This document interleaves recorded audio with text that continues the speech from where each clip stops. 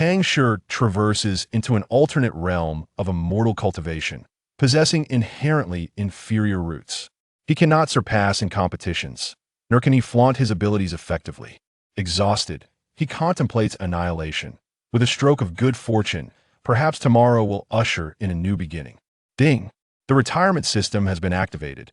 For each additional day of existence, the system grants the host a certain amount of cultivation. Tang Shi muses, I suddenly feel that I can endure for another billion days.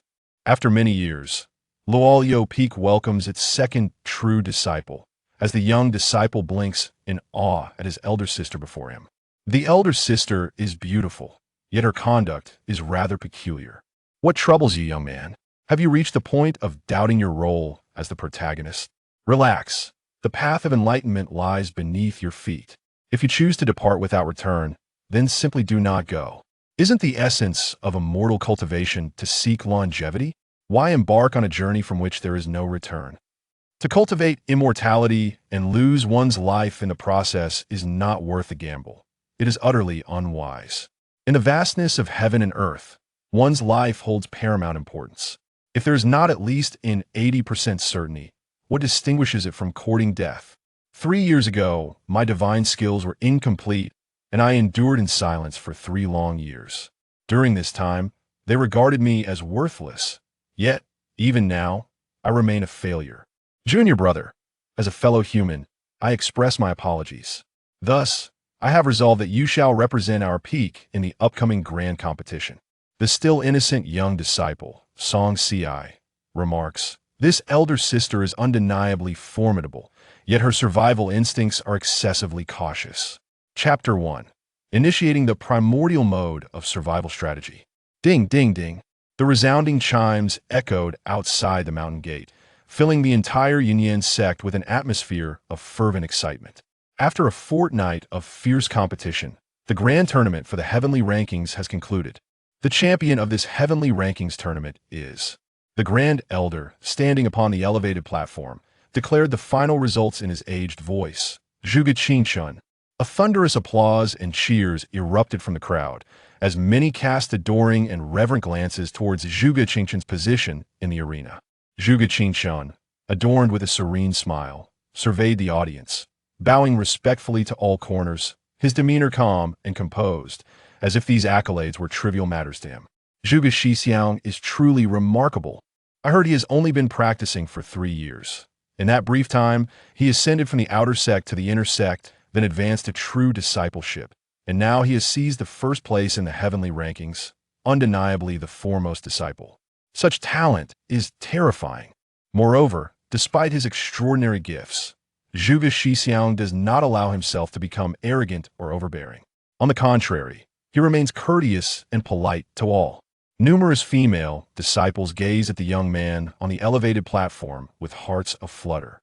Zhuge Qingshun scanned the crowd, his gaze landing on a figure clad in dark robes not far away. Their eyes met in the air, and Tang Shi subtly smiled, silently conveying his congratulations before turning to depart. Upon returning to Lu Peak, Tang Shi reclined on the ground, her hands serving as a pillow as she gazed at the azure sky, her mind wandering through the corridors of the past.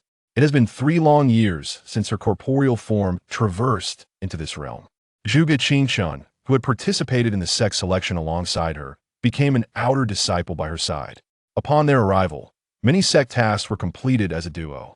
At the time, they were the closest of friends until Zhuge Qingshun showcased his prodigious talent for cultivation, leading to their eventual divergence. Zhuge Qingshun entered the inner sect within 6 months and became a true disciple within a year. Now he has ascended to claim the top position on the heavenly rankings, truly a paragon of excellence. In contrast, Tang Shi, with her poor aptitude, remains a mere wastrel. Were it not for the short-sightedness of the peak master of Lu Peak, who allowed her to take in a true disciple, Tang Shi would still be struggling in the outer sect. Sigh. She exhaled deeply.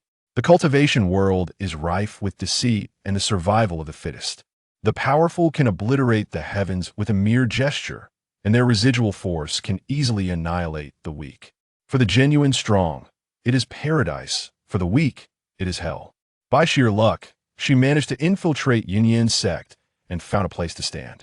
Yet, countless contribution points and endless tasks await her. Competing? Excuse me, who isn't vying for superiority among the paragons? The sect provides a foundation, but one must contribute a set amount of points each month. Where do these points come from? Naturally, by undertaking sect missions, slaying magical beasts, and gathering spiritual herbs. The paragons complete these tasks with a mere wave of their hands, while she might spend half a month without success. All her time is consumed by these missions. Slacking off? Not an option.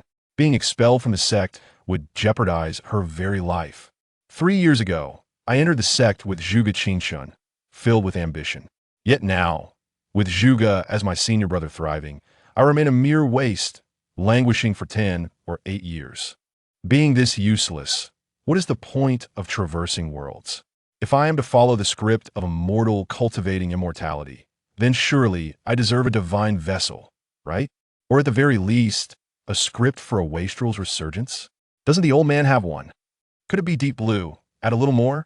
A gentle breeze swept by, yet nothing stirred.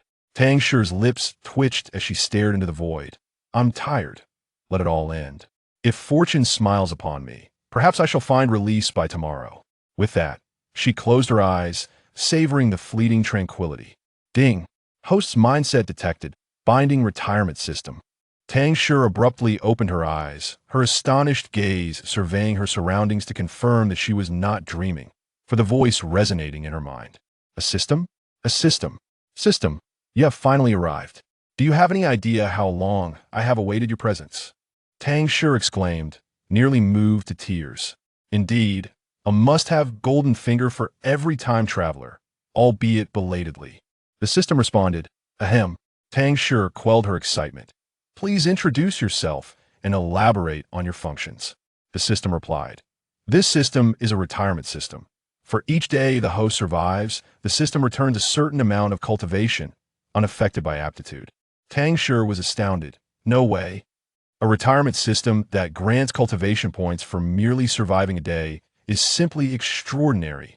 The system continued. Moreover, this system features a marketplace, replete with various elixirs, weapons, divine spells, and more, encompassing all that one might desire. Tang Shi's eyes sparkled, her expression igniting with fervor. What do I use for exchanges? The system explained, points. For every additional day you live, you earn a point, and completing hidden tasks yields substantial points. Tang Shi stroked her chin, pondering deeply. In the realm of cultivation, it is all about competition, vying for resources, destiny, and that singular opportunity to ascend. Cultivators fight fiercely for heavenly materials and opportunities, not simply for the sake of it, but driven by the desire to become immortal. If one possesses no competitive spirit, they are destined to be trampled underfoot like ants. Yet she is different now. As long as she survives, her cultivation will increase. In the pursuit of her ambitions, dying would be a loss beyond measure. The longer she endures, the more her cultivation surges. Surely becoming an immortal is merely a matter of time. The survivors reign supreme. If she can bide her time for thousands of years, she will emerge invincible upon her arrival. As for tasks, hidden tasks no less, such perilous-sounding endeavors can be bid farewell for now. Tang Shi resolved silently. Very well, from this moment forth, I shall activate the primordial mode of survival. Following this decision, Tang Shi hastened towards the Internal Affairs Pavilion. As a true disciple, she too must submit contribution points monthly. However, unlike other true disciples, those who rank in the top 100 during the set competition not only receive direct contributions, but are also exempted from contributing for an entire year. Were it not for her inadequacies, she could have enjoyed such benefits as well. Are you certain you wish to undertake this task? The elder at the Internal Affairs Pavilion was taken aback upon hearing Tang Shi's request, seemingly questioning her sanity. Yes, Tang Shi nodded emphatically. Managing the sect's medicinal garden was a perfect match for her retirement system. For other disciples, tending to the garden is a thankless task, requiring plowing, watering with spiritual water, and weeding. Planting and nurturing precious herbs while constantly monitoring their growth to ensure timely submission of the spiritual herbs. This task appears deceptively easy, but is in fact quite laborious and a significant hindrance to cultivation. Yet for Tang Shi, It was akin to a fortuitous windfall. She need not cultivate, merely ensuring her survival suffices. This task would earn her contribution points while remaining inconspicuous, with a medicinal garden situated conveniently at the foot of Lulu Peak.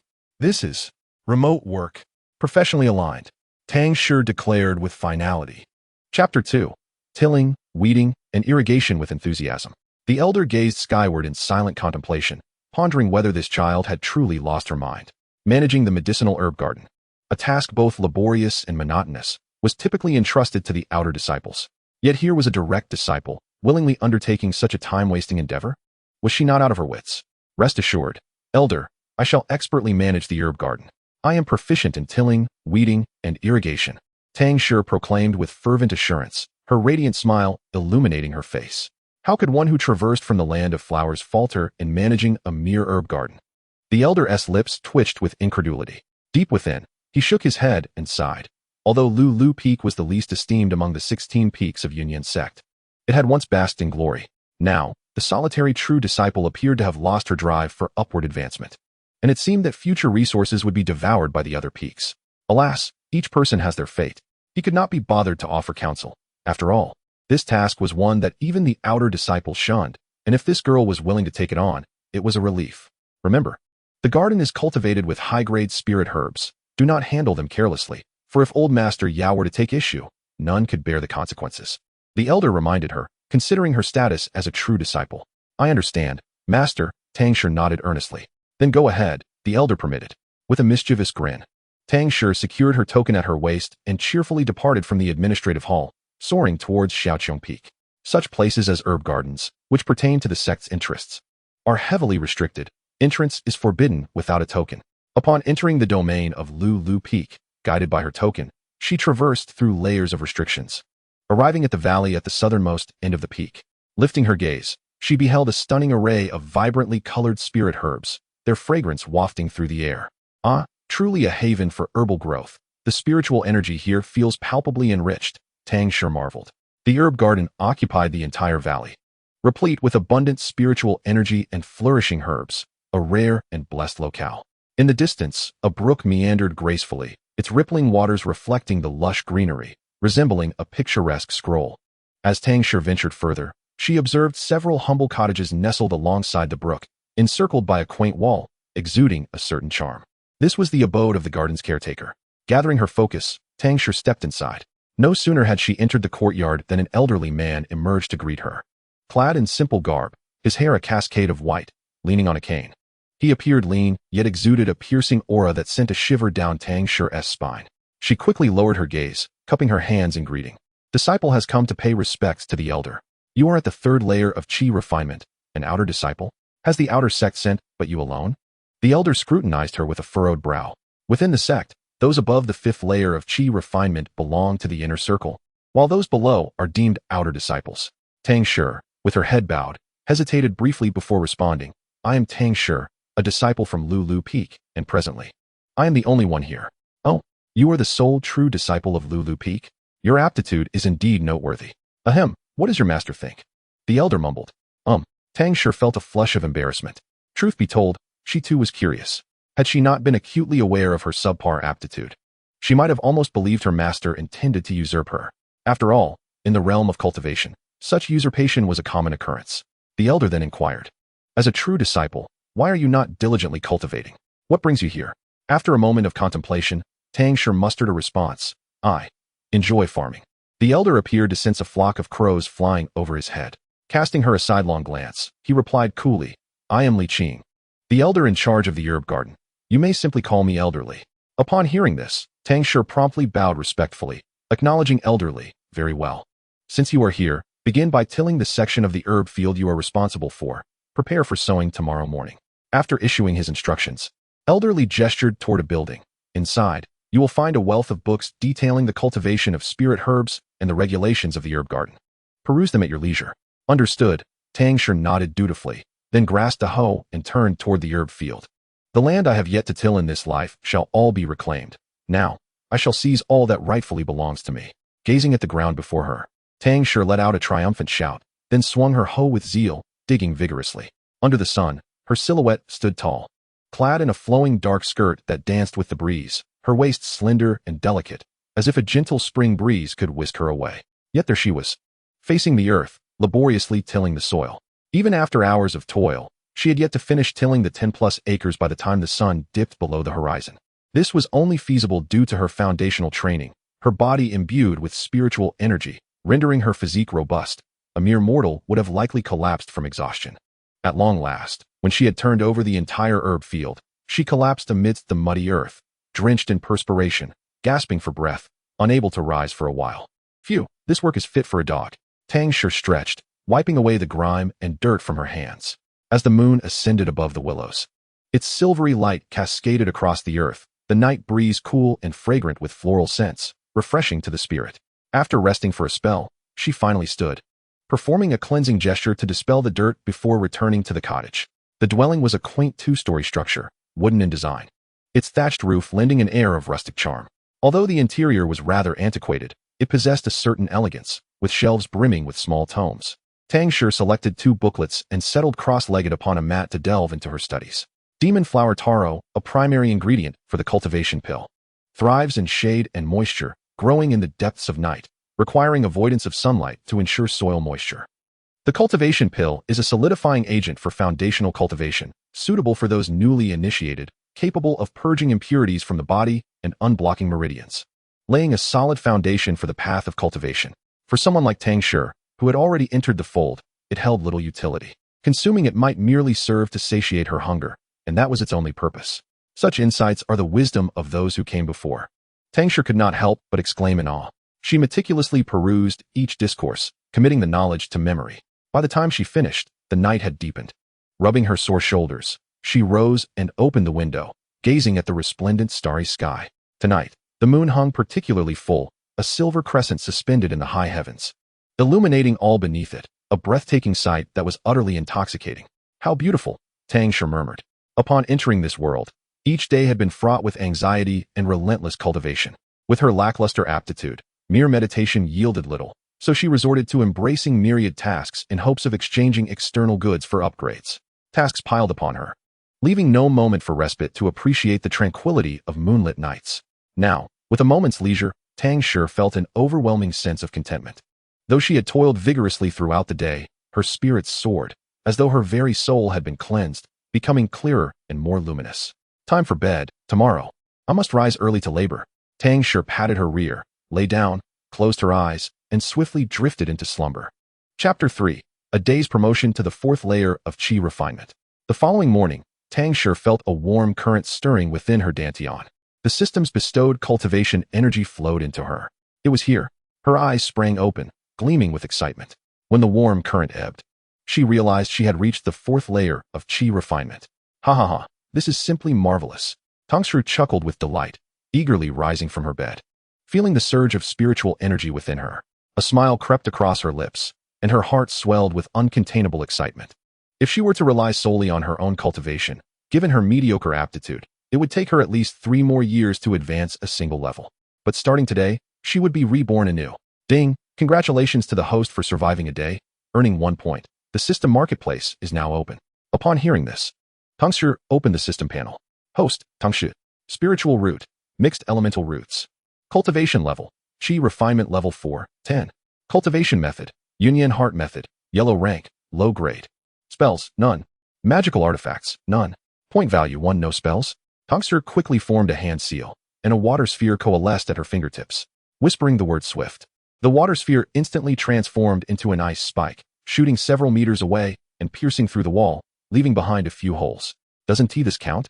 Her eyes widened in disbelief. With such perplexity, she entered the system marketplace. Cultivation methods, 6 paths of reincarnation, Void Sutra, unyielding heavenly skill, Celestial Emperor Sutra, Great 5 elements illusory technique, Chaos divine refining visualization method, 8-9 profound art, transformative freedom method. Magical artifacts, Great Luo Emperor sword, Azure flood dragon banner, Xian iron flying shield. Heaven dividing axe, 7-colored demon bell, celestial spirit garb. Spells, reversal of the divine 7 steps, ghostly fireground seal, azure sea shield, wind-inducing thunderbolt absolute, 3,000 thunder movements. Friend sending wind. Pills, foundation establishing pill, Qi refinement powder, spirit gathering pill, creation pill, nurturing infant pill. Unyielding heavenly skill, great Luo Emperor sword, 3,000 thunder movements, friend-sending wind. Wow. Tang Shi gazed at the array of cultivation techniques and weapons within the marketplace, unable to suppress a sharp intake of breath, her heart racing with anticipation. These were the very techniques utilized by celestial emperors in certain novels from her past life. Indeed, they exuded reliability. My, what a splendid system I have. Tang Shi mused inwardly. And then her gaze fell upon the price tags, her expression darkening. Units, tens, hundreds, thousands, tens of thousands. With a year comprising 365 days, earning a single point a day would yield merely over 30,000 points in a century, barely enough to exchange for the unyielding heavenly skill. A century. That's a whole 100 years. I take back my words. Yet, in the realm of cultivation where time is measured in centuries, it seems somewhat acceptable. Tang Shi stared at the required points, stifling a yawn and stretching lazily. Alas, there is no other option but to live a bit longer. Ding. The marketplace has initiated a limited-time discount event. Suddenly, a cold voice echoed in her mind, followed by the price of 3,000 thunder movements plummeting from 20,000 to 1. Can it really be discounted? Tang Shi's eyes sparkled with excitement, and she promptly confirmed the exchange. Ding. Congratulations to the host for acquiring 3,000 thunder movements. Tang Shi, unable to contain her eagerness, pulled out the skill and began to examine it closely. 3,000 thunder movements, a divine technique of movement and agility, enables one to vanish and reappear without a trace, a skill for swift escape. Upon mastering it to perfection, one becomes as swift as lightning, so rapid that even beings 2 levels above would find it challenging to pursue. What a perfect match for her survivalist approach. Ding, the host has completed the exchange. Would the host like to learn now? The system will impart the essence of this technique directly, allowing mastery within 2 seconds. One-click learning? Such a marvelous opportunity. Right now? Immediately. Tang Shi almost instantaneously consented. Soon, she felt as though her head had been struck by a heavy object, an intense pain coursing through her. Ding. The host has mastered the essence of 3,000 thunder movements. Phew. Tang Shi opened her eyes, exhaling deeply, a smile gracing her features. My dear system, you remain my cherished companion. The sensation of not needing to toil through learning is simply magnificent. In high spirits, Tang Shi clapped her hands and walked out of her room, awaiting Lao Li's instructions. After a while, Lao Li opened the door, and upon catching sight of Tang Shi, he sensed the fluctuation of spiritual energy emanating from her and was taken aback. Level 4 of Qi refinement? Just yesterday, she had only reached level 3. With her aptitude, it would typically take at least a year and a half to break through to the 4th level. Yet overnight she achieved it? Tang Shi smiled. I had an epiphany last night and fortuitously broke through. Lao Li nodded in satisfaction. Not arrogant, not hasty, a commendable temperament. Follow me. Today I shall teach you how to sow seeds. Understood. Tang Shi acknowledged, following Lao Li to the plot of land she had previously tilled. Pay attention. Lao Li pointed to the patch of ground, addressing Tang Shi earnestly. This will be the planting field you manage henceforth. I understand. Tang Shi nodded slightly. Then let us begin sowing. Lao Li produced the seeds and scattered them onto the earth, then squatted down to deftly cast his spell. A rustling sound ensued as a tender green seed swiftly took root and sprouted into a small seedling. After securing the seedling upright, he continued to cast spells to encourage the other seeds to germinate, eventually arranging a small spirit-gathering formation in the area. This would allow more spiritual energy to converge upon the soil, nourishing it. Satisfied with the outcome, Lao Li stood up and turned to Tang Shi. Follow my steps. Water it twice daily with the spring water, and pay attention to pest control and weeding. Understood. Tang Shi nodded again. Start planting here, and if you have any questions, come find me. With that, Lao Li turned and departed. Tang Shi began to cultivate diligently according to Lao Li's methods. Days flowed by like water, and Tang Shi gradually adapted to her duties. Meanwhile, within the Yunyan sect, many disciples noted the absence of the once bustling task-oriented senior sister from Ung, their expressions filled with confusion. What's happened to that senior sister from Ruofeng? She used to frequent the internal affairs hall daily to accept tasks, but now she seems to have vanished. Who knows? Perhaps she's resigned herself. With such poor aptitude, no amount of effort will change her fate. I hope the Luo senior sister can persist a while longer. Maybe she'll surprise us all. Huh, don't make me laugh. With her qualifications and spiritual roots, no amount of task running will elevate her to the foundation establishment stage.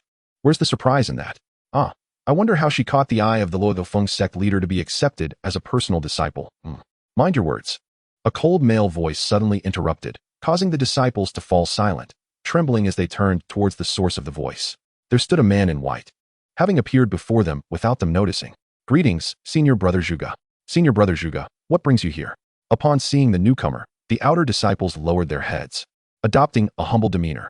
The man was none other than Zhuge Qingchun, the top disciple within the sect, renowned for his formidable strength. He cast a cold gaze over the crowd. You dare to discuss the true disciples so freely? Go to the deacon hall and accept your punishment. The disciples shuddered at his words, promptly kneeling and bowing their heads in supplication. Forgive us, Senior Brother Zhuge. Humph, considering this is your first offense, I shall let it pass this time. Should there be a next, I shall not be so lenient. With that, Zhuge Qingchun flicked his sleeves and departed, leaving the disciples trembling in place. Chapter 4. Only my survivalist path endures forever. Under the guidance of Elder Li, Tang Shi diligently tended to the fields, watering them twice daily with the sacred spring's essence, as was her routine. Today was no exception. Tang Shi, a voice, both unfamiliar yet strangely recognizable, called out to her. Tang Shi lifted her gaze and beheld a tall, handsome figure approaching. The newcomer appeared to be around 20 years of age, with striking features and a clear, radiant countenance. His tall, slender frame was accentuated by a flowing azure robe, lending him an ethereal, graceful aura reminiscent of a celestial being. With a smile, Tang Shi performed a respectful greeting. Greetings, Brother Zhuge. Zhuge Qingchun nodded slightly. I have a task at hand. I wonder if Tang Shi might be inclined to team up with me once more. Oh, a task? Tang Shi blinked, curiosity piqued. What task? Zhuge Qingchun returned her curiosity with a faint smile. We are to venture into the North Ridge forest to procure the cores of magical beasts. The more we gather, the better. The rewards are substantial. Tang Shi furrowed her brow. The task sounded perilously risky, with a high likelihood of calamity. In the past, she would have recklessly pursued such opportunities to enhance her cultivation. However, now, her desire was to survive, to live for countless more days. What do you say? Are you interested? Zhuge Qingchun inquired, observing her intently. Tang Shi shook her head, expressing her disinterest. A bemused smile flickered at the corners of Zhuge Qingchun's lips. Then prepare yourself. We shall depart shortly. Before he could finish, his smile faltered. Did she just decline? She refused him. Zhuge Qingchun was momentarily taken aback. Gazing at the composed girl clad in dark robes before him, he inhaled deeply, questioning her reasoning behind the refusal. Do you not wish to grow stronger? He found her intentions perplexing. Why choose to undertake the mundane task of managing the medicinal garden, remaining in this small place? Was she truly resigned to stagnation? Or was she being coerced? Zhuge Qingchun scrutinized Tang Shi, anxious not to overlook any hint of her emotions. If she were indeed being pressured, he would feel compelled to intervene on her behalf, given their past camaraderie. Yet, her expression remained unchanged as she replied slowly. I simply do not wish to take further risks. Her rationale was blunt and left little room for argument. You. Zhuge Qingchun was momentarily speechless, a complex emotion flitting across his gaze. He had hoped this task would rejuvenate Tang Shi's spirit, yet, in truth, given her innate talent, the prospects of foundational cultivation were bleak. Perhaps she had come to terms with this reality and no longer clung to the pursuit of cultivation. Zhuge Qingchun sighed. I apologize for disturbing you, Shimi. Tang Shi shook her head, remaining silent. Zhuge Qingchun turned to leave, but could not resist glancing back at the slender figure. She stood there quietly, nourishing the herbs with the spring water, as if she had melded with the surrounding scenery. The once ambitious girl had vanished, leaving behind a tranquil, contemplative presence with her eternally calm, dark eyes. The path to immortality is long. Not everyone can reach the summit. For some, merely reaching the foothills consumes all their energy. The two had long since diverged in their paths. Zhuge Qingchun, lost in thought, departed in silence. Tang Shi sensed his gaze but paid it little mind, for her focus was wholly on the fields. Having reached the 8th stage of qi refinement, if she could endure for another 10 days to half a month, she would be able to establish her foundation. Meanwhile, Zhuge Qingchun was still at the 5th stage of foundation establishment. Just contemplating this brought a glimmer of joy to Tang Shi's face. On this day, the master of Falling Willow Peak summoned her. Disciple, I have an opportunity for you. Would you care to seize it? Tang Shi bit her lip. Is it dangerous? Naturally, danger coexists with opportunity. The greater the chance, the greater the peril. This opportunity is particularly suited to you. Will you accept? Tang Shi resolutely shook her head. I refuse. The master of Falling Willow Peak was taken aback. After his brief absence, why had his disciple lost her former boldness? Had she been possessed? Are you certain? He pressed, attempting to coax her. Have you considered that this opportunity could elevate you to the foundational stage? Yes, I am certain, Tang Shi affirmed without hesitation. Foundation establishment? With the system in place. The mere prospect of foundation establishment no longer captivated her. The master of Falling Willow Peak, bewildered, asked, Come here, let me see. Tang Shi complied. masking her true cultivation level with the system, revealing only her fourth stage of qi refinement. The master scrutinized her meticulously. She had neither been possessed nor ensnared by demonic influences. What could be the reason? After a long contemplation, he stroked his chin thoughtfully. Very well. If you have chosen to forfeit, then so be it. Thank you for your understanding, Master. Tang Shi sighed in relief, eager to make her escape. She feared that if she lingered too long, her master might change his mind and impose a task upon her. The master of Falling Willow Peak felt something was amiss. One day, while passing by Tang Shi's cave dwelling, he noticed a single character inscribed above her door, "Survive." He promptly summoned Tang Shi, his expression grave. What does this inscription mean?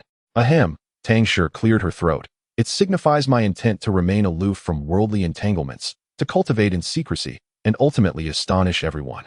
The master was momentarily speechless. Is that all? Indeed.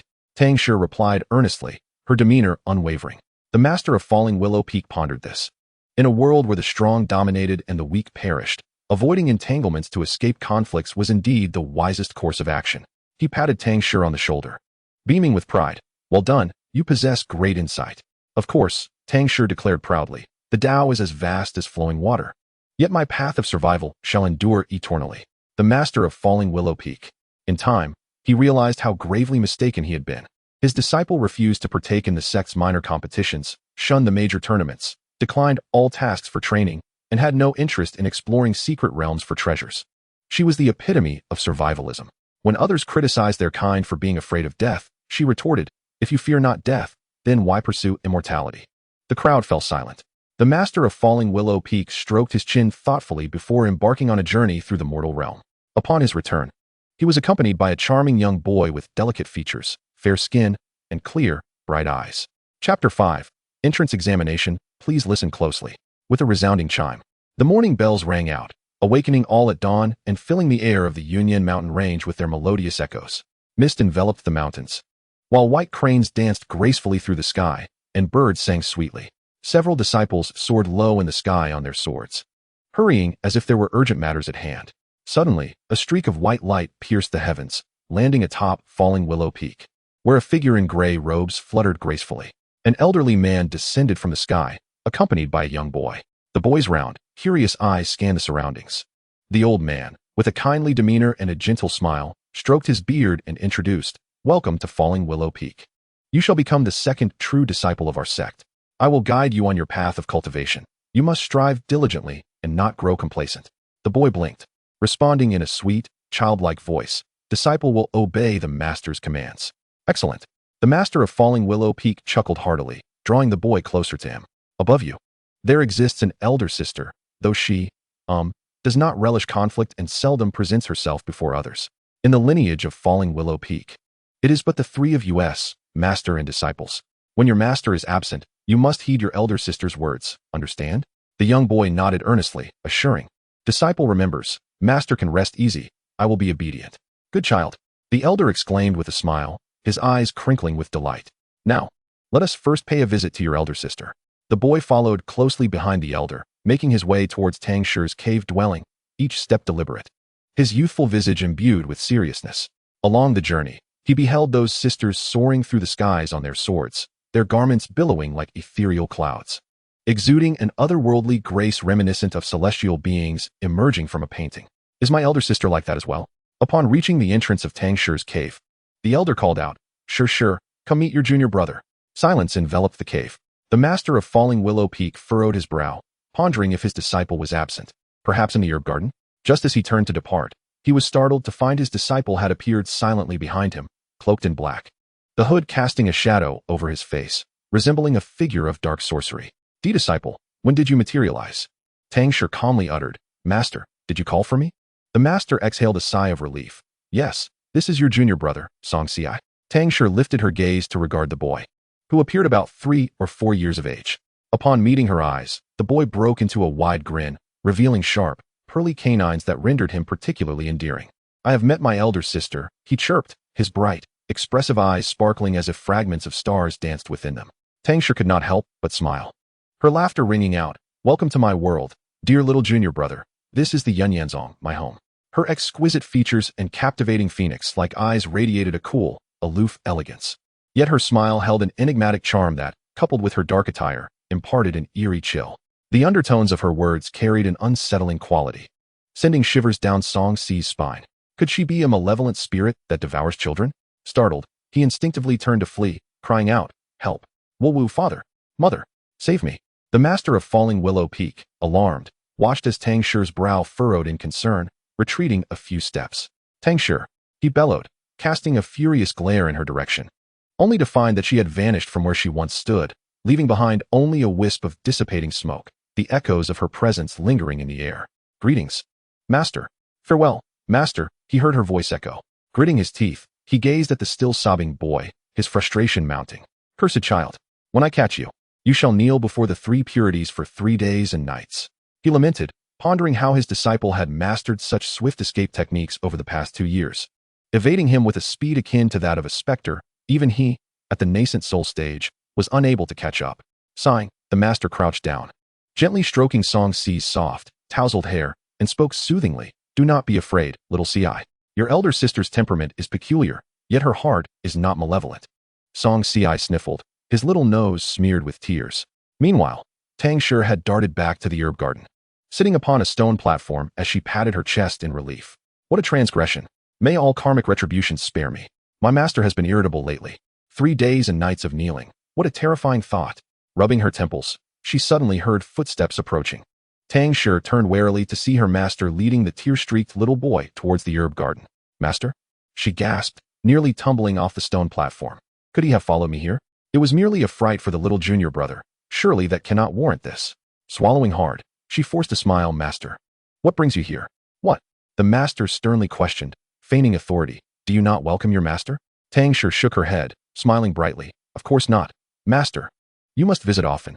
The elder grumbled. "I must venture outside the sect for a time, no less than a few months, perhaps even a year or 2. Song Ci will be entrusted to your care." "Not a problem at all," Tang Shi replied confidently. "You can rest assured, I will take good care of little junior brother." Pleased, the elder nodded and comforted the boy. "Go now." Tang Shi waved cheerily as her master departed, releasing a sigh of relief once he was out of sight. Thankfully, he did not mention the kneeling before the 3 purities. Just then, a timid voice broke the silence. "Elder sister." Tang Shi turned to see the delicate boy standing on the grass, gazing up at her with wide, fearful eyes. "You are Song Ci?"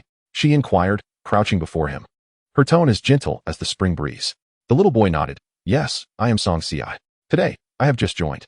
Tang Shi smiled warmly. "How old are you this year?" Song Ci held up his fingers, responding in a soft, childlike voice. "4 years old."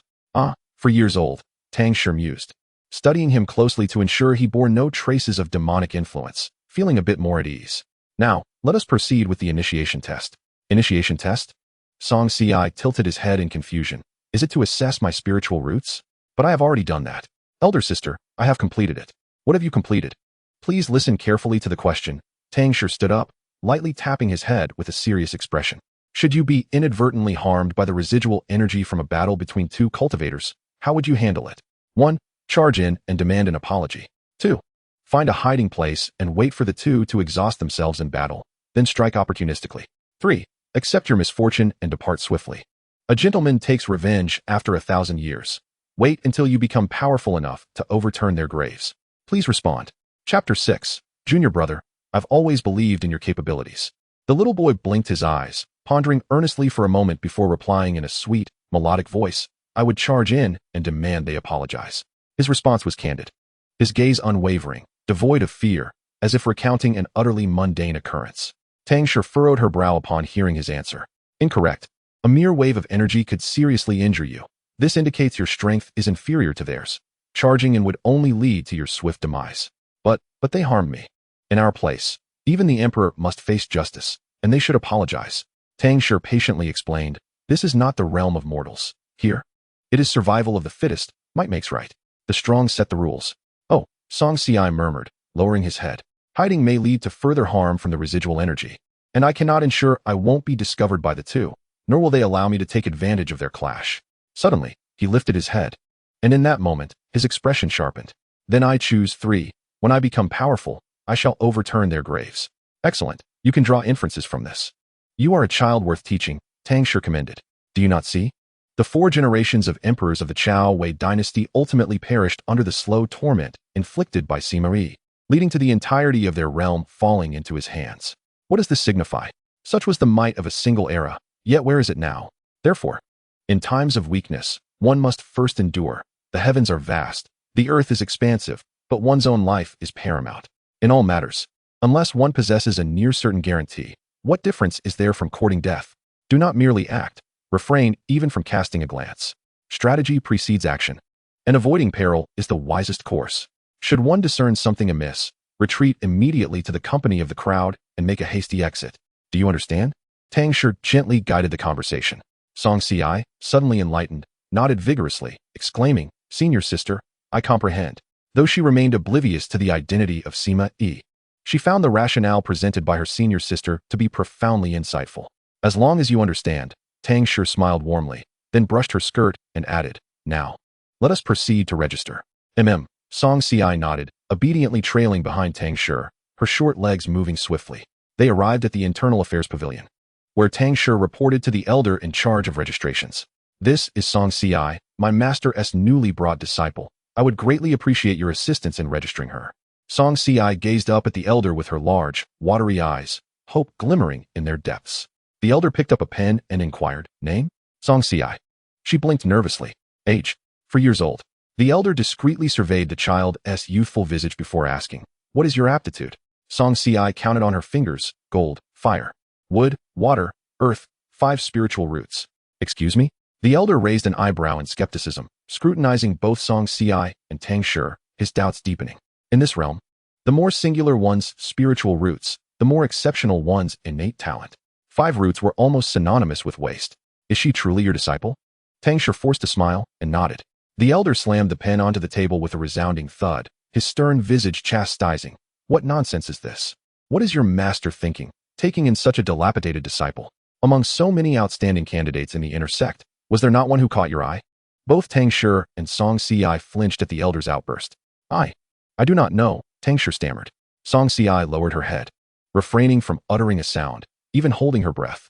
The elder, infuriated, puffed up his cheeks, but ultimately picked up the pen again, jotting down the information before waving them off dismissively.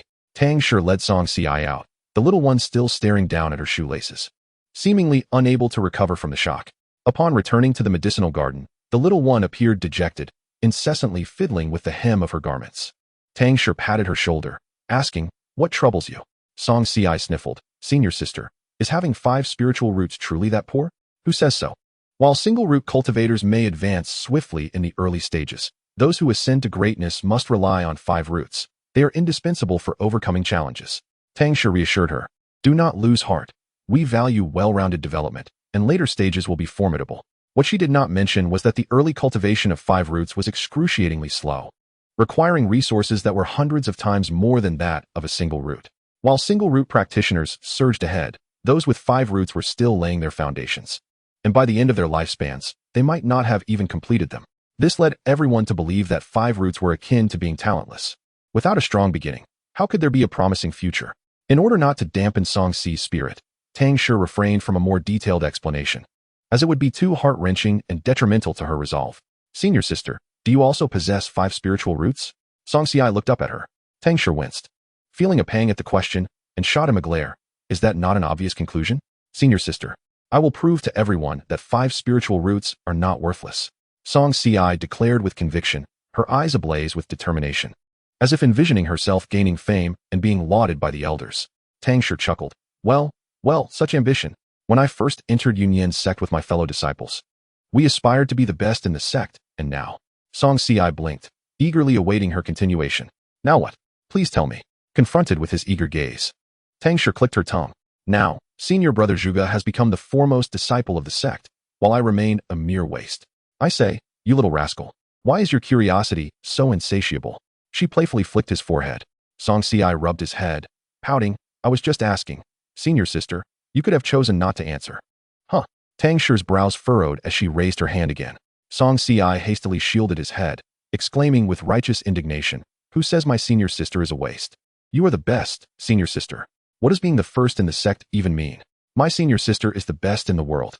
Tang Shi huffed, lazily leaning back in her chair, chuckling. "Not bad, junior brother. I have always believed in your potential."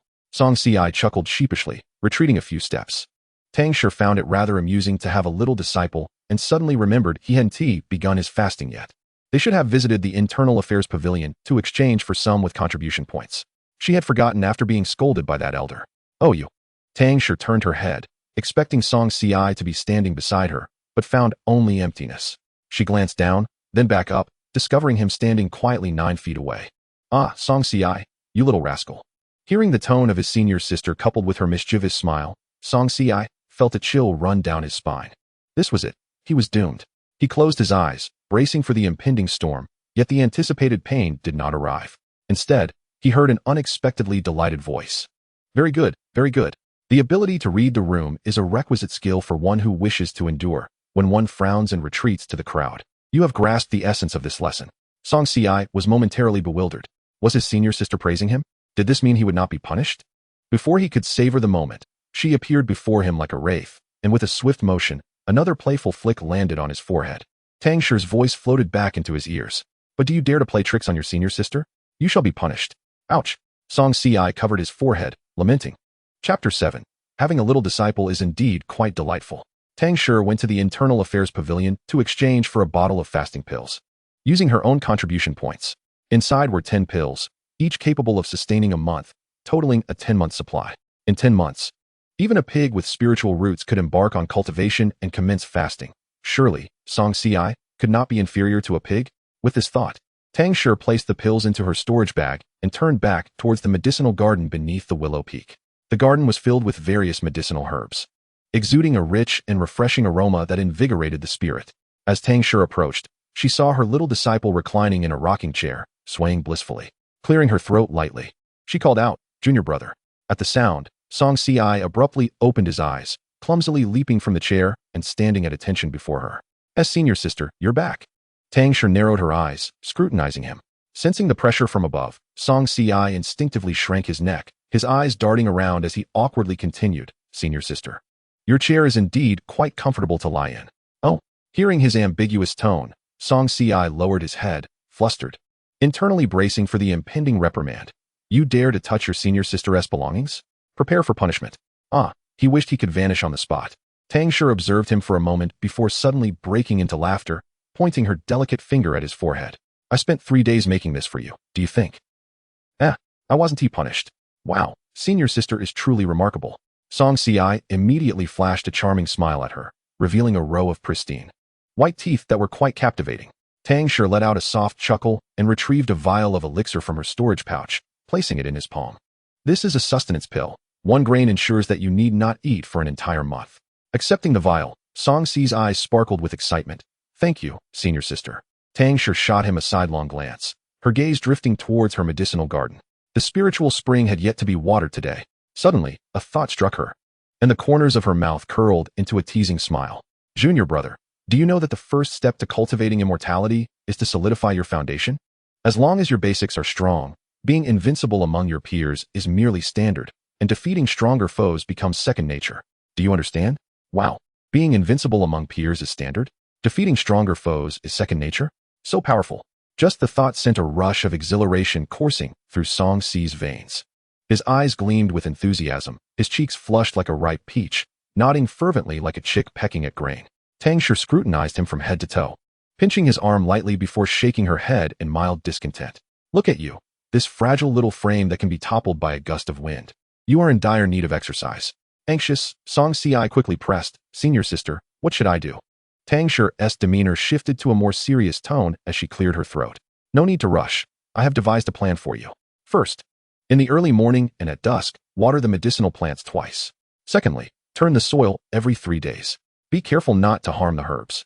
This will not only strengthen your physique and solidify your foundation, but also test your attentiveness. If you persist in this manner for 3 to 5 years, your future path will be bright. A bright future awaits. Senior sister believes in my potential. Xianxia gasped, his chest heaving dramatically for a few moments. He could already envision the splendor of becoming a renowned immortal emperor across the continent. Overwhelmed with excitement, he trembled, clutching Tang Shi's sleeve with earnest sincerity. Senior sister, I will diligently follow this plan. Tang Shi patted his shoulder with a sense of satisfaction. Yes, you are indeed teachable. With his eyes sparkling, Xianxia eagerly asked, when can I begin? Time waits for no one now. Tang Shi rolled up her sleeves, urging him on. Without hesitation, xianxia grabbed a bucket and hurried to the nearby stream to fetch water. Though his movements were somewhat clumsy, they were meticulous and orderly. Watching him, Tang Shi couldn't help but smile, reclining lazily back in her chair, basking in the sunlight while enjoying some seeds and tea. Delegating work brings such leisure. It is simply delightful to have a junior brother like him. Little xianxia dashed back and forth between the medicinal field and the stream, sweat beading like pearls and soon soaking his clothes. He wiped his brow and continued his labor. Once, twice, 10 times, countless trips. He only paused to rest after exhausting himself, finally sitting down amidst the grass, gazing at the setting sun while catching his breath. He felt utterly fatigued, as though his body were falling apart. Yet, the thought of being able to defeat stronger foes in the future invigorated him, a warm surge coursing through his limbs, dispelling his weariness. While Tang Shi and xianxia busied themselves in the medicinal garden, the sect buzzed with rumors regarding the addition of xianxia. Deemed a waste of potential.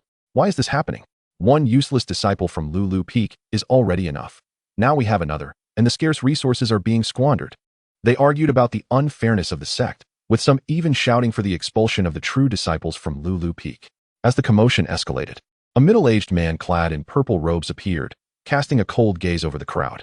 His presence instantly silenced the previously raucous atmosphere. The disciples bowed their heads respectfully. Disciple greets the master. The man, hands clasped behind his back, spoke with a steady and authoritative voice. Why are you all gathered here instead of cultivating? Master, we feel that Tang Shi and xianxia lack the innate talent to bear the title of true disciples, and thus we collectively request their dismissal. One disciple stepped forward to explain. The man raised an eyebrow. What is your reasoning? Another disciple replied. Both of them possess 5 spiritual roots, deemed as waste. Senior sister Tang Shi is now solely focused on the medicinal garden, with no achievements to show. Such true discipleship is a disgrace to our Yunyan sect's cultivation. The purple-robed man fell silent for a moment before responding. Both of them were personally selected by the Peak Master of Lulu Peak. This matter is not open for discussion. They are the disciples of their master, and if you believe they are unworthy, you should not demand their expulsion. It is none of your concern. The disciples exchanged glances, uncertain. Just as the tension hung in the air, another disciple stepped forward, ready to speak. The purple-robed man regarded him with a slight nod. This disciple believes that no matter how many resources the sect provides to Tang Shi and xianxia, their innate talent will likely prevent them from rising to prominence. It would be more beneficial to allocate those resources to other disciples, thereby enhancing their strength. Upon hearing this, many disciples nodded in agreement. The purple-robed man pondered for a while before finally stating, I will consult with the elders regarding this. You may disperse. The disciples responded in unison and began to depart. Chapter 8. The Sect Competition? Let's send the junior brother. Ding. Notification, 1 point. In the early morning, the system's prompt sounded on time.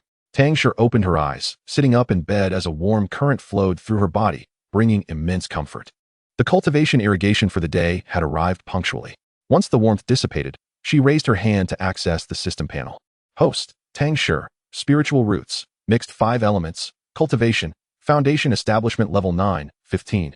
Technique, Yunyan Heart Method, Yellow Grade. Low Level, Spell, 3000 Thunder Movements. Artifact, None. Points, 842. Over 800 days had passed, and from her previous cultivation at the 3rd level of Qi refinement, she had ascended to the 9th level of Foundation Establishment. Not only had she surpassed her former self, but compared to those favored by the heavens, her progress could be likened to a rocket's rapid ascent.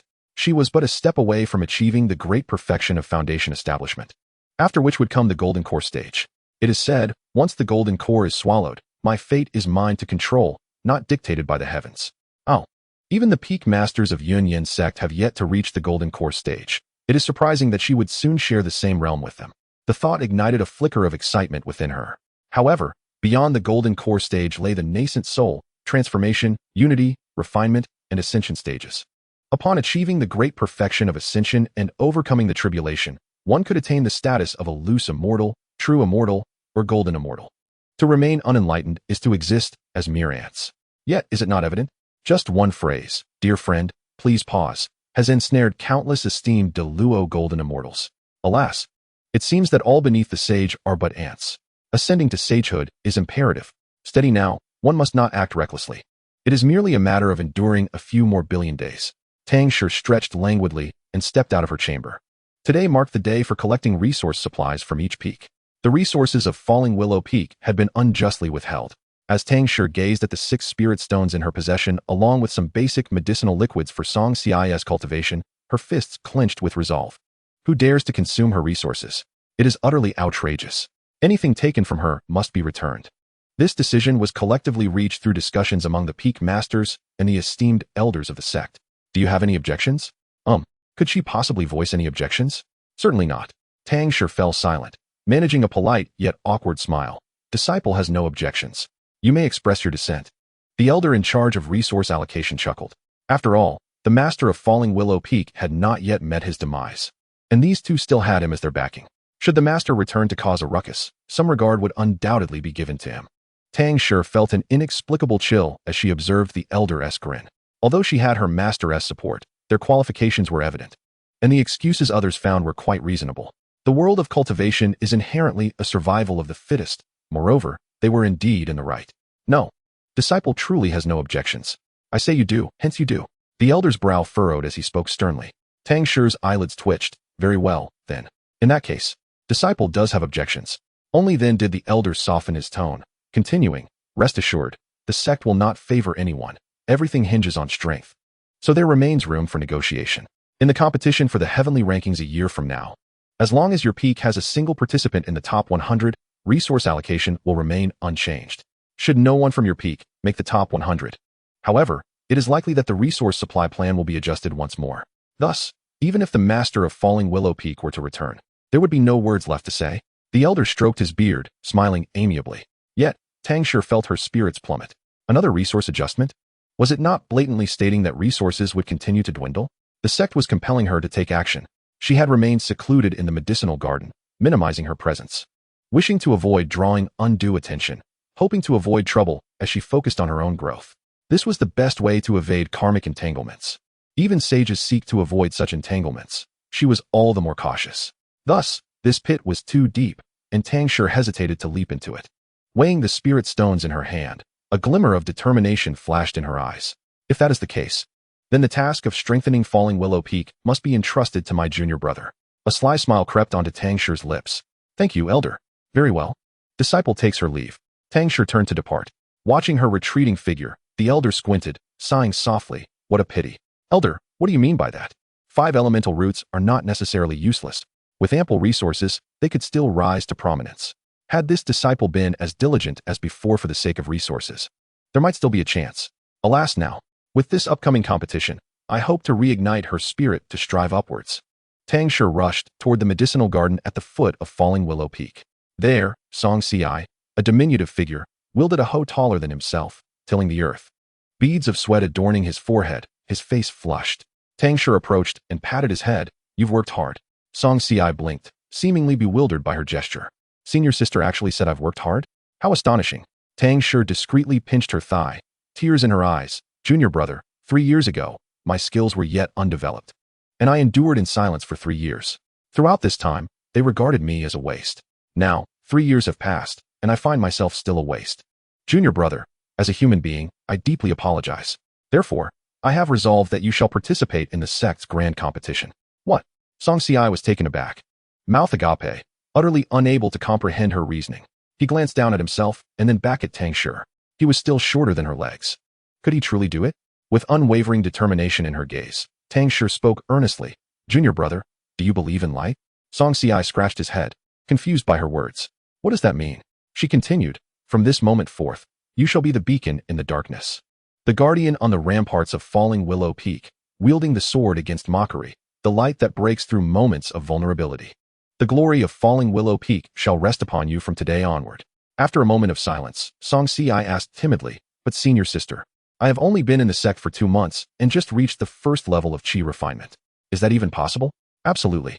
Tang Shi replied resolutely. It must be possible. This was crucial for both their futures regarding resources. While she had the system and did not rely heavily on the meager offerings of the sect, Xianxia desperately needed it. Hence, allowing him to earn it himself was a reasonable request, was it not? Chapter 9. The art of escaping is essential for survival. Upon hearing his senior sister speak with such conviction, Xianxia no longer hesitated, gritting his teeth and nodding. Then senior sister, I shall go. With that, he turned and strode toward the exit, exuding a tragic sense of determination akin to a hero embarking on a perilous journey. Wait, come back, Tang Shi called out. Senior sister, you need not worry about me. I am capable. As a member of Falling Willow Peak, even if I must face injury or death, I shall bear the banner of our peak. Xianxia puffed out his chest, eyes resolute. No, no, no, you misunderstand. There is still a year until the competition. Tang Shi replied with a warm smile. To send him now, as a mere first-level Qi refinement practitioner with no techniques learned, would be tantamount to sending him to his doom. Not to mention, he would likely be eliminated on stage by an outer sect disciple without breaking a sweat. Oh, phew. Xianxia released a long sigh of relief, his spirits lifting as he walked back, his head hanging low. He was, after all, a bit apprehensive. Just a little, yes. A tiny bit, negligible, really. With renewed confidence, Xianxia lifted his head, rushing back toward Tang Shi. She smiled, discreetly rubbing the spot where she had pinched earlier. Ouch. That stung a bit too much. As Xianxia returned to her side, Tang Shi cleared her throat and assumed a serious demeanor from today onward. I shall guide you in your cultivation. I hope you will dedicate yourself to training and soon bear the banner of Falling Willow Peak. Xianxia stared at her in a daze for a moment before breaking into a silly grin. Senior sister, I will definitely train hard. Excellent. Now, let us begin with the water escape technique. Tang Shi inclined her chin, leading Xianxia toward the stream. When they reached the water's edge, Xianxia halted. Yet, Tang Shi continued her slow walk onto the lake's surface, her feet creating ripples as if a mysterious force supported her steps. Xiaoxi's eyes widened in astonishment. Junior brother, do you know why I am teaching you the escape technique first? Sister, do you believe that the art of evasion suits me better? Tang Shi shook her finger, her expression stern. Not at all, not at all. Then why? Xianxia inquired, his gaze fixed on Tang Shi, eagerly awaiting her explanation. To survive, one must master both the finesse and multitude of evasion techniques. Though you wield a 40-meter-long blade, I begin at 41 meters. What will you do then? Xiaoxi's eyes sparkled with a mixture of understanding and admiration as he gazed at Tang Shi, utterly captivated by her every word. Sister's words always hold such wisdom. Thus, as long as I run fast enough, calamity will always lag behind me. With that, she transformed into a mist and vanished without a trace. Xianxi swallowed hard. Where did sister go? How could she disappear in the blink of an eye? He looked around, but indeed, there was no sign of Tang Shi. Where is she? He voiced his confusion. I am right here. A voice suddenly echoed along the empty forest path. Xianxi looked up to see Tang Shi, clad in a flowing white dress, approaching gracefully. Ah, sister, when did you appear behind me? He blinked in surprise. This is the art of evasion. Learn it slowly. As a disciple of Little Xiongfeng, you should at least master 5 forms of evasion. All right. Xianxi nodded enthusiastically, his excitement palpable. Sister, please teach me. Tang Shi nodded in agreement. Thus, Xianxi officially embarked on his training regimen for mastering the essential skills of survival through evasion techniques. In the mountains, time seemed to stand still, and in the blink of an eye, 10 days had passed. Ding, points earned, 1. The familiar voice echoed as Tang Shi calmly awaited the warm flow of energy to circulate throughout her body. After several cycles through her meridians, the energy coalesced into a round, full golden core within her dantian. Tang Shi exhaled a breath of stale air, rising to her feet and stretching her body. After 10 days, she had finally formed her core. Opening the system panel, she observed, Host, Tang Shi, Spiritual Root, Mixed Elemental Root, Cultivation Level, Golden Core Stage 1, 80. Technique, Cloud Transformation Heart Method, Yellow Rank. Low Level, Spell, 3000 Thunder Movements. Artifact, None. Points, 872. With the golden core now nestled within her abdomen, her fate was no longer bound by the heavens. It seems like that is how it is, Tang Shi murmured, reveling in the overwhelming spiritual energy coursing through her, 1,000 times more potent than the foundation stage. I aspire to transcend into immortality. I shall continue to endure. With that, she concealed her cultivation level and disguised herself once more as a mere 4th-layer Qi practitioner. Stepping elegantly outside, Xianxi was practicing his evasion techniques in the courtyard when he saw her approach and hurriedly ceased his movements to greet her. Sister, Tang Shi nodded slightly, gesturing for him to follow her pace. You have been learning the water evasion technique for 10 days. It is now time to explore other forms of evasion. Yes, Xianxi nodded excitedly. Sister, please teach me. I am ready. Tang Shi spoke earnestly. Within the 5 elemental evasion techniques, you still have gold, wood, earth, and fire evasion. Which one do you wish to learn first? Without hesitation, Xianxi proclaimed. I choose earth evasion. Tang Shi regarded him with approval. Good. Now close your eyes and carefully attune yourself to the earth elements beneath your feet. By merging with the earth, you will become one with it and move freely within its depths. Upon hearing this, xianxia closed his eyes and sat cross-legged, channeling the cloud transformation heart method as per Tang Shi's instructions. In an instant, he felt a warm sensation beneath his feet, and he suddenly opened his eyes to find himself enveloped in soil, lying flat with his limbs extended. Is it fun? A clear, melodious female voice chimed in his ear. Incredible. Xianxia quickly sprang up, clapping his hands in delight. Tang Shi smiled and nodded, imparting a few straightforward earth evasion incantations to him. Xianxia diligently committed them to memory. Now, take your time to contemplate, Tang Shi said, gradually fading from view. Xianxia stood and stretched his limbs, brushing off the dirt that clung to him, then settled back into a cross-legged position. He took a deep breath and silently recited the incantation. Suddenly, white smoke billowed around him, and he transformed into a wisp of dust, silently merging into the earth with remarkable speed, leaving no trace behind. Returning to her small courtyard, Tang Shi reclined on a chair, propping her chin on one hand while holding a teapot in the other, pouring tea with a furrowed brow. She found herself perplexed. How is it that, despite sharing the same 5 elemental roots, Xianxia grasps this so quickly? She recalled her own struggles when she first learned the spell, having toiled for 7 days and nights just to make a breakthrough. Tang Shi stroked her chin, lost in thought. The leaves rustled as the wind swept through, sending remnants fluttering down. After a long pause, she still couldn't comprehend it. Perhaps, the aptitude of individuals truly varies. Chapter 10 Tang Shi, I'm feeling a bit emo. Sister, I believe I have nearly mastered the earth evasion technique. On this day, Xianxia emerged from the soil, beaming at her with a bright smile. Tang Shi cast a sidelong glance at him, remaining silent. She recalled that it had taken her 2 months to proficiently master this technique. Xianxia? Just 2 days. Why? We share the same 5 elemental roots. Why such a disparity? She sighed inwardly. Since you have learned it, I shall teach you the incantations for the other 3 forms of evasion. Saying this, she produced a jade slip and placed it in his palm.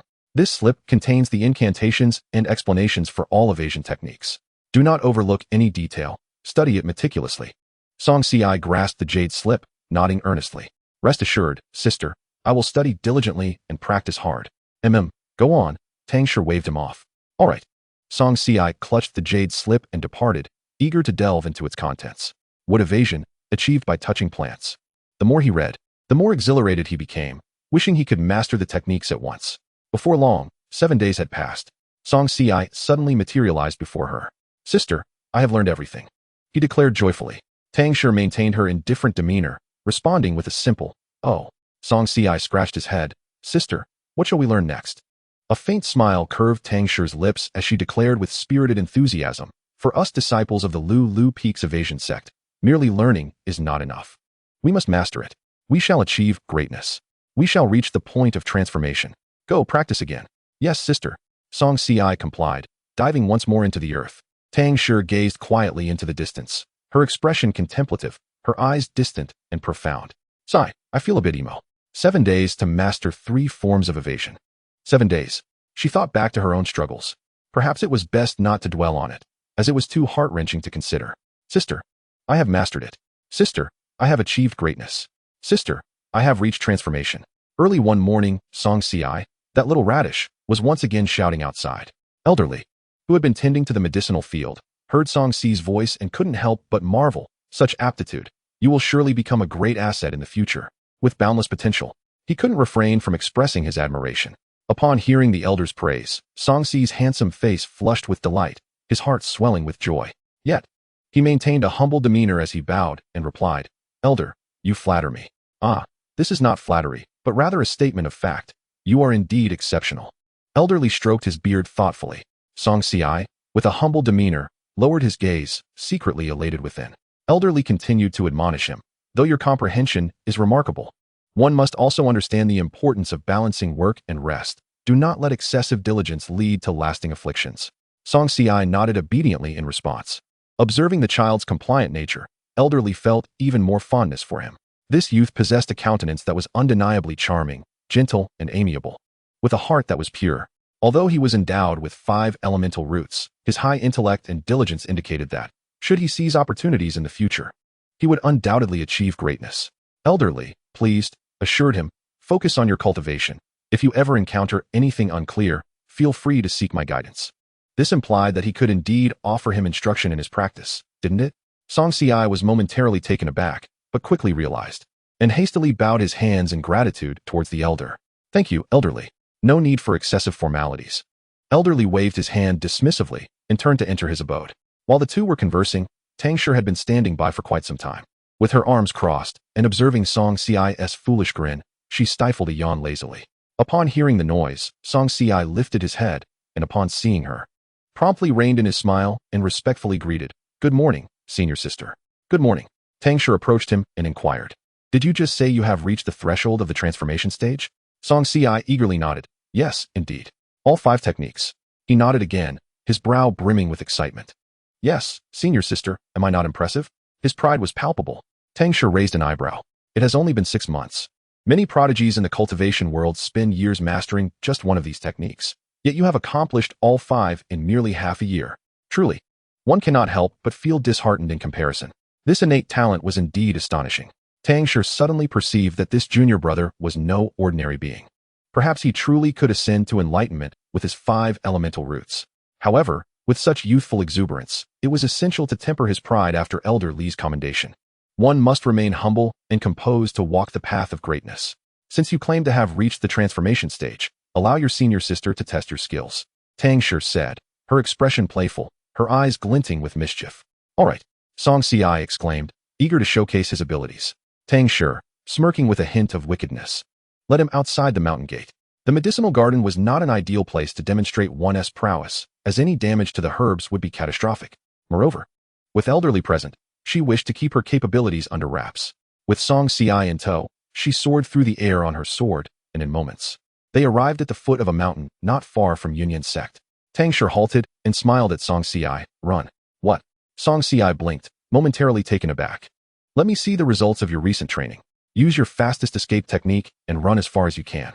Upon hearing this, Xianxia hesitated for a moment, then gritted his teeth and sprinted off. Whoosh! He dove into the earth, racing forward with lightning speed, leaving a cloud of dust in his wake, disappearing in an instant. Tang Shi leisurely followed behind, watching him dart through the dense forest like a wild stallion, her mood buoyant. "Your earth escape technique is indeed commendable," she mused with a slight smirk, "but still, it is a tad slow." With a graceful leap, she landed atop the treetops, effortlessly catching up to him. In the blink of an eye, she blocked his path, looking down at him from her vantage point, her tone languid. "I've caught you now, little junior brother." Xianxia huffed lightly, bursting forth from the ground, soaring into the sky, and in a flash, transformed into a mist, scattering in all directions. "Water escape? Interesting." Tang Shi chuckled softly, her figure vanishing in an instant. She then appeared midair, her palm descending upon Xiangxi's head. "Got you." "Hee hee, not yet," Xianxia shot off, increasing the distance between them. His toes landed on a branch, and he swiftly melded into the trees. Moving with such speed it was as if he had become one with nature. Tang Shi glanced at her palm, her eyebrows slightly raised.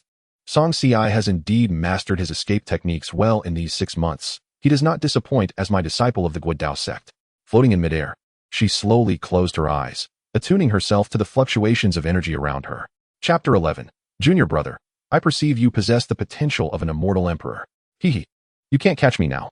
Hidden among the branches, Xianxia observed his senior sister, who remained stationary, unable to suppress his delight. No. Being too close might lead to her catching me. I must run further away. With this thought, he ventured deeper into the mountains. Unbeknownst to him, he had wandered into the heart of the range. Suddenly, a thunderous rumble echoed, causing the leaves to tremble and a chilling aura to envelop the surroundings.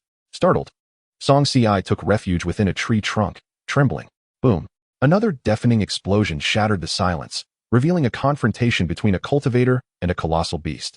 The beast staggered back, blood streaming from its massive head. In its dying moments, it let out a furious roar, its sound waves obliterating ancient trees within a 100-meter radius. Forced by this overwhelming presence, Xianxia found himself exposed. The cultivator turned to regard this unexpected intruder, his gaze sharp as a blade. Where did this little brat come from? Xianxia pressed his lips together, preparing to explain, but the man suddenly let out a cold laugh. Huh, a mere ant in the initial stages of cultivation dares to spy on my battle? Today, I shall break through to the golden core stage.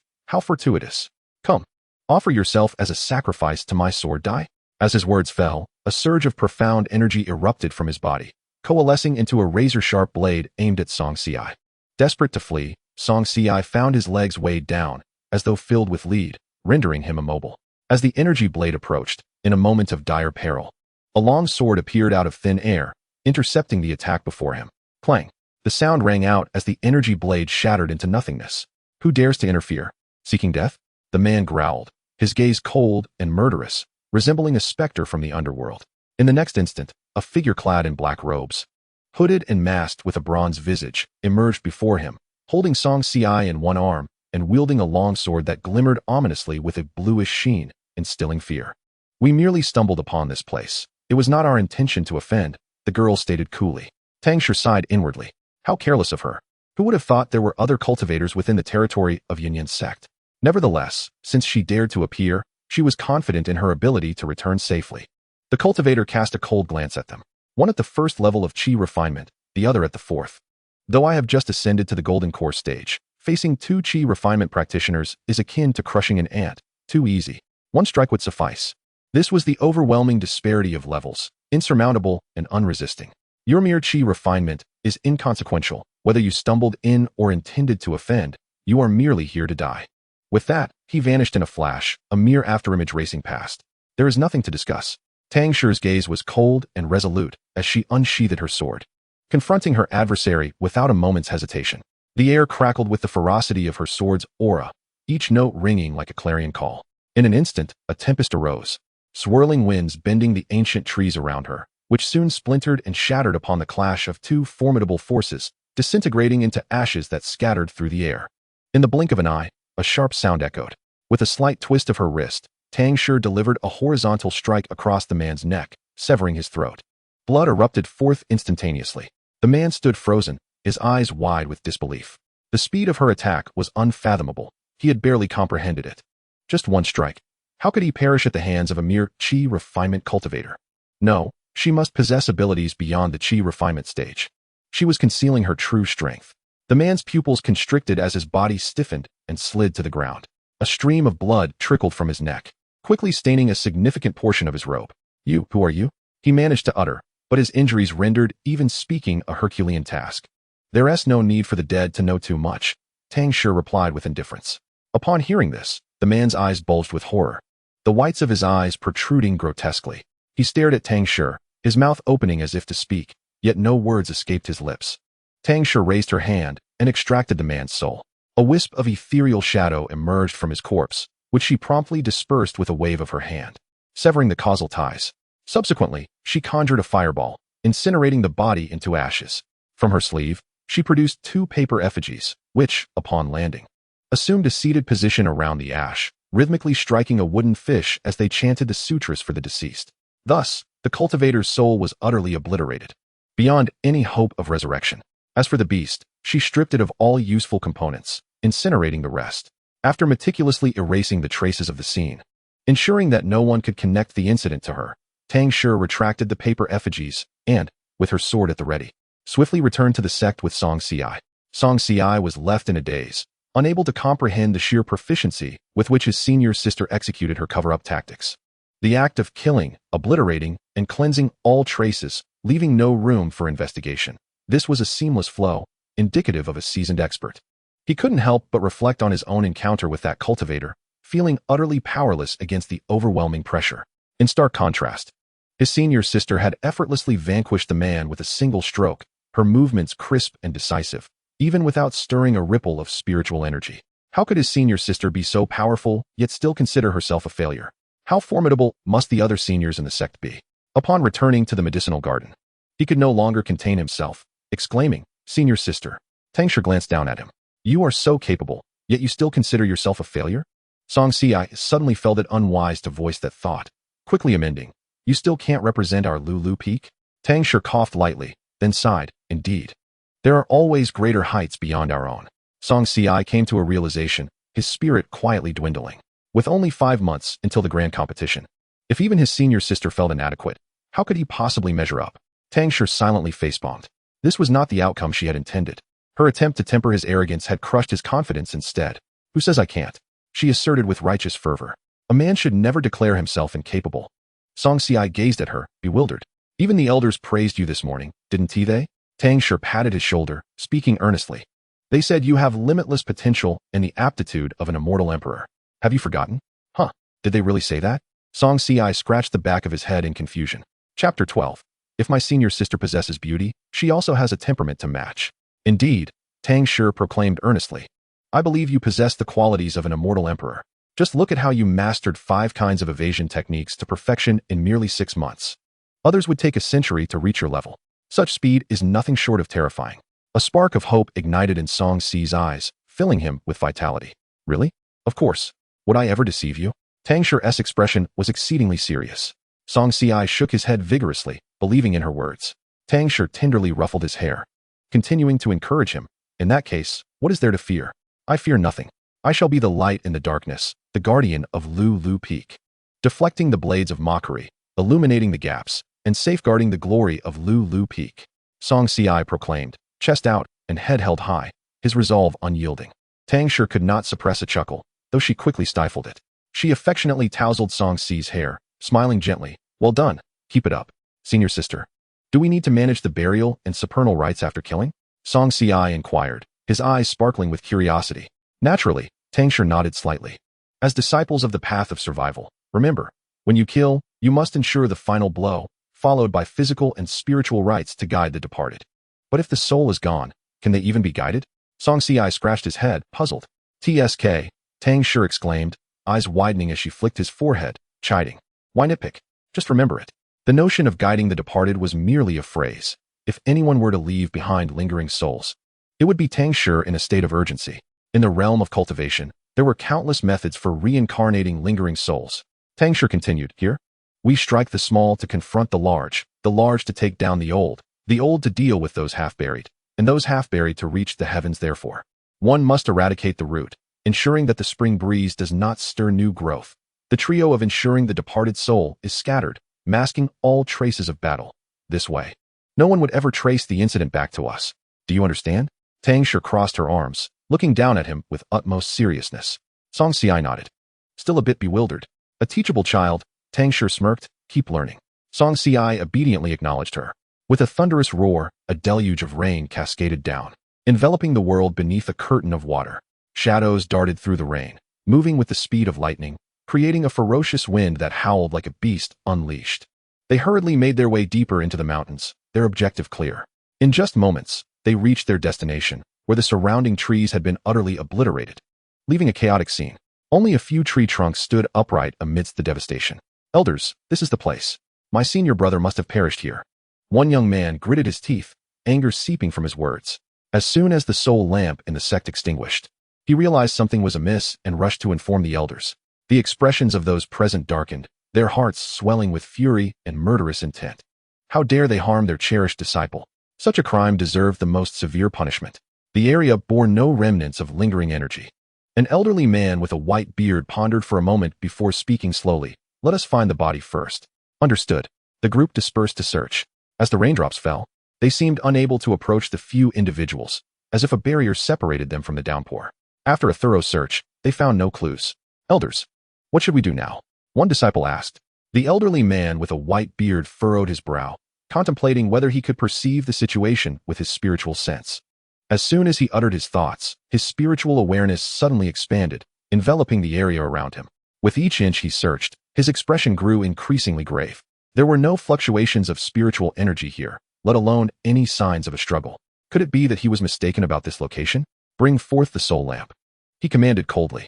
The young man promptly handed over the soul lamp, and the elder pointed a finger, infusing it with a thread of spiritual energy.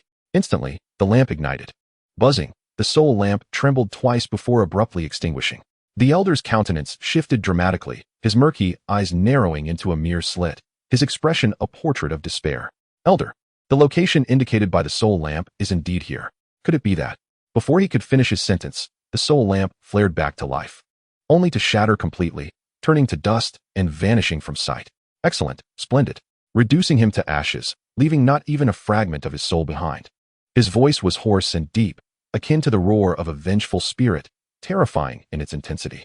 Who could be so cruel to eradicate our sect's direct disciples, ensuring their utter annihilation?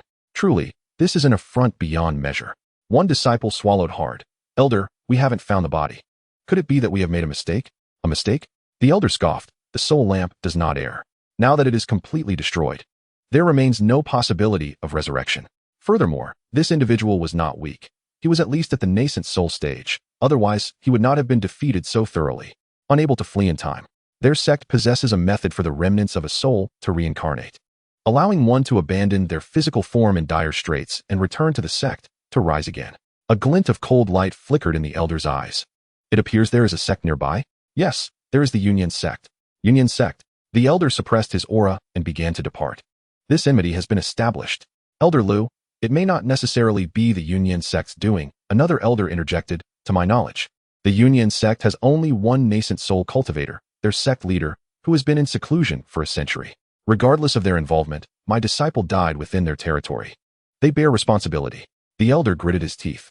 Elder Liu, until we ascertain the truth, it is unwise to act rashly, another elder advised. Although the Union sect is somewhat weaker, they are still a sect. If matters escalate, it will undoubtedly lead to complications. The elder cast a glance at the two elders who spoke, snorting coldly. Very well. I shall investigate the truth, and then decide. The Union sect had best pray that they are not entangled in this matter, otherwise, they will pay the price. Achoo! Tang Shi, nestled comfortably, was suddenly interrupted by an unexpected sneeze, causing her to frown. Rubbing her nose, she muttered, "Who is cursing me?" She turned her head slowly to gaze at a small figure beside her. Upon receiving her chilly glance, Xianxia shivered, immediately standing up and waving his hands. It wasn't me. I didn't do anything. Tang Shi scrutinized him for a long moment, confirming he was indeed innocent before leisurely shifting her gaze away. Phew. Xianxia exhaled in relief, returning to his seat while discreetly observing his senior sister. Her exquisite profile, the rosy, full corners of her lips gently pursed, her eyelids slightly lowered, and her long, thick eyelashes curled gracefully like a fan. She was truly a sight to behold, more beautiful than any other senior sister in the sect. She possessed both beauty and character. Have you finished staring? A voice as cold as ice suddenly pierced the air. Xianxia jumped, nearly leaping out of his skin. Tang Shi remained still, slowly turning her eyes to glance at him. Did you water your plants today? Did you turn the soil? Do you still wish to be invincible among your peers and conquer those above your level? I do. He nodded vigorously. Then what are you waiting for? Hurry and cultivate.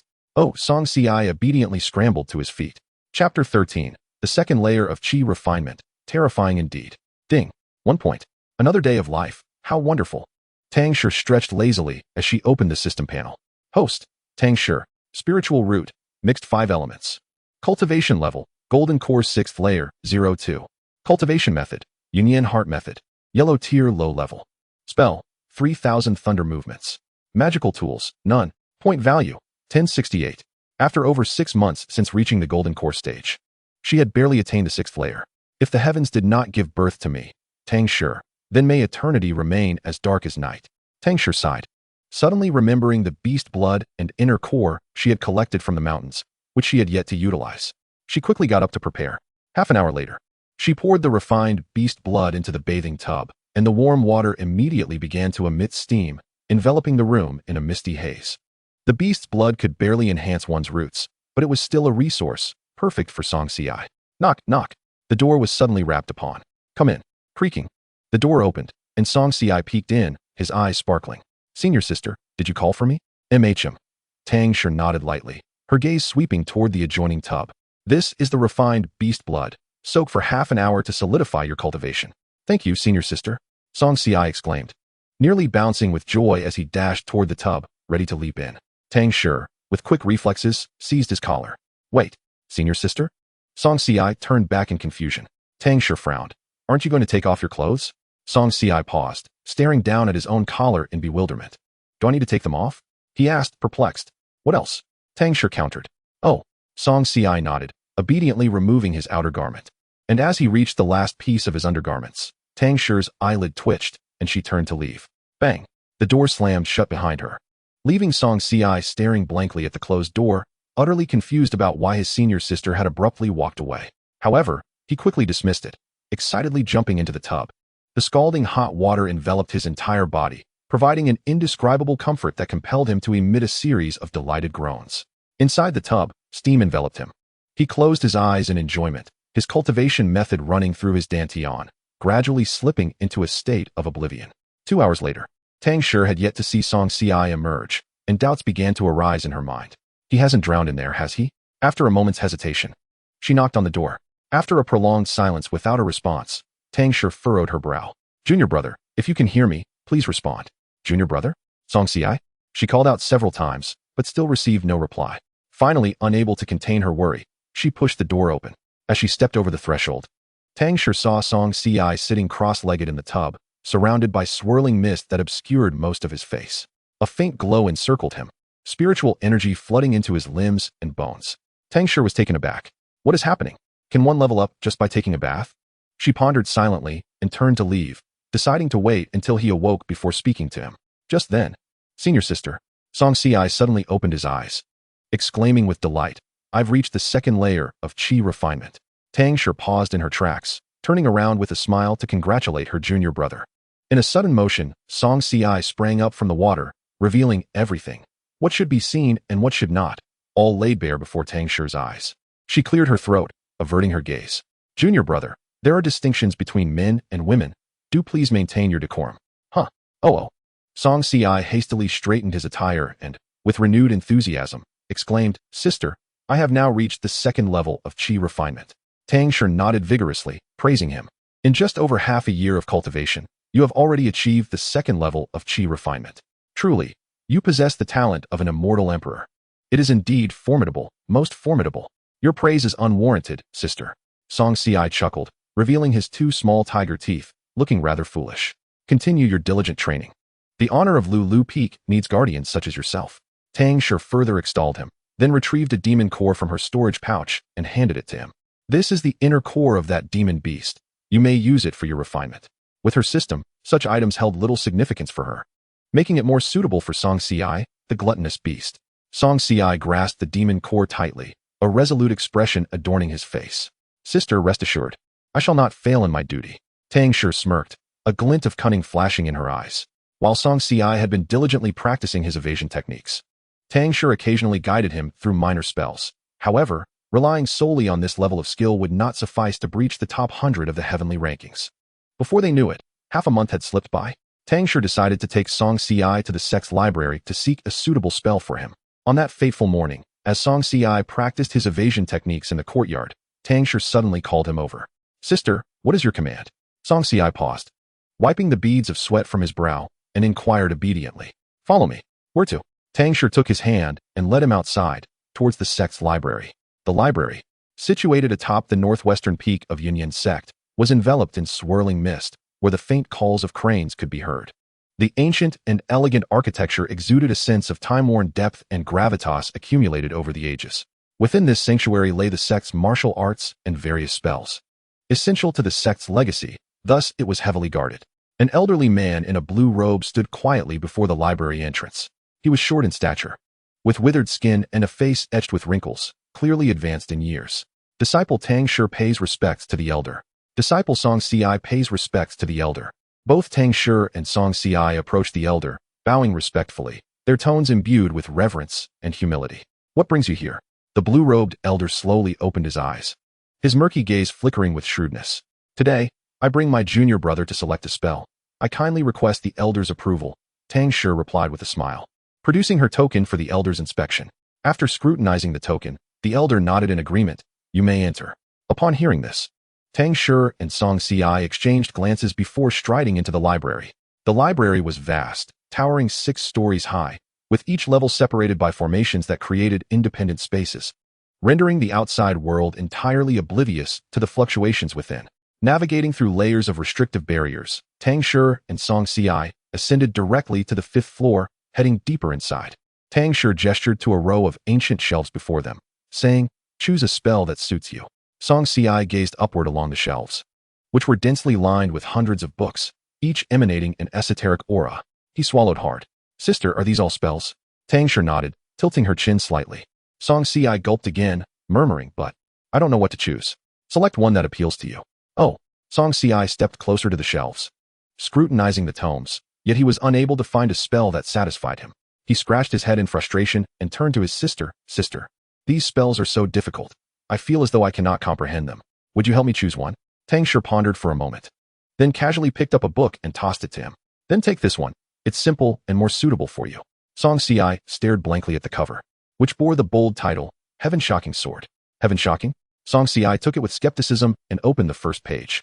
A tremendous and overwhelming pressure surged forth, akin to 1,000 troops trampling mountains and rivers, crushing through his very soul. His pupils constricted and his body stiffened. What an imposing sword technique.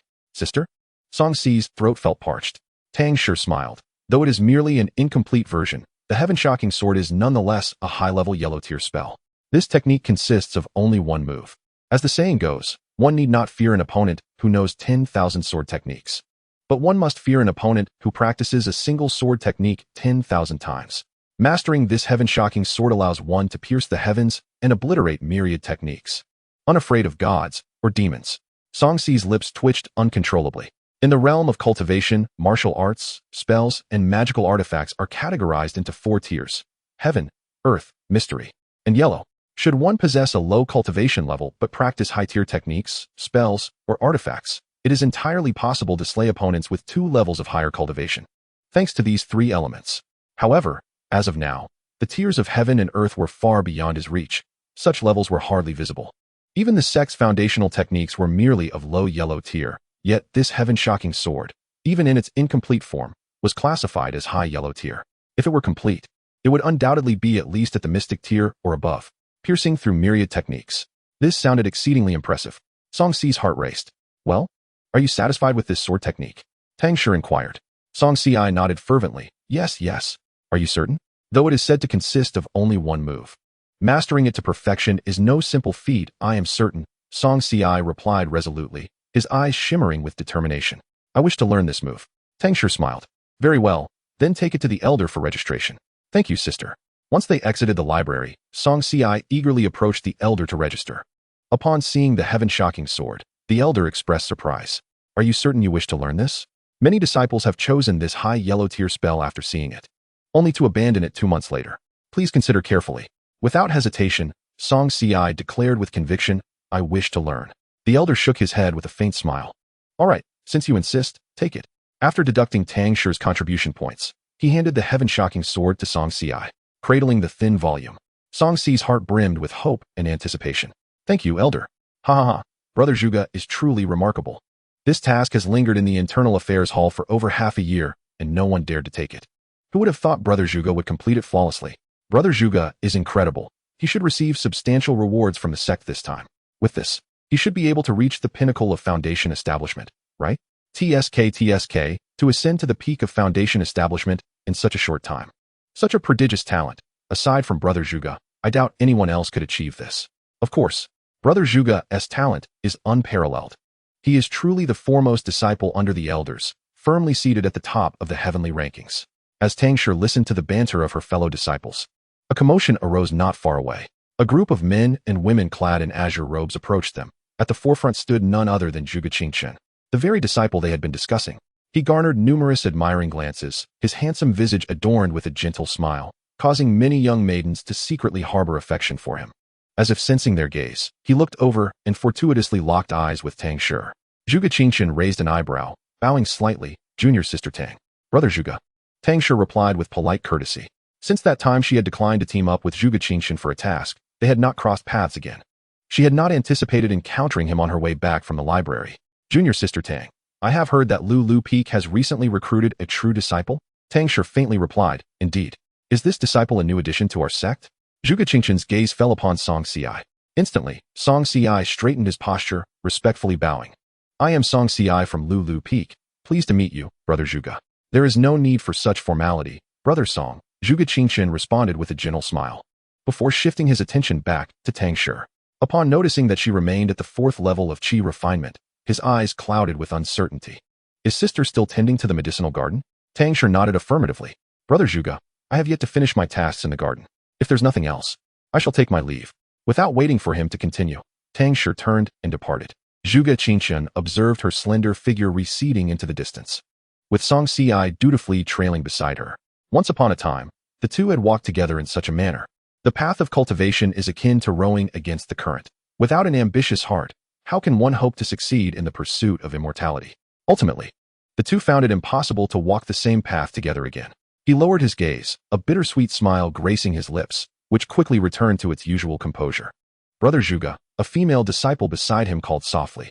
Zhuge Qingchen collected his thoughts and offered a faint smile. What is it?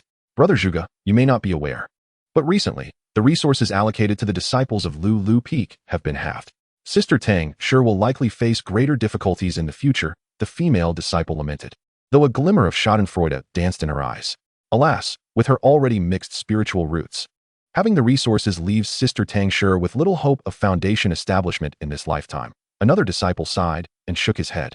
Sister Tang's aptitude may be lacking, yet she has always been diligent. It's a pity she has chosen to settle for less. As Zhuge Qingchen listened to their chatter, he furrowed his brow deeply. Why have the resources for Lu Peak been reduced? Are the elders aware of this? The female disciple scoffed. This decision was made with the consent of the Peak masters and elders. Zhuge Qingchen's brow furrowed tighter. Did the master of Lu Peak partake in this decision? How could the elders be so hasty? Hearing his critical tone towards the elders, the other disciples exchanged glances, astonished. Only Zhuge Qingchen would dare question the decisions of the elders. Brother Zhuge, please remain calm. After all, Sister Tang's roots are indeed poor and undeserving of more cultivation resources. Moreover, her new disciple, also possessing 5 spiritual roots, prompted the elders to cut Lu Peak's resources. Would it not be wasteful to concentrate resources on a 5-rooted disciple? The female disciple feigned sorrow as she shook her head, emphasizing that resources are scarce and the elders' decision is not unfounded. Her implication was clear. Resources are meant for enhancing strength, not for nurturing the inept. However, there remains a glimmer of hope. The elders stated that if a disciple from Lu Peak ranks within the top 100 during the sect competition, resources will revert to their previous allocation, another disciple added. The female disciple laughed derisively. With 2,000 inner disciples and only 300 true disciples, how could she, with her 4th level of qi refinement, possibly enter the top 100? I doubt she could even rank within 2,000.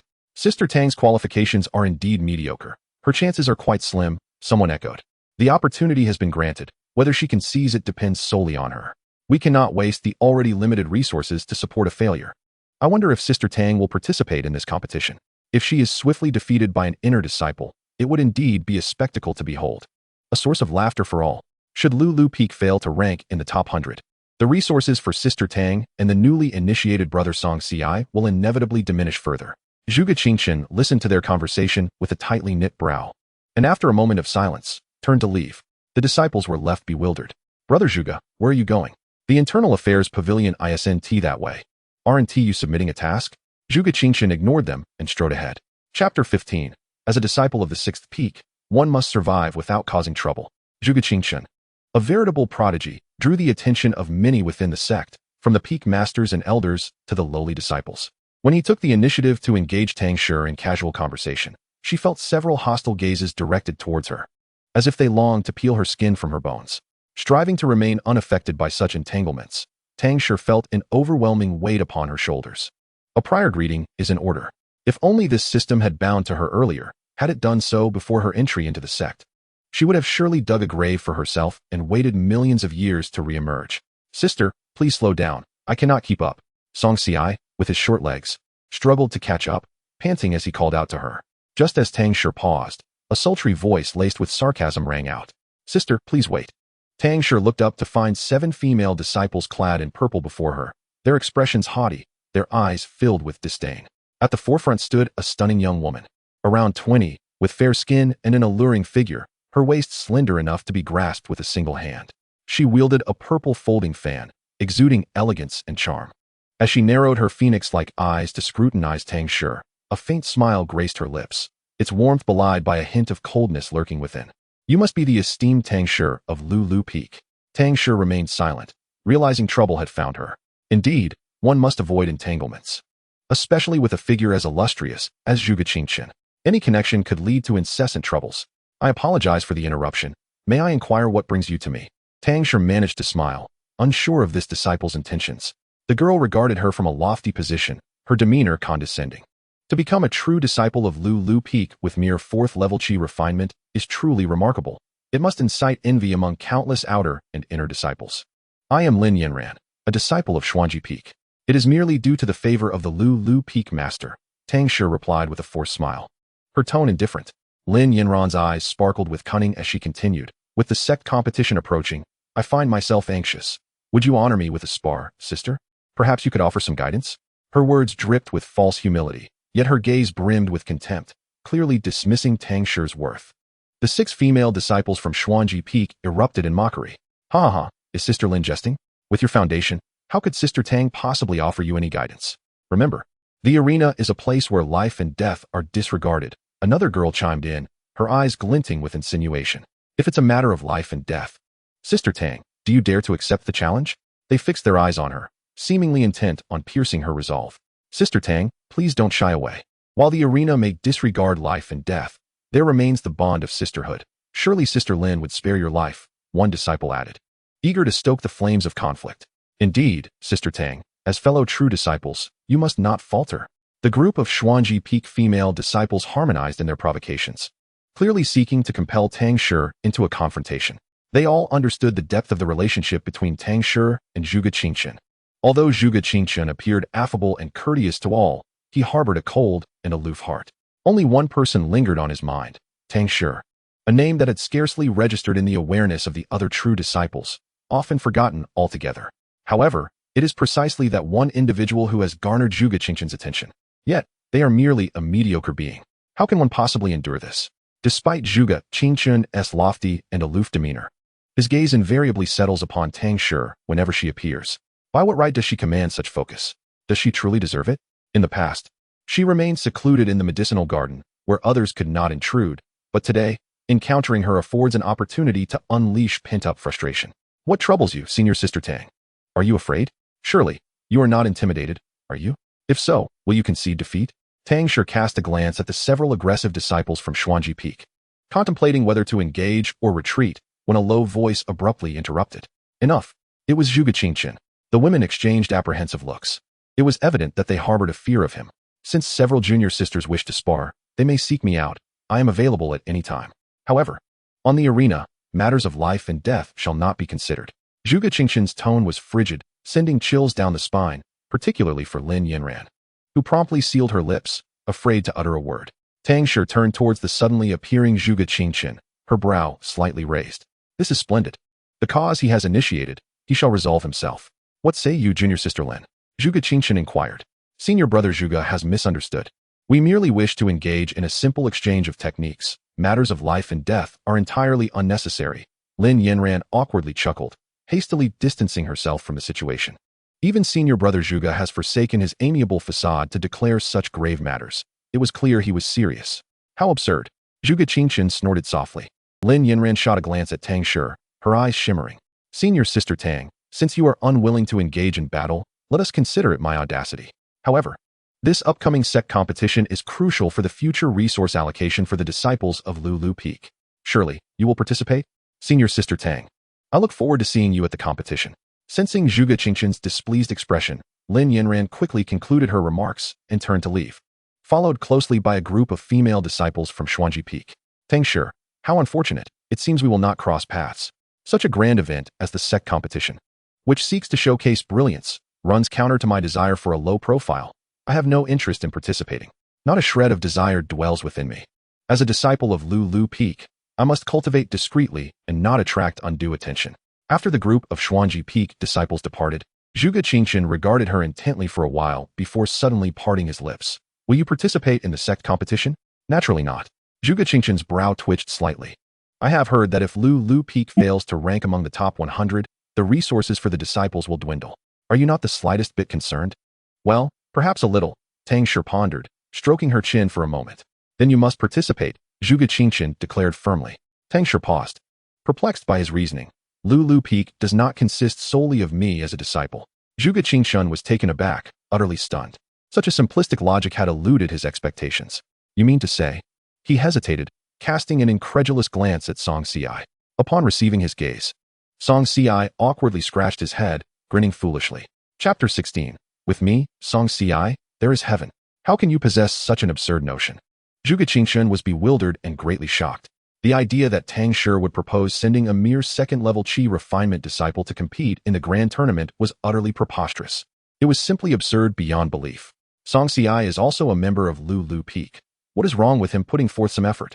Tang Shi countered. Zhuge Qingqian frowned. Are you aware that the lowest cultivation level among those who have ranked in the top 100 in previous years is at the peak of qi refinement? Yes, I am aware. Knowing this, you still wish to send him, a second-level qi refinement disciple? Zhuge Qingqian's irritation was palpable.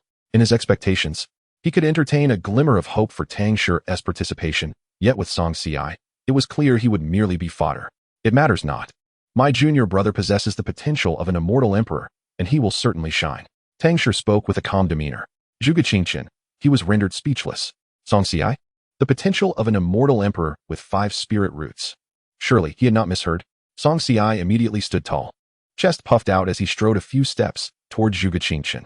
At the pinnacle of immortality, I stand above the world. With me, Xianxia, there is heaven.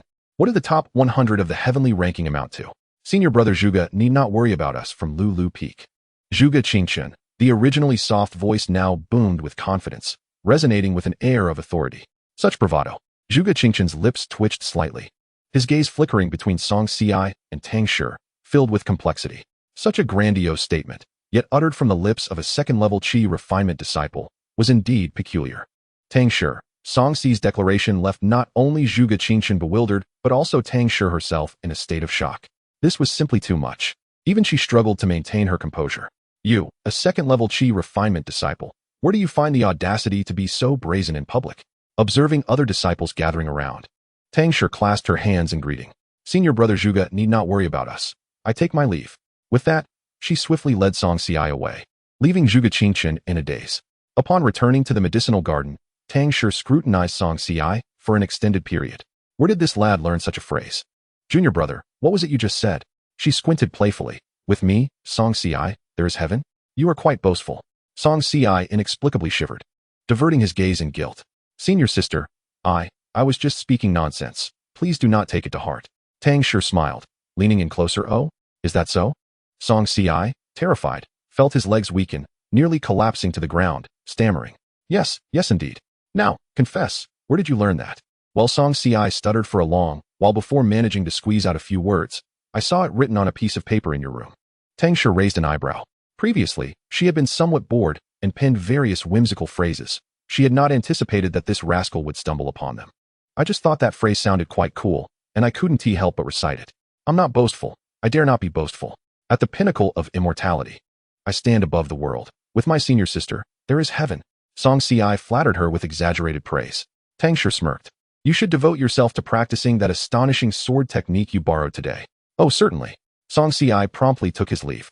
As he gazed at the martial arts manual before him, his strikingly bright eyes sparkled with excitement. Sword technique, the astonishing sword. He opened the manual, meticulously studying each move, growing fonder of it by the moment, and could hardly wait to begin practicing. But soon, he encountered a dilemma. He had no sword. Frustrated, Xianxia scratched his head, pondering what to do. Suddenly, a flash of inspiration struck him. Senior sister Xianxia clung to Tang Shi's arm, shaking it. Could you lend me your precious flying sword? Absolutely not. Tang Shi rejected without a moment's hesitation. Senior sister not lending it. Senior sister without a sword. I cannot learn the astonishing sword if I cannot master it. I shall not rank in the top 100, and if I fail to achieve that, will it not tarnish the reputation of Lulu Peak? You certainly have a way with words. Tang Shi shot him a sidelong glance. If only senior sister would lend me your treasured flying sword, everything would be well. Xianxia chuckled foolishly, his eyes darting around playfully as he incessantly indulged in charming antics. The memory of that day in the mountains flooded his mind, where his senior sister wielded her sword with grace amidst a tempest, striking down foes with a single, fluid motion, elegant and decisive. He felt an insatiable yearning to grasp that sword himself, yet his sister categorically refused to lend it to him. Tang Shi straightened her posture, her expression turning serious. With the heart as the sword, one can sever the ages. A single thought births the world, while another extinguishes all existence. Do you comprehend? The sword she currently wielded was the manifestation of her heart's essence, its quality rising in tandem with her burgeoning strength. Xianxia nodded solemnly. I understand, senior sister. May I borrow your sword? Tang Shi fell silent. This junior brother was so fixated on her sword that he seemed to have absorbed none of her wisdom. Yet, he was still young, and perhaps could not grasp the profundities of wielding one's heart as a blade. With a sigh, she relinquished the sword, saying, Take it, but do not disturb me again unless necessary. Thank you, senior sister. Xianxia exclaimed, his face alight with joy as he eagerly accepted the precious weapon, his eyes glinting with excitement. I shall take my leave now. With that, he dashed away, cradling the sword. Tang Shi watched his retreating figure, shaking her head in resignation. She picked up her thermos and sipped her tea leisurely, feeling that something was amiss. As one enters youth, One finds themselves brewing goji berries in a thermos. Perhaps she ought to cultivate a goji plant of her own. Meanwhile, Xianxia admired the sword borrowed from his sister, scrutinizing its blade, which was as thin as a cicada's wing, shimmering with a faint azure hue reminiscent of rippling waters. An exquisite sight, profoundly striking. Feeling the sword's sharp aura emanate from within, Xiangxi's heart surged with excitement. This sword was indeed extraordinary. He tightened his grip on the hilt, channeling his inner spiritual energy into the blade. Instantly, a fierce and overwhelming sword energy erupted, manifesting as a tempest that ravaged the surroundings. In an instant, the ground was marred with numerous deep gashes, a terrifying sight. Xianxia stood momentarily dazed. What had he just done?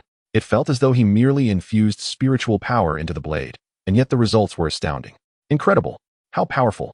He thought. His sister's sword seemed to vibrate with the very essence of the cosmos, as if a cataclysmic force was brewing within it. He was astounded. This sword surpassed his wildest imaginings.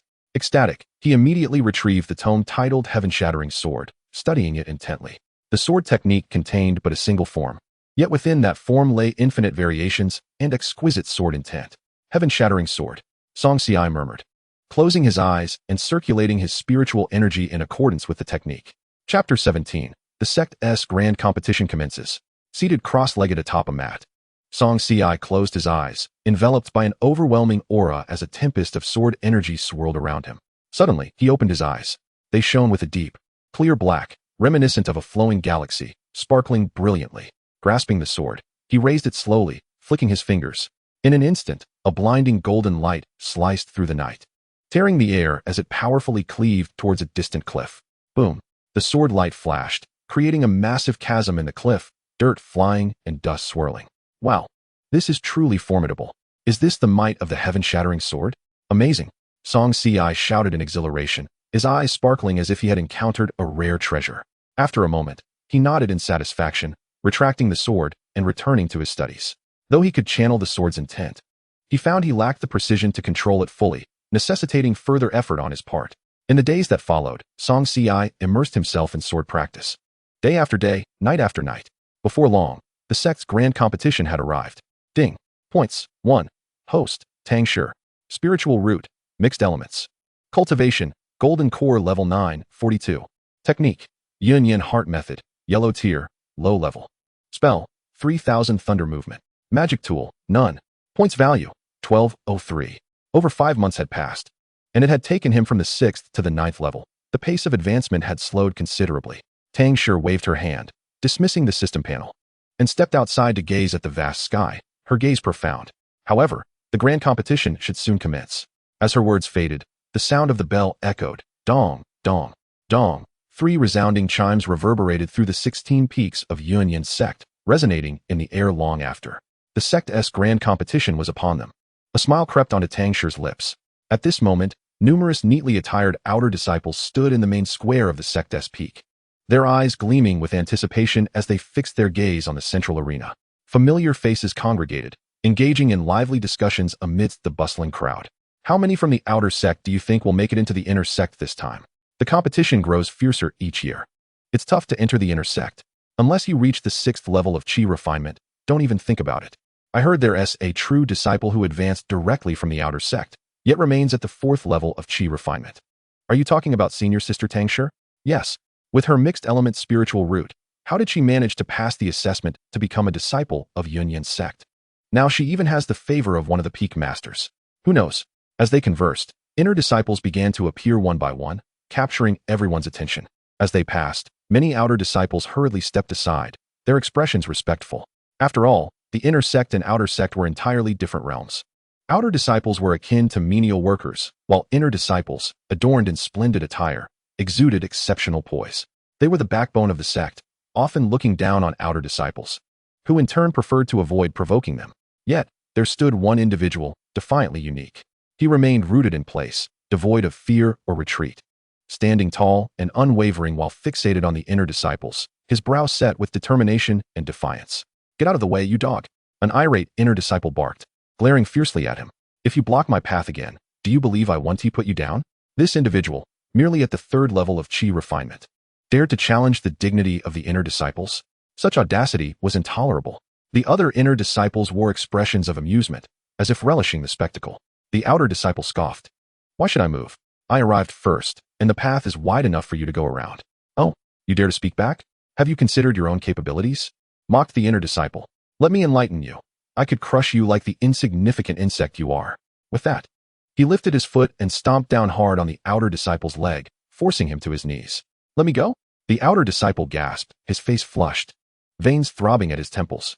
He struggled in vain. The disparity in their strengths was insurmountable. In the future, if you encounter anyone from the inner sect, scurry out of the way, understood? The inner disciple sneered. How dare you provoke the inner sect? Such arrogance. Surrounding outer disciples fell silent, paralyzed with fear, none daring to speak. The outer disciple gritted his teeth, glaring furiously at his assailant. The inner disciple smirked, still defiant? You really are persistent. With that, he suddenly raised his hand, gripping the outer disciple's throat forcefully. The disciple's cheeks were puffed, and his throat emitted a rasping sound as he struggled desperately. Yet his arms lacked the strength to break free, only tightening the noose of asphyxiation around him. The inner sect disciple leaned slightly forward, his tone ominous. Try glaring again. Just then, a flurry of figures soared through the air on their swords, landing in the square with grace.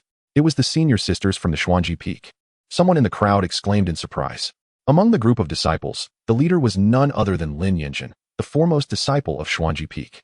She possessed a slender figure, porcelain skin, and exquisite features, exuding an aura of superiority, her purple attire accentuating her delicate silhouette.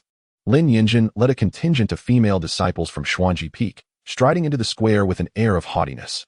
At this moment, not only did the outer sect disciples change their expressions, but even the inner sect disciples were compelled to yield to the Xuanji Peak disciples. This was until the two disciples who had instigated the earlier conflict obstructed their path. Lin Yinjin cast a fleeting glance at the outer sect disciple pinned to the ground by the inner sect disciple, furrowing her brows slightly, and coldly commanded, "Get lost. Greetings, Senior Sister Lin." The inner sect disciple hastily released his grip on the outer sect disciple, rising to clasp his hands in apology. "It's all this fool's fault for blocking your path. I was merely teaching him a lesson. Please forgive me." Lin Yinjin shot him a disdainful look. Her eyes filled with contempt. "You're just an eyesore standing here, so you can leave too." The inner sect disciple felt embarrassed, awkwardly retreating. Yes, I'll leave immediately." As he stepped back, he silently cursed the unfortunate disciple, blaming him for obstructing his way and causing him to lose face. The outer sect disciple also retreated, not daring to approach the exalted group of female immortals. It was not until they had departed that the remaining disciples gathered once more, murmuring in awe. Do they not understand that strength commands respect? Where did this reckless fool come from? He must be a newcomer, perhaps too naive to fear the tiger, daring to provoke inner sect disciples. Is he courting death? Fools are abundant these days. However, that inner sect senior brother was genuinely intent on inflicting harm. Hush! Are you seeking death? Discussing such matters openly? I advise you to remain silent. None here are worth provoking, lest you bring disaster upon yourselves. Chapter 18. The Disciples Enter. Suddenly, a series of sharp sounds pierced the air, and the square fell into a hushed silence as all eyes turned skyward. A cadre of exceptionally handsome young men descended from the heavens. Each wielded a whisk, exuding an extraordinary presence. They were disciples from Xiaoyao Peak. Following them, several more figures landed, their athletic forms clad in moon-white robes that fluttered in the breeze, radiating an air of grace and poise, their gazes fierce and resolute. Those were disciples from Xianxiao Peak, renowned for their formidable strength, each capable of ranking among the top 100 on the heavenly rankings, not to be trifled with. Over there are the disciples from Tianchuan Peak and Baishui Peak. The true disciples from various peaks displayed their prowess. The outer sect disciples felt their blood surge with excitement. Typically, these true disciples were either on missions or in secluded cultivation, making their rare gathering a remarkable spectacle. With a sudden sharp sound, yet another young man landed, clad in black robes, a sword at his waist, his striking features adorned with a hint of mischief. His lips curved in a subtle smile that stirred the heart. He casually surveyed the crowd, seemingly searching for someone. Moments later, his gaze settled on an individual, and he walked over with deliberate steps. The crowd instinctively recoiled at his approach. It was Mo Wuyin, ranked second on the heavenly rankings. His swordsmanship was unparalleled among the inner sect disciples. He was amiable towards the female disciples, but stern with the male ones, and he showed no mercy in combat. Countless had perished under his blade, making him a figure to be avoided. In the previous grand competition, he had narrowly lost to senior brother Zhuge Qingchen. It remained to be seen who would seize the top spot this time. Whispers filled the air, a mixture of envy and trepidation. Mo Wuyin approached Lin Yinjin with a cheerful smile. "Long time no see, Junior sister Yinjin. Lin Yinjin's brows knitted slightly, her tone distant as she replied, Senior brother Mo. I hope you have been well. Mo Wuin's eyes sparkled mischievously. How can you be so cold, junior sister? I think of you day and night. Despite his words, his demeanor betrayed no hint of infatuation. Lin Yinjin's expression remained frosty. Senior brother Mo, please be mindful of your words. Mo Wuin feigned a wounded expression, clutching his chest dramatically. Oh, how deeply it pains me. The bystanders felt a shiver run down their spines, hastily diverting their attention elsewhere. Mo Wuin regained his composure. Speaking earnestly, Junior sister Yinjin, do you know what I fear most? I worry that one day I will awaken to find you bound to another as your partner. What would I do then? At this, the surrounding disciples couldn't help but steal glances at Lin Yinjin, who indeed appeared livid, her eyes ablaze with fury. Mo Wuin. What nonsense are you spouting? Mo Wuin adopted a look of feigned innocence. Is that not the case? I am deeply devoted to you, junior sister. Can you truly not feel my affection? Surely you harbor feelings for me as well. You. Lin Yinjin's anger flared, her fingers trembling. Do not tarnish my reputation. Why must you hide, junior sister? He taunted, licking his lips. If you nod, I shall marry you at once, without delay. Lin Yinjin glared at him through gritted teeth. Senior brother Mo, if you utter another lewd word, do not blame me for my rudeness. Mo Wuin, seeing her flustered and enraged demeanor, felt a thrill of excitement and was about to tease her further when suddenly, someone nearby interjected. Look, senior sister Tang Shi from Luoyao Peak has arrived. Indeed, it is senior sister Tang Shi. I never expected her to emerge from her seclusion. Given the stakes for Luoyao Peak's future resources, how could she not come? However, with her cultivation at the 4th level of Qi refinement, she is only inviting humiliation. The crowd whispered among themselves, and Mo Wuin's gaze turned towards the newcomer. The arrival was a woman in her 20s, clad in a simple dress, her long, lustrous black hair cascading down her sides, her breathtaking beauty reminiscent of the radiant moonlight. There was no trace of competitiveness about her, only an air of serene tranquility that seemed to permeate her being. It had been several years since he last saw her. Mo Wuin narrowed his keen eyes, a flicker of emotion stirring within him. He recalled how he had teased Tang Shi much like he did today. In contrast to Lin Yinjin, Tang Shi maintained a gentle and placid demeanor, unfazed and unhurried. Sure, senior brother Mo, but I practice the path of ruthlessness. Should we become partners, I intend to slay my husband to attain enlightenment. Would you support me? She remarked, if I desire to ascend to immortality, let us first offer you as a tribute to the heavens. Mo Wuin quailed at her words. I think I'll pass on such a fierce woman. Yet now, as she chose to remain in her corner, did she still aspire to become an immortal? Mo Wuin pondered, perplexed. Tang Shi entered alongside xianxia, drawing a flurry of reactions. A myriad of gazes converged upon them, filled with envy, mockery, and schadenfreude. Tang Shi appeared oblivious to the peculiar stares, her expression serene. On the other hand, xianxia felt somewhat constrained, his first experience in such a gathering causing him to tense involuntarily, clutching his clothing tightly. At that moment, yet another round of gasps echoed throughout the square. As I turned my gaze towards the sound of the poetic verses, I beheld the arrival of Brother Zhuge. Quick look, he is truly magnificent. His smile is utterly captivating. How is it that, within less than a decade of entering the Tao, he has already achieved the consummate foundation establishment? When shall I ever catch up to him? Now, he stands but a step away from forming his core. Previously, I had only heard whispers of Brother Zhuge's prodigious talent, yet I find he surpasses even those lofty expectations. The appearance of Zhuge Qingqian elevated the atmosphere to a fever pitch. As he approached the high platform, he was akin to a moon surrounded by stars, clad in a flowing white robe, exuding an extraordinary elegance. His exquisite features were strikingly handsome, and his eyes sparkled with mirth, reminiscent of a celestial being captured within a painting. He greeted the other true disciples on stage with a charming smile, embodying politeness and humility, devoid of even a hint of arrogance. Compared to others, he left an exceptionally favorable impression on everyone. The disciples had mostly gathered, while the elders arrived fashionably late. Leading them was an elderly man with a head of white hair and a youthful visage, exuding an air of mystery and profundity. Upon reaching the high platform, the elder's voice rang out, announcing the commencement of the Yunyanzong's triannual outer sect examination and the inner sect's true disciples competition for the heavenly rankings. The rules remain unchanged. Opponents will be determined by drawing lots, with victors advancing and the vanquished eliminated. Those outer sect disciples who place within the top 10 may challenge an inner sect disciple of their choosing. If successful, they will take that disciple's place, while the defeated will be expelled from the inner sect. As this declaration echoed through the hall, a wave of astonishment rippled through the crowd. The outer sect disciples were eager to prove themselves, brimming with anticipation. The resources afforded to inner and outer sect members are worlds apart, and attitudes differ dramatically. Did you not witness how that outer sect disciple was bullied? Had he been an inner disciple, such indignities would not have befallen him. Everyone yearns for strength. Who would not wish to scramble into the inner sect? Thus, when the elder announced the rules, all outer sect disciples were set ablaze with fervor, eagerly awaiting the impending clash. Chapter 19. Xianxia, no worries, I will step up. The elder surveyed the assembly and continued, inner sect and true disciples. Those wishing to participate in the competition for the heavenly rankings may now ascend the stage to prepare for the drawing of lots. With a swift motion, several true disciples leaped onto the high platform, dashing towards the central arena. In an instant, the air above the platform surged and shadows danced. After landing, everyone held their breath, fixated on the elder. Lin Shimi, I shall proceed first. Mo Wuyin cast a flirtatious glance at Lin Yanran before swiftly soaring onto the platform. Lin Yanran snorted derisively, casting a disdainful glance at his retreating figure. After all these years, Mo Wuyin remains as insipid as ever. She then turned her gaze towards Tang Shi, her eyes narrowing playfully as she mockingly invited, Sister Tang, shall we ascend together? I shall follow after the others from Luyao Peak.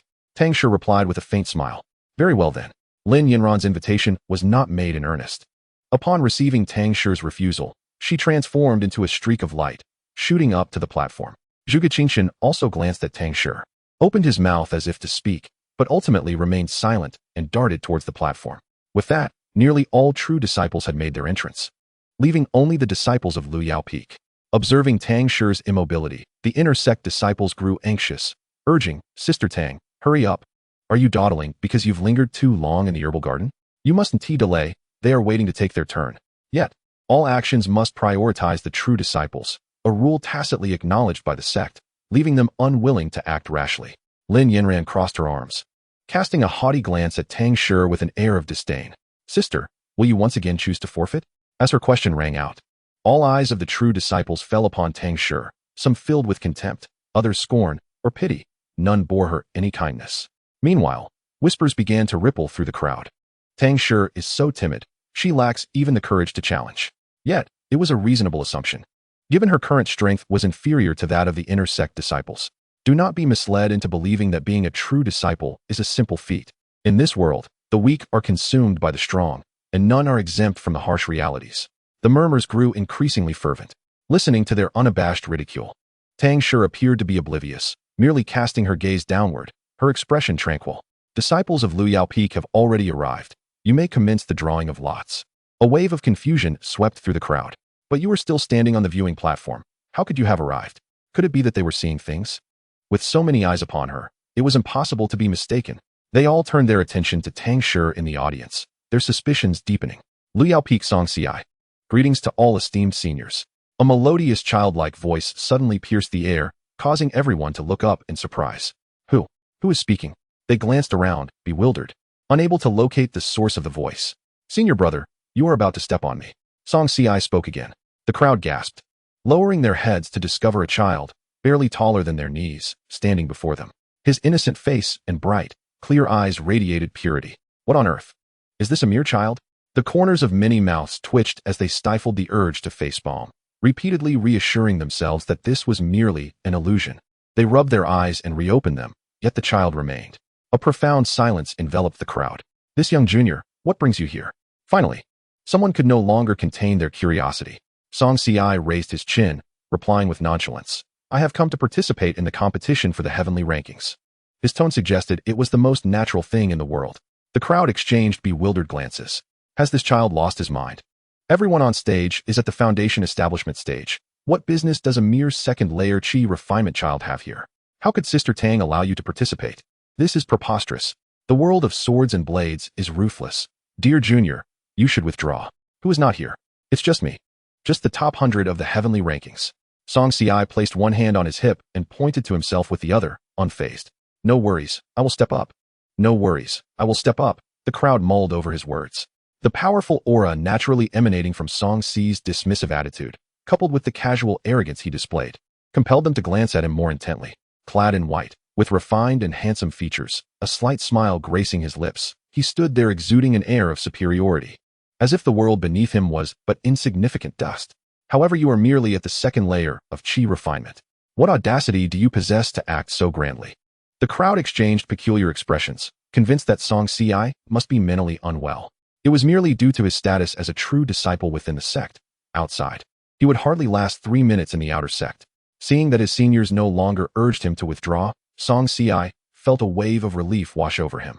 Hee, the words I learned from my sister are truly effective. Cough, cough. The elder atop the platform cleared his throat, timely reminding, since everyone is present, let us proceed with the drawing of lots. As he spoke, he extended a hand, offering a bamboo tube. The tube, a golden hue adorned with intricate engravings, appeared ancient and venerable. Those who draw the same number shall be your opponents in the competition.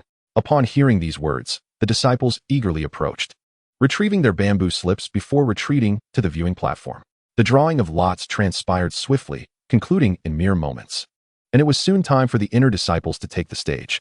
Xianxia clutched the bamboo slip he had drawn, scampering back to Tang Shi's side with uncontainable excitement. What number did you draw? Tang Shi inquired. His large, watery eyes blinked as he cheerfully announced, number 26. With over 2,000 inner disciples and 300 true disciples among them, Tang Shi cast a glance towards Zhuge Qingqian, silently hoping that Xianxia would not face a top 10 contender from the heavenly rankings right from the outset. Otherwise, the challenge would be insurmountable. A quarter of an hour later, the draw for the heavenly rankings competition concluded, paving the way for the outer disciples assessment. After approximately another half hour, the draw was completed, and the outer disciples would compete in a separate square. At the center of this square stood 3 grand arenas, designated for the heavenly rankings battle. Once this contest concluded, the top 10 outer disciples would select their inner disciple challengers here. Those who draw numbers 1, 2, or 3 ascend to the platform, announced an elder from the elevated stage. Instantly, 2 figures soared from the viewing platform, racing towards the arena. Yi Haoyang, a peak 6th-layer foundation establishment practitioner, and Du Yunfeng, a 5th-layer foundation establishment practitioner, both distinguished true disciples with exceptional innate talents, took their positions on the 1st and 3rd arenas, respectively. In the blink of an eye, 3 more inner disciples descended from the platform, leaving only the 1st arena without an opponent for Yi Haoyang. The crowd eagerly anticipated, their whispers of speculation filling the air. Brother Yi, with a peak 6th-layer foundation establishment, is undoubtedly one of the finest among true disciples. His victory is all but assured. Indeed, I also heard that Brother Yi practices a sword technique known for its piercing ferocity. He ranked 18th in the last heavenly rankings. His prowess should not be underestimated. Why is that fellow still not on stage? Could it be he's forfeiting? Amidst the discussions, Zhuge Qingqian descended onto the 1st arena, astonishing the crowd. Brother Ye's opponent is actually Brother Zhuge? This spells trouble for him. What misfortune! Brother Yi would have had no issue entering the top 20. But now he faces Brother Zhuge. Alas, Brother Ye's luck seems terribly unfortunate. Not only strength, but also fortune, plays a crucial role. Yi Haoyang furrowed his brow, fixating on Zhuge Qingqian. Brother Zhuge, I beseech you to enlighten me. Zhuge Qingqian cast a calm glance in his direction and replied, Brother Yi, make your move. Yi Haoyang inhaled deeply, his internal energy surging as he unleashed his sword with a flash of cold light. He darted forward like an arrow, aiming directly at Zhuge Qingqian. The sound of the sword slicing through the air was sharp and piercing, sending chills down the spines of onlookers. Zhuge Qingqian sidestepped, swiftly closing the distance. And with a light push against the ground, he leaped into the air. Upon landing, he reversed his hand, unleashing a fierce gust of wind that swept through the surroundings. Yi Haoyang was unable to evade in time, and the wind struck his shoulder, causing him to stagger back several steps before regaining his balance, while Zhuge Qingqian remained poised, his demeanor unchanged. The disparity in their abilities was evident. What a rapid response! Had Brother Yi hesitated for a moment, he would have surely sustained serious injuries. Brother Yi is bound to lose this match. It's such a pity that he encountered Brother Zhuge in his first match. It seems he will miss out on the heavenly rankings. Among the audience, whispers erupted once more. Tang Shi, perched on the viewing platform, rested her chin on her hand, observing intently. The foremost among the elders lives up to their reputation. In the arena, Yi Haoyang clutched his shoulder, his gaze burning with intensity as he glared at Zhuge Qingqian. Come again. Before his words had fully escaped his lips, he lunged forward, swinging his sword in a horizontal arc. The sound of the blade ringing echoed sharply. Zhuge Qingqian deftly twisted his wrist, effortlessly parrying the sword while simultaneously moving, becoming a blur as he rapidly approached Yi Haoyang. Alarm bells rang in Yi Haoyang's mind, prompting him to retreat hastily. Yet, his speed could not match Zhuge Qingqian's. In mere moments, he had taken 2 punches to the chest. With a thunderous impact, Zhuge Qingqian delivered a final blow, sending Yi Haoyang crashing to the ground in disarray. Gasping, Yi Haoyang spat out a mouthful of blood and struggled to rise, wiping the blood from the corner of his mouth. Zhuge Qingqian smiled lightly as he sheathed his sword and offered a respectful bow, acknowledging his victory. Yi Haoyang, his lips pressed tightly together, stared defiantly at Zhuge Qingqian and abruptly declared, "I haven't left the arena yet. Come again." With that, he released his sword, sending it soaring into the sky, its tip aimed at the heavens. As it trembled, a brilliant white light emanated from the sword, gradually coalescing into a magnificent blade, entirely snow white and exuding a sharp glimmer. Yi Haoyang formed a hand seal, reciting an incantation, and finally shouted, "Blade of heavenly sin." In an instant, the massive white sword descended from the sky, enveloped in mist and sending shards of stone flying. A formidable pressure swept across the venue. Gasps of astonishment filled the air. Was this the legendary heavenly sin technique that Brother Yi had honed for years? Zhuge Qingqian's wrist flicked swiftly, and the sword's tip stirred up a fierce gust of wind. Tousling his dark hair, he slowly lifted his gaze, his ebony eyes radiating a sense of disdain. "Lunar shadow, slash." With those words, his sword struck with the force of thunder against the white giant sword. The collision of sword energies unleashed a shockwave that nearly toppled spectators from their seats. Moments later, as the smoke cleared, the arena bore the scars of devastation, resembling a landscape ravaged by a tempest. With a resounding thud, a shadow crashed to the ground, producing a dull sound. The crowd turned towards the source, witnessing Yi Haoyang, bloodied and barely conscious, sprawled upon the arena, teetering on the brink of life and death. In stark contrast, Zhuge Qingqian stood tall, sword in hand, his handsome visage betraying neither joy nor sorrow, resembling a celestial being untouched by earthly filth. "Zhuge Qingqian wins," the elder proclaimed. A brief silence enveloped the arena, quickly giving way to a cacophony of fervent cheers. What a crushing victory! Even with his peak sixth-layer foundation establishment and his ultimate move, Brother Yi was still overwhelmed by Brother Zhuge. Truly, his strength is astonishing. It seems the throne of the heavenly rankings is once again destined for Brother Zhuge. Xianxia tugged at Tang Shi's sleeve, whispering, "Sister, do you think I have any chance against Brother Zhuge?" Tang Shi shot him a glance. "You two are 1 in 10. Xiangxi's face brightened with excitement. "So, I have a 1 in 10 chance of winning against Brother Zhuge?" "No," Tang Shi sighed, shaking her head. "What I meant was, he would strike you down with 1 sword while you barely managed to parry with 9. Xiangxi's expression fell, among the top 10 in the heavenly rankings. "Who isn't formidable? According to what you just said, with my current second-layer chi refinement, isn't that akin to courting death? I'm doomed. But you can always pray a little more, hoping to avoid the top 10 for as long as possible," Tang Shi comforted. Upon hearing this, Xiangxi's eyes lit up. "Sister said I can pray more?" he exclaimed, immediately dropping to his knees and clasping his hands together in fervent supplication. "Oh, revered deities of the myriad heavens, grant me, Xianxia, a favor, before I make my mark among the 100 on the celestial rankings. Let me avoid the formidable presence of my esteemed senior brothers and sisters within the top 10. Tang Shi fell silent, and before long, the elder announced, "Number 26. Arena 1. As the elder's voice echoed, a figure leaped onto the stage. Anyone familiar would instantly recognize this individual as the one who had just chastised the outer disciples. Tang Shi nudged Xianxia, who was still with eyes closed in prayer, murmuring incessantly for Xianxia to receive some grace. "It's your turn to perform." Upon hearing this, Xianxia promptly stood up, hastening towards the arena. At this moment, Yang Jiao stood on Arena 1, awaiting his opponent's arrival. Suddenly, a diminutive figure darted onto the stage like a mouse. He stared at the child before him, who barely reached his waist, momentarily taken aback. The little one appeared to be around 5 years old, clad in a green robe with a high ponytail, exhibiting an adorably chiseled visage. Yang Jiao's expression brightened, his pride swelling. He never expected his opponent to be a disciple from Lu Peak. Thus, this match seemed to guarantee his advancement. Where did this little brat come from? Hurry up and concede to avoid a painful beating, he taunted mockingly. Chapter 21. Astonishment. Xianxia has triumphed? Lu Peak. Xianxia, I seek your guidance, senior brother. Xianxia tilted his head back, his youthful voice ringing clear and melodious, exuding neither humility nor arrogance. "Humph." Yang Jiao scoffed dismissively. "A mere second-layer chi refining waste dares to step onto the stage? If you are seeking suffering, then do not blame me." Remembering his recent humiliation before the true disciples, he was determined to reclaim his dignity this time. The thought of defeating a true disciple was quite exhilarating. He could boast about it to anyone. What of the true disciples? Were they not once beneath my feet? Ha! The inner disciples in the stands began to rally, cheering fervently, "Brother Yang, bring this little brat down. Uphold our inner sect's prestige. Ha! A mere second-layer chi refining little tyke thinks he can contend for the celestial rankings. Brother, show him what cruelty looks like. Brother Yang, crush him. Such an opportunity to trample a true disciple was rare. The inner disciples were eager, practically vibrating with excitement. Who wouldn't be thrilled at the prospect of reversing roles, trampling the true disciples underfoot? Amidst the cacophony of cheers and encouragement, Yang Jiao's confidence soared. Addressing the audience, he gestured, "Fear not, for in this first match of the celestial rankings, I, Yang Jiao, shall secure victory within 3 moves." Excellent. Brother Yang is magnificent.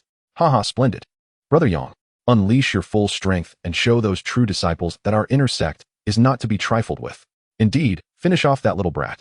The onlookers, inner disciples, were flushed with excitement, waving their arms and roaring, as if the glory of trampling a true disciple was theirs to claim.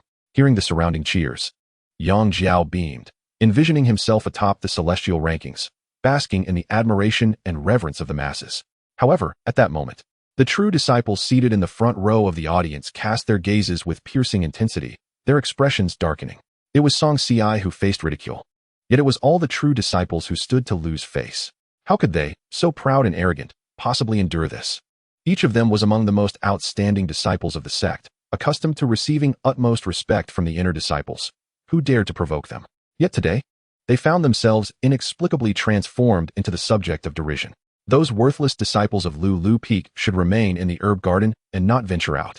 A handsome young man clad in white remarked ominously, his voice laced with disdain. Another young man in black nodded in agreement, a glint of coldness flashing in his eyes. If Lu Peak truly allows the inner disciples to defeat them in 3 moves, they would be humiliating all true disciples. The emphasis on humiliation was evident, and at that moment, everyone felt a sharp sting in their ears. Several true disciples around nodded in agreement, echoing the sentiment. What a disgrace! How shall we, the true disciples, face the world after this? They are merely the dregs of Lu Peak. How dare these inner fools shout and boast as if they were someone of importance? Several true disciples seethed with indignation, their words dripping with contempt. Their disdainful glances towards the inner disciples were palpable, and their gazes directed at Xianxia were devoid of any pretense of civility. They had never before felt such unified animosity towards a single individual. Little brat, prepare to meet your end. Yang Jiao smirked, his gaze settling on Xianxia, a glimmer of malevolence crossing his eyes. Before his words had fully escaped his lips, he gathered his energy, channeling his spiritual force, and unleashed a fierce knife technique towards Xianxia. Roar! The mighty tiger lunged at the little one. Xianxia deftly formed a hand seal, his figure transforming into mist, evading the oncoming assault. With the strike missing its mark, Yang Jiao's brow furrowed slightly, impatience creeping into his tone. A dodging technique? How rare! With a swift motion, he hurled his large blade once more at Xianxia. The latter continued to employ his water evasion technique, slipping away. Yang Jiao's expression darkened. The little brat repeatedly evaded his grasp. It was an infuriating sensation, like attempting to catch an elusive eel, far too slippery, rendering his efforts futile. Whoosh! Yang Jiao swung again. Swish, swish. Xianxia once more executed his evasion technique. Yang Jiao's mood soured further. Can you not come out and take a hit? What skill is hiding? As the air coalesced into mist, Xianxia materialized. He blinked his bright, glistening almond eyes and earnestly remarked, "Senior brother, I am merely at the 2nd layer of chi refining, whereas you have reached the 8th layer. The disparity is too vast. If I do not evade, I shall be eliminated in an instant." "Humph, spare me your prattle. Come over and take a hit," Yang Jiao retorted, clearly displeased. With that, he swung his long blade towards Xianxia. Whoosh, whoosh, whoosh. In an instant, Xianxia evaded several attacks. Yang Jiao's eyes widened in exasperation. "How long do you intend to keep dodging?" "Oh, senior brother, do remain calm," Xianxia replied with a bright smile, exuding an innocent demeanor. Yang Jiao took a deep breath, gritting his teeth. "You little brat, today I shall make you understand that with your talent, you are utterly unworthy of being a true disciple." With a swift motion, he plunged his large blade into the ground, his spiritual energy swirling around him, coalescing into form. Soon, a fierce cold wind began to whip about, tendrils of white light swirling around him. Wind blades swift. As his words fell, countless sharp blades materialized from thin air, densely packed, akin to a torrential downpour. Boom!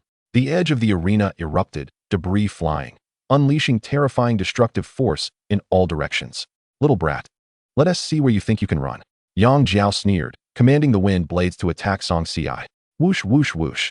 The razor-sharp blades sliced through the air, embodying the might to obliterate all in their path, descending like a storm. Wow, surely, that little brat is doomed now, right? There's no chance for him. Given the overwhelming disparity in cultivation, such a vast array of attacks, how could he possibly evade them? I suspect there will be nothing left of him.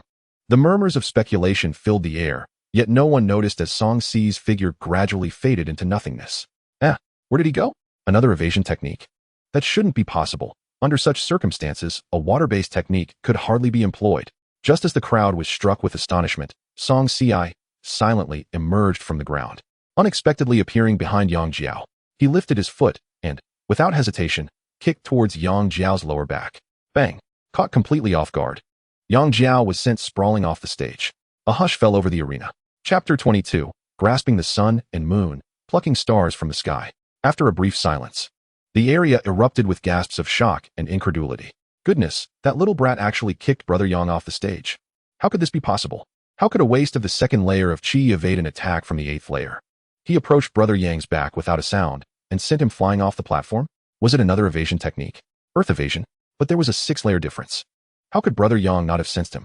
This is infuriating. Are evasion techniques truly so effective? When I use them, my opponents can always see me. This is simply unbelievable. The crowd stood in a daze, staring blankly at the diminutive figure on the stage. Everyone had assumed Yang Jiao would win. The disparity between the 8th layer and the 2nd layer was significant. This was akin to slaughtering a chicken. Yet, astonishingly, Yang Jiao had lost. Although it was a rather disgraceful defeat, Yang Jiao clutched his aching lower back, his eyes wide with disbelief as he bellowed, "You little rascal! How dare you launch a sneak attack? Brother, all's fair in war. I graciously accept your defeat," Xi replied with a sweet smile before leaping off the stage. "No, I haven't lost yet. You can't leave." Yang Jiao's eyes turned bloodshot as he roared. According to the tournament rules, if one party leaves the stage, they are considered defeated. "Are you trying to play tricks, brother?" With that, Xi swaggered towards the spectators' area. The elder promptly declared the result. Xi, victory. Upon hearing this, Xi beamed, revealing 2 rows of pearly white teeth, radiating with brilliance. Yang Jiao clenched his fists. His eyes filled with a fierce mixture of rage and indignation as he ground his teeth and muttered, "This time, you were merely lucky. I hope you continue to be this fortunate." In the audience, the esteemed disciples were equally dumbfounded, rendered speechless. What on earth?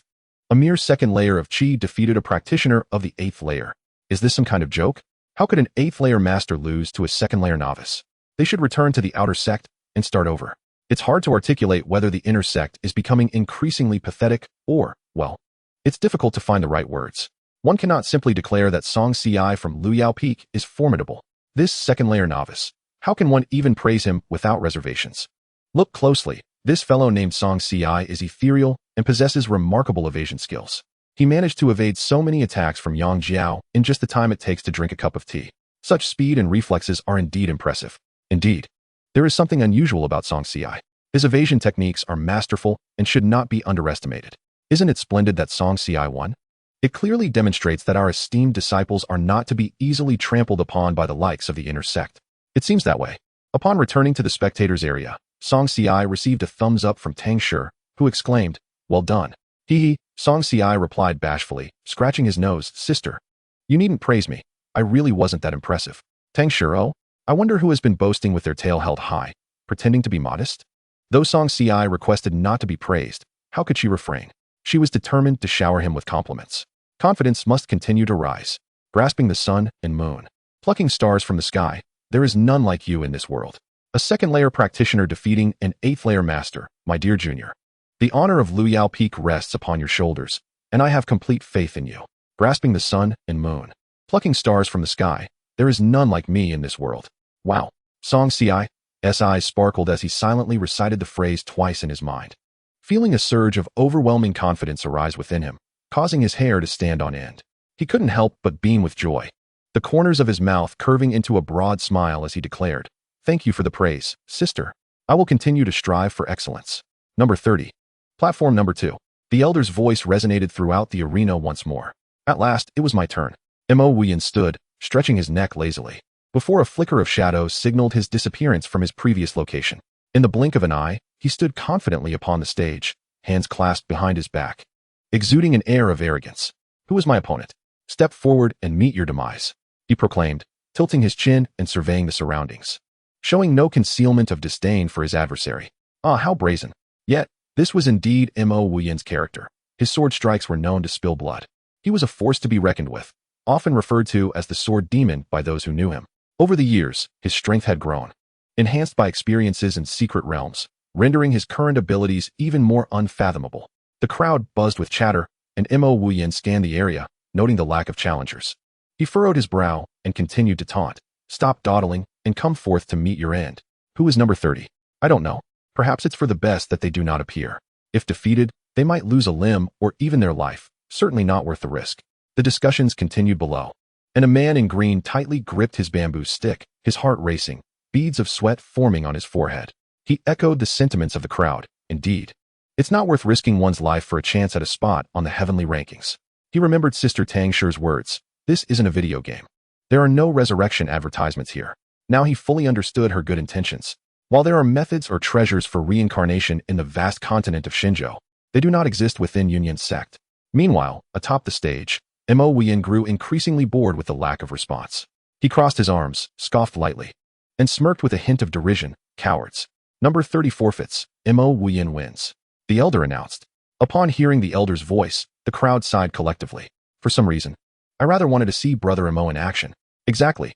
I also enjoy watching him dominate his opponents. In hindsight, it felt like a missed opportunity. The man in green thought to himself, so, being beaten isn't you, and that's why you feel regretful? He cursed under his breath, lowered his gaze to the bamboo stick in his hand, and secretly exhaled in relief. The competition continued. Mo Wuyan did not return to sit with Lin Yanran, but instead walked toward Tang Shi. Upon catching sight of him, Tang Shi felt a sense of unease wash over her. If Mo Wuyan were to engage her, she knew she wouldn't be able to enjoy her snack peacefully. As her mind raced with thoughts, she suddenly recalled something, and a strange smile crept onto her lips. Brother Mo, long time no see. My path in the way of indifference has seen no progress. Please grant me permission to slay a husband to achieve enlightenment. You may lose your life, but I could ascend, she exclaimed, her face bright with a charming smile. Mo Wuyan's expression shifted slightly, and he paused, then turned to walk away, stating, We are not suited for each other. Sister, best seek another. Tang Shi raised her eyebrows playfully. Ah, you think you can escape so easily? Mo Wuyan is a person who enjoys being flamboyant with his words, but when it comes to serious matters, he flees faster than anyone else. Chapter 23. I bet on my junior brother, the best in the world. Today, Xianxi's matches have concluded, and Tang Shi did not linger in the square, but returned to the medicinal garden. Xianxia stayed behind to observe the battles, as Tang Shi encouraged him to learn more combat skills, which would prove invaluable. Upon returning to the medicinal garden, Tang Shi reclined on a chair, pulled out the system panel, and gazed thoughtfully at the items in the elixir section of the shop. Xianxiasan, suitable for practitioners in the qi refining stage. It enhances the strength of spiritual power within the body, allowing for the condensation of pure spiritual energy, with an exchange price of 20 points. While it holds little value for Tang Shi, it would be of great benefit to Xianxia, given Xianxi's cultivation at the second level of qi refining. Aiming for a spot in the top 100 of the heavenly rankings seems somewhat ambitious. Historically, every disciple on the heavenly rankings possessed at least foundational cultivation, along with extensive combat experience. After a moment of contemplation, Tang Shi decided to exchange for it. Ding! 20 points deducted, and 1 xianxiasan obtained. Observing the elixir bottle that had appeared in her hand, Tang Shi placed it on the table. She then closed her eyes to rest, only to slowly open them again as the evening glow painted half the sky in hues of red. Senior sister, I'm back. Xianxi's voice echoed from afar, brimming with excitement. Senior sister? Xianxia pushed open the door to find Tang Shi reclining in her rocking chair, swaying leisurely. Tang Shi glanced at him upon his return. How was your day? Xianxia approached her, eagerly recounting the matches he had observed. Senior sister, aside from Brother Mo's match, which was a victory without a fight, the others were intensely contested. He vividly described the thrilling encounters, while Tang Shi offered occasional, measured comments. Once Xianxia had finished regaling her with the highlights, Tang Shi leisurely rose, retrieved the xianxiasan from the table, and handed it to him. This is. Xianxia was momentarily taken aback. His senior sister was often rather demanding, yet today she generously gifted him an elixir. He accepted the xianxiasan in a daze, incredulously asking, Senior sister, is this for me? Indeed. Overwhelmed with gratitude, Xianxia exclaimed, Thank you, senior sister. You are too kind to me. Tang Shi chuckled softly. All right, quickly consume it. Understood. Without hesitation, Xianxia placed the elixir in his mouth, sitting cross-legged on the ground to cultivate and absorb its effects. Tang Shi propped her chin on her hand, her gaze drifting outside. The sunset blazed like fire, casting a golden glow into the room and enveloping it in a warm embrace. After a while, Xianxia exhaled a breath of impure energy, and his spiritual powers surged dramatically. The surrounding spiritual energy coalesced around him, forming a small vortex that grew increasingly powerful, before surging into his body and gathering in his dantian, hinting at a potential explosion. Tang Shi narrowed her eyes, observing Xianxia with pursed lips. She mused, uncertain whether to credit the disparity in human physiques or the exquisite quality of the system's products. Generally, elixirs of this nature do not possess such potent effects. With this level of commotion, wouldn't he ascend 4 or 5 levels? Xi's aura surged as he suddenly opened his eyes, a glimmer of light flashing within. "Ah!" he shouted, raising his head, and at that moment, all surrounding spiritual energy converged, shattering barriers as he reached the 6th level of qi refining. With a tremendous flow of spiritual energy continuously pouring into his dantian, he quickly suppressed the boiling energy within him, intentionally keeping his cultivation at the 5th level of qi refining. Typically, the elevation brought on by consuming elixirs is somewhat ephemeral compared to the solid foundation built through diligent training, so Xianxia was not in haste to ascend. He would only grow stronger in the future. He continued to solidify his realm. After about half an hour, he finally stabilized his 5th level qi refining state, and his aura gradually weakened. Once his breathing returned to a steady rhythm, he opened his eyes to find himself meeting Tang Shi's tranquil gaze. "Congratulations, junior brother, on your successful promotion," Tang Shi said with a smile. "Thank you, senior sister," Xianxia replied, elated, unable to resist the urge to embrace Tang Shi, rubbing against her. "Senior sister, I love you so much." Tang Shi gently pushed his clingy head away, managing a smile. "Junior brother, we must maintain decorum between the sexes." Tang Shi retrieved the concealment technique from her storage ring and presented it to him. "As a member of the 6th tier, it is our principle to remain low-key. Your cultivation level must be kept hidden from others. This concealment technique will help you mask your abilities. Practice it well." "Of course, senior sister," Xianxia exclaimed, delighted as he accepted the concealment technique and departed. Watching Xi's retreating figure, Tang Shi's lips curled into a slight smile as she thoughtfully stroked her chin, seemingly plotting something. The next day, the Grand Elder stood on the high platform, announcing loudly the qualifiers from yesterday's Heavenly Rankings tournament to proceed to the arena for drawing lots to determine their opponents. Hearing this, the disciples hurried to the arena. Xianxia joined the throng, waiting in line to draw lots. After approximately half an incense stick's time, it was finally Xi's turn. He drew a blue lot from the bamboo tube, unfolding it to reveal number 222. He then returned to Tang Shi's side with the lot in hand. Tang Shi sat at the highest vantage point in the stands, casting a glance at the blue lot in his hand, her brows furrowing slightly. "Number 222? Xianxia blinked. "What's wrong, senior sister?" Tang Shi shook her head. "It's nothing. It's just that 2 is a bit excessive, making it seem somewhat foolish. Yesterday, over half of the 2,000 participants had been eliminated, leaving only a little over 1,000 today. The drawing process concluded swiftly. With the same rules as yesterday, those with matching numbers would engage in combat, with the victors advancing to the next round while the defeated would be eliminated." At this moment, the arena lay empty. The elder's sharp gaze scanned the crowd like a hawk, coldly calling for those who drew numbers 1, 2, and 3 to ascend the platform. As soon as he finished speaking, several figures darted through the air like lightning, landing on the arena. After exchanging pleasantries, they quickly engaged in fierce combat. Sword energies clashed and currents of air swirled, eliciting screams and cheers from the audience. Tang Shi and Xianxia watched with rapt attention, munching on sunflower seeds and sipping tea, occasionally commenting on the matches with great satisfaction.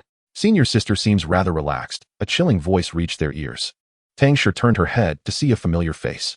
Lin Yanran, clad in purple, was strikingly beautiful, yet her narrow phoenix eyes glimmered with frost, adding a touch of aloofness to her allure. "Oh, it's junior sister Lin." Tang Shi nodded indifferently, choosing not to engage further and focusing instead on the arena.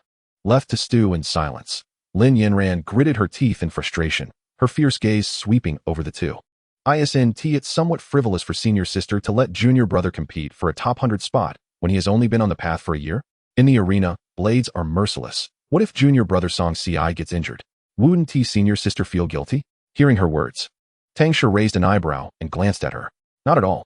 I bet on my junior brother, the best in the world, without a doubt." Her tone was calm, yet exuded immense confidence, making such a bold and ostentatious statement sound as if she were discussing a trivial matter. Lin Yanran nearly choked on her indignation. Her gaze shifted back to xianxia, who, upon hearing Tang Shi's words, showed no sign of shame. Instead, wearing a look of pride, Lin Yinran clenched her fists, inwardly scoffing. What are you so proud of? Do you truly believe yourself to be the foremost in this world, the epitome of excellence? Such boastfulness is nothing but a fool's errand. And it may very well lead to dire consequences for your disciple, xianxia. Sister Tang, while confidence is commendable, it can become perilous if taken to extremes. Sister Tang lazily fluttered her eyelashes, nonchalantly dismissing Lin Yinran's concerns. With that, she turned her attention back to her tea, completely ignoring Lin's intentions. Lin Yinran's chest heaved with indignation, her fury almost compelling her to leap from the stage and challenge Tang directly. She inhaled deeply, forcing a semblance of a smile. Since Sister Tang has such unwavering faith in Brother Song, I shall refrain from further comment. I can only hope you do not come to regret it. With a parting remark laced with venom, Lin Yinran stormed away. Tang, seemingly oblivious, continued to munch on her seeds. A grand sect competition was unfolding before her. How could xianxia possibly lose his life? Such a notion was preposterous. Moreover, Xi's mastery of the elusive escape technique was not to be trifled with. Without absolute strength to suppress him, even she would struggle to catch him. Reflecting on this, she cast a glance at xianxia, who appeared lost in thought. A silly grin plastered across his face. The sun ascended higher in the sky, a blazing orb of gold hanging overhead. Number 222, Ring 3. The elder's commanding voice echoed across the mountain peaks. Upon hearing this, xianxia promptly set aside his seeds and leaped onto the stage, landing squarely in the center. Oh, it's that fellow from Lulu Peak. At the second level of qi refinement, he was fortunate to win yesterday. Let's see how he fares today. The inner disciples chattered eagerly, their eyes riveted upon the arena. Xi's performance the previous day had profoundly shocked them, thus his presence on the stage drew significant attention. In the next moment, a figure descended from the sky, exuding a chilling aura of lethal intent. Thud! As he landed, a tremendous sound reverberated, sending clouds of dust billowing into the air, obscuring visibility. Xianxia waved away the dust and peered through the haze, spotting a towering figure with wild red hair cascading around a scarred visage, exuding a menacing demeanor. Second level of qi refinement, the red-haired giant grinned, revealing his menacingly white teeth. It seems fortune favors me. At that moment, the audience gasped in unison, their eyes wide with fear. It's Luo Kuang, the undisputed champion among the inner disciples, having reached the pinnacle of qi refinement. He had once slain a second-level foundation establishment cultivator while still at the 9th level of qi refinement. It was evident that Luo was poised to claim victory in this competition. Within the sect, few dared to provoke him, for his bloodthirsty reputation was well known. With countless lives claimed by his hands, it seemed this young lad was doomed. His aspirations of ascending the heavenly rankings would end here. Luo Kuang, overhearing the surrounding murmurs, let out a chilling laugh, akin to an owl's eerie cry, sending shivers down spines. Little brat, I suggest you concede early to avoid wasting my time. Concede? Xianxia replied with a smile.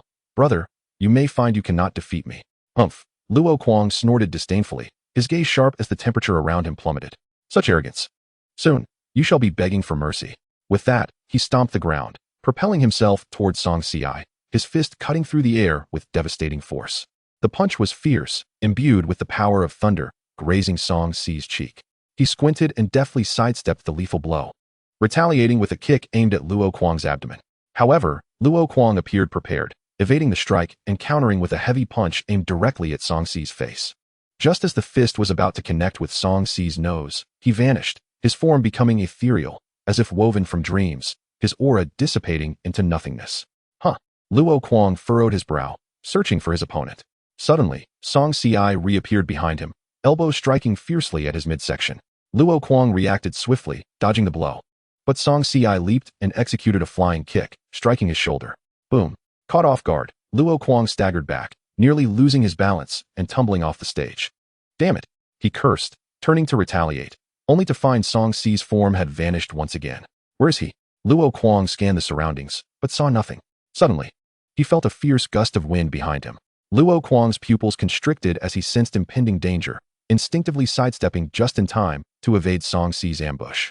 Xianxia smirked, sweeping his right leg in a horizontal arc, his speed unparalleled. Luo Kuang's eyes narrowed as he narrowly dodged the attack, but Xianxia vanished once more. Though Luo Kuang could not perceive him, he felt Xi's presence drawing closer, preparing for another stealthy strike. This is troublesome. If this continues, I might find myself thrown from the stage. Luo Kuang clenched his teeth, his expression darkening, a flicker of determination flashing in his eyes. He spread his arms wide, fingers curling into claws, launching forward with precise and deliberate movements, honed through countless repetitions. In an instant, a fierce wind whipped across the stage, forcing the spectators to shield their eyes. Many disciples activated their protective talismans, encasing themselves within barriers to withstand the biting gusts. Meanwhile, Luo Kuang unleashed his full might, shattering the protective barriers on the stage with a single punch, then leaping into the air, surveying the arena from above. In that fleeting moment, a shadow darted past like a bolt of lightning. Whoosh! Luo Kuang's eyes widened. What was that? Before he could ponder further, he felt a searing pain rip through his back, darkness clouding his vision as his body was hurled off the stage uncontrollably. In the next instant, Xianxia stood at the edge of the stage, gracefully retracting his leg and casually dusting off his robes. Brother, I concede to your prowess. The inner disciples erupted into a frenzy, rising from their seats in disbelief. He did it again. Xianxia won once more. How could Luo Kuang, with his superior cultivation, have lost? The king of Hades is fierce, but this little ghost is tenacious. His mastery of escape techniques is truly extraordinary. Chapter 25. Sister is not useless. The name Xianxia reverberated once more within the inner sect, inciting a wave of tumult. The atmosphere grew chaotic and noisy. Meanwhile, Luo Kuang, hearing the gossip around him, seethed with rage, his eyes fixated on Xianxia with a fiery intensity, resembling a lion driven to madness. He had always been the one to slay foes beyond his level. No one could challenge him. No one. You little brat, how dare you? With that, he clenched his fists, a powerful aura radiating from him. With a roar, Luo Kuang's true essence surged, creating a tempest in the air. His spiritual energy bursting forth from his pores, coalescing in his palms. His arms bulged with veins, and his blood surged like two dormant eagles ready to take flight. With a sudden lunge, he shot towards Xianxia like a cannonball, his fists imbued with destructive force, aiming to crush everything in his path. Once again, the crowd was left in shock. Luo Kuang's body had long since crossed the boundaries of the arena, the outcome decided, yet he resolutely unleashed his ultimate move, desperate to reclaim his pride. Such madness was truly beyond comprehension. With a thunderous roar, as he drew closer, a fierce gale erupted upon the stage, sweeping up debris and gravel from the ground, soaring through the air as if heralding the apocalypse, causing the entire mountain to tremble. Tang Shi furrowed her brows, ever prepared for action.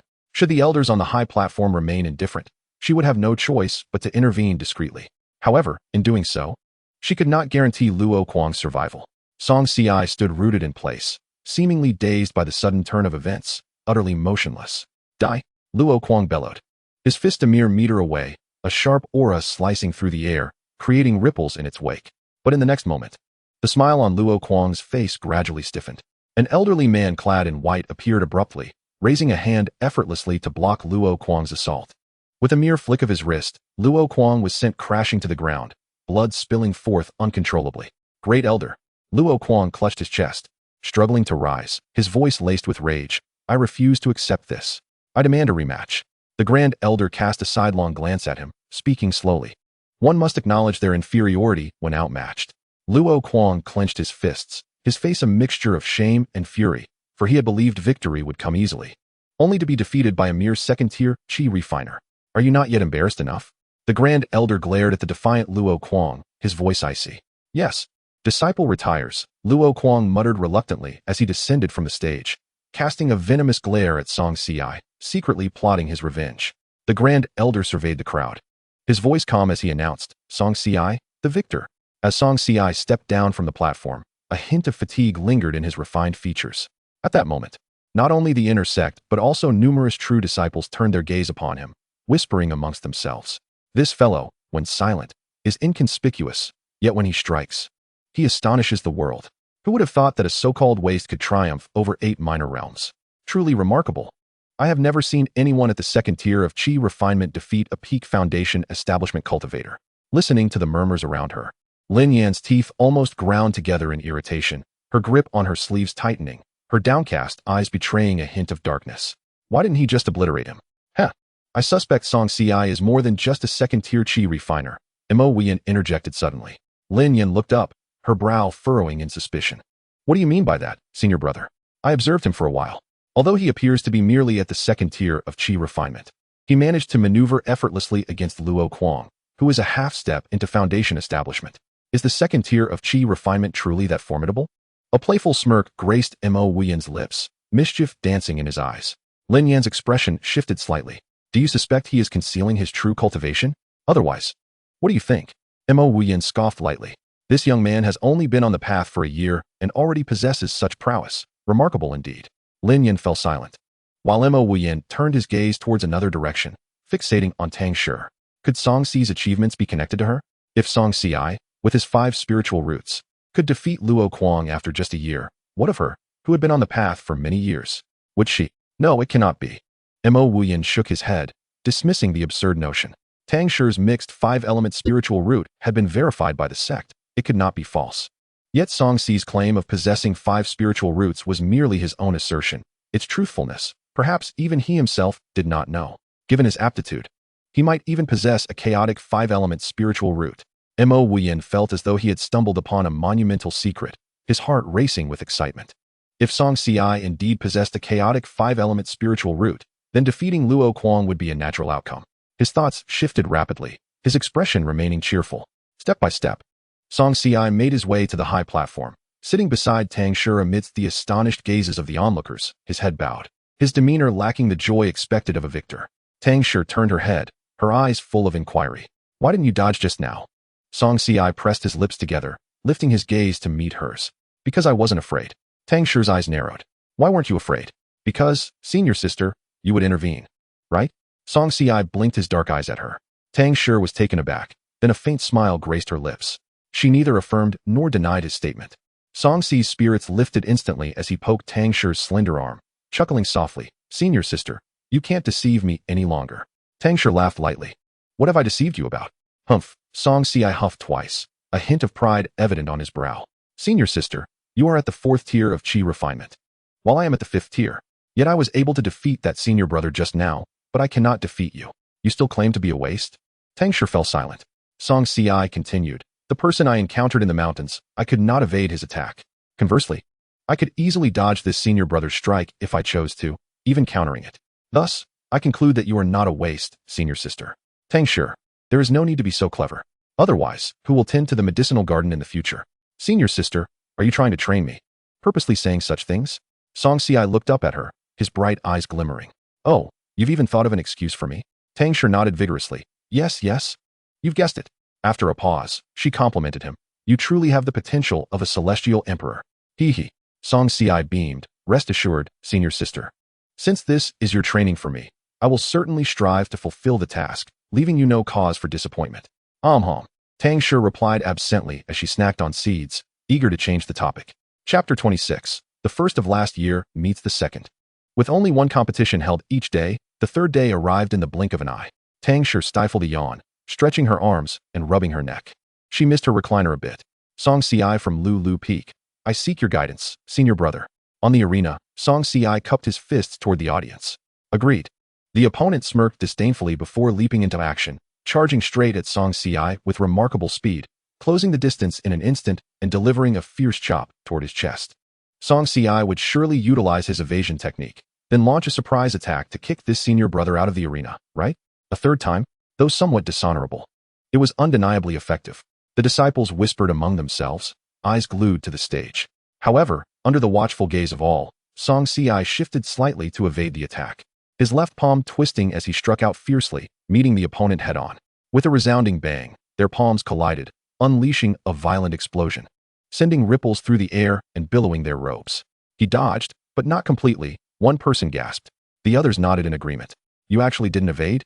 The opponent was evidently caught off guard by Xianxi's choice to engage directly, standing frozen in place for a moment before regaining his composure. If you choose to clash head-on, then you shall lose. He laughed coldly. Yet, Xianxia remained steadfast in his position, gazing at him with an air of calm composure. A subtle smile gracing his lips, seemingly unperturbed by the man's words. Observing this, the man's brows furrowed even tighter as he swung his right palm once more. The force of his strike, fierce and unyielding, aimed directly at Xianxi's forehead. He was eager to see just how long this young imp could endure. Buzzing. Before the gust of his palm could even reach Xianxi's nose, a jarring hum abruptly resonated, causing the atmosphere around them to freeze. As if the very air had solidified, the spectators' pupils narrowed in astonishment as they looked up. They beheld Xianxia shift slightly, transforming into an ephemeral shadow as he gracefully retreated. The terrifying sound wave, upon his departure, surged violently towards his rear. Bang! A muffled thud echoed throughout the valley, reverberating in a manner that made one's eardrums tremble. The man's complexion turned ashen, and he slowly knelt, clutching his chest. With a sputter, he spat out a mouthful of blood, staring incredulously at xianxia. The onlookers were taken aback by the display of xianxia's prowess, and after a brief moment of stupor, they collectively inhaled sharply. How formidable! The second layer of qi refinement. This was utterly outrageous. While today's opponent was merely at the 7th layer of qi refinement, there was still a staggering 5 minor realms of difference. How could it be that this senior brother, who had just held the upper hand, suddenly succumbed to defeat? What was the meaning of this? In the previous 2 matches, one could argue that xianxia's victories were due to surprise attacks, but in this instance, merely one confrontation led to the senior's utter downfall. A disciple murmured, his expression a tapestry of complexity. Who exactly is xianxia? Does he truly possess only the cultivation of the 2nd layer of qi refinement? Is this the terrifying nature of a true disciple? He appears so unremarkable, yet strikes with such ferocity. Are you still in doubt? Xianxia has evidently concealed his true cultivation. He is undoubtedly above the 7th layer of qi refinement. A true disciple scoffed. The crowd awoke to this realization, their gazes toward xianxia gradually transforming into reverence. In just a year of entering the path, ascending from nothing to the 7th layer of qi refinement, such a prodigy is truly the object of envy and resentment.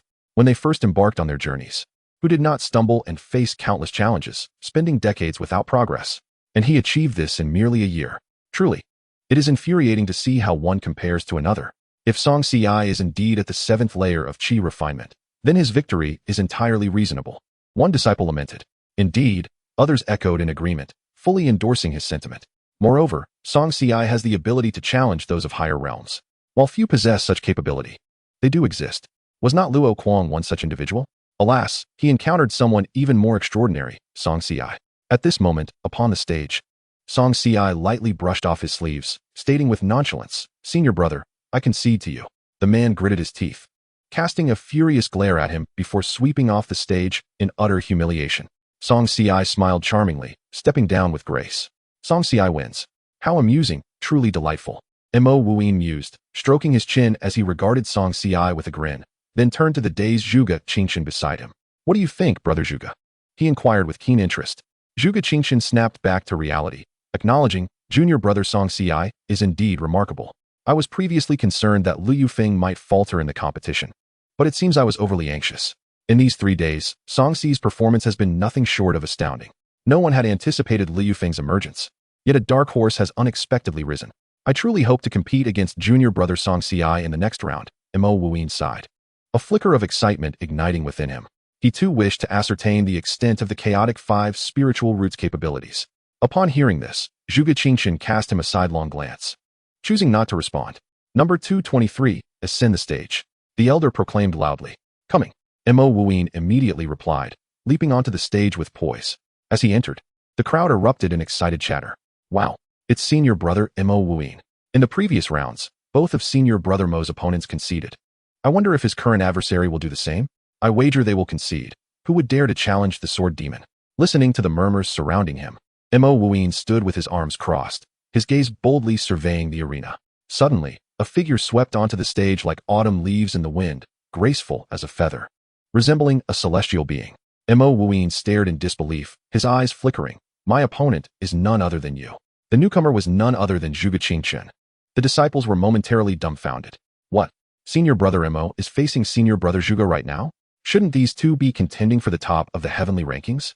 This round of the heavenly rankings competition was indeed thrilling, with Liu Feng's underdog disciples rising unexpectedly, followed by the top 2 facing off midway through the contest. Who do you think will emerge victorious? Unclear. The spectators whispered among themselves, engaged in fervent discussion. Zhuge Qingchen cleared his throat. "Junior brother, please enlighten me." "Please." Mo Wuyin replied, bowing respectfully. In the next instant, both moved swiftly, unleashing their techniques as they became entangled in combat. Bang! Clang! Their figures intertwined, fists flying, weapons clashing, echoing with a metallic resonance that pained the ears of onlookers. Their speed was so rapid that even those watching from below struggled to discern their identities, relying solely on sound to gauge their movements. Swish! Mo Wuyin soared upward, his silver radiance flaring, akin to a breaking bamboo stalk. slicing through the air toward Zhuge Qingqian's throat. The sharp brilliance approached with lethal intent, prompting Zhuge Qingqian to swiftly sidestep, narrowly evading the strike.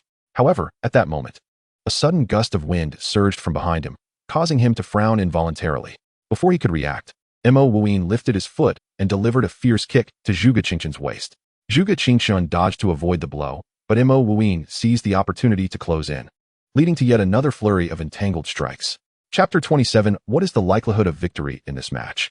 Both wielded swords and were masters of the sword path.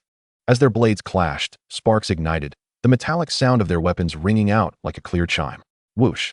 Mo Wuyin abruptly spun around, his long sword slicing downward, emanating a chilling brilliance aimed straight at Zhuge Qingqian's throat. Zhuge Qingqian, keenly aware of the impending danger, hastily shifted to the left. The cold blade grazed his neck, severing a portion of the brick beside him. Alarmed, he swiftly raised his sword in defense. Yet this time, Mo Wuyin's movements were significantly more ferocious. Zhuge Qingqian, exhausted from his defensive maneuvers, could only barely keep up, gradually losing ground. Clang! Following a heavy strike, Zhuge Qingqian staggered back several steps before regaining his balance. Mo Wuyin relentlessly pursued, delivering another palm strike that struck him squarely in the chest. This blow carried the force of thunder, and despite Zhuge Qingqian hastily raising his hands to defend, he was still struck hard, spurting out a mouthful of blood. Brother Zhuge, Lin Yanran, seated among the spectators, turned pale, her pupils narrowing to pinpricks as she abruptly stood, anxiously gazing toward the center of the arena. Mo Wuyin smirked slightly. His sword pointed directly at Zhuge Qingqian's chest. Brother Zhuge, you have lost. Zhuge Qingqian wiped the blood from his lips, taking a deep breath. I have indeed lost.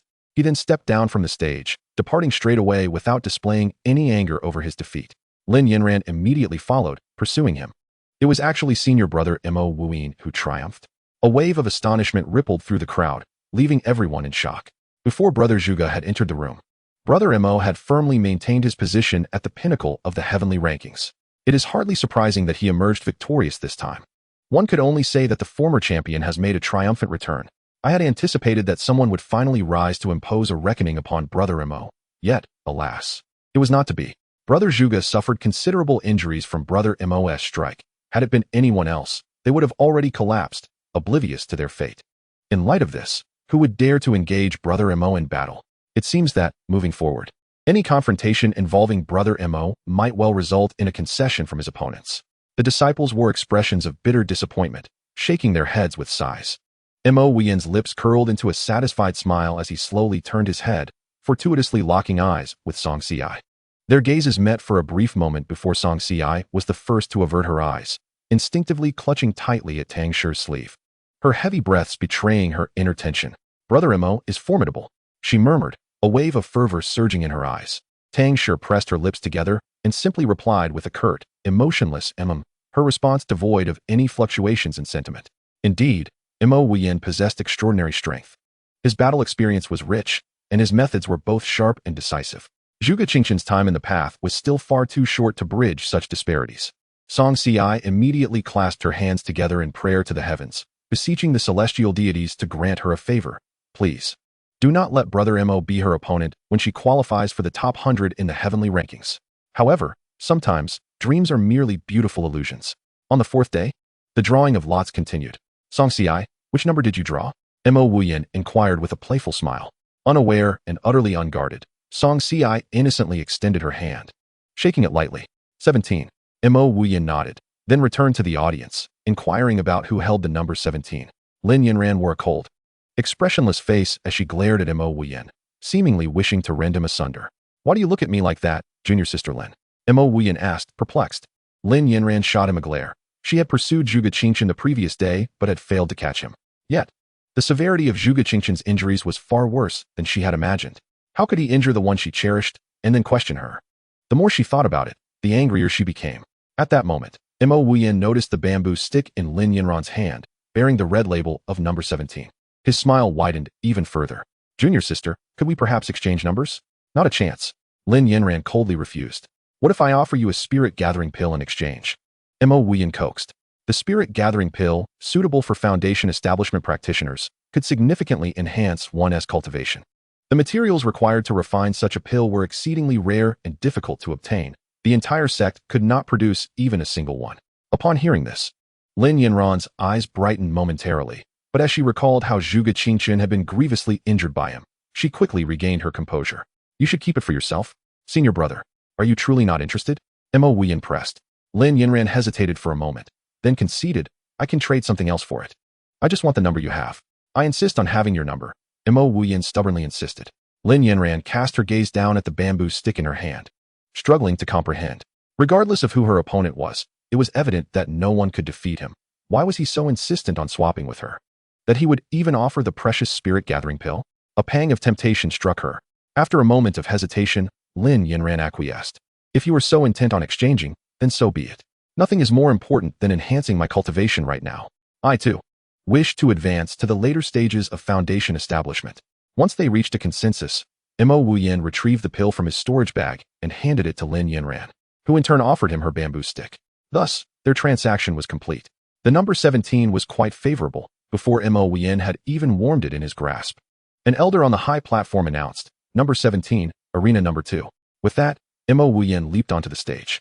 The previously bustling crowd, engaged in animated discussions about the last match, fell abruptly silent, their attention drawn to Mo Wuyan, each harboring a myriad of thoughts. It was once again Mo Wuyan's turn to face off. One could only wonder if this opponent would concede. Standing atop the arena, Mo Wuyan scanned the surroundings before his gaze finally settled on Xianxia. Senior sister, Xianxia stammered, unable to articulate her thoughts. Panic gripped her. There were still over 200 participants. How could she be so fortunate as to face Mo Wuyan? She knew she stood no chance. Tang Shi gently patted her shoulder, encouraging her. You can do it. Xianxia felt on the verge of tears. Senior sister, what do you think are my chances of winning? After a moment of contemplation, Tang Shi responded earnestly, it's a 1 in 9 chance. Xianxia's lips trembled, her complexion paling. 1 in 9. The previous conversation with her senior sister about her chances against Zhuge had echoed in her mind. With a single strike, he had cleaved her into 9 pieces. The thought sent shivers down her spine. Tang Shi scrutinized her for a moment before handing her the sword. Take this, senior sister. Xianxia grasped the sword's hilt, trembling, her confusion evident. Tang Shi spoke deliberately. Let me ask you again, what are your chances in this match?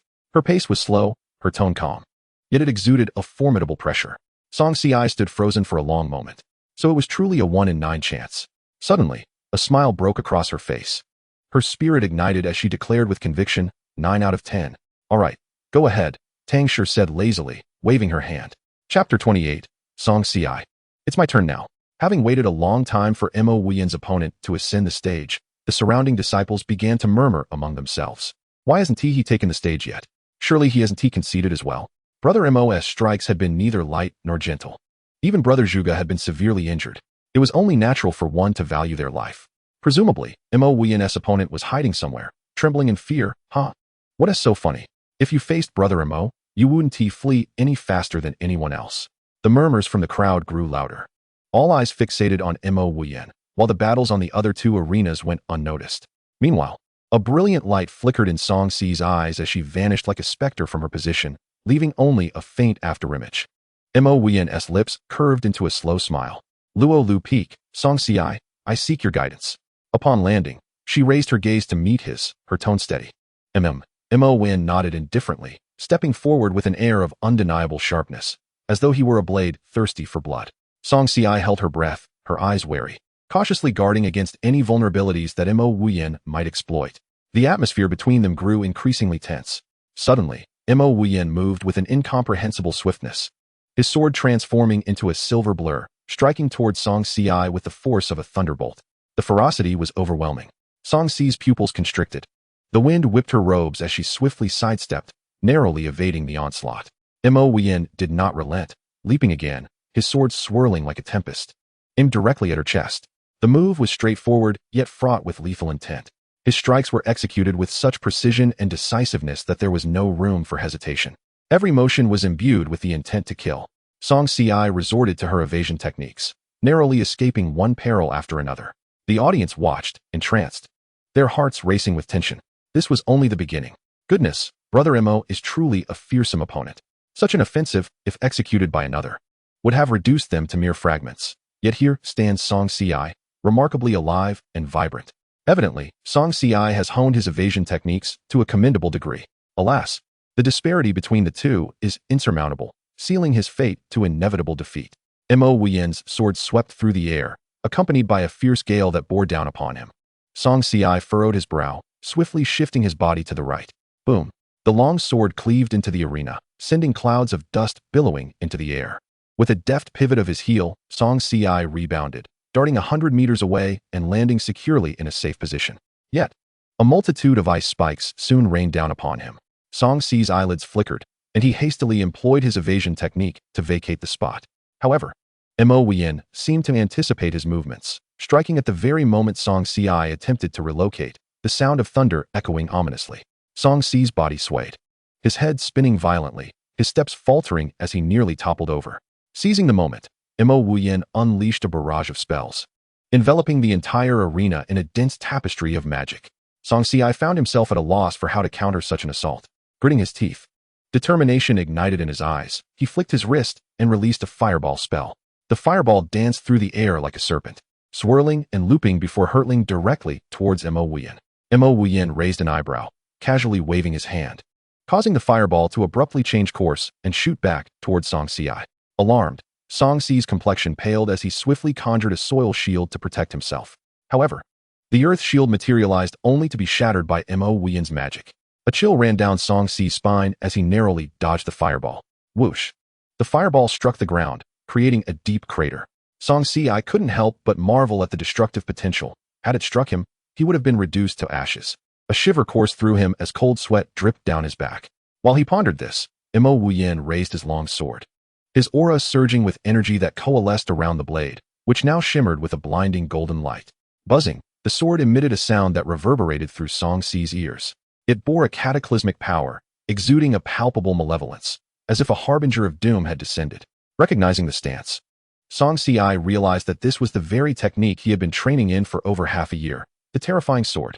He yearned to vanish using his evasion technique, but his body felt unresponsive, as if ensnared by an eerie chill that constricted around his neck, suffocating him and making it increasingly difficult to breathe. Mo Wuyan was unleashing his killing move.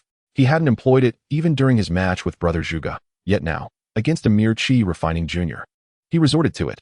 This was disastrous. Xianxia was doomed. That strike from Mo Wuyan was surely lethal, and there was no way he could escape it. A chorus of sighs arose from the audience. Save me, sister." Xianxi's face turned pale, cold sweat beading on his forehead, his throat dry and painful, as he fervently whispered in his heart, hoping that his sister would intervene to save him. Mo Wuyan's expression was devoid of mercy as he swung his sword. Witnessing the blade approach, Xianxia closed his eyes, positioning the sword horizontally before him, his heart pounding violently, as if it might explode at any moment. He bit his lip, bracing himself for the imminent pain. Boom! A thunderous sound reverberated, and Mo Wuyan was unexpectedly thrust back several meters. In front of all, his full-force strike had caused no harm to Xianxia. Rather, upon contact, it had rebounded upon him. Hiss! Gasps of shock echoed among the spectators, their eyes wide in disbelief, frozen in collective astonishment. What is happening? Mo Wuyan's most prized technique, the terrifying sword, failed to inflict any damage on that boy? Am I seeing this correctly? Brother Xianxia appears entirely unscathed. Not only is Xianxia adept at evasion, but his defense is also extraordinary. No matter how formidable, he is still merely at the mid-chi refining stage. The audience erupted in a frenzy, collectively stunned. Meanwhile, Mo Wuyan, maintaining an impassive facade, was internally reeling from the revelation. It was bewildering. He had once executed this strike to slay Golden Core practitioners, albeit those freshly advanced. Yet to be unable to harm a mere chi refining novice? It was incomprehensible. Xianxia was also momentarily taken aback. After accumulating such terrifying power, this was the result? He lowered his gaze to the long sword in his hand, quickly grasping the reason. His sister's treasured sword was indeed remarkable. What she claimed to be 90% was, without a doubt, true. She had not deceived him. In the spirit of reciprocity, it was now his turn. Without a moment's hesitation, he held the sword aloft. Levitating in midair, his hair billowing, an aura of chilling malice surrounding him, the sword energy rampaging forth as nearby flora and leaves exploded around him. Mo Wuyan furrowed his brow, sensing the urgency, and immediately adjusted his focus, gripping his long sword tightly. The surrounding spiritual energy grew increasingly agitated. Xianxia lifted his arm, his long sleeve slicing through the air, leaving behind phantoms. Suddenly, the sky darkened, thunder rumbled, and ominous clouds engulfed the square. A fierce wind arose, swirling dust and fallen leaves, thickening the haze and obscuring visibility. Chapter 29. Xianxia emerges victorious once more. What is happening? A qi refining stage cultivator can manipulate such cosmic phenomena? Could he possibly be wielding some advanced technique or secret art? Uncertain, yet it certainly appeared so. The crowd buzzed with speculation, their eyes fixated on the stage. Boom.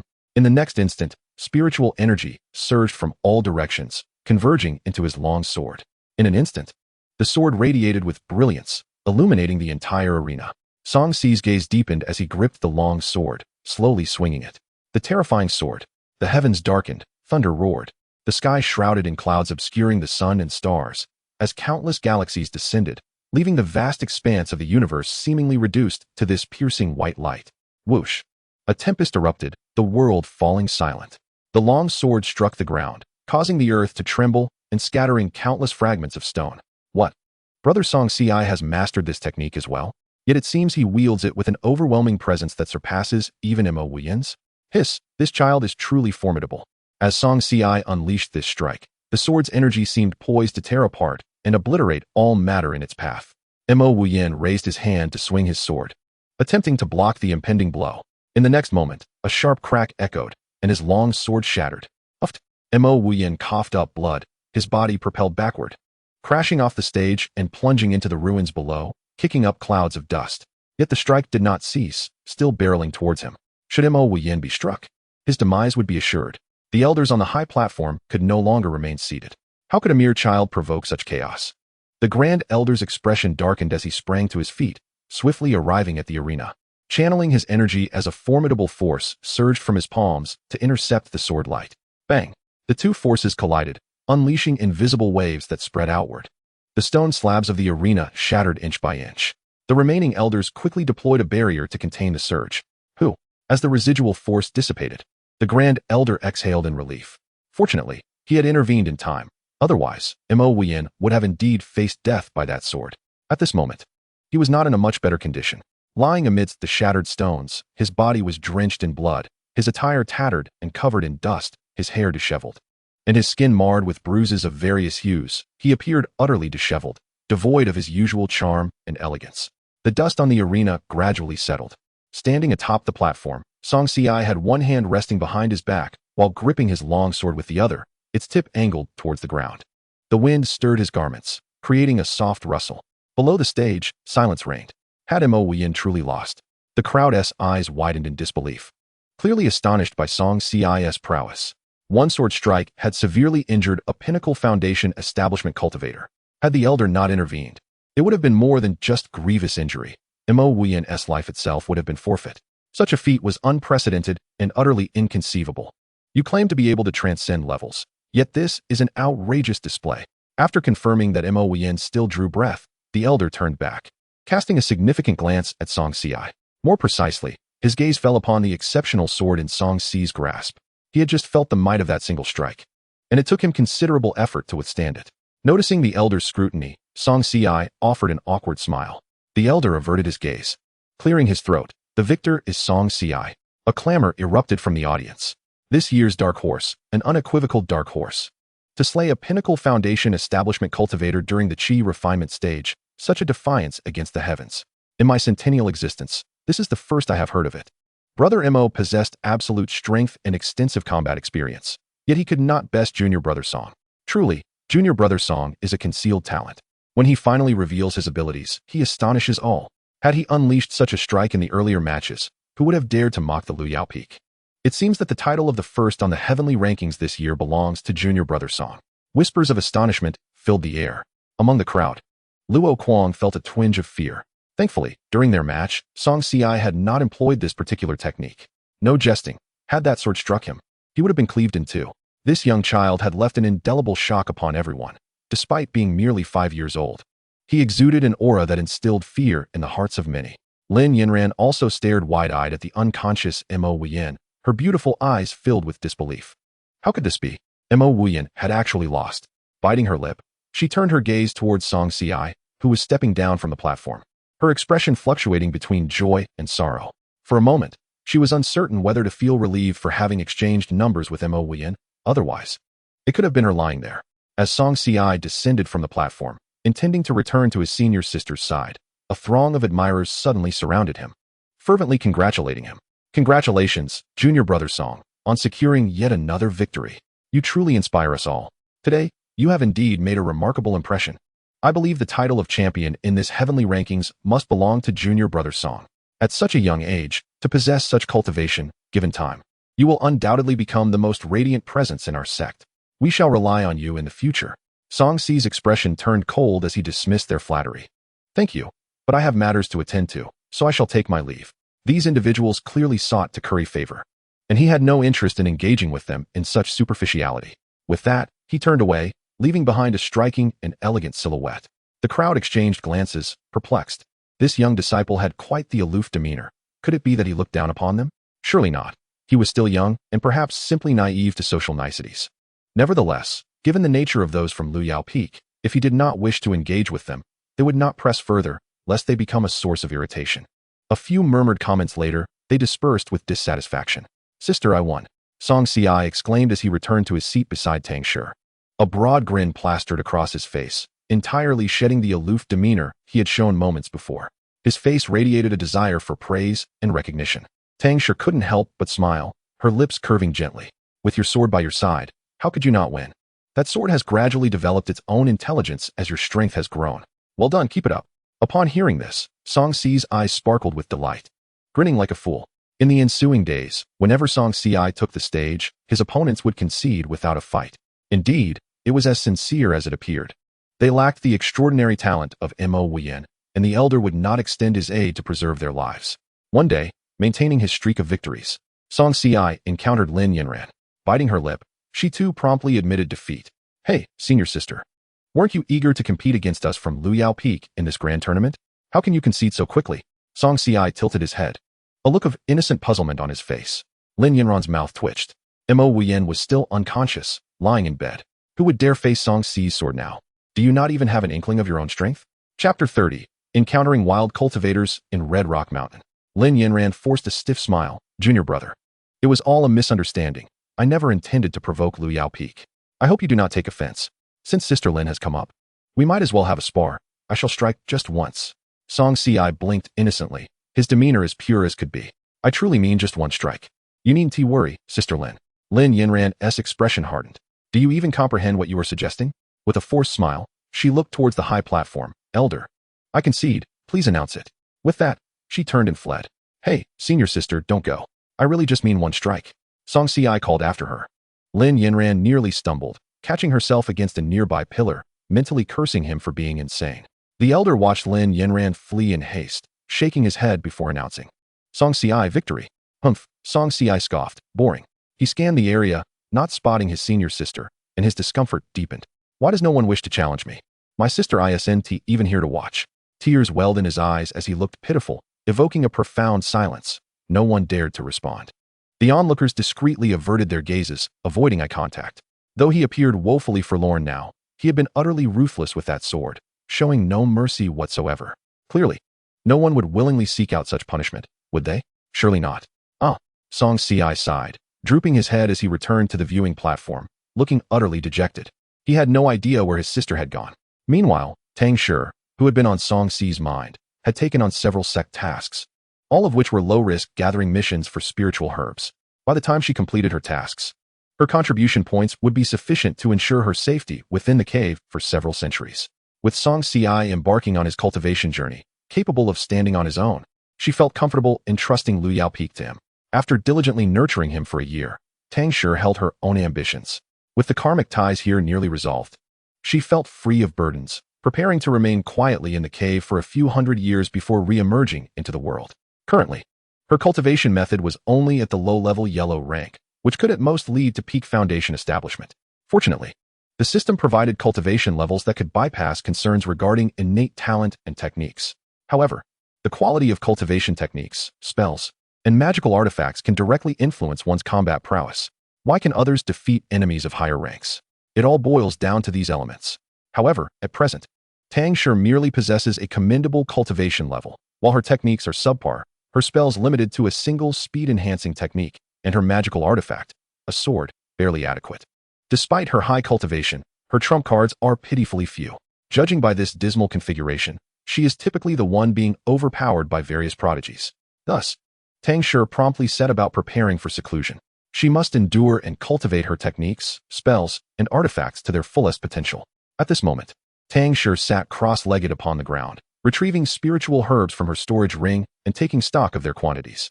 Ningxin flower, 10 stalks, completed. Octagonal xianbing grass, 8 stalks, completed. Millennium fire mushroom, 3 stalks, completed. Purple gold lotus, 2 stalks, completed. Crimson flame grass, 20 stalks, completed. Blood ginseng fruit, 6 pieces, 1 more to go. Once I locate this final piece of blood ginseng fruit, I can return to my seclusion. Tang Shi exhaled softly, waved her hand, and all the spiritual herbs were returned to her storage bag. Subsequently, she rose and ventured deeper into the mountains in search of the blood ginseng fruit tree. This mountain, named Hongyan Mountain, stretched for thousands of miles, concealing countless precious spiritual herbs while also harboring ferocious beasts, making it exceedingly perilous. Suddenly, a commotion erupted not far away, prompting her to halt and leap onto the side of an ancient tree, holding her breath and focusing her senses. The ancient tree towered 30 zhang high, its branches lush and its trunk straight, resembling a formidable iron spear. Its broad canopy shielded a significant portion of the sunlight. Roar! Hiss! Too low. Hoarse, beastly roars echoed from nearby. Almost immediately, a man and a woman dashed through the dense forest. The man was tall and robust, clad in green, with a silver giant axe slung across his back. The woman, with a visage reminiscent of blossoming peach flowers, donned a flowing red gown, its hem billowing like clouds in a gentle breeze. Wasn't it said there was only one? Why are there 2 white-tailed arkwolves? Enough with the chatter, we must flee. The pair, in a state of panic, sprinted desperately, attempting to shake off the pursuing white-tailed arkwolves. A whoop! The 2 monstrous wolves howled furiously, charging towards the woman, who lagged slightly behind, their sharp fangs glinting with a chilling light, seemingly intent on severing her throat. In that critical moment, a glint of calculation and ruthlessness flashed across the woman's brow. She drew a long whip from her waist, gripped it in reverse, and swung it with force. The whip sliced through the air with a piercing, sharp sound. However, rather than targeting the beasts, she directed it towards the man fleeing ahead. Crack! The whip coiled around his neck, and the woman yanked him backward. The beast's vicious lunge landed, and the man's body was instantly pierced by their teeth. A wave of blood spilling forth. You! The man's eyes widened in disbelief, fixed on the woman. He could not comprehend. They had been treasure hunting together for over 3 months, their bond rapidly deepening, even agreeing to become partners upon their return. Why had this woman turned against him? Why? The wolf threw back its head and howled, extending its paw to shred the man's chest. He struggled in agony for a brief moment before succumbing to death. Apologies, the woman uttered coldly, yet she did not seize the opportunity to escape. The wolf licked its lips, its gaze fixated on her, revealing a bloodthirsty glint. It opened its gaping maw, lunging at her. Unfazed, the woman raised her whip, striking the wolf violently, the whip's tail sending stones flying towards its head. Bang! Bang! Bang! Hiss! The wolf howled in agony, enraged, charging at the woman. Seizing the moment, she retracted her whip, twisting her body to evade the wolf's attack, then swung her whip fiercely towards it again. Her wrist was nimble, her strikes vicious and cunning, each lash targeting the wolf's vital points. After the span of an incense stick, both wolves lay grievously wounded, blood splattering in all directions, their massive forms collapsing in a gruesome spectacle. After dispatching the beasts, the woman approached the man's lifeless body, retrieving the storage bag from his waist before returning to the carcasses of the monsters. She drew a dagger, preparing to extract the inner cores of the beasts. Suddenly, a whistling sound sliced through the air from behind. Sensing danger, she swiftly dodged, narrowly evading a poisoned arrow. Who? She shouted sharply, scanning her surroundings with vigilance. Hand over the storage bag, and I will leave your corpse intact. A low, gravelly voice echoed from a distance, laced with a hint of mockery. Chapter 31. In the realm of immortal cultivation, everyone is a cunning fox. A man clad in a blood-red robe stood atop a tree, a vicious serpent tattoo coiling around his right arm, a bow gripped in his left hand, aimed directly at her. The woman paused in surprise. Then a smile crept across her lips, her eyes brimming with derision. Ha! If you relinquish all your valuables, I might consider sparing your life. The serpent-tattooed man scoffed, the atmosphere suddenly thickening with a palpable sense of impending violence. Your words are audacious. I fear you may lack the ability to back them up. He narrowed his eyes, a chilling, malevolent light flashing within. The woman cast a disdainful glance at him, declaring, I, Qiyun, have roamed this world for over 200 years, and it has always been I who seizes from others. It has never been my turn to be robbed. Before her words had fully dissipated, She raised her hand and hurled her whip, which transformed into a darting dragon, lunging directly at the serpent-tattooed man. The man's expression shifted dramatically, and he swiftly released his grip on the bowstring, retreating with urgency. Whoosh! The whip sliced through the air, narrowly grazing his nose, severing a lock of his hair. Shock surged through the serpent-tattooed man's eyes. This woman's strength exceeded his expectations. Xian smirked, reveling in the prospect of being the yellow bird, oblivious to the fact that she might be the mantis facing the cicada. The serpent-tattooed man's face darkened, fury boiling within him. "You vile creature, perish!" he bellowed, drawing his bow once more. Whoosh! Another poisoned arrow shot forth, and Xian quickly sidestepped, using her whip to deflect the projectile. The serpent-tattooed man's palm opened, revealing a glowing green orb that coalesced into a small cloud of toxic mist, wafting around him. He raised his left arm, dipping his finger into the green light, pointing at Xian, his voice cold. "By Shi poison needle." Whoosh! The poison needle shot forth like lightning. Thud! The green light penetrated Xian's body, the venom seeping into her organs. She trembled slightly, a trickle of blood escaping her lips. "Ha ha!" The serpent-tattooed man laughed maniacally. Yet, just as his laughter echoed, his expression abruptly froze, eyes wide with disbelief. A silver axe descended without warning, striking his head squarely. Boom! The serpent-tattooed man's body exploded, blood splattering in all directions. Caught off guard, he never imagined he would meet such a humiliating end. Xian gazed at the sole figure remaining, a man wielding the silver axe, her form wavering, her complexion pale as paper. He is still alive. Her gaze dropped slightly, her mind racing with countless strategies. With great effort, she raised her right hand to wipe the blood from her lips, donning a serene smile reminiscent of her former self. "Xingshan, save me," she murmured weakly. The axe slowly descended, and the man, known as Xingshan, stepped closer to Xian. Xian, his fingers brushed against the woman's icy, delicate skin. They had known each other for several months, advancing and retreating together. Though not lovers, their bond resembled that of soulmates. Yet, the image of her unhesitatingly thrusting him towards the beast ignited a blaze of fury within Xingshan. "You deserve to die," he exclaimed, gripping her slender neck tightly, squeezing with force. Coughing, Xian's face flushed crimson as she struggled to breathe. Her beautiful eyes glimmered with a pleading expression as she softly implored, "Xingshan, please don't do this. I was wrong. When that beast lunged at us, I panicked. I beg for your forgiveness, will you?" Her voice, sweet and tender, sounded almost like a child seeking comfort, causing Xingshan's heart to quiver. He lowered his gaze, meeting her clear, tear-filled eyes, and his anger began to wane, replaced by a flicker of compassion. Reluctantly, he released his grip on her, and after a moment of silence, asked, "How could you so readily push me out there?" "I pushed you out. But did I not feel sorrow?" Xian choked, her eyes brimming with tears. "I was terrified, truly terrified. You promised to protect me, yet you fled so quickly." Her woeful demeanor softened Xingshan's heart. "All right, stop crying," he sighed, gently ruffling her hair. "This time it was my fault. It won't happen again." Xian's tears transformed into a smile as she wrapped her arms around his waist and nestled into his embrace. Xingshan tightened his hold, softly patting her shoulder, reassuring her. "Fear not, for I am here." Xian nodded in agreement, behaving like a docile kitten, a peculiar smile creeping onto her lips. "Xingshan," she murmured, snuggling against his chest. Xingshan looked down at her in confusion. She rose onto her tiptoes and bestowed a fleeting kiss upon his lips. "Thank you, Xingshan." As her words fell, a silver dagger pierced through his chest, penetrating his heart. "Ugh," Xingshan grunted, abruptly pushing her away, his eyes wide with shock and disbelief as he stared at the dagger protruding from his chest. Why would you do this?" he seethed through clenched teeth. Xian wiped the blood from the corner of her mouth, gazing at him with a beaming smile as she casually remarked, "I detest being indebted to anyone, so perish." "Xian, you wretched woman, how could I love you so deeply?" Xingshan roared, his eyes blazing with fury, wishing he could tear her apart. "Love?" Xian laughed as if she had heard a great jest. "What is love? Such an ethereal notion is merely a stepping stone on my path. Do you comprehend?" She tilted her head, her smile dripping with sarcasm. "Do not think me heartless. I have taken your life once, and in the days to come, you shall forever bear this scar. You may love me now, but what of a century hence? Rather than wait for the day you cease to love me and revisit old grievances, it is better to send you on your way now." With that, she retrieved a talisman from her spatial ring and affixed it to his forehead. "Xian, may you meet a grim fate." The talisman ignited, silencing his roar as he was reduced to ash upon the ground, breathless. Xian reclaimed her dagger, staggering slightly as she removed the storage pouch from the slain man's waist, then extracted the beast's core before departing the dense forest.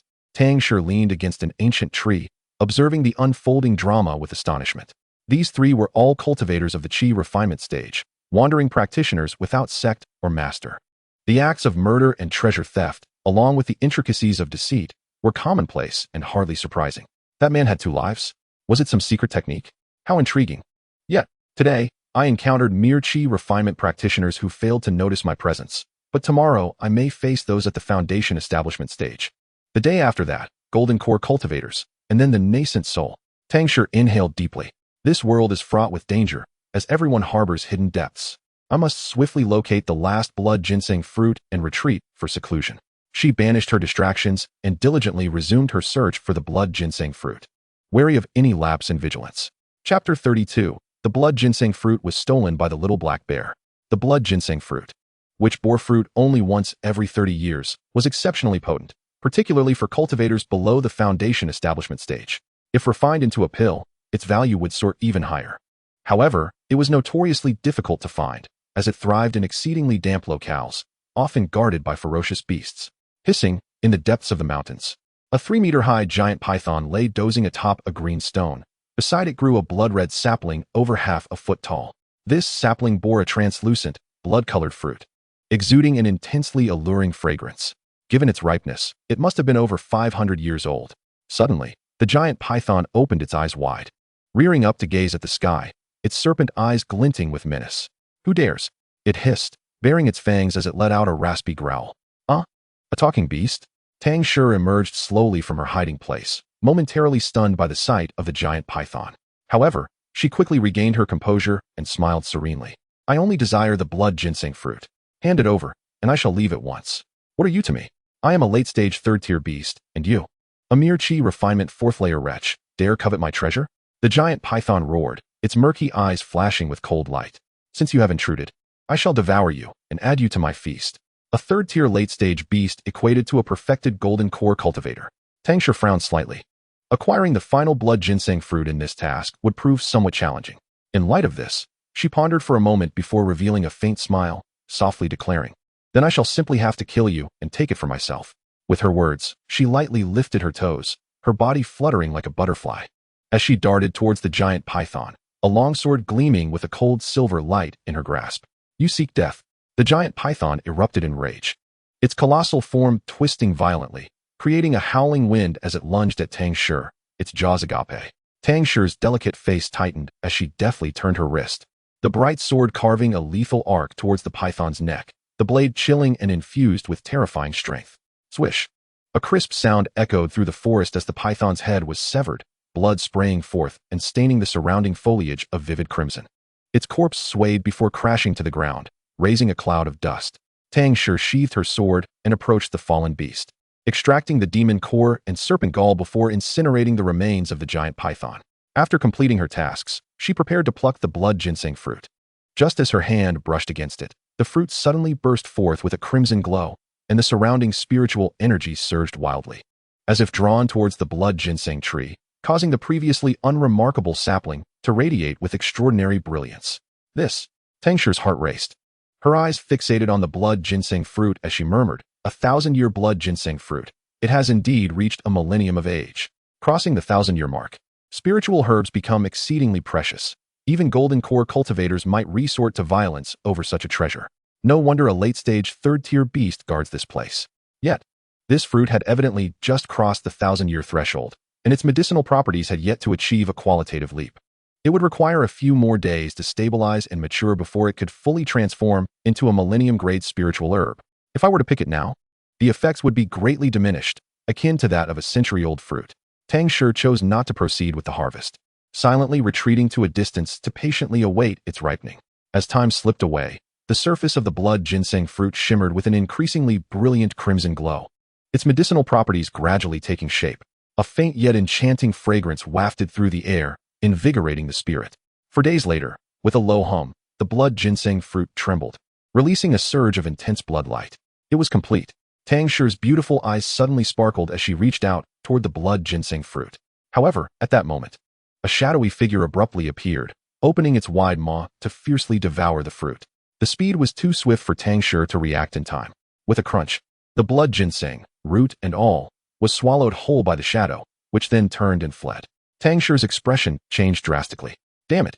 She could not help but mutter under her breath. Who would have thought that one day she would be the one to make garments for others?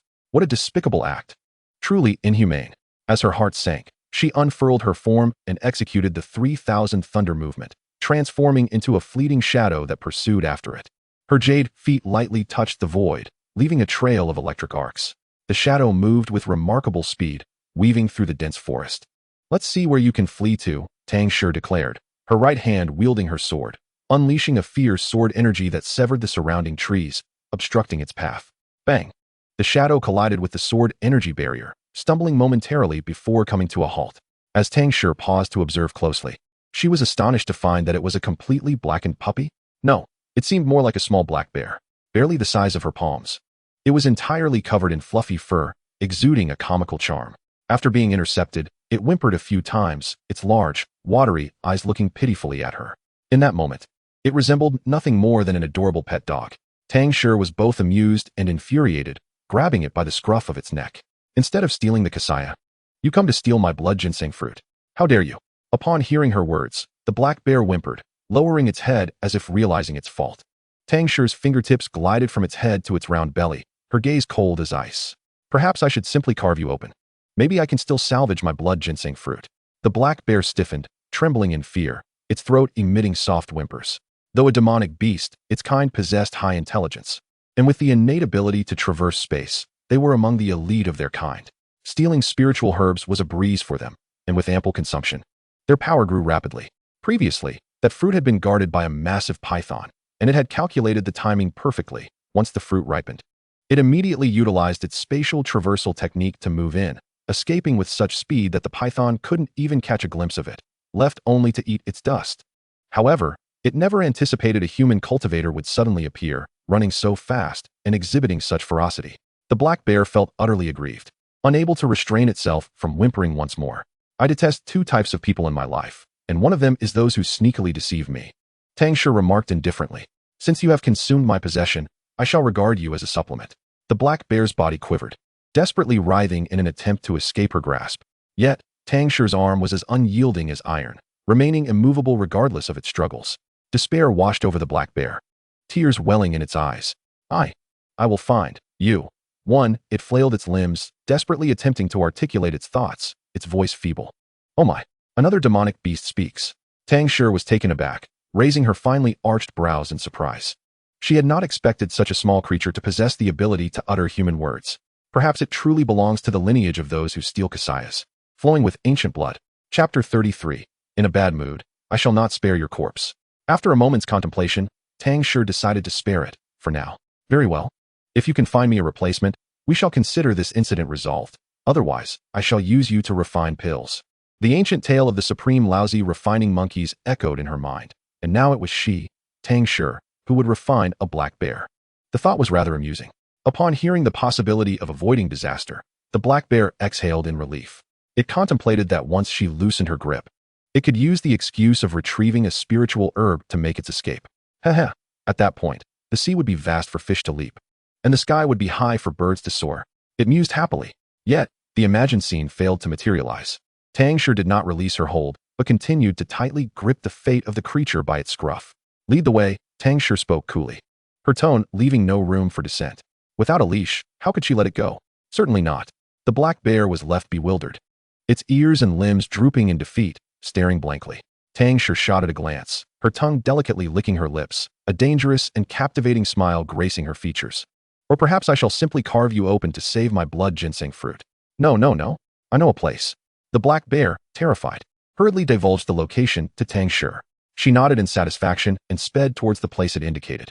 15 minutes later, in the heart of a mountain range, Tang Shi's gaze turned icy as she gripped the black bear's neck with her left hand and wielded her sword in her right. With a swift motion, a chilling sword light flickered.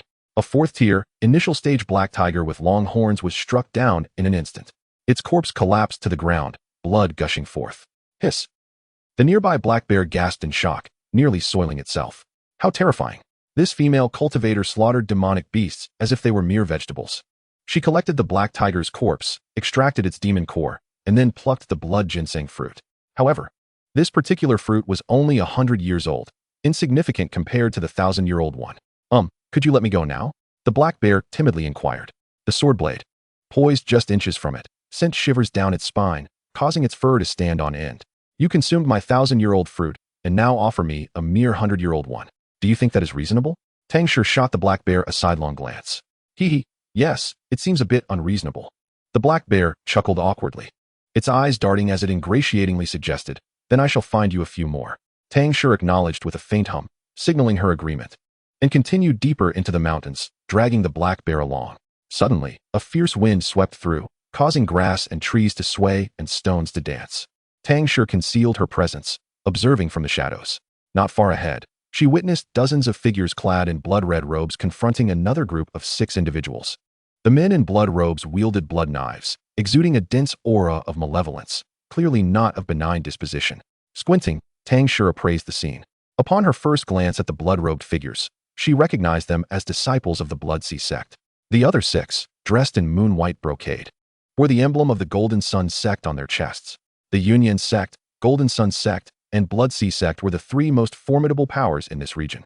The Union sect boasted the strongest overall strength, followed closely by the Golden Sun sect. However, in recent centuries, the Blood Sea sect's power had surged, subtly edging toward becoming the dominant sect in the area. What a world! Every excursion into the sect seemed to lead her to either a conflict or the path to one. The last encounter had involved Qi refining stage cultivators. Today, she was faced with Foundation establishment stage practitioners. How far was she from encountering a nascent soul old monster? The cultivation world was perilous. She must quickly return to a place of safety. Determined to remain unentangled in any karmic ties, Tang Shi had no intention of interfering. She planned to come and go unnoticed. 2 factions stood in stark opposition, each on high alert. The leader of the Blood Sea sect exuded an air of defiance, brandishing a blood-red blade resting on his shoulder, a bloodthirsty grin curling at the corners of his mouth. Hand over your spirit stones and magical artifacts, Xianyang sect, or prepare to face our wrath, he commanded. The faces of the Xianyang sect members were grim. Blood Sea sect, do not overstep your bounds. The leader of Xianyang sect retorted angrily. Overstep? We shall be as reckless as we desire. What can you do about it? The Blood Sea sect members replied, brimming with arrogance. If this reaches the ears of our elders, the Blood Sea sect shall not escape unscathed. The Xianyang leader warned, laced with threat. Upon hearing this, the Blood Sea sect erupted in derisive laughter, their eyes glinting with scorn. Once you step into this mountain range, who knows where you will meet your end? Even if the Xianyang sect were aware, what could you possibly do about it? Should you dare retaliate, the Blood Sea sect will accompany you to the bitter end. The Xianyang leader clenched his teeth, seething with indignation. The Blood Sea sect was far too brazen. Yet, the Xianyang sect was gradually waning. A mere shadow compared to the Blood Sea sect's might. I advise you not to engage in futile endeavors. Surrender your spirit stones and magical artifacts, and perhaps we may yet spare your lives. Otherwise, the leader of the Blood Sea sect sneered. We will slaughter every last one of you and seize your storage bags. The color drained from the faces of the Xianyang sect members. You shall not succeed, the leader shouted, drawing his sword and charging forward. The Blood Sea leader scoffed derisively and met him head-on with a fierce slash. A thunderous clash erupted, shaking the very earth. The Xianyang leader stumbled back, pale-faced, while his opponent remained unmoved, not even shifting an inch. With a cough, the Xianyang leader spat blood. His expression twisted in pain. Pathetic, the Blood Sea leader mocked, raising his blade to cleave through the Xianyang leader's skull. As the blood-red blade descended, the Xianyang members turned ashen, horror etched on their faces. Suddenly, a series of soft whimpers broke the tension. The Blood Sea leader halted abruptly, casting a perplexed glance toward the source of the sound. Who goes there? Show yourself, he bellowed. The surrounding foliage rustled, and a figure clad in black robes, donning a bronze mask, emerged into view. Indistinguishable in gender, only a pair of pitch-black eyes gleamed with a chilling light, reminiscent of a 1,000-year-old frozen pond. One hand held a sword, while the other grasped a black bear. The sight was undeniably peculiar. The whimpering sound had evidently come from the bear. Meanwhile, Tang Shi stood expressionless, her mind already calculating the size of the furnace needed to refine this black bear. She had almost departed, but for its noise. Would she have been discovered? She suspected the bear was deliberately causing a commotion to create an opportunity for its escape. The Blood Sea leader furrowed his brow, scrutinizing her. Upon noticing her cultivation at the 4th level of Qi refinement, a flicker of disdain crossed his face. He had expected a formidable opponent, only to find a mere underling. So, it's just a Qi refinement novice. How unfortunate for you to cross paths with us. He sneered. Hand over everything you possess, and perhaps, in my good graces, I may leave your corpse intact. At this, Tang Shi's brows arched slightly, nearly amused. Was sparing a corpse such a grand favor? Why did everyone enjoy saying that? She tossed out a casual retort, her tone flat. What a coincidence. Encountering me is indeed your misfortune. My mood is rather poor today, so I shan't leave your corpses whole. Chapter 34. Tang Shi assists Yi Qing'er. The Blood Sea sect members froze in disbelief. Had this girl lost her mind? They numbered over 20, with 5 possessing late foundation establishment strength and the others at mid-level. Yet, a mere chi refinement novice dared to utter such words? It was laughable, akin to an ant shaking a tree. Initially astonished, they soon erupted into raucous laughter. Ha! Who would have thought such an eccentric being existed in this world? It's truly a sight to behold. Do you even know who you're speaking to? One of the Blood Sea members jeered. Tang Shi's gaze remained cold, a faint smile gracing her lips. Come at me all at once. Even while holding this black bear, dispatching you will be as effortless as breathing. Their laughter crescendoed, as if they had heard the greatest joke of their lives. A chi refinement cultivator, audaciously claiming to challenge over 20 foundation establishment practitioners? Did she fancy herself a golden core expert? It was utterly ludicrous. The Jinyang sect members stared at Tang Shi in disbelief. This friend, has your mind been compromised? You seem to be an inexperienced rogue cultivator, unaware of your own limitations. I implore you, flee while you can. These individuals are not to be trifled with. Yet, Tang Shi appeared oblivious to their warnings. She merely lifted her gaze, her eyes clear as she regarded the sneering Blood Sea members. One burly man from the Blood Sea sect growled menacingly. You filthy wretch, you shall die today. With that, he raised his long blade and charged at her. Tang Shi remained rooted in place, unyielding. The burly man's face contorted with rage. Die? As the blade neared, she suddenly moved. A surge of electric arcs flickered beneath her feet, and in an instant, she vanished from sight. When the man regained his senses, he found a cold blade poised at his throat. A swift sound echoed as the man's neck erupted in a cascade of crimson blood. He collapsed, kneeling weakly, clutching his throat in disbelief, his eyes wide with shock. With a graceful motion, Tang Shi sheathed her sword, the scarlet liquid splattering onto her black robe, imparting an alluring charm. Gasps of astonishment rippled through the crowd. Hiss! In a mere heartbeat, she had slain one of their own, her speed rendering them speechless. They had barely registered her movements, and yet the man lay dead, his throat cut cleanly. Such speed! I scarcely saw how she moved. I only caught a glimpse of an arc of lightning. This is undoubtedly a form of advanced movement technique. Tang Shi sauntered toward the Blood Sea members, each step imbued with an aura of chill, instilling a profound sense of dread among them. She is definitely not a chi refinement cultivator. She must be at the golden core stage. One of them exclaimed, pale with fear. Upon hearing this, Tang Shi smiled sweetly, her voice soft yet chilling. Bingo! You've guessed correctly. Your reward will be a set of 3 pieces for your soul's departure. What? You truly are one. The Jinyang sect members were taken aback. The Blood Sea members stood frozen, collectively petrified. A golden core expert. After achieving the golden core, one truly embarked upon the path of cultivation, and the chasm between foundation establishment and golden core was immense, akin to a vast gulf. Before the formidable golden core cultivator, the foundation establishment practitioners were akin to mere ants, insignificant and easily crushed. Esteemed elder, I beg your forgiveness for any offense caused. We are disciples of the Blood Sea sect and did not intend to provoke you. Might we consider this matter settled? The demeanor of the Blood Sea sect members shifted swiftly, adopting a posture of subservience and pleading for mercy. In that moment, they cursed their ancestor Tang Shi with fervor. How could a golden core master masquerade as a mere chi refinement practitioner? Had they known of his true strength, they would never have dared to provoke him. Settled? Tang Shi raised an eyebrow. The disciples of the Blood Sea sect hurriedly concurred. Yes, yes. We are willing to offer 100 spirit herbs. Please, esteemed elder, spare us your wrath. As long as they could return alive to report this incident to their sect's elders, they would pursue him to the ends of the earth. Come what may. Too late, Tang Shi replied with a devilish smile, and in the next instant, the temperature around them plummeted. Are you not afraid of incurring the wrath of the Blood Sea sect? If anything happens to us, our elders will not let this go lightly. The leader of the Blood Sea sect snarled through gritted teeth. Tang Shi glanced at the lifeless body of a Blood Sea disciple on the ground and casually uttered, You have already offended me, thus I cannot allow you to leave. The hearts of the Blood Sea disciples trembled.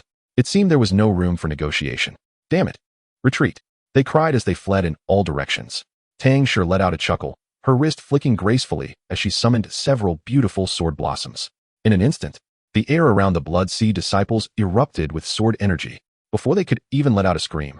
Dozens of them were reduced to mere puddles of blood and shattered flesh. The entire valley was suffused with a heavy stench of blood.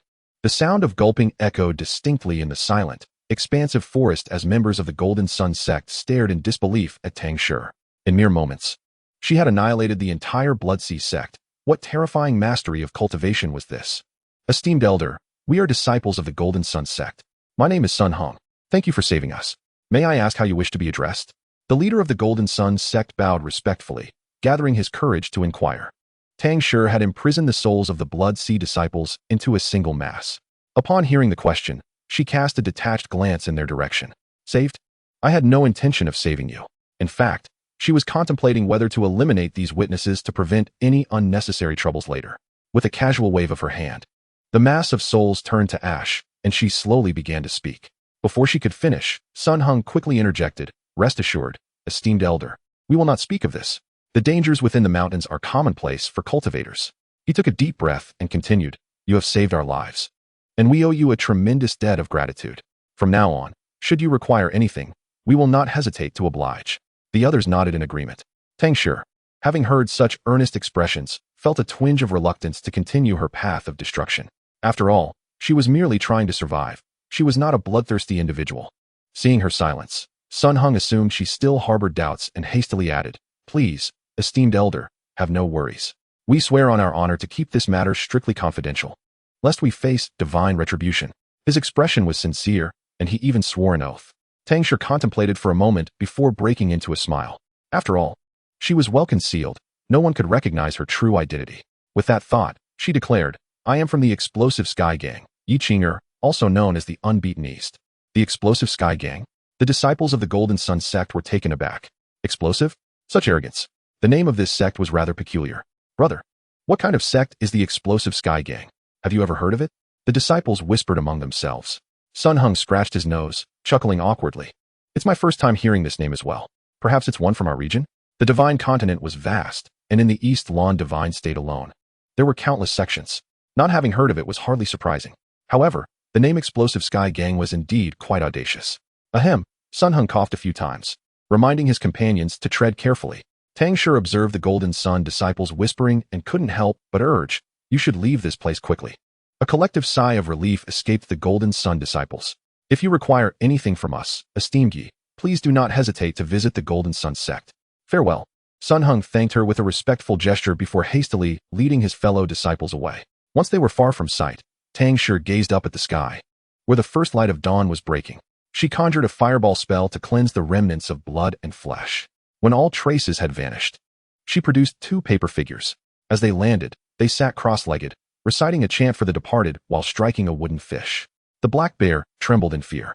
This female demoness truly did not leave behind whole corpses. She even extinguished souls and cremated bodies while chanting. Was she a professional undertaker? The black bear sobbed pitifully, having thought it could sneak away amidst the chaos. Little did it know, even held in her grasp, it was powerless against her. With a mere flick of her sword, everyone had turned into blood mist. The bear lamented, "How ruthless." It recalled how it had intended to escape, but its own hidden thoughts had led to this tragic scene, causing it to feel overwhelming sorrow. Would it be the next to be buried? At that thought, it couldn't help but tremble uncontrollably. After cleaning up the battlefield, Tang Shi suddenly sensed an unusual aura. Lowering her gaze, she spotted a stream of yellow liquid trickling from between the legs of the foolish black bear. Her pupils constricted in disdain as she frowned. "If even a drop lands on me, I shall skin you alive." At her words, the black bear quivered in terror, hastily clenching its legs together, whimpering in distress. "Oh dear, this female demoness is truly ferocious. How wretched is my fate." Tang Shi scrutinized the bear for a moment, pondering whether to use it for alchemy or to have it continue leading her in search of spirit herbs. This beast had an exceptional sense of smell for such herbs, and with it, she could save considerable time. There was little to gain from refining pills. Keeping it alive was more beneficial. With this thought, she grasped the bear by the scruff of its neck. "Lead the way." The black bear complied eagerly, allowing her to dictate its fate. Unable to fight or flee, it resigned itself to its predicament. With a resounding thud, a low-level 4th-tier demon beast collapsed, its head rolling into the thicket, blood splattering everywhere. A figure clad in black robes approached the carcass of the demon beast with deliberate steps. The surrounding flora withered and crumbled to dust in an instant. She extended her delicate, snow-white hand, and a verdant orb materialized, radiating a rich and pure spiritual energy. The inner core of a fourth-tier demon beast, of excellent quality, would serve well for Xianxia's devouring beast. She murmured softly, casually tossing the core into her storage ring before turning to dart in another direction. Within the cave ahead lay a millennium-old xianbing flower, a crucial ingredient for the foundation establishment pill. The higher the age of the materials used, the superior the quality of the foundation establishment pill, and the greater the likelihood of success in establishing the foundation. The millennium-old xianbing flower, of exceptional quality, stood as a testament to nature's artistry. Tang Shi lingered just outside the cavern, her gaze sweeping over the profound darkness within. The beast that had guarded this place lay slain. Yet the cave exuded a repugnant stench of decay, sickening to the stomach. She could not discern whether it harbored some toxic vapors. With a few talismans in hand, she affixed them to her body, creating a barrier against the noxious air, and then leisurely stepped into the cave. Inside, the atmosphere was dim and damp, the stone walls cloaked in moss and crawling serpents. As she ventured deeper, the air thickened with an increasingly unbearable and acrid odor, narrowing her phoenix-like eyes. She scanned the shadows of the cavern. Suddenly, her steps halted abruptly. Not far from her, on the rocky wall, a faint azure hue caught her attention. A xianbing flower, resplendent in vibrant green and crystal clear, bloomed upon the rock face, an exquisite embellishment akin to the finest strokes of an ink-wash painting. It bloomed quietly, serene in its elegance. Tang Shi retrieved a box, leapt forward to pluck the flower, and carefully enclosed it within a jade container. Having completed her task, she retreated. The black bear beneath her palm emitted a feeble sound. I've led you to several precious millennium herbs. May I be released now? Of course. She was a woman of her word. With a slight loosening of her grip on its neck, the little bear tumbled to the ground. It quickly scrambled to its feet, scrutinizing her for any trickery before dashing away in a flash, vanishing from sight. Tang Shi cast the jade box containing the xianbing flower into her storage pouch and took to the skies on her sword. A day later, the Yunyan sect loomed before her. She changed out of her black robe, removed her mask, and donned the garb of a disciple of the sect. After being away for over 10 days, she returned to find the sect's grand competition had already concluded. Disciples of Yunyan sect gathered at the martial arts plaza, abuzz with lively chatter. This year, only one disciple ascended from the outer sect, a rare feat indeed. As for the inner sect, those who faltered were relegated back to the outer ranks. Every disciple had exerted themselves to the utmost. Truly, the true disciples held an advantage, free from the worry of losing their positions. Speaking of true disciples, the one from Luolu Peak was indeed formidable. Who would have thought that the usually unassuming Luolu Peak would produce the top contender on the heavenly rankings? With a single sword strike, one could severely wound a fully cultivated foundation establishment practitioner. I doubt anyone else in the entire Yunyan sect could match that prowess.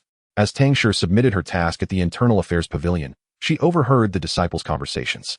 Xi's victory was both unexpected and yet entirely within the realm of possibility. No one dared to face that earth-shattering sword strike. Her task was swiftly completed, and Tang Shi made her way back to Luolu Peak. Sister, I have secured first place, Xianxia exclaimed, bounding toward her with unrestrained joy.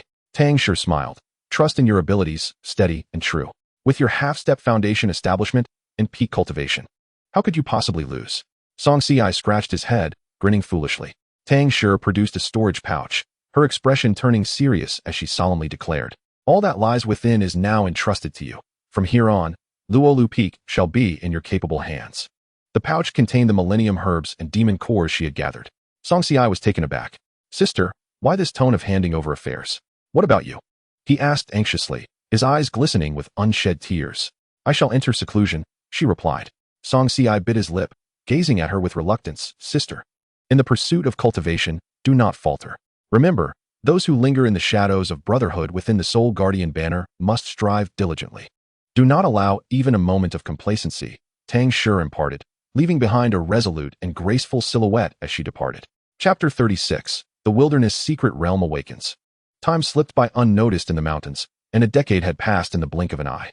Since that day, Xianxia had not laid eyes on Tang Shi.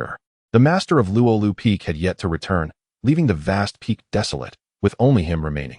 In these 10 years, aside from cultivation, his days were spent tending to the herb garden, cultivating spiritual herbs, leading a life of remarkable monotony. Recently, a long-abandoned wilderness secret realm was set to open, prompting various factions to dispatch disciples to investigate. The secret realm, fraught with peril yet brimming with opportunity, offered a rare chance for cultivators in the immortal realm to hone their skills. Xianxia, are you certain you want to participate? inquired a young man clad in moon-white robes. Xianxia remained silent. Perhaps it was due to his status as Tang Shi's disciple that Zhuge Qingqian had shown him some degree of kindness, often bringing him information while he secluded himself in his corner, disconnected from the world. Xianxia, you have lingered at the peak of qi refinement for 2 years. If you wish to break through to Foundation Establishment, you must utilize Foundation Establishment elixirs, which the sect does not provide for disciples. You must seek out herbs to concoct them yourself, Zhuge Qingqian patiently counseled. Xianxia pressed his lips together, murmuring, I understand. You possess commendable talent. Having understood, you should strive for it. This is a valuable opportunity. Zhuge Qingqian observed him, sighing. This secret realm has never been mined. The spiritual materials within are of exceptional quality and highly coveted. Xianxi's brow furrowed in contemplation. Take your time to ponder. If you decide to go, join us at dawn tomorrow, Zhuge Qingqian encouraged, patting his shoulder with a hearty smile. After Zhuge Qingqian departed, Xianxia sat alone in a rocking chair, tilting his head to gaze at the sky, his eyes deep and unfathomable. Sister, should I go? He silently pondered. After a lengthy pause, Xianxia rose and walked toward the bamboo house where Tang Shi once resided. With a creak, he pushed the door open, revealing a simple and unadorned interior. A small writing desk and a cushion remained, where his sister had once instructed him in cultivation. The room was hushed, the warm glow filtering through the paper windows. The bamboo forest stood silent, the wind rustling through the leaves. A note on the desk fluttered in the cool breeze, drifting gently to the edge of the table. Xianxia bent down to retrieve it, unfolding it to reveal a faint scent of ink, the elegant script faintly familiar. Killing and arson are but fleeting events. The path of cultivation often leads to chaos, for where else would resources come from? But I have a system. The latter drawings were too hastily rendered for him to decipher. However, he comprehended the preceding words. Clenching his fists, his fingertips trembled. Is this the answer my sister provided? Sister, I understand. Tomorrow, I shall venture into the secret realm with senior brother Zhuge. Xianxia slowly folded the note, his eyes brimming with emotion. Meanwhile, on another side, achoo! Tang Shi rubbed her nose, inexplicably sneezing, musing to herself, who is speaking of me?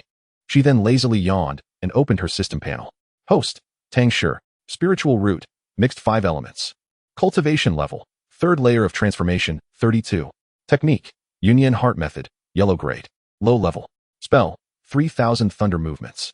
Artifact, none. Point value, 5088. The system displayed divine grade techniques, surpassing even the heavenly grade techniques of this world in terms of magnificence. Yet the price. Tang Shi clicked her tongue. There is a rationale behind the high cost. 1 point per day. If she persevered for another 80 years, she might exchange for a technique. Keep going. She encouraged herself, clenching her fist for motivation. The following day, as dawn broke with the first light of day, Xianxia donned a sleek black outfit, a long sword at his waist, his long hair expertly tied back into a ponytail, presenting an appearance as pristine and sharp as a freshly unsheathed blade. Xianxia, are you ready? Zhuge Qingqian inquired with a smile, gesturing for him to come closer.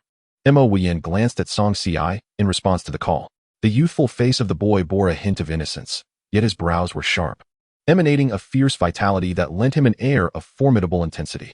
Mo Wuyan let out a whistle, teasingly remarking, Oh, Xianxia actually dares to step out of Lu Peak and venture into the secret realm with us? Brother Zhuge, I am prepared. Xianxia replied first to Zhuge Qingqian before turning to Mo Wuyan and nodding slightly. Brother Mo, seeing this, Zhuge Qingqian couldn't help but chuckle. In that case, let us set off. Mo Wuyan nodded in agreement. The trio took to the skies on their swords, heading straight for the wild secret realm. 2 hours later, they halted before a mountain range, descending gracefully. Xianxia, this area is an unclaimed wild secret realm, devoid of sect control. Hence it attracts not only disciples from various sects, but also countless rogue cultivators, Zhuge Qingqian cautioned, surveying their surroundings with a serious demeanor. Rogue cultivators can be treacherous, and disciples from other sects are formidable rivals. A moment's carelessness could lead to death. As we venture into this secret realm, we must act with utmost caution. Understood. Xianxia nodded obediently. The three continued onward, encountering numerous cultivators along the way, some alone and others in small groups. Upon making eye contact, both parties regarded each other with a wary vigilance. When they reached the entrance of the valley, they were met by 2 factions facing off, both sides eyeing each other with predatory intent. This is the territory of the Baizong sect from Nanhua City. Those who know their place should get lost. The leading man sneered, his tone icy and menacing. From the opposing group, a young man at the forefront furrowed his brow and retorted, Baizong sect? Never heard of it. Make way immediately. The leader of the Baizong sect, incensed, scoffed, "And what are you lot, to dare challenge me in such a manner? We are from Yunxiao Palace." The young man from the opposing group declared haughtily, lifting his chin and casting a disdainful glance at them. At the utterance of Yunxiao Palace, the Baizong sect's members immediately fell silent. Yunxiao Palace is a prestigious force in Nanhua City, boasting 3 Yuanian cultivators within its ranks, powerful enough to intimidate sects like theirs, which had none.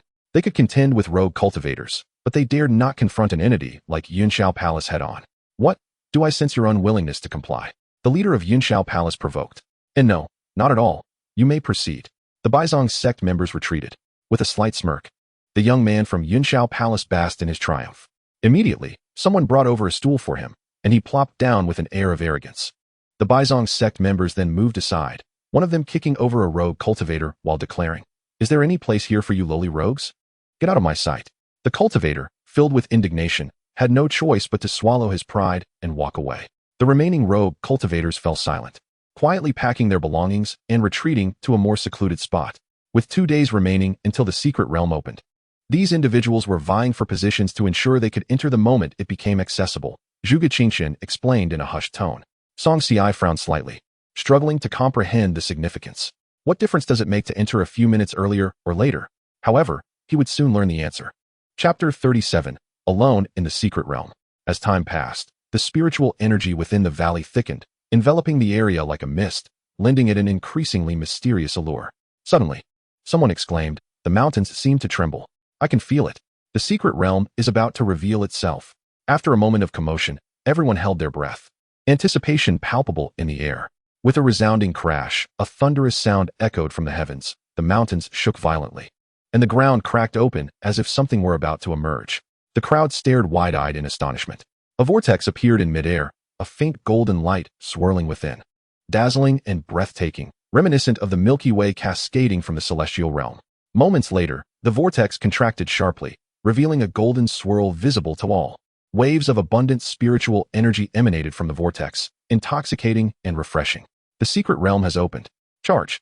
With a commanding shout, the cultivators rushed toward the vortex, eager to be the first to enter.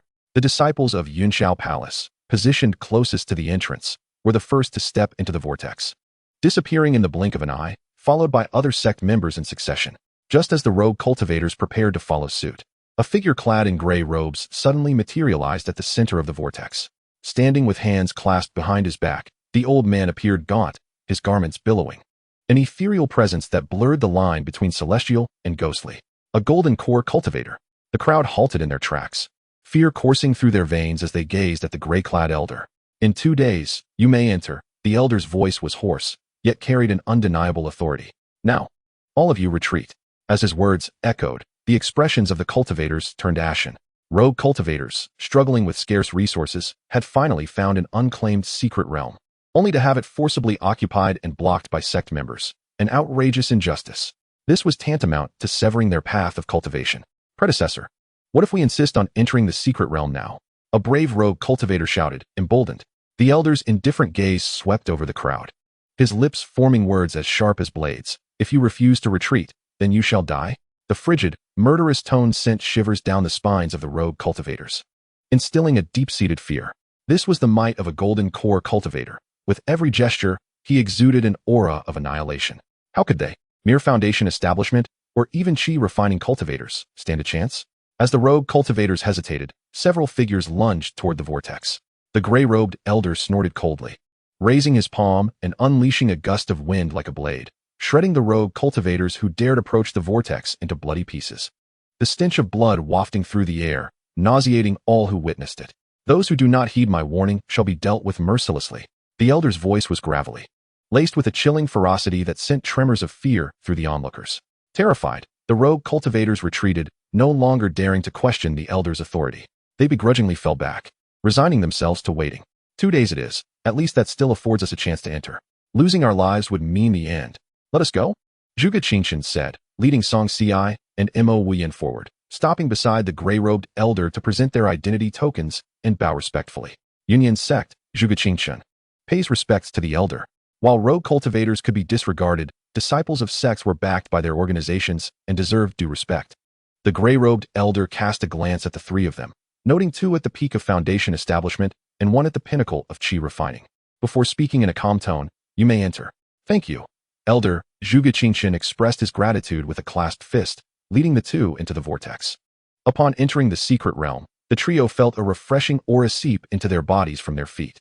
The rich spiritual energy surged within them like a torrent, rapidly expanding within their meridians, suffusing every vein. If they could remain in the secret realm for an extended period, their progress would surely be meteoric. However, the secret realm would only remain open for 10 days, and they needed to seize every moment to seek treasures. Zhuge Qingchen reminded them.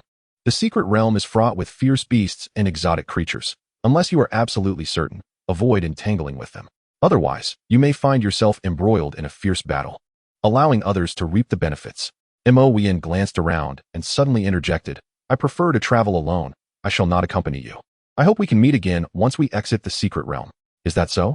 Zhuge Qingchen was taken aback for a moment. In that case, I wish you good fortune.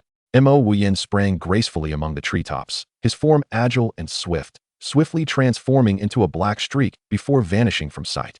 Xianxia bid farewell to Mo Wien, secretly making a decision in his heart. Brother Zhuge, I too wish to embark on a solitary journey of cultivation.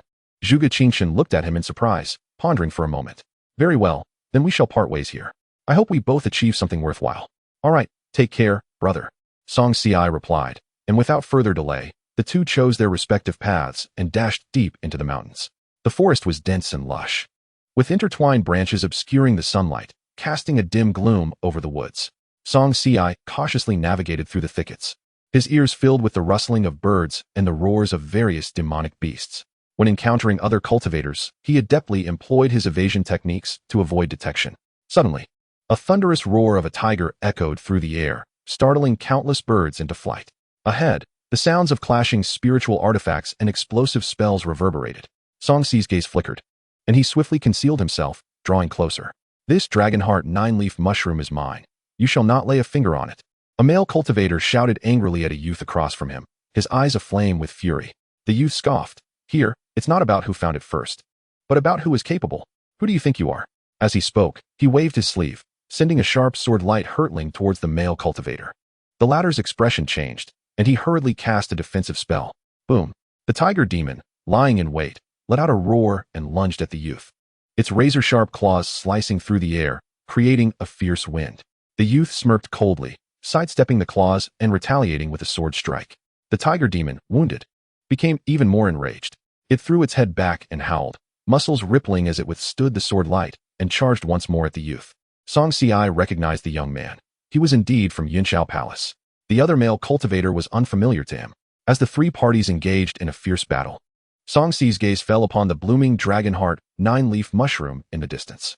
The dragonheart 9-leaf mushroom was one of the primary ingredients for foundational pills. Seizing the opportunity when no one was paying attention, he quietly circled behind the mushroom, retrieving a delicate jade box to store it. Having completed his task, Xianxia stealthily withdrew. The three fighters remained oblivious to his presence, engrossed in their struggle. After a while, the male cultivator and the tiger demon could no longer withstand the onslaught and perished beneath the youth's sword. The youth gasped for breath, wiping the blood from the corner of his mouth. Facing 1 against 2 was still somewhat taxing. Yet, the thought of obtaining the dragonheart 9-leaf mushroom filled his eyes with excitement. However, when he turned to the spot where the mushroom had been, it was utterly vacant, devoid of any trace. The youth's brow furrowed in disbelief as anger surged within him. Damn it, it was stolen right under my nose. He glared venomously at the corpses of the tiger and the male cultivator, his eyes ablaze with rage. Whoever did this, if I find you, I will tear you to shreds. Chapter 38. Encountering the disciples of Yunxiao Palace again. Sister was right. As long as I run fast enough, disaster will always be a step behind me. Xianxia glanced back, where a dark mass seemed to pursue him endlessly. He lightly tapped the ground, propelling himself forward with extraordinary speed, slicing through the air like a bird in flight, leaving behind only a faint afterimage. The pursuing demonic beasts, losing their target, could only roar in frustration. Roar, roar, roar.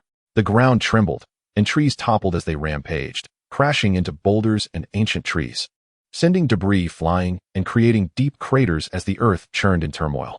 Xianxia paid no mind to the chaos, tossing the harvested spiritual herbs into his storage bag, sprinting 100 yards away until he completely shook off the pack of demonic beasts. After ensuring the area was safe, he let out a sigh of relief and found a secluded spot to rest, and recover his energy. Sitting atop a towering ancient tree, he circulated his cultivation technique, absorbing spiritual energy to nourish his meridians and adjust his condition. A night passed quietly, for figures hurriedly fled from a distance. Their clothes tattered and their bodies stained with blood, evidently gravely injured. What madness has driven the demonic beasts in the southwest to attack on sight? Thankfully, we escaped in time, one of them exclaimed, visibly shaken. This secret realm is fraught with dangers, no time for complaints. If we don't focus on healing, we might not survive, another reminded. The group exchanged glances, promptly retrieving pills to consume, sitting cross-legged to cultivate and recover. After a while, the four opened their eyes and rose to their feet. We narrowly escaped this calamity, but we must be even more cautious moving forward. Indeed, something feels amiss. Aren't demonic beasts supposed to guard their territory? Why are there so many gathered together, rampaging towards us? This is a secret realm. There's no telling what strange occurrences we might encounter. Xianxia, concealed in the shadows, listened intently to their conversation. After a brief discussion, the four prepared to continue on their journey, eager to leave the area. Suddenly, a larger group appeared in the distance, resembling disciples of a sect. By now, the secret realm had been open for 7 days, and wild cultivators had also entered. However, wild cultivators typically operated alone, so this group must be from a sect. Xianxia narrowed his eyes, scrutinizing the group, soon recognizing a familiar face at the forefront. It was the individual from Yunxiao Palace. I am Xianxiao of Yunxiao Palace. May I ask which esteemed sect you hail from? He inquired in a clear voice. The four exchanged glances, and one stepped forward, cupping his hands. Oh, it's Brother Ji from Yunxiao Palace. A pleasure to meet you. I am Lin Xianga from Yuling Sect. After exchanging names and pleasantries, Xianxiao stated his purpose. We discovered a cave-dwelling ruins 10 miles ahead, but it is surrounded by numerous prohibitions and seals. Unfortunately, our strength is insufficient to break through. Would you be interested in exploring it together? The four from Yuling Sect hesitated briefly. Wasn't he coming to the secret realm all about seizing treasures? Encountering cave-dwelling ruins might mean high-level techniques or magical artifacts inside. How could they pass up such an opportunity? With that thought, they all nodded in agreement.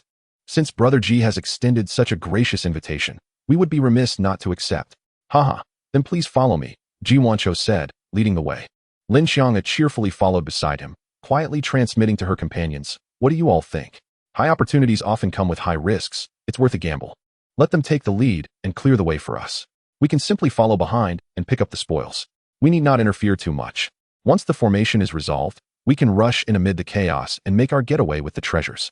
The group exchanged knowing glances, all wearing cunning smiles, silently understanding one another. Cave-dwelling ruins? Xianxia pondered. The secret realm was replete with treasures, but the most precious items often resided within cave-dwelling ruins. If he could successfully enter and obtain the resources inside, it would significantly enhance his cultivation. Moreover, from their earlier conversation, it seemed the entrance to the secret realm was not far away. With determination, Xianxia silently followed behind them. The ruins were situated atop a mountain, expansive and beautifully crafted, adorned with intricate carvings and exquisite pavilions. This is it, Xianxiao pointed ahead. However, it is heavily laden with prohibitions and lethal formations, presenting an extreme danger. The crowd came to a halt, exchanging glances with one another. Friend Ji, might you possess a method to dismantle the barrier? Lin Xianga inquired politely. The restrictions and formations here were rather peculiar, rendering ordinary spells utterly ineffective. The group fell into contemplative silence, pondering their next course of action. Resorting to brute force was undoubtedly futile. They needed to employ cunning. Xianxiao stroked his beard thoughtfully, his eyes glimmering with an enigmatic light. However, there is one person who can assist us in breaking the formation. Who? The corners of Xianxiao's mouth curled into a smirk, revealing a hint of malice in his smile. Of course, it is you. Before his words could settle, Xianxiao abruptly waved his sleeve, unleashing a gust of energy that surged toward the crowd.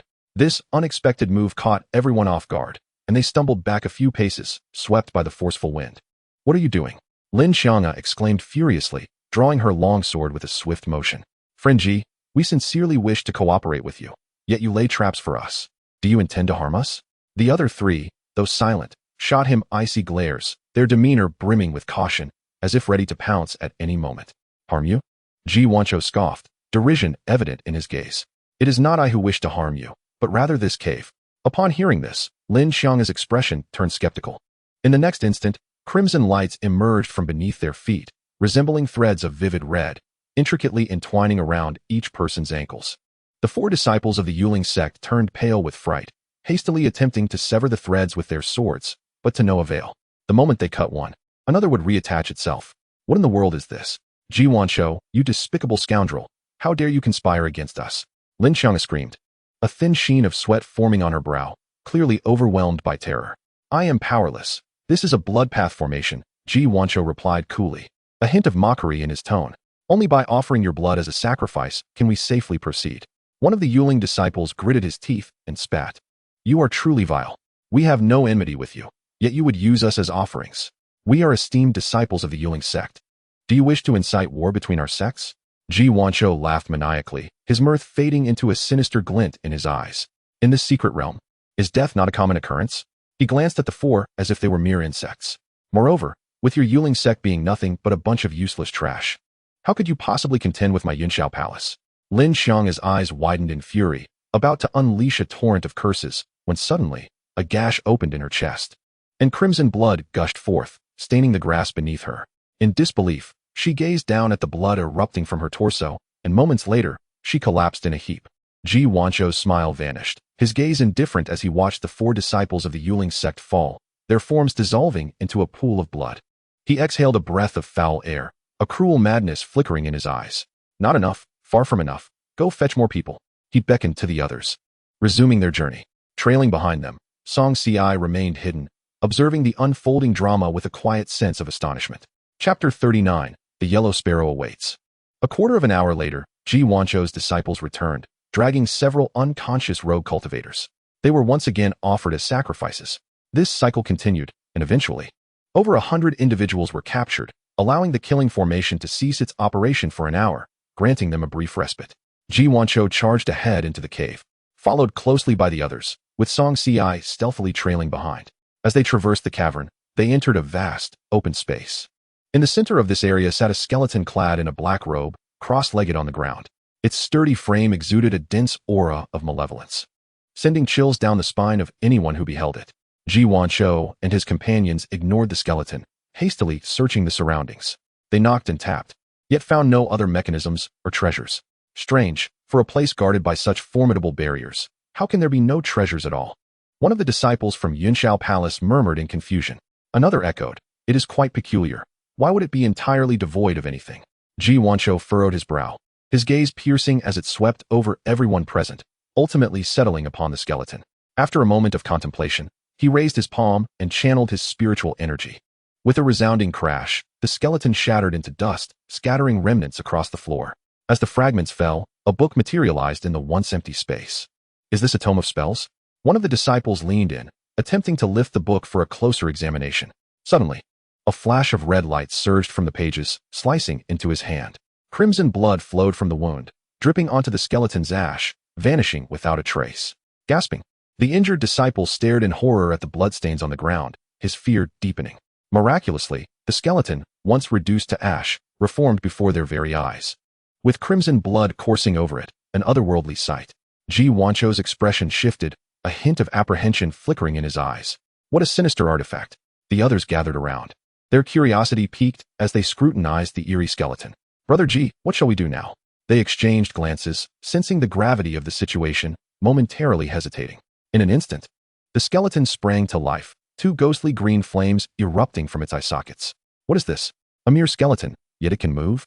What manner of place is this? So bizarre and uncanny. Ji Wanshou's expression darkened significantly as he drew his long sword, lunging at the skeleton. With a resounding clang, the sword struck the skull, producing only a faint metallic resonance. Ji Wanshou's pupils contracted. This creature was unnaturally resilient. Gritting his teeth, he summoned his internal spiritual energy. In an instant, the energy coalesced into a blade, aimed at the skeleton. With a crack, the blade penetrated the surface of the skeleton, leaving only a faint mark before being thwarted from delving deeper. The skeleton tilted its head slightly, its ghostly flames flickering ominously. It opened its mouth, emitting a harsh, raspy roar. If you were still alive, I might have regarded you with some caution, but now, you are merely a lifeless object. Attack! Ji Wanshou bellowed. Understood. The others sprang into action, launching their assaults on the skeleton. Dozens of them attacked simultaneously, their spiritual energy surging forth like a tidal wave, overwhelming the skeletal figure. With a resounding crash, the skeleton was finally sent flying, crashing against the stone wall and leaving a deep indentation. Huh. Ji Wancho scoffed, stepping forward to look down at the skeleton. You are but a mere skeleton. Do you think you can cause a ruckus here? The skeleton stirred, its bony claws rising to strike the rock wall, producing a thunderous sound, exuding an oppressive aura of bloodlust. Blood demons swallowing heaven palm. The skeleton unleashed both arms, sending forth a gale-like force that swept through the area. Several disciples from Yunxiao Palace, caught off guard in the front row, were torn apart, their bodies reduced to a mangled mess. Ji Wancho furrowed his brow, retreating hastily to evade the skeleton's onslaught. He retaliated with a punch, unleashing a torrent of spiritual energy. With a thud, the skeleton was once again sent hurtling away, landing in a corner of the cave. Seizing the opportunity, Ji Wancho closed in on the skeleton and delivered a powerful blow, shattering it completely. The remnants of the skeleton scattered across the ground. Finally dealt with, Ji Wancho let out a sigh of relief and turned to retrieve the spellbook, only to have a shadow dart past him, snatching the tome away. Who dares? Ji Wancho's anger flared. The cloaked figure moved with astonishing speed, vanishing from his sight in an instant. With a furious flick of his sleeve, he commanded, "Damn it! Pursue him. I shall ensure he pays for this transgression." Yes, Ji Wancho took the lead in the chase, and the remaining disciples of Yunxiao Palace immediately sprang into action. Following closely behind, Xianxia, employing his evasive skills, concealed himself within the thicket, deftly weaving through the underbrush. Ji Wancho narrowed his eyes, suddenly reminded of the precious dragon heart 9-leaf mushroom he had lost. A malevolent glint flickered in his gaze as he produced a talisman, igniting it with spiritual energy and hurling it forth. Whoosh! Xianxia hastily erected a barrier of spiritual energy, but it was utterly ineffectual. The talisman pierced through him. His complexion paled. This is bad. In an instant, he felt as if he had become a beacon, his presence locked onto by the disciples of Yunxiao Palace. Seize him. Do not let him escape. Ji Wancho's eyes darkened with malevolence as he propelled himself forward, leaping into the fray. Xianxia exerted every ounce of his strength in a desperate flight, yet the overwhelming number of pursuers soon cornered him. They surrounded him, sealing off all avenues of escape. Ji Wancho regarded him coldly, his expression grim. You dare to steal from me? You possess quite the audacity. Xianxia pressed his lips together in silence, lowering his gaze as he contemplated a means of escape. Was it you who stole my dragon heart 9-leaf mushroom? Ji Wancho's glare bore into him. Xianxia crossed his arms defiantly and nodded. I took it. Ji Wancho's rage simmered, wishing nothing more than to flay the skin from this scoundrel. In that case, today you shall pay for your misdeeds. As his words fell, the disciples of Yunxiao Palace unsheathed their weapons in unison. Perhaps you should first consider your surroundings? Xianxia interjected, hastily employing his escape technique once more. Ji Wancho's expression shifted abruptly as he glanced around. Unbeknownst to him, they had somehow circled back to the entrance of the cave dwelling. The very ground beneath them lay within the confines of the blood path killing array. Crimson lines erupted from the earth. Ah, the blood path killing array. What now? Someone exclaimed in panic. The rest of the group shared a similar sentiment. For they were merely ordinary individuals, and faced with such perilous circumstances, fear was inevitable. Ji Wancho's expression turned ashen, his agitation palpable. Abandon your corporeal forms, flee. He decisively relinquished his body, opting for a soul escape. The other disciples followed suit. Ji Wancho's soul emerged, witnessing his physical form dissolve into a pool of blood. His countenance darkened with dread. Yet, survival took precedence, and he could not afford to linger on such thoughts. Once he was reborn, he would ensure that the culprit suffered 1,000-fold. Just as he prepared to depart, a rustling sound behind him sent chills down his spine. A cold wind swept through, grazing his neck and leaving him with goosebumps. Chapter 40. The Fury of Yunxiao Palace, initiating the annihilation of Yunyin's sect. Ji Wancho turned to look. There stood the figure, calmly poised, extending a hand with fingers splayed, the palm's lines sharply defined. Ji Wancho's expression morphed in horror. What do you intend to do? Xianxi's smile was deceptively warm. Why? I intend to send you to the realm of bliss. Ji Wancho's face went pale, feigning composure. How dare you? I am the chief disciple of Yunxiao Palace. I am not someone you can kill at will. Did you not find it quite amusing to slay other sect disciples? Xianxia countered, then echoed Ji Wancho's own words. Isn't death quite commonplace in the secret realm? Sweat beaded at Ji Wancho's brow. Spare me. Name your terms. Perhaps it would be best for you to walk your path quietly, Xianxia replied. In the next moment, he clenched his fist, and an overwhelming force began to pull at Ji Wancho's soul. Ji Wancho felt a tremor in his essence, as though a sharp blade had sliced through him, tearing his being apart. Pain surged through him, and he could not even muster a scream before vanishing into the ether. The remaining disciples of Yunxiao Palace met the same fate, their souls dissipating into wisps of smoke. Xianxia slowly closed his palm, inhaling deeply. Fortuitously, the killing array had been in place, and the timing was precise. Otherwise, it would have been his end. Having dispatched these foes, he was about to depart when suddenly, a dark shadow materialized above him, gazing down with an imposing presence. Xianxi's heart raced violently. "You dare to massacre my Yunxiao Palace disciples?" A chilling, authoritative voice boomed, heavy with menace. Xianxi's pupils constricted as he turned to flee. "Humph!" The shadow scoffed, unleashing a formidable force that slammed him back to his original position. Cough! Xianxia felt a searing heat in his throat, unable to suppress a spurt of blood. This entity's power far surpassed his own. It was utterly terrifying. "Prepare to die." The shadow advanced, each step causing Xianxi's heart to lurch violently. He bit his tongue, striving to maintain his composure. As the shadow drew closer, only 10 meters now separated them. A glimmer of determination and madness flickered in Xianxi's eyes. He abruptly channeled his dantian, a torrent of energy breaking free and flooding into his sword. In an instant, his sword hummed, emitting a piercing cry. Clang! The sword sliced downwards, an icy wave of chill sweeping forth. The shadow raised an eyebrow in surprise, evidently unprepared for such ferocity from this youth. He glanced over. The young man wielded a precious sword, his handsome face set in a grim expression, his brows furrowed with fierce intent. The shadow slightly shifted its body, evading the razor-sharp sword light, and retaliated with a powerful punch. Bang! Xianxia was hurled backward, crashing against the stone wall. The impact shattered the wall, revealing a massive indentation. Xianxia let out a muffled groan, blood seeping from the corner of his mouth as his body swayed precariously. Yet this exchange had created some distance between him and the shadow, prompting him to decisively employ his escape technique once more. Ultimately, the shadow was merely a remnant of Xianxia's consciousness, not its true form, and could only maintain its presence for a brief period. It cast a cold glance at Xianxia before its figure gradually faded. Noticing the dissipating aura, Xianxia breathed a sigh of relief, halting his steps and panting heavily. Half kneeling on the ground. Hiss! He drew in a sharp breath, his body battered and blood-soaked garments clinging to him. Struggling to his feet, he retrieved ointment to apply to his wounds, staunching the bleeding somewhat. Surveying his surroundings, he found himself amidst a lush grove, rich in spiritual energy. He settled cross-legged, channeling the energy of the dantian to mend his internal injuries. Before long, the time for the secret realm's closure arrived. The mist in the valley began to dissipate, leaving only a scant few cultivators yet to emerge. Huff! Xianxia exhaled a breath of stale air, opening his eyes, which gleamed with renewed vigor. After stretching his limbs and confirming that he was no longer in grave condition, he hastened toward the exit of the secret realm. With the secret realm's journey concluded, it was time for him to return to his sect and continue his cultivation. Simultaneously, within Yunxiao Palace, numerous soul lamps extinguished simultaneously, casting the vast palace into a deathly silence. The head of Yunxiao Palace, his visage twisted in fury, bellowed, Who dares to slay my disciple? Old Yin, I recall you left a trace of divine consciousness on Xianxiao. Do you know who the perpetrator is? Inquired a venerable elder with silver hair.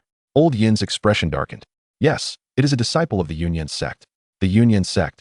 The elder scoffed coldly. What a fine sect indeed. My disciple was ruthlessly annihilated within their territory, and now, Xianxiao and dozens of other disciples have also met a gruesome fate in the secret realm.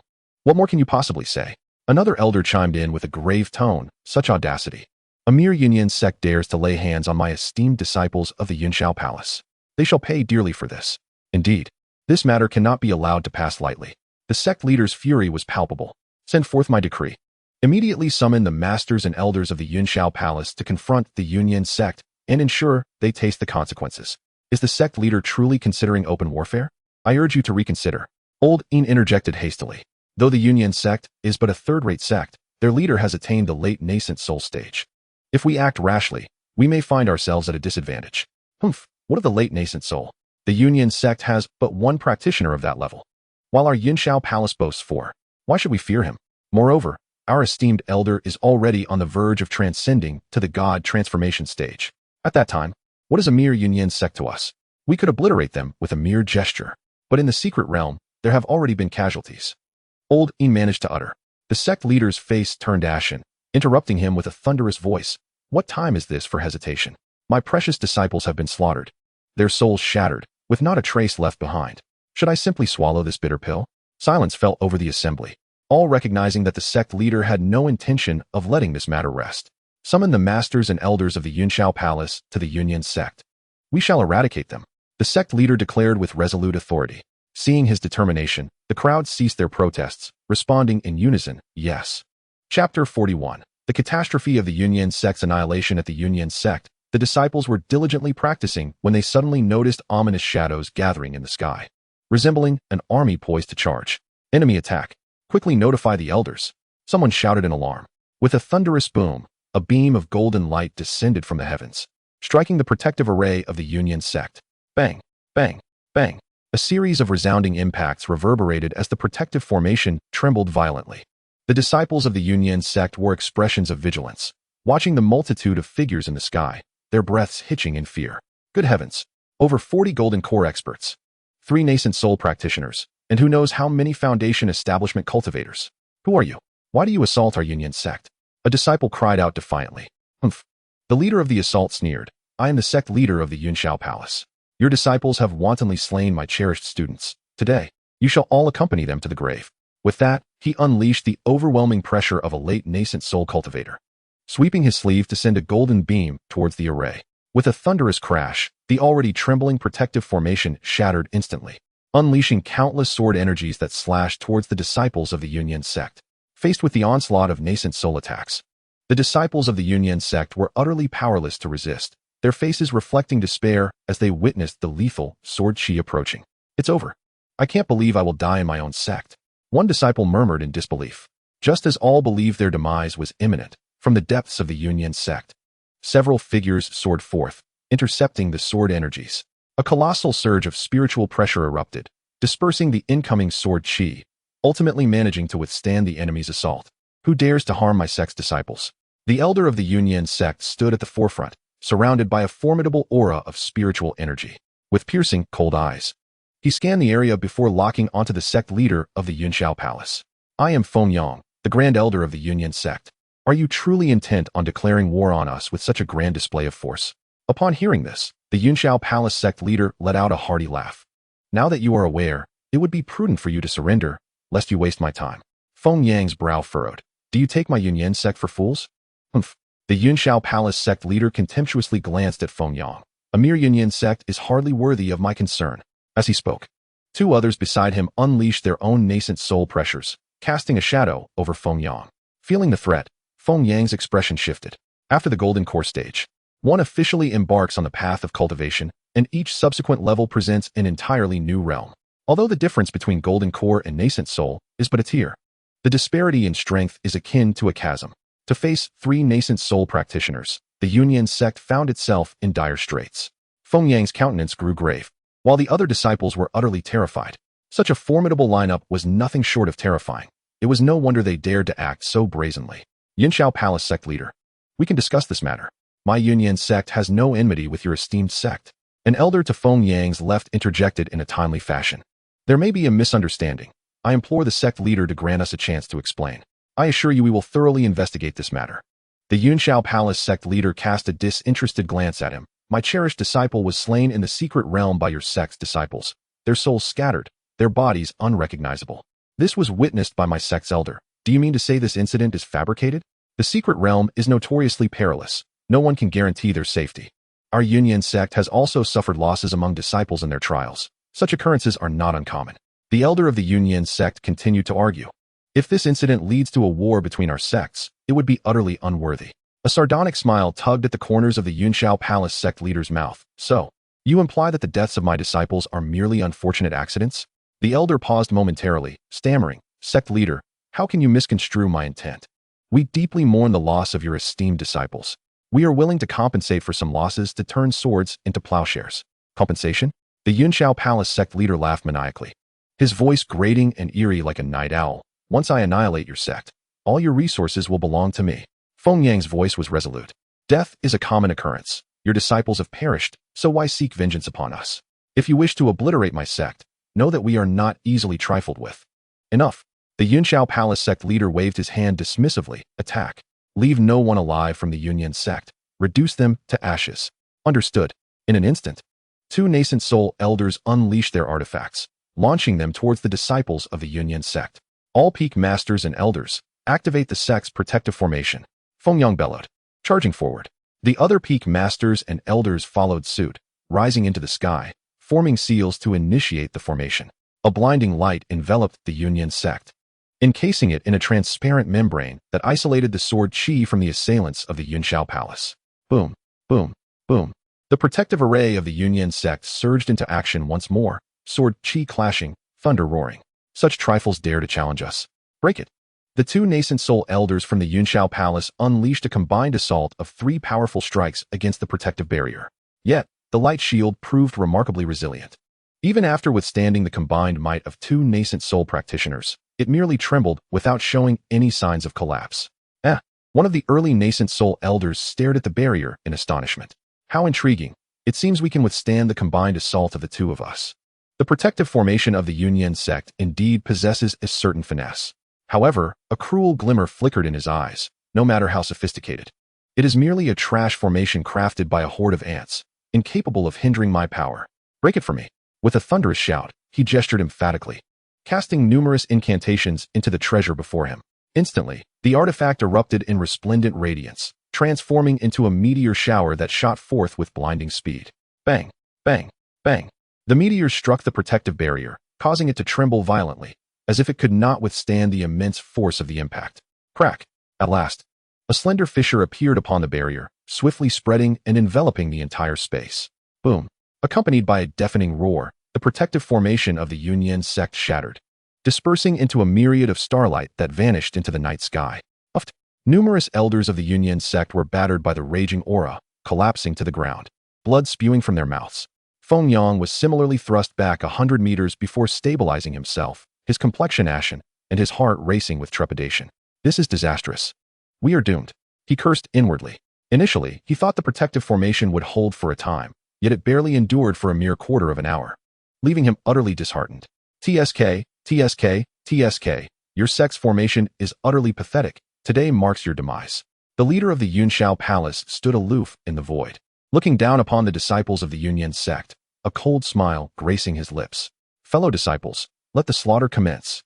Upon the utterance of these words, the members of the Yunxiao Palace brandished their artifacts. Chapter 42, The Harsh Demands of the Yunxiao Palace. Preposterous. Do you truly believe my Yunyan sect to be weak and easily bullied? Observing the thronging enemies, Feng Yang's fury ignited, gritting his teeth. He retrieved a jade slip from his storage ring and shattered it. Buzz. The next moment, from the depths of the Yunyan sect, a resonant chime suddenly echoed, reverberating across the land, awakening countless beings. Subsequently, a spectral voice slowly emerged from the void. Who dares to trespass upon my Yunyan sect? Get out. The voice was not loud, yet each word resonated with a unique cadence, causing the entire space to vibrate in response. Those from the Yunxiao Palace, poised to strike, felt their spirits shudder, a flicker of trepidation crossing their faces. Humph, mere posturing. The leader of the Yunxiao Palace scoffed. Yun Tianhai, cease your hiding. I know you are in seclusion. Now that you have emerged, come forth at once. As soon as the words left his lips, he suddenly gazed skyward. There, high above, a figure in white appeared. The man, with flowing white hair and a handsome visage, bore an air of profound experience, his eyes seemingly holding the passage of time, perceiving the essence of all things. Sect Master. Upon witnessing his emergence from seclusion, Feng Yang could not help but feel a surge of hope. We pay our respects to the sect master. The members of the Yunyan sect bowed deeply, their faces brimming with reverence. Yet, the leader of the Yunxiao Palace wore a look of disdain, taken aback by the realization that he had ascended to the peak of the nascent soul stage. Indeed, he possesses some skill, but do you truly believe that your solitary strength can save the Yunyan sect? Yun Tianhai replied coldly, should you wish to annihilate the Yunyan sect, you must also bear a heavy price. Then let us see.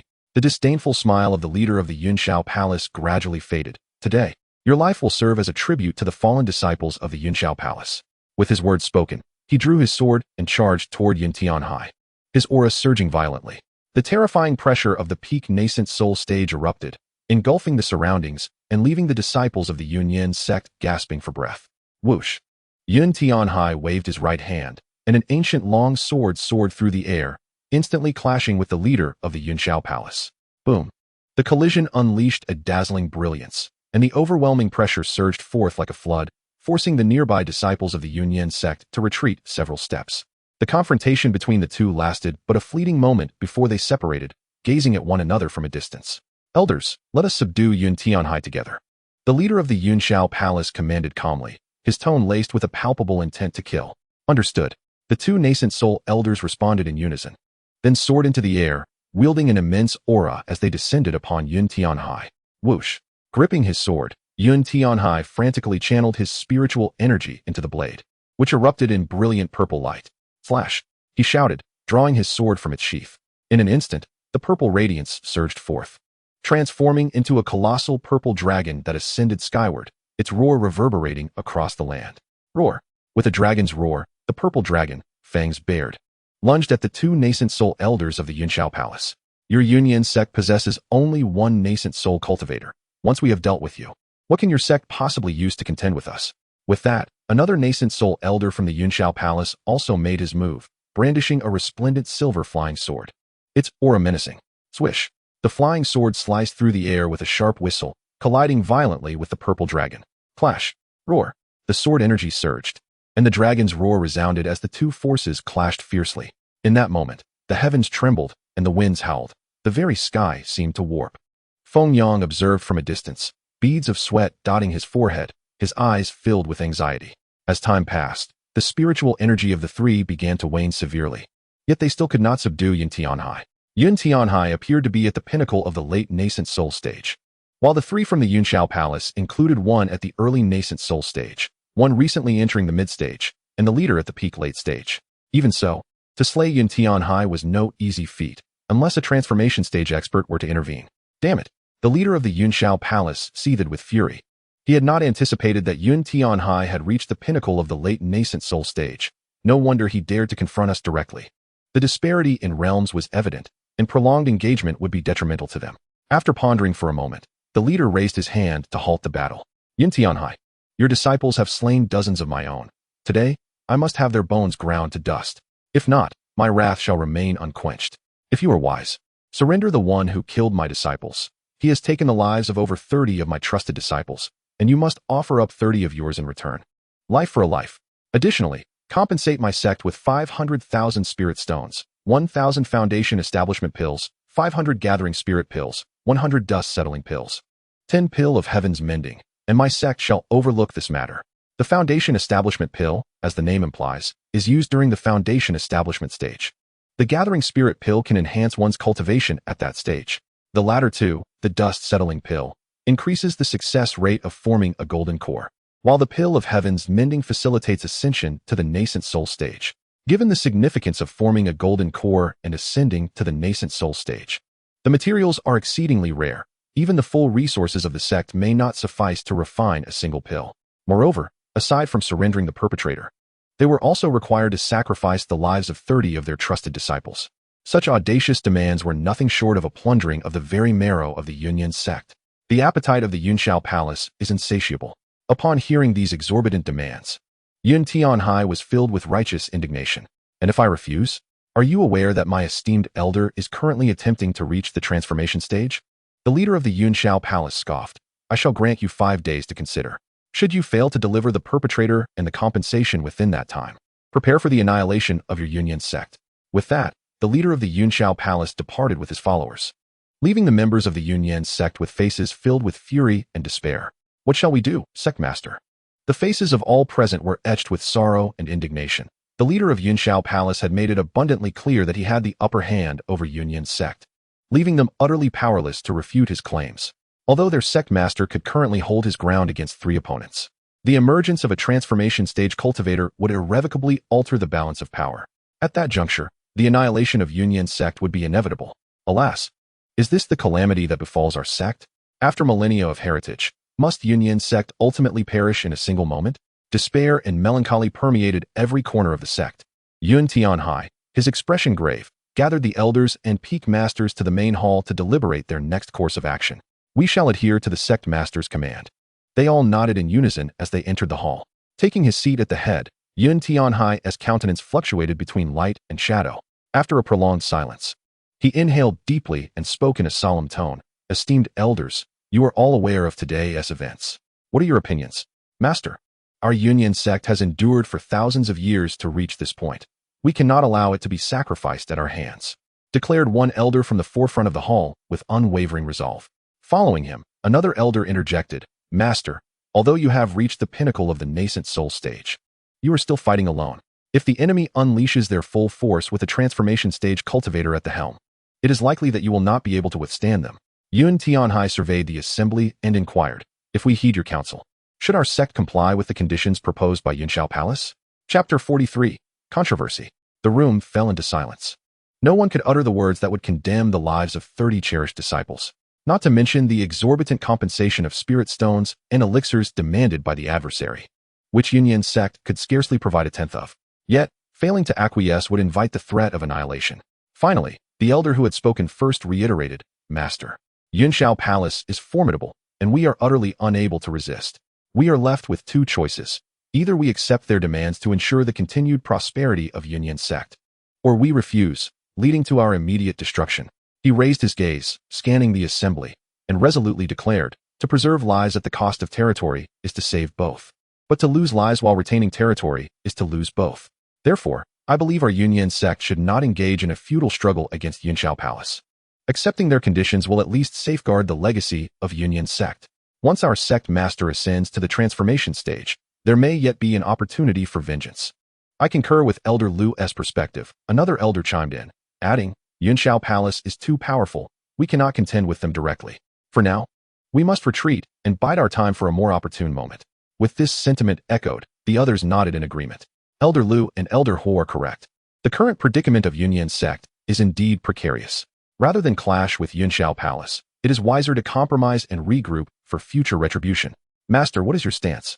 The congregation expressed their agreement, yet ultimately, they were bound to heed Yun Tianhai's decision. After a lengthy contemplation, he gradually spoke, Esteemed elders, I understand your concerns. But as the leader of Yunyan sect, how can I disregard the lives of over 30 cherished disciples? Master, the elders gasped in astonishment at his words. Please, Master, consider this carefully. For the sake of the entire sect, the lives of those 30 disciples are not paramount. As long as Yunyan sect survives, we will eventually have the means to restore what was lost.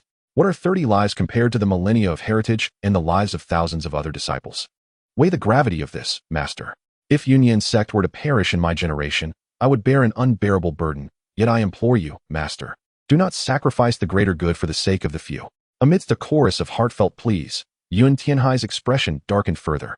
Suddenly, the Grand Elder Feng Yang, who had remained silent until now, rose and clasped his fists, saying, Master, please forgive my audacity to interject. Elder Feng, please proceed. Yun Tianhai nodded. Feng Yang continued. The ambitions of Yunxiao Palace are glaringly apparent. If we truly submit and beg for mercy, it is likely they will become even more unrestrained in the future. At which point, Yunyan sect would become their absolute slave. After a pause, his tone turned icy. Moreover, it remains uncertain whether their esteemed elder can successfully attain the transformation stage. Should he fail to ascend, the might of Yunxiao Palace's leader alone will not easily subdue Yunyan sect. Everything hangs in the balance.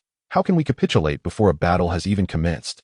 Although Yunyan sect may not be as strong as Yunxiao Palace, we are not to be trifled with. Even if it costs us our foundation, we must make it clear that we will not be cowed. Upon hearing Feng Yang's words, Yun Tianhai regarded him thoughtfully, nodding slightly with a smile. Indeed, Grand Elder, your insight is piercing. His thoughts aligned with Feng Yang's. The audacity of Yunxiao Palace to demand spirit stones, elixirs, and the lives of their disciples was utterly intolerable. Even if it meant risking everything, they must deliver a resounding blow to Yunxiao Palace. I cannot concur with the Grand Elder's viewpoint. This is gambling with the lives of the entire sect.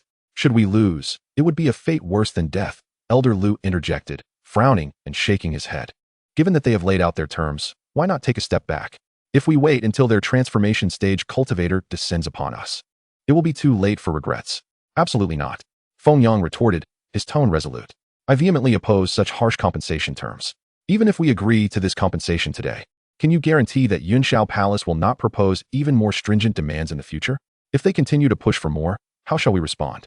In my opinion, we should be willing to expend our last ounce of strength to fight to the bitter end rather than humiliate ourselves by bowing to Yunxiao Palace. Feng Yang's words resonated powerfully, leaving the assembly enveloped in silence once more. Upon reflection, one could not help but acknowledge the validity of Feng Yang's arguments. The conditions set forth by Yunxiao Palace were indeed harsh. Should they acquiesce, what would prevent Yunxiao Palace from imposing even more stringent conditions in the future? Elder Yang speaks wisely. Another voice chimed in. A man of integrity cannot easily concede. We will not allow Yunxiao Palace to ride roughshod over us. Yunyan's sect had no fear of death, yet the specter of demise loomed large, threatening to choke their resolve. Such was not without precedent. The example of a certain disciple from Lu Peak served as a cautionary tale. Elder Lu, witnessing the swift shift in allegiance from those who had once stood with him, felt a surge of indignation. Is not the Grand Elder's argument based on hypothetical scenarios? He retorted, his voice laced with frustration. Ultimately, you are gambling the lives of every member of our sect.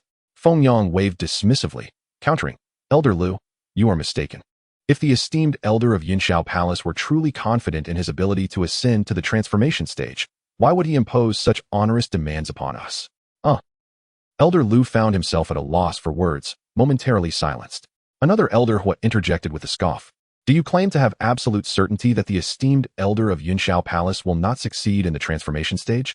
I do not, Feng Yang replied, shaking his head. But can we truly wager the lives of our sect as disciples on such a gamble? Elder Hu pressed, unrelenting.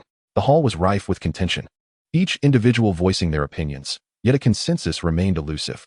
The assembly had divided into two factions, one that preferred to fight to the last breath, refusing to be subjugated, and another that sought to endure humiliation for survival, hoping for a resurgence in the future. In such a predicament, Sect Master Yun Tianhai found himself unable to make a decisive judgment. The discordant voices below gradually escalated, and the atmosphere within the grand hall grew increasingly tense and fraught. His countenance was solemn, and his eyes were slightly closed, as if he were deeply contemplating matters within. This debate had persisted for 3 days, and even the disciples within the sect were embroiled in fervent discussions, their voices rising in a cacophony. Chapter 44. Let Xianxia go to Yunxiao Palace to atonement. At the main peak square, inquiries were rampant. Who was responsible for the slaying of the Yunxiao sect disciples? Has anyone managed to uncover the perpetrator? It appears that only 14 of our sect's disciples ventured into that wild secret realm. Is it truly impossible to identify the culprit among this small group? Yet, even if we do find out, what then? One person acts. One person bears the consequences. Someone protested. The one who committed the murder should not drag us all into misfortune. I joined the sect seeking a place to settle and live in peace, not to accompany another's demise. What do you mean by that? Are you inciting discord within the sect? Another retorted. I have heard that the sect master and the Grand Elder refuse to accept each other's terms and intend to confront Yunxiao Palace head-on. Yunxiao Palace boasts 3 nascent soul cultivators, and it may not be long before a transformation god-level expert takes command. The man shot him a disdainful glance and continued with a scoff. That is a transformation god cultivator, capable of annihilating a city with a mere gesture, effortlessly wiping out tens of thousands. How can our Yunyan sect, with only one nascent soul master, possibly contend with them? In such a scenario, we would all be mere cannon fodder, left to perish without a grave.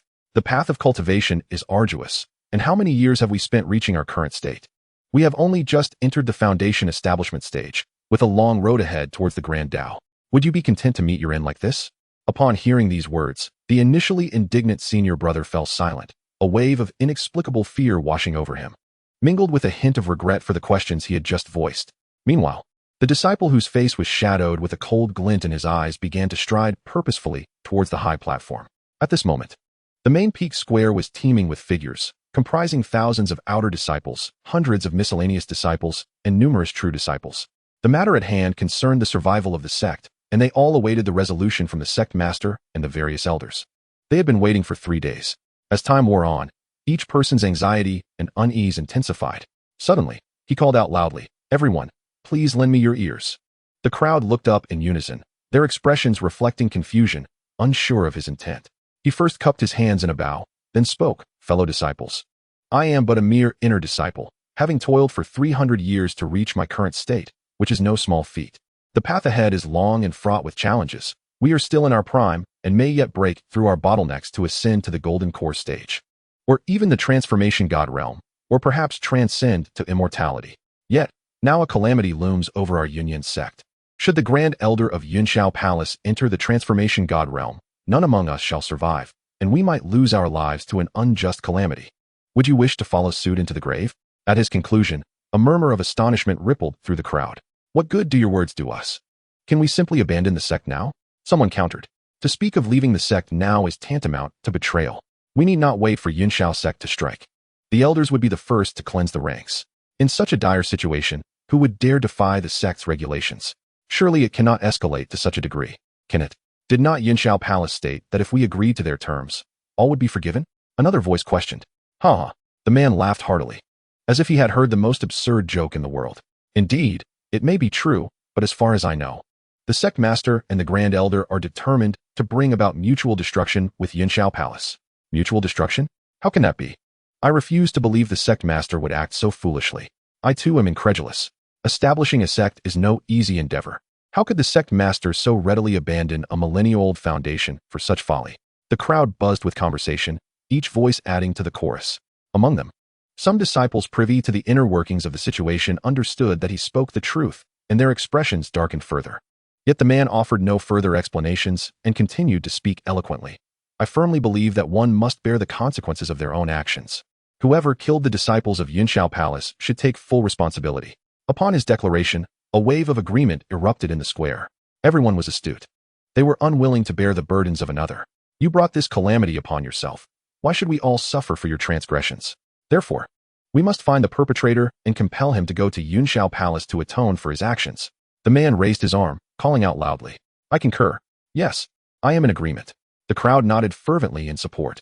Very well, then let us immediately set about uncovering this individual. The man took a deep breath, surveying the crowd as he declared with conviction. Agreed.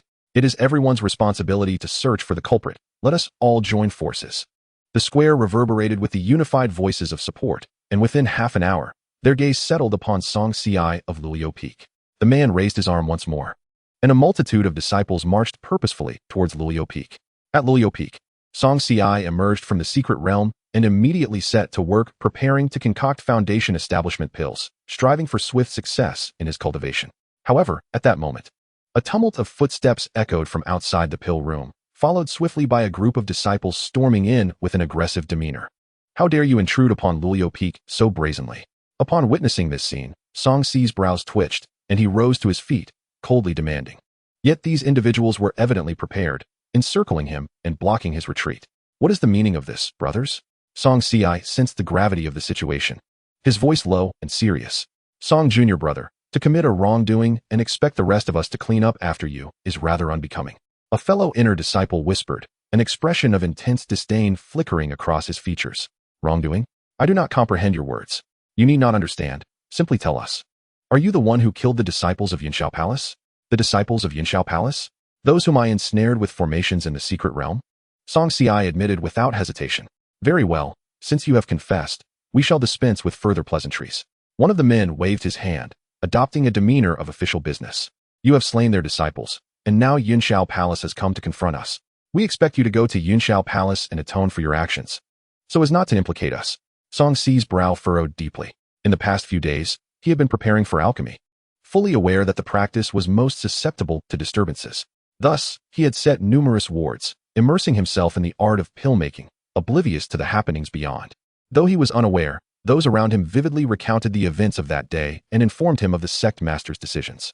Suddenly, Xianxia comprehended the gravity of the situation.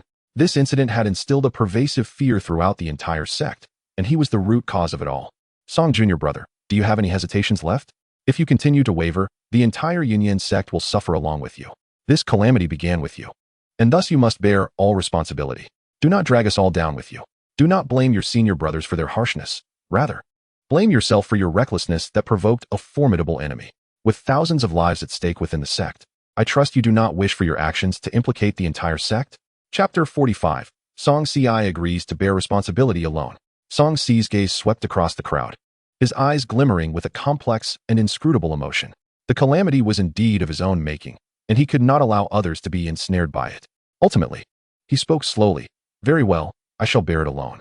As his words resonated, the previously raucous hall fell into an oppressive silence. Joyful expressions surfaced on the faces of every cultivator present. What are you all doing here? A voice, cold and devoid of warmth, suddenly pierced the air, akin to a bucket of ice water being poured over the assembly. Moments later, several men clad in white entered through the doorway. The crowd immediately composed themselves, bowing respectfully to the leader among them. We pay our respects to senior brother Zhuge. Zhuge Qingxin cast a cursory glance over the cultivators in the hall, his tone tinged with impatience. What is the meaning of this gathering? The onlookers exchanged glances for a few seconds before turning their attention to Xianxia. Senior brother Zhuge was well aware of the situation. There was no need for further questioning. A young cultivator stepped forward. We have already clarified the matter. The disciples of Yunxiao Palace were slain by Junior Brother Song, which has led to today's disaster. We are here to implore Junior Brother Song to shoulder the responsibility alone, so as not to implicate the innocent. Have the sect master and the elders not yet reached a decision? When did it become your place to meddle? A shadow of darkness flickered in Zhuge Qingqian's eyes, his voice sharpening. The young man, undeterred by the admonition, grew more brazen. There are but two outcomes. 1. Refuse Yunxiao Palace's demands, leading to the annihilation of Yunyan sect. 2. Acquiesce to their terms. But let me remind you, among those terms is the surrender of 30 of our sect's most cherished disciples. May I ask, are there any among the esteemed brothers willing to sacrifice themselves alongside Junior Brother Song? As his words hung in the air, silence enveloped the room. The dozens of disciples who had accompanied Zhuge Qingqian exchanged glances, all too aware of the implications. Who would volunteer? Who would willingly embrace such a fate? No one. After a brief exchange of looks, they quickly reached a silent agreement, turning in unison toward the opposing side. Aye, aye. A timid voice suddenly shattered the silence. A female disciple, her head bowed, murmured, Senior Brother Zhuge, I do not wish to die. A chorus of agreement rippled through the crowd. Indeed. We all wish to live. I refuse to accept this. Why must we all perish alongside him? Yes, precisely. This is a mess of his own making. He should bear the brunt alone. As the clamoring grew louder, Zhuge Qingqian's expression darkened further. Silence, he commanded, his piercing gaze sweeping over the assembly. Should you find yourselves in a position where you have slain an enemy, and their kin seek retribution, will you then cry out to bear your own burdens? We would. The crowd affirmed, albeit with a hint of trepidation.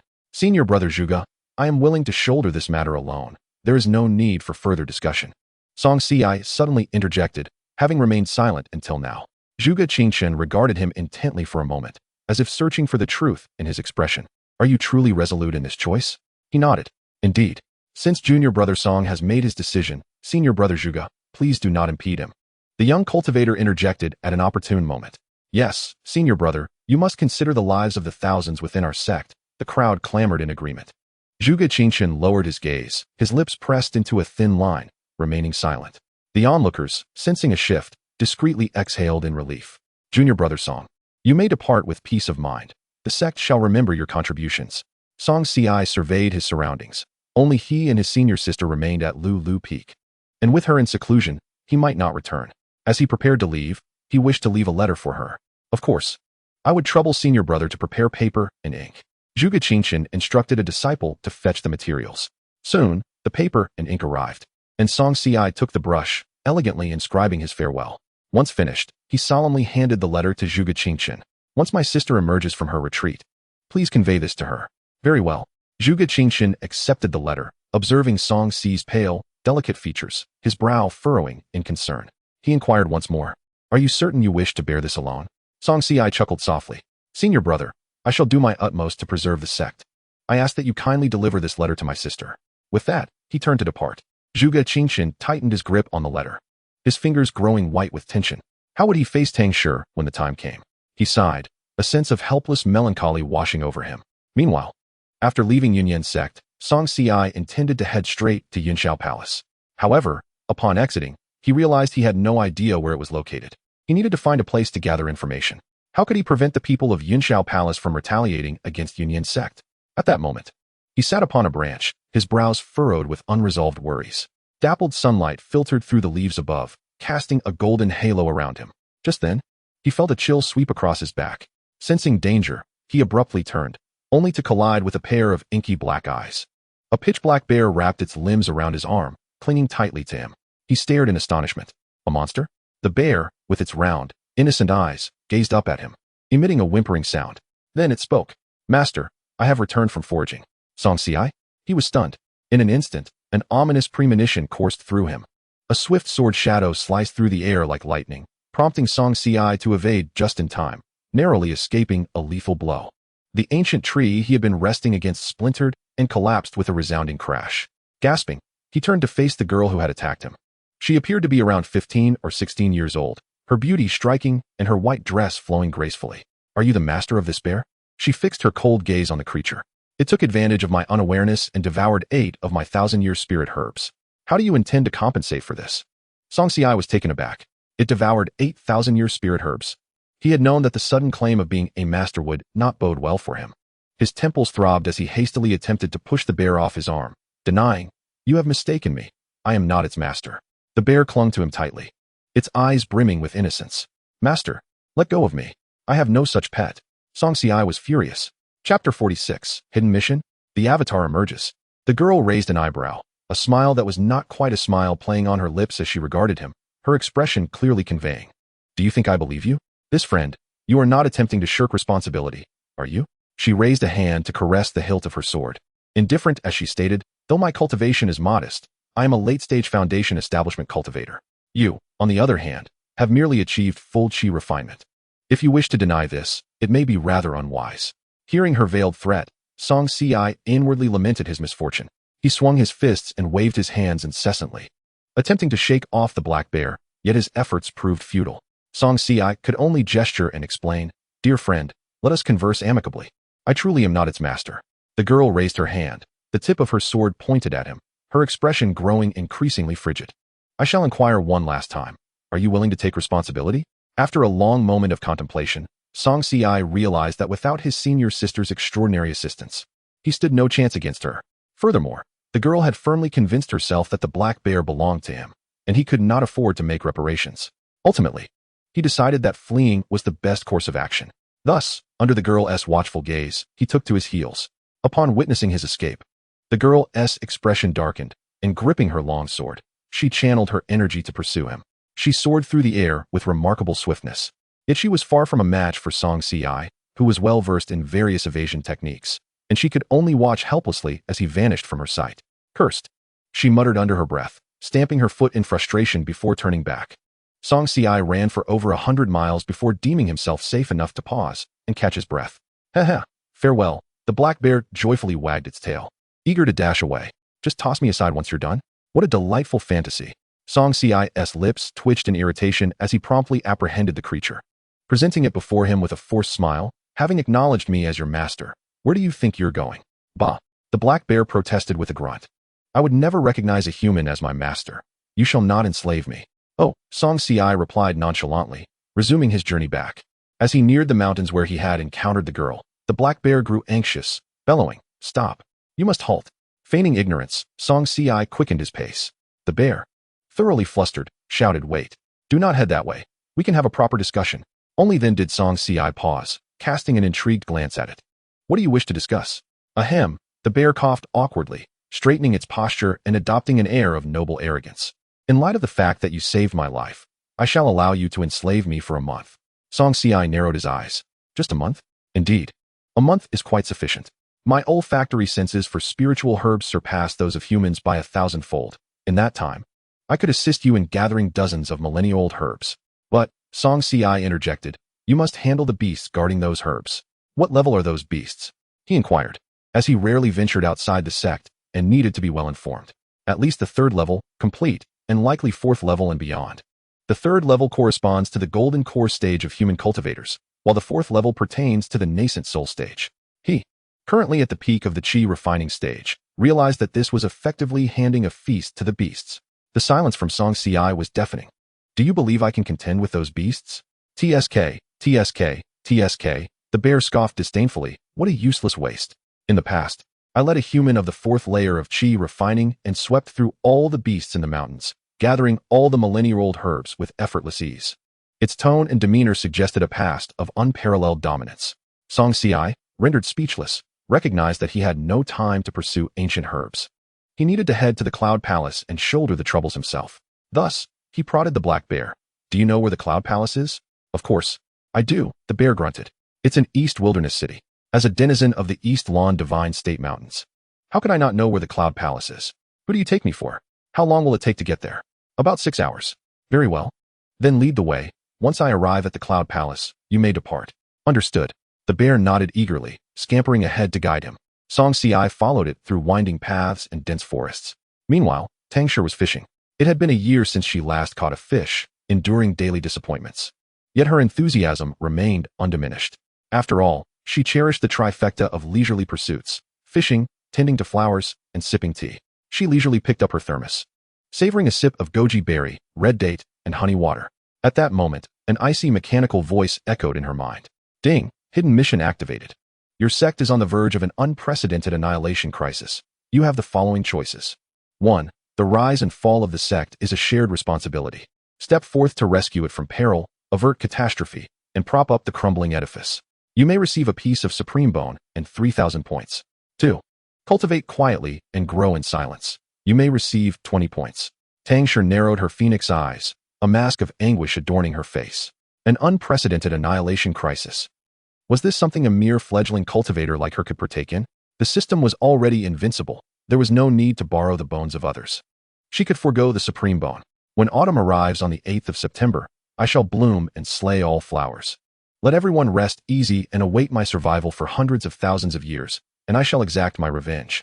The day I emerge from seclusion will be when the skies are stained red with blood. Tang Shi murmured to herself, setting her thermos down and continuing to fish.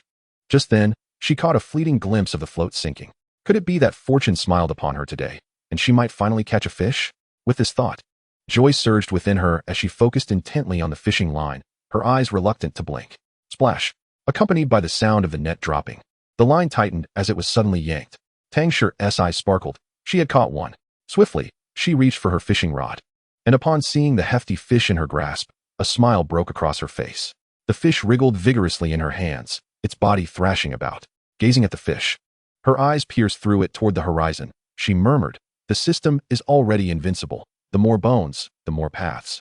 3,000 points, rounded, equated to the points earned over a decade. High risk, high reward. Under such circumstances, why not try option 1? Stretching her limbs, she returned the fish to the lake. Then rose, casting a spell as she flicked a drop of blood from her fingertip. In an instant, an illusion began to solidify. An apparition strikingly similar to Tang Shi herself. Unity of the three purities. Observing her doppelganger, possessing the strength of the 8th layer of her true self. Tang Shi nodded in satisfaction. After draping the doppelganger in a black robe and bronze mask, she lazily waved her hand, dispatching it to assist Yi Qing-er, known as the Invincible of the East. Go forth. A gentleman does not stand beneath a perilous wall. Such dangerous affairs are best not ventured into personally. The doppelganger was an excellent alternative. By providing it with a disguise, no one would suspect it was her, Tang Shi, thus severing any causal links to her true self. Utterly secure, the doppelganger slowly opened its eyes, respectfully bowed, and then turned to soar toward the mountains. Tang Shi retracted her gaze, contemplating the minuscule bait remaining in her possession, lost in thought. What if there was no bait? Paying homage to the sages, those willing would take the hook. Chapter 47. How could one venture out without a disguise? At this moment, Tang Shi's doppelganger found itself in a place called Chongqing Town, attempting to gather some information. Clad in a black cloak, concealing its cultivation, and donning a bronze mask that obscured its visage, only a pair of deep, dark eyes remained visible. This ensemble presented the figure as a low-key yet enigmatic adept, prompting those around to steal furtive glances before quickly diverting their eyes, avoiding it like the venomous serpent. Chongqing Town was bustling with shops and inns, while vendors thronged the streets, peddling their wares incessantly. Of course, there are numerous wandering cultivators and disciples from various sects engaging in trade or exchanging information here. It is said that the Yunxiao Palace has mobilized its entire sect to confront the Yunyan sect. Is that true? The atmosphere within the Yunyan sect is currently one of palpable anxiety. Is it genuine? When did this occur? Why has there been no recent activity? What purpose would I have to deceive you? This has transpired merely in the past few days. I witnessed it with my own eyes. The current silence is because the Yunxiao Palace is awaiting the ascension of their elder to the divine transformation stage. Moreover, they have set forth several conditions. Should the Yunyan sect refuse to comply, its demise would be imminent. Alas, it is unfortunate that their disciples have slain those who should not have been harmed. The crowd murmured in astonishment. How could the Yunyan sect dare to offend the most powerful faction in South Wilderness City? Once their elder breaks through, it is likely that the Yunyan sect will be reduced to ruins. However, the Yunxiao Palace has also stipulated conditions. If the Yunyan sect were to acquiesce, they would be spared from harm. As if the Yunyan sect would agree to that. To concede even once would lead to further concessions. If they comply this time, it would mean allowing the Yunxiao Palace to carve them up at will. I fear that the Yunyan sect is doomed. Fortunately, when the Yunyan sect was recruiting disciples, they overlooked me. Otherwise, I too would be burdened by them. Now, I live freely and at ease. The crowd continued to speculate, using the impending doom of the Yunyan sect as their topic of conversation.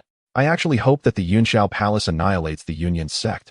Then we, the wandering cultivators, would have our chance. One individual remarked with a smile, his eyes gleaming with ambition. The foundation of a millennium-old sect must be substantial. Whatever the Yunxiao Palace cannot take with them will belong to us. Haha, with that said, I find myself quite looking forward to it. In an instant, the crowd grew animated, envisioning the scenario of the Yunyan sect's downfall and the division of its treasures. Tang Shi stood silently to the side, absorbing every word spoken. Just as she was about to seek someone for more detailed information, she suddenly heard another voice approaching from a distance, shouting, "Latest news! Latest news! What? Could there be something new afoot?" The crowd turned their heads. A man rushed in, exclaiming the latest tidings. It is said that the perpetrator who killed the disciples of Yunxiao Palace has left the sect, preparing to take responsibility alone. Oh, that is indeed a strategy to prevent the entire sect from being implicated, but will the Yunxiao Palace agree? I find that doubtful. They are notorious for protecting their own. And with their elder's ascension to the divine transformation stage imminent, how could they forfeit such a reason for invasion? That does seem likely. It appears the Yunyan sect is indeed doomed.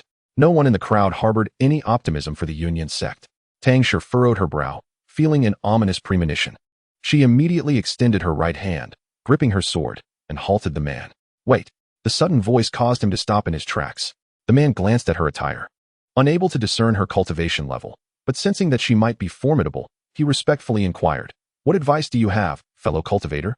Tang Shi cast a cool glance at the man and softly asked, "What is the name of the person you mentioned who killed the disciple of Yunxiao Palace?"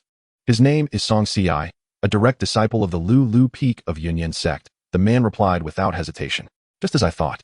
Tang Shi mused inwardly, continuing to inquire about where the Yunxiao Palace disciple was killed. "In a recently opened wild secret realm." "Thank you. A trivial matter. You are too courteous." After posing her questions, Tang Shi turned and walked away. As she distanced herself, a grave expression crossed her face. She pondered for a moment before shaking her head in resignation. "Xianxia, as a disciple of Lu Peak, you are far too reckless. When venturing outside, do not mention that I am your senior sister. In a place like a secret realm, where killing and treasure-seeking abound, how can one not don a disguise? In the realm of fantasy literature, who walks the world without a few aliases? After all, there is a saying, killing and arson, history flies. All respect Han Tianzuan, alas. Still too young." Tang Shi sighed, and then set off towards North Wilderness City. That evening, an ancient hall stood atop a mountain peak, surrounded by rich spiritual energy, akin to a celestial abode. In the rear mountains, there lay a pool of water, shrouded in mist, ethereal and enchanting, resembling a scene from a fairy tale. An elderly man in gray robes sat cross-legged at the edge of the pool, enveloped by pure, clear white mist, his closed eyes appearing as though they were neither fully shut nor fully open. Suddenly, a deafening roar shattered the sky. Dark clouds gathered overhead, swirling ominously. As winds and thunder clashed, and a terrifying celestial might descended upon the mountain range, shaking the very heavens. The old man slowly opened his eyes, his murky gaze suddenly ablaze with brilliance, a formidable aura erupting from within him, distorting the space around him. "Has it come so soon?" the elder murmured to himself, rising to his feet, clasping his hands behind his back, and gazing upward. The dark clouds roiled, thunder crackled, and lightning lashed at the sky, while fierce winds howled, bringing a chill that swept downward. In an instant, a blinding flash of lightning cleaved through the night, illuminating the earth, as a resounding roar echoed through the heavens, deafening in its intensity, as if the entire world quivered in response. The disciples of Yunxiao Palace emerged from their dwellings, their expressions a mix of gravity and exhilaration. The elder's sixth nine tribulation was upon them. Once he overcame this heavenly calamity, Yunxiao Palace would give birth to a powerful being in the divine transformation realm. Should the elder succeed in this breakthrough, he would undoubtedly lead Yunxiao Palace to greater heights, making it unrivaled in the entirety of the South Wilderness. Humph! How dare the insignificant Yunyan sect even think of opposing us? They are simply courting death. The young disciples' faces were flushed with excitement, their gazes fixed fervently on the elder, whose hair and beard were white, his face lined with wrinkles, exuding an otherworldly aura. The elder gazed skyward, a flicker of golden light appearing between his brows, as he abruptly spread his arms wide, drawing in the surrounding spiritual energy like a tidal wave. Boom! After a long build-up, the thunderous lightning that had been brewing within the dark clouds finally struck down, resembling a silver serpent, unleashing its devastating force upon the elder with tremendous ferocity. Yet the elder showed no sign of fear. Instead, he erupted into boisterous laughter. "Come, the more ruthless, the better," he exclaimed with fervor, as radiant golden light erupted around him, resembling a war deity standing in the void, looking down upon the world. All below were transfixed. deeply captivated by the elder's grandiose display. This scene was both shocking and awe-inspiring. Boom! Another resounding crash followed, as the terrifying lightning struck the elder's chest. Yet to everyone's astonishment, the elder remained unharmed, not even taking a step back. He remained steady as a mountain, suspended in the air, allowing the raging thunder to ravage around him, unperturbed and calm, as if he were the master of it all. Chapter 48. Tang Shi's Duel with Xianxiao Palace. The commotion surrounding the elder of Xianxiao Palace undergoing tribulation was so immense that it quickly captured the attention of many cultivators in South Wilderness City. Upon learning that the tempestuous lightning was centered around the location of Xianxiao Palace, their expressions shifted, followed by a flurry of discussions. Wow! The commotion from Xianxiao Palace is actually the sixth Nine Tribulation. Their leader is attempting to break through to the divine transformation realm. The leader of Xianxiao Palace is still far from achieving the divine transformation. The one undergoing tribulation is their elder. Once the elder of Xianxiao Palace successfully navigates this tribulation, not only will this modest East Wilderness City be overshadowed, but Xianxiao Palace will also gain a significant voice on this land of the Southern Domain. This place is the Eastern Lan Divine Continent of Xinzhou, which is further divided into 13 major regions, with the Southern Domain being one of them. Indeed, it is here that countless cultivators express their envy, their gazes filled with both admiration and apprehension. I have heard that recently there has been some friction between the Union sect and the Xianxiao Palace. One cultivator inquired softly. The others exchanged glances, all nodding slightly in tacit agreement, remaining silent. Why is the Union sect so disappointing, being unable to produce even a single cultivator of the transformation stage, allowing the Xianxiao Palace to unilaterally dominate? The individual continued to shake his head, filled with regret. Otherwise, if two tigers were to fight, we scattered cultivators might gain some benefit. The others, upon hearing this, twitched their lips, unsure of how to respond. How could one expect to be the fisherman or the bird in such a scenario? A single wave from a nascent soul cultivator could obliterate them. If a transformation stage cultivator were to strike, their souls would be obliterated. If they survived 3 seconds, they would be blessed by their ancestors. The thunder still rumbled on, each wave more powerful than the last, striking every 3 to 5 minutes, exuding a formidable might. Tang Shi, having arrived at the Southern Wilderness City, gazed intently at that region, her eyes sparkling with extraordinary light as she silently counted. The 18th, 19th, 42nd, 43rd, the 44th. At that moment, the thunder suddenly ceased, and the dark clouds gradually dispersed, restoring tranquility to the sky. Tang Shi? It can't be. Just 44 strikes? From the moment of forming the core, cultivators must endure tribulations. Forming the core entails a 3-9 tribulation, with 27 strikes of heavenly thunder. For the nascent soul, it is a 4-9 tribulation with 36 strikes. And for the transformation stage, a 6-9 tribulation with 54 strikes. Tang Shi possesses a system that can shield her from the tribulations. However, she recalled distinctly that in order to ascend, she must withstand all the strikes completely to truly step into another realm. Yet now, there are only 44 strikes, 10 short of the required amount. Her cultivation level is sufficiently high to clearly perceive how many strikes of heavenly thunder have descended. Yet the other cultivators lack this ability to investigate. Thus, after the thunderclouds dissipated, they all assumed that the elder of the Xianxiao Palace had successfully broken through. The tribulation has ended.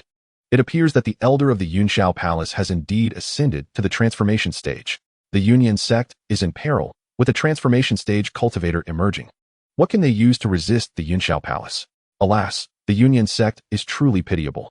Although the sect master can fend off 3 opponents without defeat, when faced with a transformation stage cultivator, they can only prepare themselves for slaughter.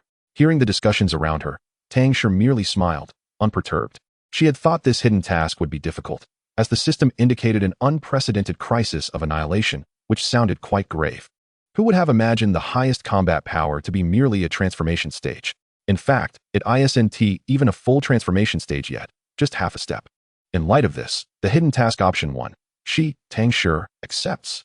The sooner it is resolved, the sooner she can return. Tang Shi made up her mind to ascend to the Xianxiao Palace the next day. The following day, as the sun began to rise, within the grand hall of the main peak of the Xianxiao Palace, the sect leader sat upon the throne, with the elder who had undergone tribulation seated to his left, followed by the heads and elders of the various peaks. The sect leader smiled at the elder, respectfully stating, "Congratulations, elder, on your breakthrough to the transformation stage. It is indeed a blessing for our Xianxiao Palace. Congratulations on your ascension to the transformation stage." The others also offered their congratulations, their eyes filled with envy. To break through to the transformation stage within one's lifetime, even if just half a step, is a source of immense pride. The elder waved his hand, smiling as he said, "You are all too courteous. Your potential is commendable as well. I hope you will continue to strive and soon step into the transformation stage." After speaking, he turned his gaze to the sect leader. "I have heard that the Union sect slaughtered over 30 of our inner disciples. Is this true?" His tone was calm, yet it carried an icy chill that caused the temperature in the hall to plummet. The sect leader's expression darkened, his voice cold as he replied, "Indeed, it is true. That scoundrel not only massacred our disciples, but left not even their souls behind. The Union sect deserves to be annihilated." Mentioning this matter ignited a raging fury within him. The esteemed Yunxiao Palace, which enjoys great renown throughout the southern wilderness, had its inner disciples slain, bringing disgrace. Vengeance must be sought. Is that so? A cold glint flashed in the elder's eyes. "I have also heard that you proposed several conditions, stating that if the other party could comply, we would not pursue the matter?" The sect leader's eyelids twitched, his expression stiffening as he responded, "Indeed." His intention was to secure some resources in case the elder did not succeed in his breakthrough. A win-win situation. Huh. The elder scoffed coldly, mocking. "Given that no news has arrived for such a long time, it seems the Union sect is unwilling to accept the conditions you proposed. In that case, we cannot be blamed." As he spoke, he slowly rose, a torrent of terrifying aura emanating from within him, enveloping the entire hall. In an instant, everyone felt a suffocating pressure, struggling to breathe as their souls trembled. Today is indeed the best opportunity for the Yunxiao Palace to annihilate the Union sect. His voice, neither loud nor soft, carried an extreme chill and murderous intent, causing the air in the hall to grow even colder. The elder's words held great truth. The sect leader smiled faintly, then raised his voice to declare, "Send out the order. From this day forth, eradicate the Union sect, leaving no one behind." Excitement and fervor appeared on every face, clearly anticipating this moment for quite some time. The sect leader's wisdom shines. They can finally eliminate that rabble. The Union sect has slain our kin. Such a blood feud can only be washed away with blood. We are eager and ready. Please lead us, elder, to attack the Union sect immediately, and let those scoundrels understand the dire cost of offending the Yunxiao Palace. To annihilate the Union sect at this moment also serves to declare to the world that the dignity of the Yunxiao Palace is inviolable. In this moment, the spirit of battle surged. All were filled with murderous intent. Boom. In the next instant, a deafening sound resonated from outside, penetrating the grand hall. The protective formations of the Yunxiao Palace's various peaks illuminated simultaneously, brilliant and blinding runes intertwining to form an enormous light barrier, enveloping the entire mountain range. What is happening? Who is attacking our Yunxiao Palace? The expressions of those within the hall changed dramatically, hurriedly rushing outside. Disciples of the Yunxiao Palace gathered on the main peak, drawn by the commotion. In midair, outside the light barrier, a black-robed cultivator wearing a bronze mask stood with his sword in hand, as if walking on air. The fierce winds swirling around him, causing his garments to flutter wildly. "What audacity!" The sect leader bellowed. "You dare to intrude upon my Yunxiao Palace. Do you seek to shorten your lifespan?" Tang Shi gazed down from her elevated position, indifferent as she replied, "I have only just heard of the name of the Yunxiao Palace. I have come today to seek some guidance." Impudent. The sect leader of the Yunxiao Palace was furious. "What are you, to dare seek guidance from my sect? It seems you have chosen a path to your own demise."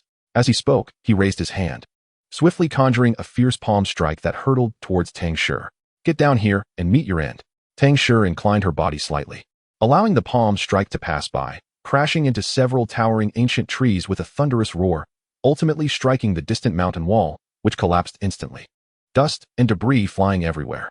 This strike, had it connected, would likely have been unbearable even for a nascent soul cultivator. Unfortunately, she evaded it. Subsequently, the members of Yunxiao Palace witnessed her standing with her hands clasped behind her back, her voice devoid of emotion. "I shall deliver but a single strike. Who among you will dare to receive it?" Chapter 49. A sword that annihilates the divine transformation. Arrogance. Utterly outrageous. Alone, she dared to confront them. Uttering such brazen words, not merely disregarding Yunxiao Palace, but treating the Yunxiao sect as if it were naught but dust beneath her feet. Should she remain unvanquished, where would the dignity of Yunxiao Palace reside? Thus, upon hearing her proclamation, the entirety of Yunxiao sect erupted in fury. The sect leader's eyes blazed with intense menace as he bellowed, "Such impudence must be punished." In the next instant, he unsheathed his sword from his waist, channeling his profound spiritual energy into the blade, which radiated an overwhelming and scorching aura. With a swift motion, he wielded the sword, unleashing a fierce strike that cleaved through the void, descending like a meteor, imbued with terrifying destructive power. Amidst the chaos, Tang Shi furrowed her brow, a glimmer of lethal intent flashing in her eyes before she abruptly flicked her sleeve. A tempest of immense spiritual energy coalesced, surging forth to meet the oncoming sword shadow from the sect leader, instantly shredding it to pieces while the residual force bore down upon him. The violent energy waves swept through the surroundings, obliterating stones and vegetation in an instant. With a muffled grunt, the sect leader staggered back, blood spilling from his mouth as he struggled to regain his footing. In stark contrast, the figure clad in black remained utterly unmoved. Gasps of astonishment echoed throughout the crowd. The elders and disciples of Xianxiao Palace frozen in disbelief, their faces a canvas of incredulity. How could this be? The confrontation between the pinnacle of Yuan Ying and the black-cloaked figure ended in defeat for the sect leader, though it was not his full strength. The response from his opponent was deceptively effortless. Such a spectacle was unfathomable. Leader. An elder quickly approached to steady the sect leader. Coughing violently, he pressed his hand to his chest, his narrowed eyes fixated on Tang Shi, filled with trepidation. Ignoring him, Tang Shi swept her gaze across the crowd, finally resting on the elder who was a half-step away from the divine transformation stage. Slowly, she drew her sword and pointed it in his direction. You. The elder's complexion turned ashen, his fury boiling within him. You wretched child, I shall ensure you suffer a fate worse than death, he roared, his form suddenly transforming into a blur as he soared into the air, aligning himself with Tang Shi outside the protective array of the mountain. In an instant, a formidable pressure emanated from the elder, enveloping everyone present like a mountain's weight, forcing the disciples of Xianxiao Palace to bow their heads. As if burdened by an insurmountable load, struggling to breathe, the weaker disciples even sank to their knees, sweat pouring from their foreheads. A divine transformation powerhouse, terrifying indeed. Only the Yuaning cultivators managed to withstand the oppressive aura, gazing up at the two adversaries in the sky. Gritting his teeth, the sect leader seethed. I implore the elder to make this audacious girl aware of the dire consequences of offending Xianxiao sect. Strengthen our Taoist lineage. Elevate the prestige of Xianxiao Palace. The disciples of Xianxiao Palace echoed his call, their voices fervent. The elder, hearing their pleas, smirked with a sinister grin. Rest assured, today I shall make her pay a grievous price. With that, he cast a haughty glance at Tang Shi. You, yellow-haired girl, dare to wreak havoc in my Xianxiao sect? Today, you shall meet your demise. With a swift motion, he pointed a finger at her, declaring, thousand-leaf finger technique. In the next moment, a colossal, golden-hued finger materialized, imbued with terrifying might, slicing through the air as it bore down upon Tang Shi, distorting the very void and leaving a dark, profound trail in its wake, testament to the horror of the impending strike. The disciples of Xianxiao sect held their breath in anticipation. It was the elder's ultimate technique. The thousand-leaf finger, the apex of Xianxiao sect's inheritance, capable of piercing gold and jade, toppling cities and snatching stars, a force that could obliterate all. Now unleashed by a divine transformation elder, it would surely reduce that wretched girl to ashes. They spoke excitedly, their gazes filled with unabashed mockery and derision as they regarded Tang Shi, whom they deemed already deceased. Yet, in the face of Xianxiao sect's most formidable technique, Tang Shi remained unmoved, standing tall with an air of indifference and pride, as if oblivious to the imminent danger. What a fool, standing there paralyzed by fear. One disciple scoffed, unable to contain his laughter, but before he could finish, he felt an unsettling sensation wash over him. His mouth agape, eyes wide with horror. He gazed skyward, terror-stricken. Simultaneously, Tang Shi raised her right arm, lightly swinging her sword. An arcane wave radiated from the descending blade, its luminous edge tracing an exceedingly mysterious trajectory. The disciples felt their hearts race, an alarm ringing in their minds. Danger. Utterly perilous. A shiver emanated from the depths of their souls, as if death lurked just a heartbeat away. Retreat. Quickly. The elders cried out, hastily withdrawing. The lower-ranked disciples, gripped by panic, fled in disarray, tumbling as they scrambled to escape. With a deafening roar, the sword's light collided with the finger, unleashing a terrifying shockwave that engulfed 100 zhang radius, reducing everything in its path to mere ash. In that fleeting moment of contact, the finger disintegrated. Yet the sword's luminescence surged, carrying with it an overwhelming force as it pressed toward the elder of Xianxiao sect. What? The elder's expression shifted dramatically, his heart racing as he sensed an imminent threat approaching. The thousand-leaf finger was his most adept killing move, yet it faltered against her seemingly effortless strike. He retreated in panic, but it was too late. The speed of the sword light was blinding, closing in on him in an instant before effortlessly penetrating his entire being. With a chilling crack, the elder of Xianxiao sect was torn asunder, erupting into a cloud of blood mist. The disciples of Yunxiao sect stood in stunned silence, their expressions frozen in disbelief as their minds spiraled into chaos. The elder was dead? Dead. A sword that annihilates the divine transformation? A sword that annihilates the divine transformation. Yet, the sword light showed no sign of diminishing in its momentum after slaying a divine transformation being. It continued its relentless advance. With another thunderous roar, the protective array of Yunxiao Palace crumbled in an instant, layer upon layer of defensive runes rendered ineffective. The terrifying sword light surged forth like a tidal wave, obliterating buildings and cultivators alike in its wake. Run! Flee! Cries of despair and terror intertwined as tens of thousands of disciples of Yunxiao sect fled in panic. Chapter 50. Let Yunxiao Palace depart with compensation to Yunyan sect. Cursed be it. The sect leader roared in fury, his eyes blazing with wrath. Wishing nothing more than to rend Tang Shi into countless pieces, he abruptly raised his hand to strike his storage ring, retrieving an ancient long knife that shimmered with a cold gleam. You little wretch, prepare to meet your end. He brandished a long blade, exuding an overwhelming aura of ferocity as he lunged fiercely at Tang Shi. Yet, she appeared utterly unfazed. She sheathed her sword and tilted her head slightly to cast a glance at him. What does it mean to say that each level of realm is like a layer of heaven? This is precisely it. A mere half-step into the transformation stage, exerting every ounce of strength to unleash a formidable move, and yet, she required but a simple strike to obliterate him. The few adversaries before her were merely nascent soul cultivators, hardly worthy of concern. In the next moment, the ferocious sword light split into three, hurtling towards the headmaster of Yunxiao Palace and the two other nascent soul elders. The terrifying aura of death sent shivers down their spines, leaving them cold with dread. Panic-stricken, the three hastily retrieved their protective treasures and positioned them defensively, desperately attempting to invoke their escape techniques. Alas, before that sword light, everything was as fragile as paper, unable to withstand a single blow.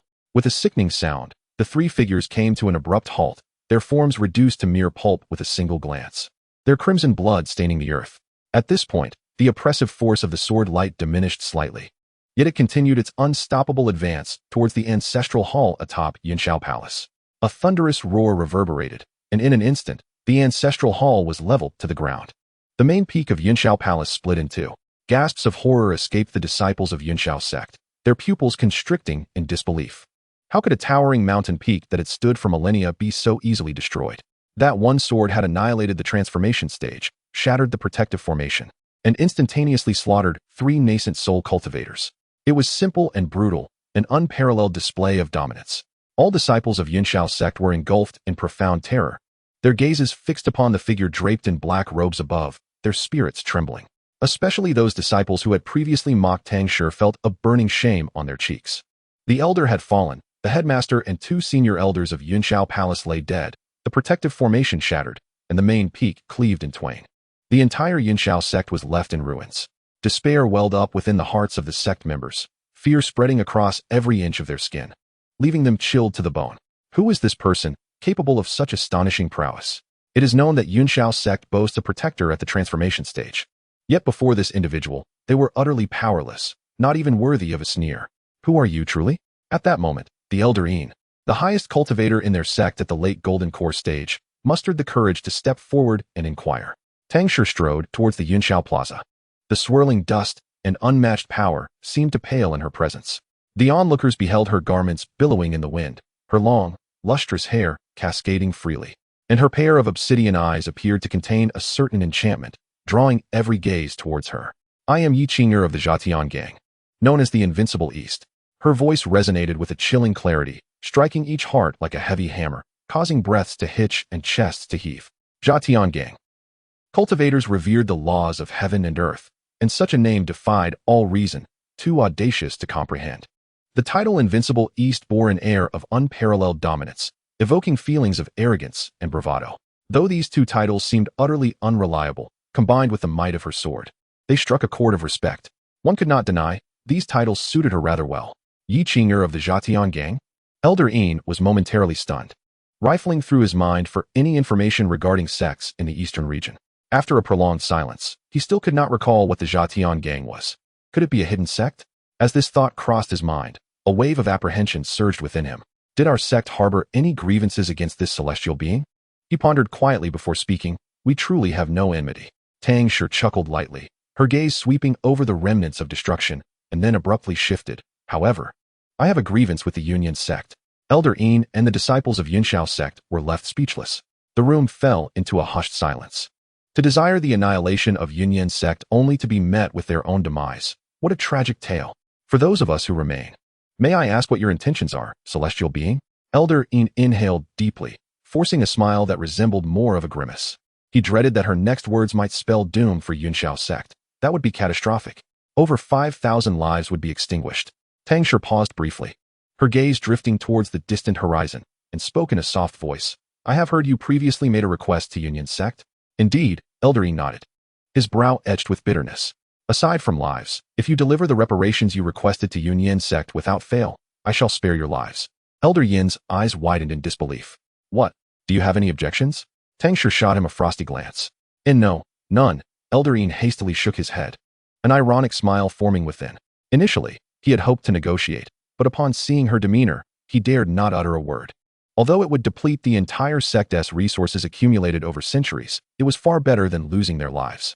In that case, proceed to gather the items and set forth. Yes, yes. Elder Yin wiped the sweat from his brow, responding promptly. He was not foolish. He recognized that Tang Shi was not negotiating, but rather issuing a command that must be obeyed. Elder Yin quickly organized the reparations, and alongside the surviving elders and core disciples, they boarded a flying vessel, hastily making their way to Yunyan sect. As they watched the silhouette of the figure in black robes gradually fade atop the mountain peak, many disciples of Yunxiao sect felt an inexplicable sense of relief. Elder Yin inquired if she would accompany them to Yunyan sect, to which she replied she had no time and would not be going. It was fortunate she wasn't joining them. The thought of having such a terrifying harbinger of death by their side was enough to instill fear. Just as relief settled in their hearts, a sudden scream pierced the air. The disciples looked up in alarm, only to witness the black-robed woman unexpectedly appear at the front of their vessel, standing with her hands clasped behind her back. A chill gripped their hearts, as if they had plunged into an icy abyss. Surely she hadn't changed her mind and sought to annihilate them? Elder Yin was equally startled, his heart nearly leaping from his chest. With utmost caution, he asked, Please, celestial being, do you have further instructions? Tang Shi remained silent, amidst the palpable tension. Her gaze fell upon the forest below, where Xianxia was leaping nimbly among the branches. She formed a hand seal and sent forth a subtle azure light that silently penetrated his being. Thus, a trace of her consciousness lingered within him. Senior sister will guide you onto the path. I do not expect your gratitude, but I only ask that you do not implicate me if you cause trouble in the future. Tang Shi silently murmured, before gracefully departing. Her connection with Xianxia was somewhat profound. She merely wished to disentangle herself from him. Otherwise, there would come a time when half would pursue Xianxia, and the other half would pursue her, Tang Shi. As a disciple of the concealed path, she could scarcely endure such chaos. Chapter 51. The name resounding in South Wilderness City. As Tang Shi made her solitary advance towards Yunxiao Palace, at the moment she lifted her hand to wield her sword. The ensuing uproar sent tremors of fear through the cultivators in South Wilderness City, igniting an insatiable curiosity. They turned their gazes towards the source of the sound, where the rumbling grew increasingly intense, akin to 1,000 troops galloping across the sky, a sensation that was painfully overwhelming to the ears. Weaker cultivators were acutely aware of a mysterious and overwhelming pressure emanating from a distance, causing waves of trepidation to surge within their hearts. This oppressive force was far too domineering, and fear and panic spread among the crowd. What commotion had arisen from the direction of Yunxiao Palace? What had transpired? A male cultivator's face turned ashen, his eyes filled with confusion. Last night, the esteemed elder of Yunxiao Palace ascended to the divine transformation stage, another cultivator whispered. Could this incident be connected to that elder? Who could say? Yet, with such an immense aura, it was likely that none but that elder could be responsible. How intriguing it was that such a tumult erupted upon their emergence from seclusion. Was it a show of strength to the world? Someone scoffed in dissatisfaction. Mind your words. The realm of Yunxiao Palace will soon dominate Nanwang City. We should all exercise caution for the time being. As the crowd engaged in murmurs, a thunderous roar suddenly erupted, shaking the heavens and the earth. An earth-shattering force surged skyward, piercing through the clouds and cleaving the main peak of Yunxiao Palace in twain. Gasps of disbelief filled the air as numerous cultivators stood frozen in shock.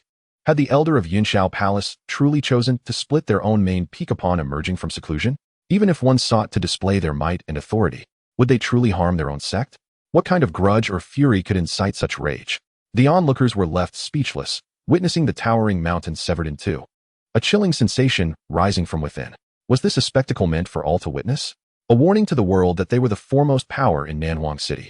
Or indeed, the entire southern region? Such madness was unfathomable. Is it possible that another cultivator has dared to confront Yanxiao Palace? Someone timidly inquired. Upon hearing this, the previously bustling crowd fell silent. Another cultivator challenging Yanxiao Palace? Surely not.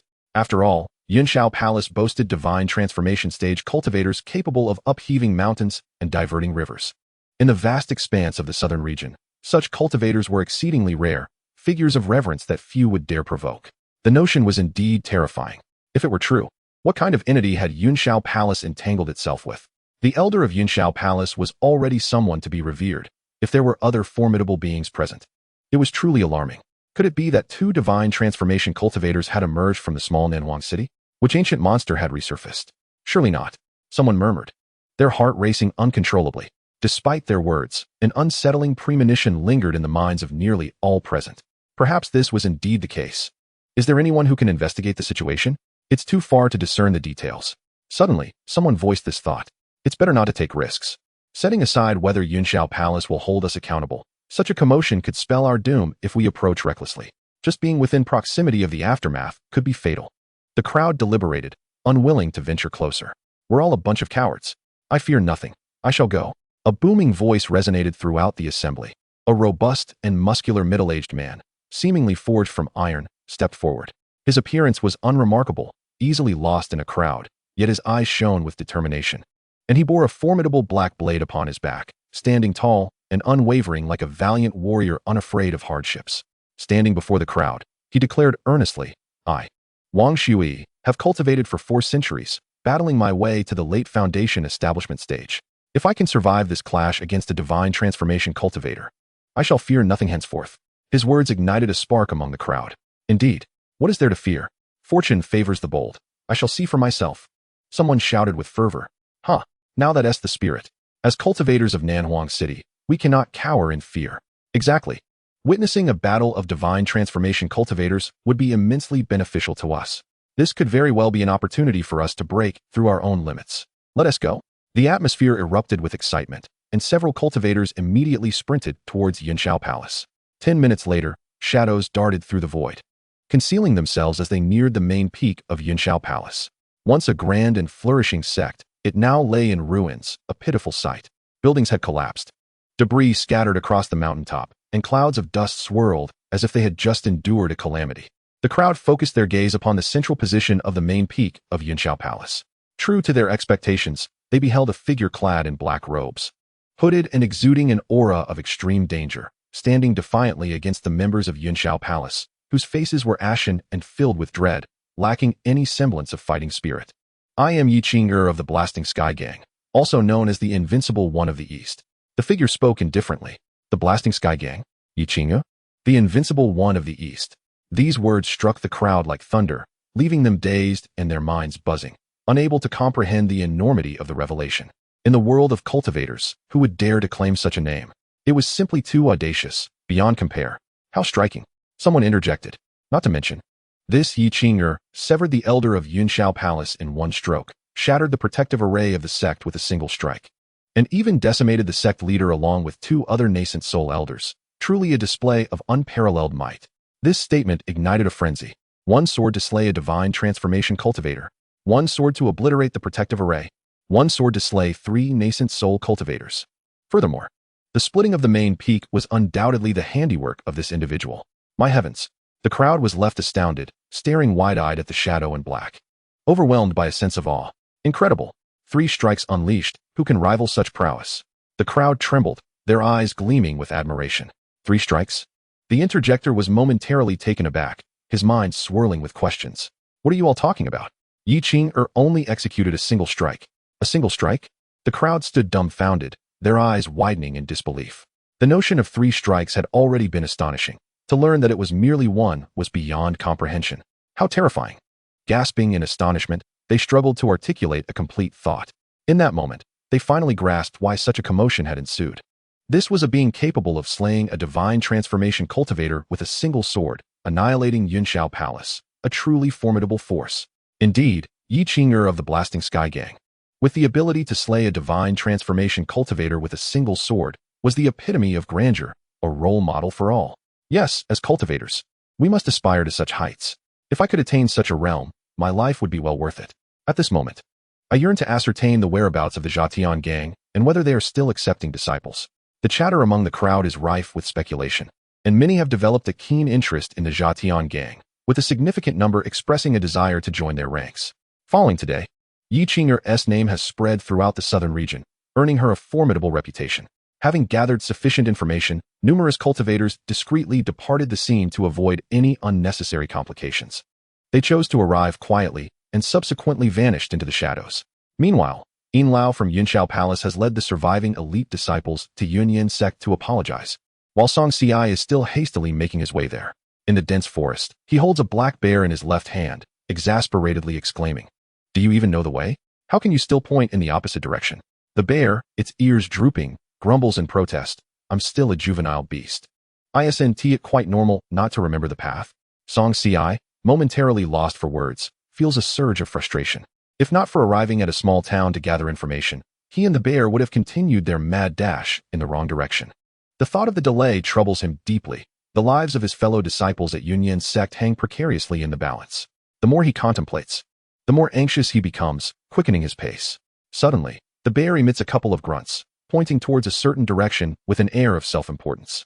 Upon hearing this, Xianxia halts and gazes up in curiosity. In the distant horizon, a towering mountain rises majestically into the clouds, shrouded in mist, resembling a colossal dragon in slumber. However, what strikes him as peculiar is that the mountain is cleft in two, presenting a rather odd sight. That must be the main peak of Yunxiao Palace. The bear indicates towards the bisected mountain range. Xianxia's features contort in contemplation. This main peak of Yunxiao Palace is quite unique. The main peak symbolizes the face of a sect, representing its very foundation. It has always been the most revered place, a testament to the strength and authority of various factions, and historically, it has been safeguarded against any mishaps. Yet now, can a mountain split in half truly serve as the main peak of a sect? How meager Yunxiao Palace seems. With another grunt, the bear declares, "I've brought you here. May I leave now?" "Yes, you may go." Xianxia waves him off and strides toward Yunxiao Palace. The bear turns to flee in the opposite direction, disappearing in the blink of an eye.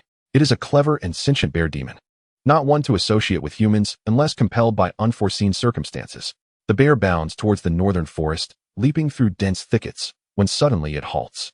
Before it stands a towering tree, its branches lush and sprawling, casting shadows that veil the forest in a dim haze. Beneath this great tree stands a figure clad in black robes.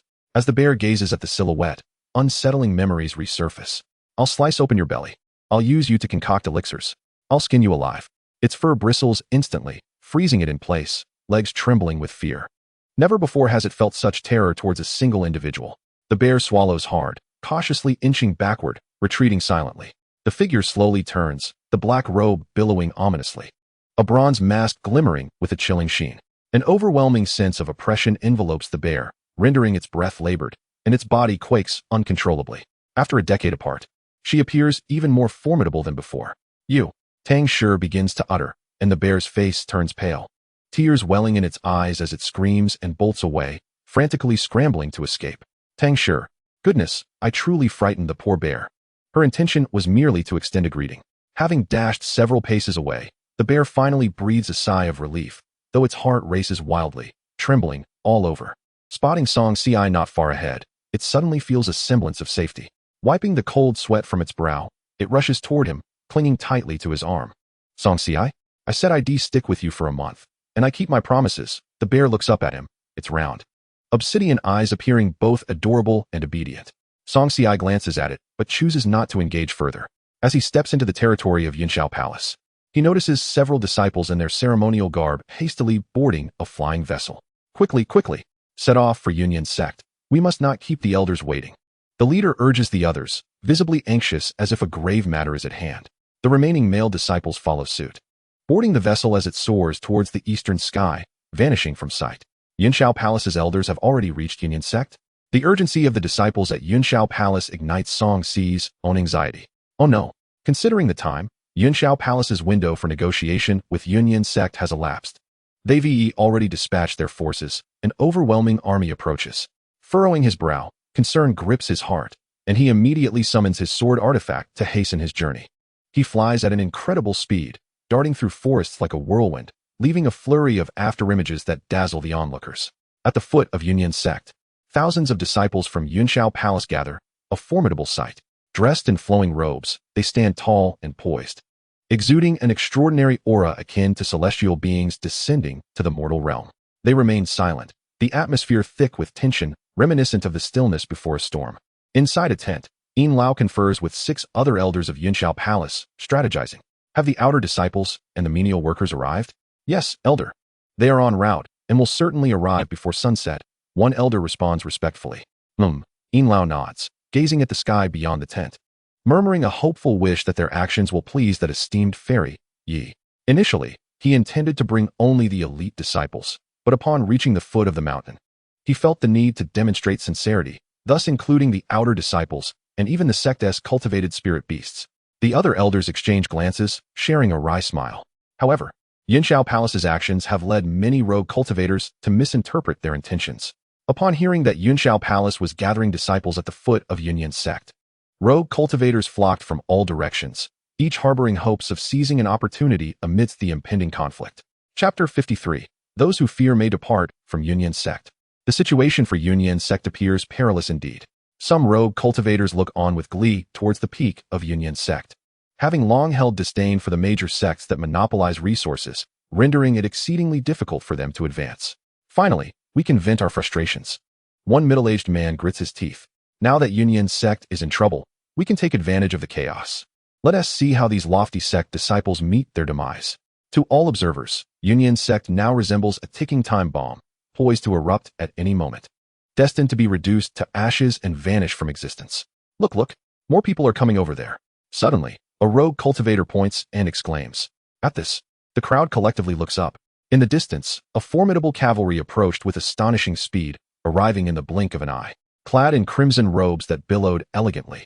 Wielding formidable artifacts, these individuals exuded an air of authority that instantly captivated countless gazes. As the onlookers discerned the identities and attire of the newcomers, expressions of shock swept across their faces. Could it be the followers of the Blood Sea sect? Over the past few decades, the Blood Sea sect had experienced meteoric growth, its power subtly eclipsing that of the Cloud Yin sect, and now they had come to join the fray. Their intentions were far from benevolent. Those who come bearing ill will are never benign. The Cloud Yin sect was doomed. This time, it seemed, there was truly no suspense left. The throngs of observing rogue cultivators murmured among themselves, their eyes fixated on the newcomers, faces painted with fear and trepidation. The members of the Blood Sea sect halted before the gates of the Cloud Yin sect, neither stepping within its boundaries nor engaging in conversation with those from the Heavenly Cloud Palace. Instead, the two factions remained on high alert, casting icy glances at one another. The Heavenly Cloud Palace feared an attack from the Blood Sea sect, especially since their own sect boasted no nascent soul cultivators at present.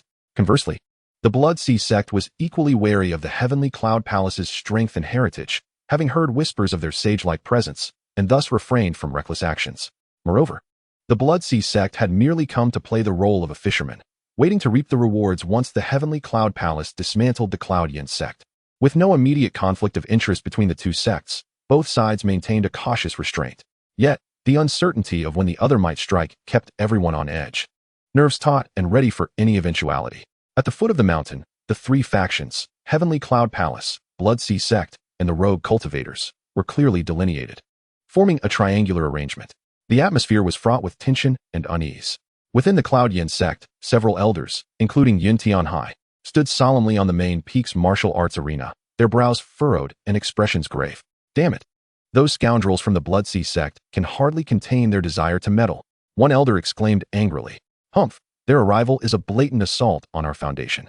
We ought to concede to the demands of the Heavenly Cloud Palace and offer them compensation. We have no time for these petty disputes, Elder Lu retorted coldly. Elder Lu, enough with your words. The usually affable Grand Elder Feng Yang rebuked sharply, his patience wearing thin. The terms proposed by the other side are simply unattainable for our sect. Furthermore, if we acquiesce to the Heavenly Cloud Palace's demands, how shall we maintain our dignity? Sacrificing the lives of our cherished disciples would only sow discord among our ranks in the future. Elder Lu immediately countered, if we confront them head-on, the Cloud Yin sect is bound to face annihilation. Do you wish for our entire sect to perish? for us all to meet our doom? Enough. Yun Tianhai's voice rang out, stern and commanding, silencing the two elders who glared at one another in resentment. Moments later, he drew a deep breath. I have made my decision. We will refuse the Heavenly Cloud Palace's demands. Upon hearing this declaration, the plaza fell into an immediate hush. The various elders exchanged glances, their expressions a mixture of disbelief and concern. Sectmaster, Elder Lu could no longer restrain himself. You must consider this carefully. This is utterly unacceptable. The lives of thousands within our sect are at stake. Do not act in haste. Yun Tianhai shook his head resolutely. My mind is made up. Gather all disciples to the martial arts arena. Yes. Grand Elder Feng Yang responded respectfully. Soon, the disciples of the Cloud Yin sect flocked to the plaza, creating a dense, dark mass. Their gazes toward Yun Tianhai were fraught with anxiety and urgency. The members of the Heavenly Cloud Palace had already established their presence at the mountain's base. An assault upon the gates could occur at any moment. Had the sect leader and the elders devised a strategy? It seemed they were resigned to mutual destruction, preparing for a futile struggle. Rumors of the Blood Sea sect's involvement circulated, and with the Heavenly Cloud Palace pressing from the front and the Blood Sea sect looming ominously from the rear, the sect was in peril. How could one expect to find refuge amidst such turmoil? Isn't xianxia already out of the sect? Has he not taken responsibility for his actions? Could it be that he has fled? A wave of murmurs spread among the disciples, their faces clouded with despair. Silence. Yun Tianhai's voice cut through the air. The plaza fell utterly quiet. All eyes turned toward him, apprehensive yet expectant. Yun Tianhai surveyed the gathered disciples, his voice resonating with conviction. Though the Heavenly Cloud Palace is powerful, the Cloud Yin sect is not a soft target. I refuse to submit, nor will I sacrifice the lives of my cherished disciples. If any of you are fearful, you may choose to leave the sect now. I shall bear no ill will. As Yun Tianhai's words lingered in the air, the faces of the disciples blanched in unison. Leave the sect? They had toiled tirelessly to join the Cloud Yin sect, finally becoming disciples. To abandon the sect now would render all their efforts meaningless. Those with direct discipleship or inter-sect status might fare better, but for the outer and auxiliary disciples, departing the sect today could mean losing all future opportunities. Their lives could be at stake unless they found another power to join, leaving them to survive like rogue cultivators, scraping by through scavenging and violence. The disciples exchanged glances, their hearts heavy with conflict. Some secretly gritted their teeth. Given the current state of the Cloud Yin sect, remaining here is tantamount to awaiting death. Perhaps it is better to leave and take a chance. Indeed, staying here is merely waiting for our demise. Departing the sect might afford us a chance at survival. Yes, if we leave now, we might yet find refuge in another sect, perhaps even rise from our current plight. As one individual voiced their thoughts, more began to entertain the notion of abandoning the sect. Since you all have made your decision, feel free to act as you wish. Grand Elder Feng Yang waved his hand, signaling the disciples to disperse. Soon, one by one, disciples began to exit the Cloud Yin sect's main peak martial arts arena, fleeing toward the outside world. Yun Tianhai's expression grew increasingly complex, reflecting the gravity of the situation. Who could have foreseen such a day would come? Within a short span, only a few hundred disciples remained on the martial arts arena, the rest having departed. These remaining disciples were the elite of the Cloud Yin sect, possessing exceptional talent, comprehension, and innate potential, individuals whom the sect had invested substantial resources in cultivating. They were once the hope of the Cloud Yin sect, its future. Sectmaster, the sect is in peril. How could we stand idly by? We are willing to share the fate of our sect, they proclaimed with fervor. As members of the sect, how can we abandon it for mere survival? Sectmaster, we vow to follow the sect to the end, even if it costs us our lives. The chorus of declarations resonated, each voice more resolute than the last. Observing the determination of these young disciples, Yun Tianhai felt a mix of pride and sorrow. Have you truly made up your minds? Yes, we will not waver. They declared in unison, their resolve unwavering. Then let us prepare for battle. Yun Tianhai inhaled deeply, his gaze sharpening with purpose. Sect Master, a hesitant voice broke through, as an elder stepped forward from the assembly. I have devoted many years to my cultivation and find myself in the twilight of my life. I humbly request your permission to retire from the sect and distance myself from its strife.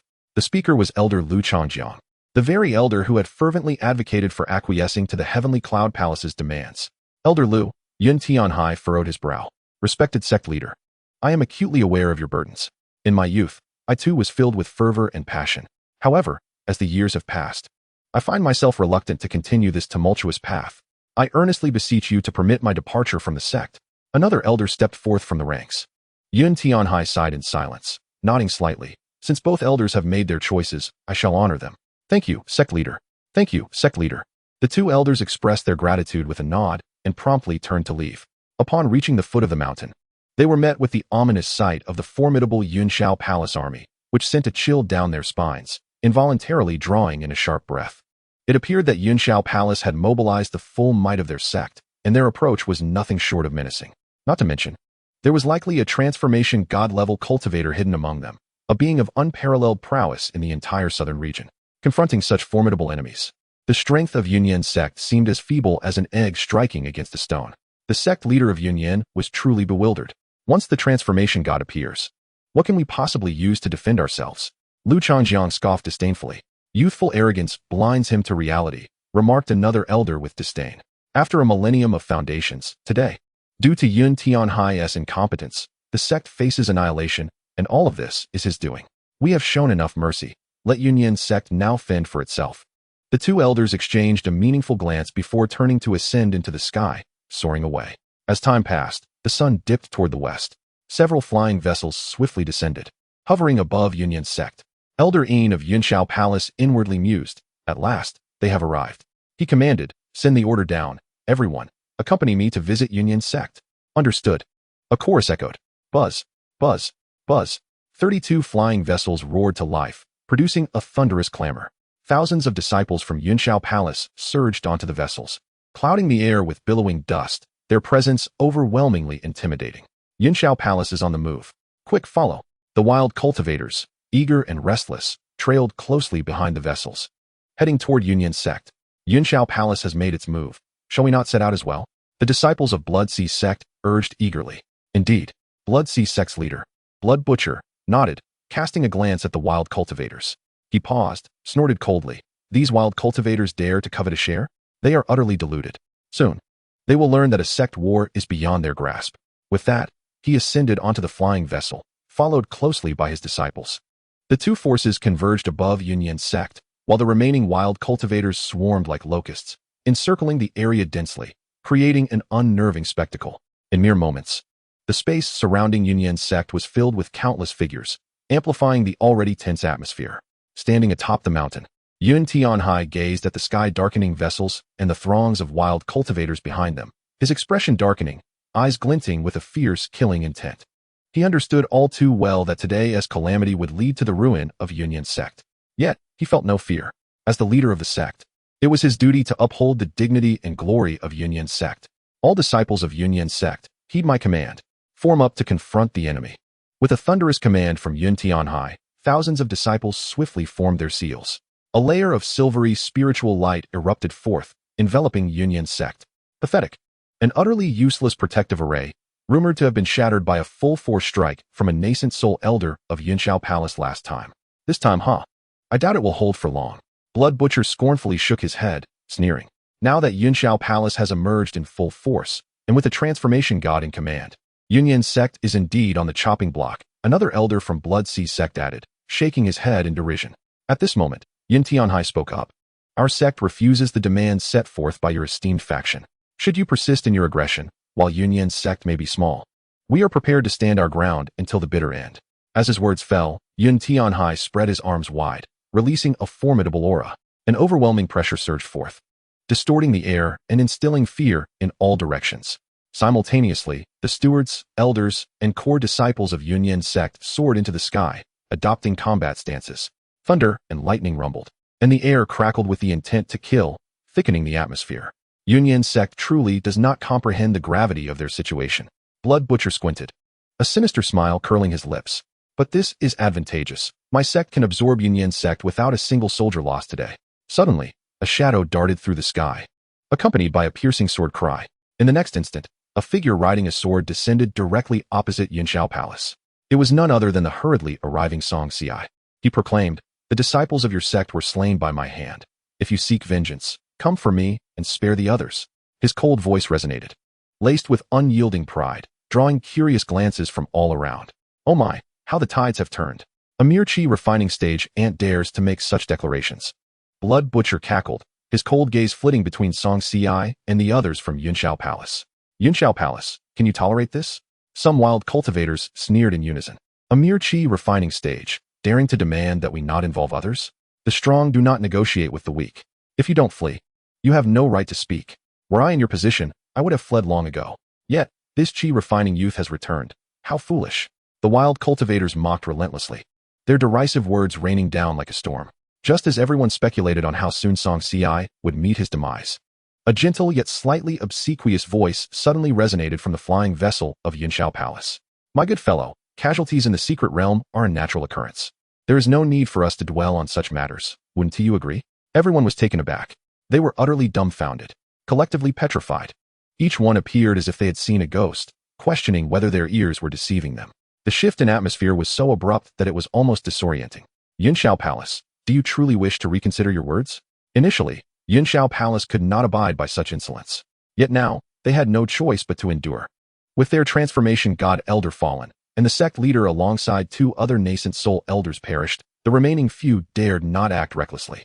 Despite their desire to devour the chi refining stage cultivator whole, they still had to convey, any mishap in the secret realm is merely a reflection of one's own strength. Xianxiao Palace has always been reasonable and would never lash out at the disciples of other sects over trivialities. Unbeknownst to them that the mighty beings stationed in Xianxiao Palace had already met their demise, the crowd grew increasingly perplexed. Good heavens! How can one speak so brazenly without a hint of shame? They wondered. So, it wasn't you who dealt with the cultivators who harmed your disciples before? Is this truly the protective Xianxiao Palace of legend? Has it been replaced? The abrupt shift in attitude was undeniably strange. What on earth was Xianxiao Palace up to? Is it possible that the Cloud Palace truly intends to let bygones be bygones? How could that be? You are unaware of how arrogant they were during their last visit. Now, having fully emerged, they must be harboring a plethora of sinister schemes. The response from the Cloud Palace has left numerous rogue cultivators perplexed, even prompting some to question the sincerity of their words. After all, given the Cloud Palace's usual demeanor, how could they tolerate others defecating upon their heads? Observing the dense crowd of their followers, one cannot help but wonder if they are truly willing to overlook past grievances, or if they are merely jesting. The actions of the Cloud Palace are utterly confounding. Xuetu, the leader of the Blood Sea sect, furrowed his brow, inwardly cursing the Cloud Palace for their antics. Why not simply take action instead of dilly-dallying? With a divine transformation expert in tow, why not cleave the mountain in two? What is there to fear? Cloud Palace. This behavior deviates from your usual decisive and vigorous style. What exactly are you plotting? Xuetu's anxiety grew. He sensed an unsettling premonition, as if some calamity were on the verge of occurring. Xianxia was also taken aback, along with the members of the Yunyan sect, all displaying expressions of astonishment. They had prepared themselves for a desperate struggle, yet the situation had taken an unexpected turn, with the Cloud Palace seemingly lowering their flags and choosing not to pursue the matter further. Were they truly willing to let them go? Something felt amiss. Unable to decipher the Cloud Palace's intentions, the crowd exchanged glances, hesitant to act rashly. After a prolonged silence, Xianxia tentatively inquired, "Are you truly not pursuing this matter any further?" The elder leading the Cloud Palace, Yin Lao, immediately donned a smile, speaking courteously, "Indeed. We are willing to give you 3 paces of distance. Please do not hold earlier offenses against us." A wave of astonishment rippled through the crowd. They gaped in disbelief, unable to fathom that the Cloud Palace would actually soften their stance. This utterly shattered everyone's preconceived notions. Compared to the current submissive Cloud Palace, the rogue cultivators longed to see the defiant Cloud Palace from days past. However, the Cloud Palace had taken this abrupt turn. It was profoundly disappointing. What on earth was happening? Could it be that this group of individuals had a sudden awakening of conscience? Rather than speculate on their newfound morality, one might conjecture that the elder from the Cloud Palace had failed to ascend to the divine transformation stage and perished during tribulation. Various whispers circulated, yet no one could provide a definitive answer. Xuetu's face twitched, his lips curling in disdain. Were these fools truly so simple-minded? They orchestrated such a grand display only to end up with this? The Cloud Palace was indeed cowardly, utterly disgraceful. Xuetu felt an overwhelming sense of contempt. What a farcical Cloud Palace. They were far less formidable than his Blood Sea sect. Yin Lao, positioned at the forefront of the flying vessel, bowed respectfully to the members of the Yunyan sect, stating, "Sect Master Yun, we sincerely wish to reconcile with your esteemed faction. We apologize for our previous offenses and hope for your understanding." Yun Tianhai pondered for a moment, although he remained uncertain about the Cloud Palace's true intentions. Since they had chosen to bow and retreat, the Yunyan sect would not pursue the matter any further. He returned the gesture, replying, "If that is the case, let this matter be settled." Yin Lao sighed with relief and gestured to a disciple behind him. Immediately, a disciple stepped forward, carrying a tray. On the tray lay 2 storage bags and 6 pill vials. Within these were 10 million spirit stones. Yin Lao indicated one of the storage bags, explaining its contents before proceeding to elaborate. This storage bag contained 500 foundation establishment pills and 200 spirit gathering pills. The 5 green vials contained 5 dust settling pills, while the white porcelain vial housed a single heaven mending pill. As he elaborated, he increasingly felt a pang of guilt. Aside from the spirit stones, which were compensated at double the amount, the medicinal pills were significantly fewer than what they had initially proposed. Yet, the Cloud Palace truly had nothing more to offer. One could only imagine the reaction of that fairy Yi upon learning of this. In any case, they could not produce anything even if they were to be exterminated. They could only leave it as an outstanding debt. This would also provide them with an excuse to maintain a connection with the Union sect. Even if other sects were aware that they lacked a nascent soul, they would still hesitate to swallow the Cloud Palace whole, given the presence of Fairy Yi. Although it was likely that the Cloud Palace would become a vassal sect of the Union sect in the future, it was still preferable to complete annihilation. After all, in this brutal world of the survival of the fittest, there were plenty of opportunists waiting to seize the chance to take lives. As Yin Lao contemplated this in silence, Yun Tianhai's heart raced. What did this mean? Was this a signal to him? Did the Cloud Palace still wish to offer reparations? Surely they weren't suggesting that they compensate him? Such a thought was too outrageous to entertain. The items being proposed were considerably less than last time. And while the Union sect could still manage to produce something, it would not come without difficulty. If they genuinely intended to reconcile. Yin Tianhai glanced at his sect disciples. The Cloud Palace was strong, while they were weak. A strike from a divine transformation expert could potentially overwhelm even him. Achieving peace without bloodshed would be ideal, sparing his disciples from needless sacrifice. He took a deep breath and slowly stated, regarding the reparations you propose, our sect accepts. But we hope that your faction will refrain from causing us further trouble. The members of the Cloud Palace, along with the other rogue cultivators, suddenly understood. Of course, the Cloud Palace would not so easily let the matter slide. It turned out they were merely offering the Union sect a way out, allowing them to gracefully retreat. Now that both parties had resolved their issues without bloodshed, the rogue cultivators waiting for an opportunity found themselves in an awkward position. After waiting several days, they ended up with nothing to gain, merely experiencing false hope and wasting precious cultivation time. Truly a case of losing both the maiden and the soldiers. However, they could only harbor their grievances in silence, for the Cloud Palace was far too powerful to provoke. Though their discontent simmered, they could only stifle it for the time being. Chapter 56. The Union sect is truly adept at concealing its depths. Are the members of the Cloud Palace all fools? Xuetu raged. Once the Union sect was destroyed, wouldn't the resources still belong to them? Now, for the sake of trivial gains, they chose to retreat. Was that not the height of foolishness? Sectmaster, it seems the Cloud Palace has no intention of attacking. What should we do now? An elder beside Xuetu could not help but inquire. Xuetu's gaze flickered, and with a cold snort, he declared, today, they shall have it whether they want it or not. As his words fell, he raised his hand to summon the Bloodblade. A suffocating aura of slaughter surged, akin to a demon awakening, and a terrifying might instantly envelop the surroundings. Cloud Palace, I am the sect master of the Bloodsea sect. If you wish to annihilate the Union sect, we are willing to lend our strength. Boom. As his voice resonated, a torrent of bloodthirst erupted from Xuetu's being. He stepped into the void, and an overwhelming atmosphere of slaughter spread like a tidal wave. Beside Xuetu, the blood sea churned violently, boundless and unrestrained, surging outward. Late-stage nascent soul. Someone gasped in astonishment.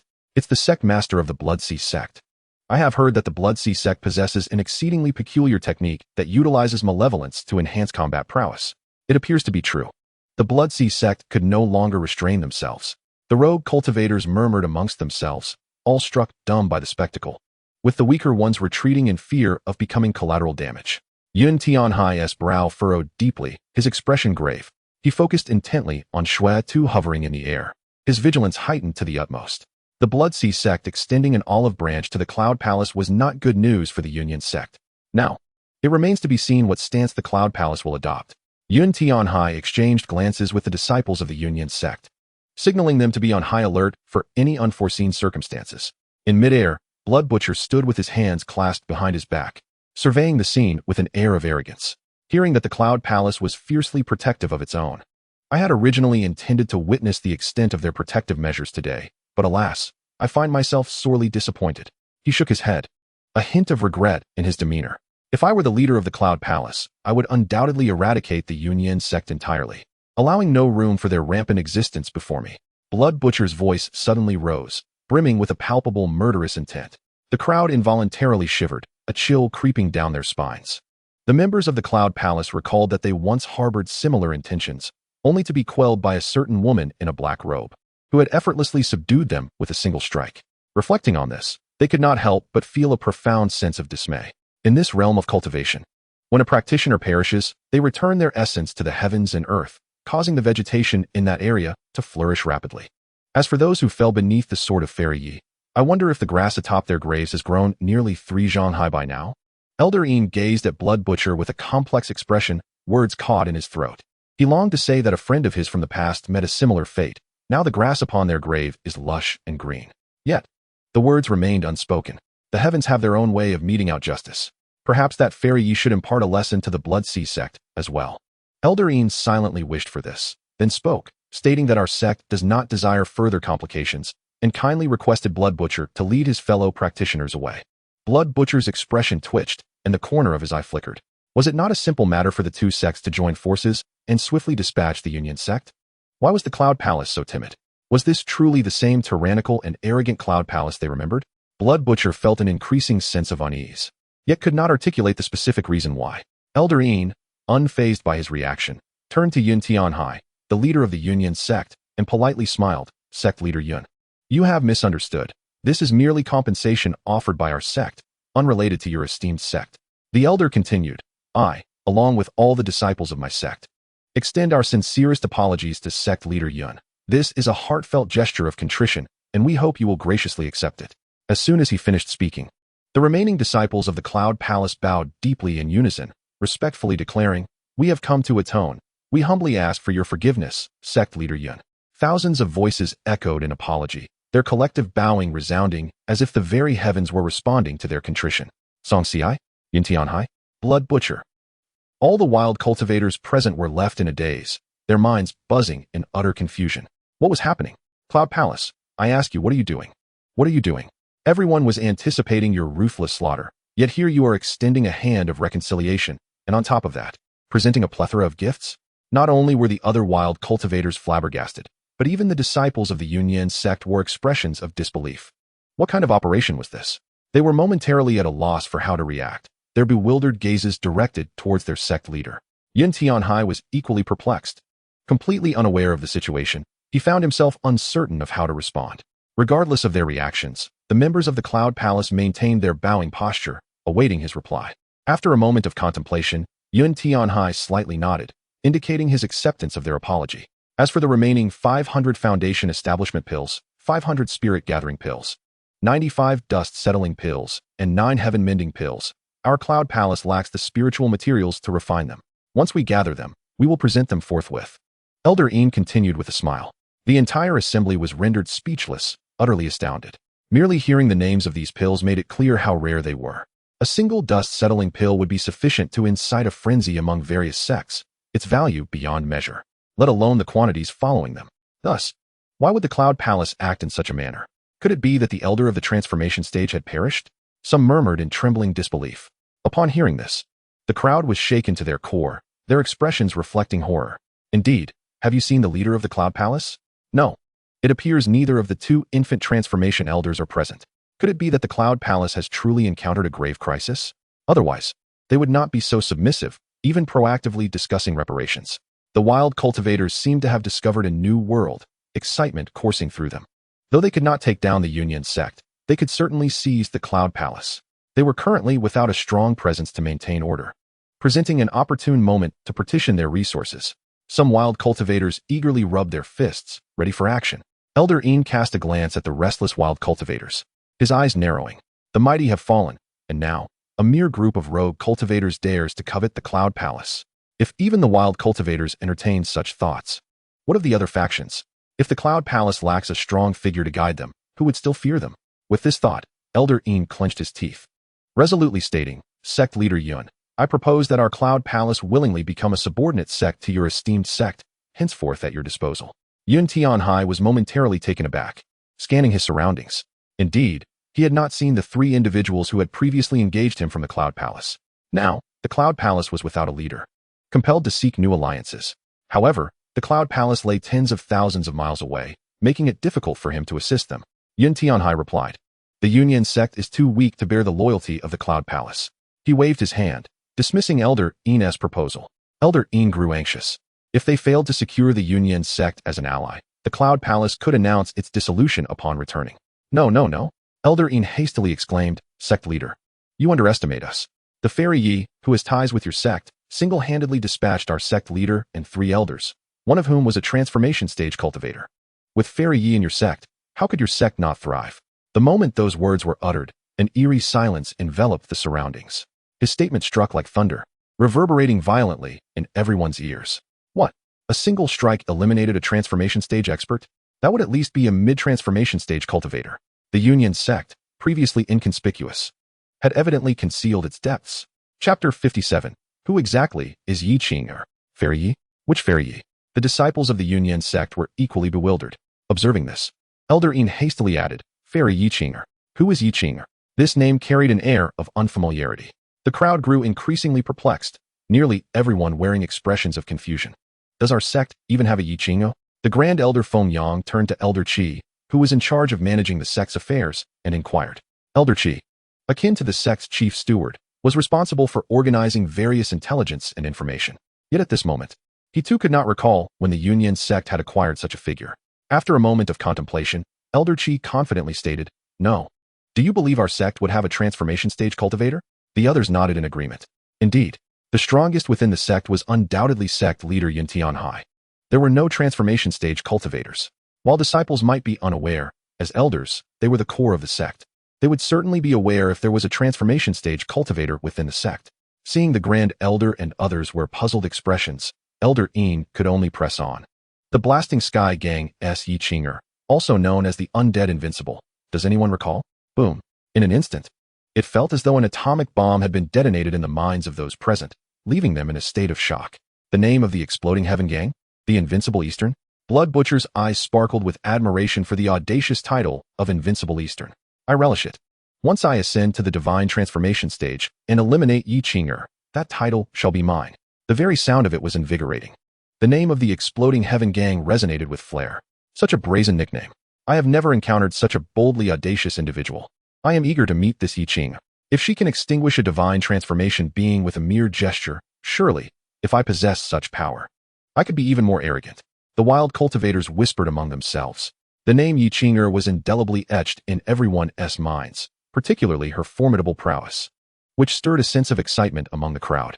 To slay a divine transformation cultivator with a single sword strike, what level of strength must she possess? This female cultivator's abilities are undoubtedly terrifying. At this moment, only Elder In and Yun Tianhai remained composed. Elder In was truly at ease, while Yun Tianhai merely feigned calmness, his mind tumultuous and uncontrollable. A single sword strike that annihilated a divine transformation cultivator, the Exploding Heaven Gang's Yi Qing'er. Known as the Invincible Eastern, he still did not recognize her.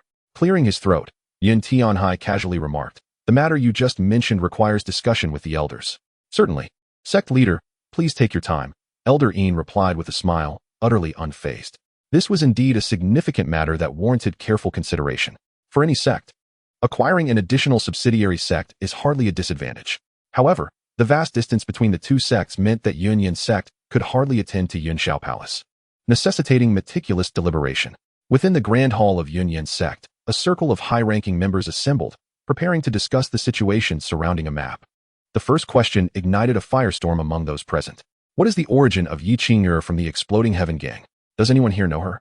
Yun Tianhai scanned the room, his urgency palpable. Upon hearing this, the high-ranking members of Yunyan sect exchanged glances and shook their heads in unison. "I have not heard of her. It seems the southern region lacks any mention of the Exploding Heaven Gang," one elder remarked. Indeed, the southern region seems unfamiliar with the Exploding Heaven Gang. Could she be from elsewhere? The possibility could not be dismissed. However, if one individual from the Exploding Heaven Gang, namely Yi Qing'er, possesses the strength to extinguish a divine transformation being with a mere gesture, that sect must be an enormous force in some realm, undoubtedly formidable. This is certain. Since Yi Qing'er dares to proclaim herself the Invincible Eastern, her background must be extraordinary. But why would she intervene to assist our Union sect? The elders pondered, perplexed. At this moment, confusion reigned in everyone's hearts. If Union sect had such a terrifying ally, would they not be able to dominate the southern region in the future? Merely the announcement of their name would be enough to make the southern region tremble. A plan must be devised to ensure that Yunyan sect secures this powerful ally. However, it was imperative to ascertain why Yi Qing'er chose to assist Yunyan sect. Yun Tianhai furrowed his brow, lost in thought, as if he had grasped something yet was still unclear. Summon Xianxia from Falling Willow Peak, he instructed a disciple. Moments later, a youth, around 15 or 16 years of age, entered.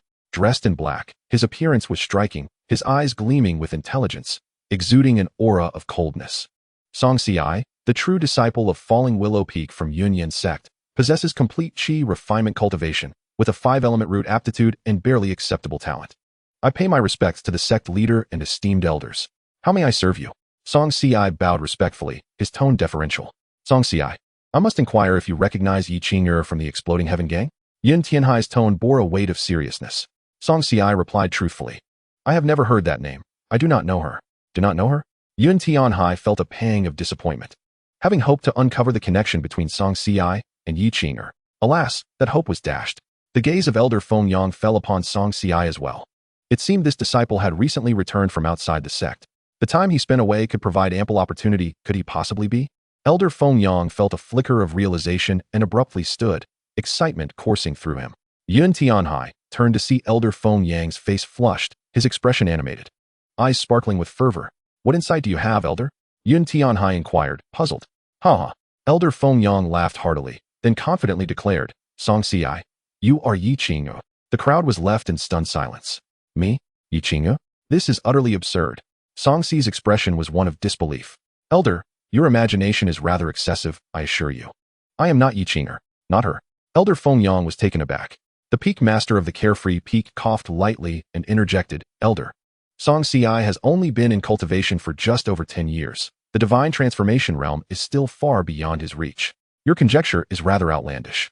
Upon hearing the peak master's words, Elder Feng Yang realized his error and awkwardly chuckled. I must have misjudged. As soon as Feng Yang's words fell, Yun Tianhai inquired, is Yi Qing'er the ally you summoned? No, I have never met her, Xianxia replied. And what is the origin of the Exploding Heaven Gang? Do you have any knowledge about it? Xianxia again bowed, stating, to be honest, sect leader, I have scarcely ventured outside Yunyan sect, so I am unfamiliar with the Exploding Heaven Gang. The others scrutinized him for a long moment before ultimately concluding that Xianxia was not lying. Yun Tianhai exhaled slowly, mentally chiding himself for overthinking. Very well, you may withdraw, he gestured. As Xianxia exited the grand hall, the others watched his retreating figure, their suspicions only deepening. Who was Yi Qing'er? Why did she intervene? Where was the Exploding Heaven Gang? Had Yunyan sect ever crossed paths with it? All remained a mystery to them. Chapter 58. Acceptance of Yunxiao Palace as a subordinate sect. The grand hall fell into a profound silence. After a long pause, the sect leader, Yun Tianhai, was the first to speak. Esteemed elders and peak masters, what are your thoughts on the proposal from Yunxiao Palace to become our sect's vassal?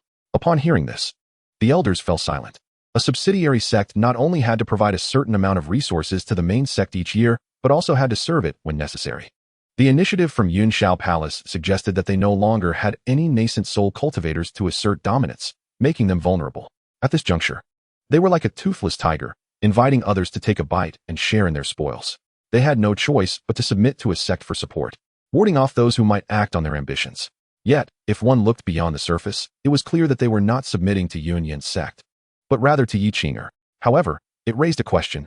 Yi Qing'er was not a member of their sect. While she had chosen to assist them this time, there was no guarantee she would do so in the future. Although the reasons behind Yi Qing'er's support for their sect remained unknown, one thing was certain, she was an ally. The Grand Elder of Yunyan sect cleared his throat and continued, my suggestion is to accept Yunxiao Palace's request. After listening to the Grand Elder's words, the assembly fell into silence once more. After a prolonged silence, someone finally spoke up. Elder, the Yuntian Palace is 1,000 miles away from our sect. We are truly powerless in this matter, unable to reach out. An elder shook his head bitterly. The Yuntian Palace, once a formidable force in the southern wilderness, rivaled our Yunyanzong, controlling numerous spirit stone mines and possessing immeasurable wealth and resources for cultivation. He paused briefly before continuing, but now, the Yuntian Palace has fallen into decline, and our sect has only one nascent soul cultivator, making it difficult to take over completely. Moreover, the other forces in the southern wilderness would never relinquish such a lucrative opportunity. This is a hot potato. Elder, this is unwise. Our sect is relatively weak and should not provoke trouble unnecessarily. Many voices echoed in agreement, suggesting that it would be best to let the matter rest. Yet, the disagreement was palpable among the assembly. Feng Yang, a high-ranking elder of Yanyanzong, waved his sleeve and rebuked, "Cowards! What are you afraid of?" At his words, silence enveloped the room. Feng Yang, being one of the highest authorities in Yanyanzong, held significant power second only to the sect leader. Without the pursuit of wealth and power, how can one thrive? The cultivation world thrives on competition. If we shrink back in fear, how can we hope to grow stronger? The Blood Sea sect has already risen, and today they extend an olive branch to the Yuntian Palace, intending to obliterate our Yanyanzong. What do you think we should do? The enemy is already at our doorstep. Are we to sit idly by and watch as our sect is trampled underfoot? Feng Yang's impassioned words stirred the crowd. Elder Yuntian Hai nodded in agreement, asserting that we, as cultivators, must bravely forge ahead and confront challenges. Otherwise, we may never attain the great Tao. In truth, Elder Feng Yang's words carried weight. The path of cultivation is fraught with peril and hardship. If one is overly cautious, they will forever remain shackled. Feng Yang's fervor began to awaken the minds of those elders who had yet to express their opinions. With the sect leader's backing, why should they hesitate? Feng Yang waved his sleeve and stated solemnly, "I understand your concerns. It is merely that our sect has only one nascent soul cultivator, and we lack the strength to protect two sections. However, such worries are unfounded. Have you all forgotten about Yi Qing? Though she is not a member of our sect, to outsiders, her association with us suffices. She has already made a name for herself. If we publicly declare the Yuntian Palace's allegiance to us, I doubt those forces will dare to confront us for fear of offending her." Yuntian Hai's thunderous voice resonated in the ears of the assembly, causing a collective shudder. Indeed, even if Yi Qing'er is not part of their sect, who would dare to provoke Yanyanzong under her banner? They had all been foolish. Elder Feng Yang was right. After considerable deliberation, everyone agreed to the Yuntian Palace's submission. Once the high-ranking members of Yanyanzong concluded their discussions, they promptly dispatched an elder to notify the Yuntian Palace. Upon receiving a satisfactory response, the sinister elder swiftly led his disciples away from Yanyanzong. The Blood Sea sect, realizing their opportunity to consume Yanyanzong had vanished, retreated with their disciples as well. The remaining rogue cultivators followed suit, fearing retribution from Yanyanzong. How audacious for a rogue cultivator to covet the treasures of a sect. That would be tantamount to courting death. While hostile sects were formidable adversaries, dealing with rogue cultivators was child's play. In an instant, the once bustling Yanyanzong returned to silence, as if the earlier commotion had never occurred. 5 hours later, news swept across the southern wilderness, shocking numerous factions. Reliable sources confirmed that the Yuntian Palace had become a subordinate sect of Yanyanzong. Is it true? Absolutely. The revelation sent shockwaves through the southern wilderness, causing many smaller factions to gasp in disbelief. They had never anticipated that the Yuntian Palace would so decisively choose to sell itself, without hesitation. Those who had planned to approach the Yuntian Palace for a share of the spoils now found their plans thwarted. In a secluded courtyard, Qin Yao's expression shifted dramatically upon hearing the news, his eyes flickering with uncertainty. Acquiring the Yuntian Palace has become somewhat complicated. Let us withdraw for now and deliberate further, he instructed quietly. The man beside him frowned slightly. "My lord, Yanyanzong is 1,000 miles away. Even if we act now, we can still ensure that the Yuntian Palace is completely eradicated before Yanyanzong's people arrive. Such a delectable opportunity should not be wasted." Foolish. Qin Yao's icy glare bore into him as he scolded sharply. Yanyanzong has Yi Qing'er backing them. What do you think you can contend with? Yi Qing'er is merely associated with Yanyanzong. She has no ties to the Yuntian Palace. If we act decisively, we can ensure no one suspects our involvement. The man remained steadfast in his opinion. Slap. Furious, Qin Yao struck the man across the face, seething, "Are you defying my orders?" I understand." The man replied begrudgingly after receiving the blow. He then quietly retreated into the shadows. Chapter 59, Reward Acquired, Supreme Bone.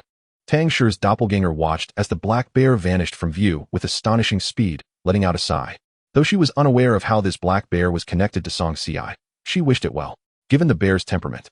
She hoped it wouldn't lead him into too much trouble. With the situation resolved, she planned to return and continue her seclusion. 10 hours later, she returned to the valley. Tang Shi's main body lay atop a branch, gazing at the slowly descending red sun. She lazily stretched and waved her hand, causing her doppelganger to dissolve into specks of light, merging back into her essence. "Once the matter is settled, I shall depart, concealing my merits and fame. However, will a single sword extinguishing the divine consciousness be too ostentatious?" She murmured to herself. Becoming renowned far and wide is an easy way to attract unwanted attention. Suddenly, Tang Shi chuckled. What does Yi Qing'er's destruction of the Yuntian Palace have to do with me, Tang Shi? As if recalling something. She straightened herself and gazed into the distant clouds. Zhao Gongming, a golden immortal, assisted King Zhou of the Shang dynasty with unparalleled skill, wielding the 24 Seacoming pearls, defeating all who opposed him. Yet, he was ultimately assassinated by Xianxia, who summoned Lu Ye through sorcery. Zhao Gongming was an exceptional figure, yet he met his end due to the curse of the Nailhead 7 Arrows book. This sorcery resembles the modern-day cursing techniques. The Nailhead 7 Arrows book is indeed sinister and terrifying. Such strange methods of harm are difficult to guard against. Had Zhao Gongming protected his name and used a disguise, Xianxia's curse would have been ineffective. This illustrates the importance of maintaining a facade when venturing into the world. Tang Shi mused. She leaped from the branch, brushing off the dust from her skirt, and opened her system panel to claim her rewards. Ding. Congratulations, host, you have acquired a piece of supreme bone. Ding. Congratulations, host. You have received 3,000 points. Hearing the mechanical voice echo in her mind, Tang Shi felt a surge of excitement. Supreme bone, originating from a certain world, is a treasure that bestows its owner with a powerful technique, capable of healing injuries and enhancing resistance. Possessing it guarantees one a place among the supreme beings of humanity. What a treasure! She did not squander her life-threatening venture into the mountains. Tang Shi felt an immense sense of relief as she clicked to utilize it. In an instant, a segment of a finger bone manifested before her, adorned with a multitude of intricate runes that seemed to encapsulate ancient and enigmatic powers, subtly revealing an unparalleled might. She focused her gaze, extending her right hand towards the bone, gently caressing the runes. In the next moment, the supreme bone transformed into a stream of light, penetrating into her middle finger. Simultaneously, her right hand began to emanate a soft, luminous glow, with her entire finger radiating an iridescent sheen. Tang Shi lowered her head to gaze at her hand, her brow arching slightly in curiosity. She wondered what profound technique it would bestow upon her. The supreme bone was still merging with her being, and she felt no urgency. Time was abundant, so she decided to sit cross-legged and meditate. An hour later, when the supreme bone had completely integrated into her body, Tang Shi opened her eyes, only to find herself momentarily stunned by the sight before her.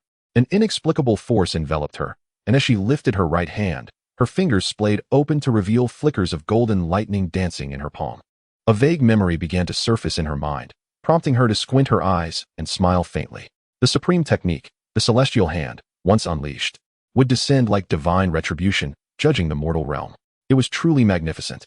Unable to contain herself, Tang Shi sprang to her feet, stretching her limbs in eager anticipation. However, upon surveying the lush valley brimming with spiritual energy, her enthusiasm waned. Having painstakingly discovered this ideal place for seclusion, she could not afford to ruin it by being reckless. Never mind, she thought. Patience was key, and there would be ample opportunities to utilize her newfound powers in the future. Reflecting on this, Tang Shi settled back down to resume her tranquil cultivation. It was somewhat regrettable that the bestowed technique did not pertain to the laws of time. The supreme technique of reincarnation, which could shatter the very fabric of time with a single strike. This technique could manipulate the passage of years and disrupt the flow of time. If she could master such a technique, she could vanquish her enemies not only in their present forms, but also traverse the rivers of time to obliterate their past and future selves, ensuring a permanent resolution. The realm of immortal cultivation boasted myriad methods. It was not unheard of for individuals to return from death, to grow anew, and to seek vengeance. Eradicating all versions of an adversary, past, present, and future, was the epitome of thoroughness. Tang Shi pondered, stroking her chin thoughtfully. With a casual flick, she opened the system panel. Host, Tang Shi, Spiritual Root, Mixed Elemental Spiritual Root, Supreme Bone. Cultivation Level, Transformation Stage 3, 44. Technique, Union Heart Method, Yellow Tier, Low Level. Spells, 3,000 Thunder Movements, Celestial Hand. Magic Tools, none. Points, 8,108. Even with the addition of 3,000 points, she barely exceeded 8,000. Still falling short of 20,000 points needed to exchange for a technique. Tang Shi smacked her lips, feeling inexplicably eager for the next hidden mission to commence. No, that wouldn't he do. She shook her head vigorously, resolutely refusing to let temptation cloud her judgment. Daily self-reflection was crucial. This was not a game of resurrection. And there were no advertisements to watch. Luo Feng had secluded himself for billions of years. Her mere century of cultivation was but a trifling moment. Meanwhile, Qin Butler inquired, "Has the young master not arrived?" An elderly woman, upon seeing a man approach, promptly greeted him with her question.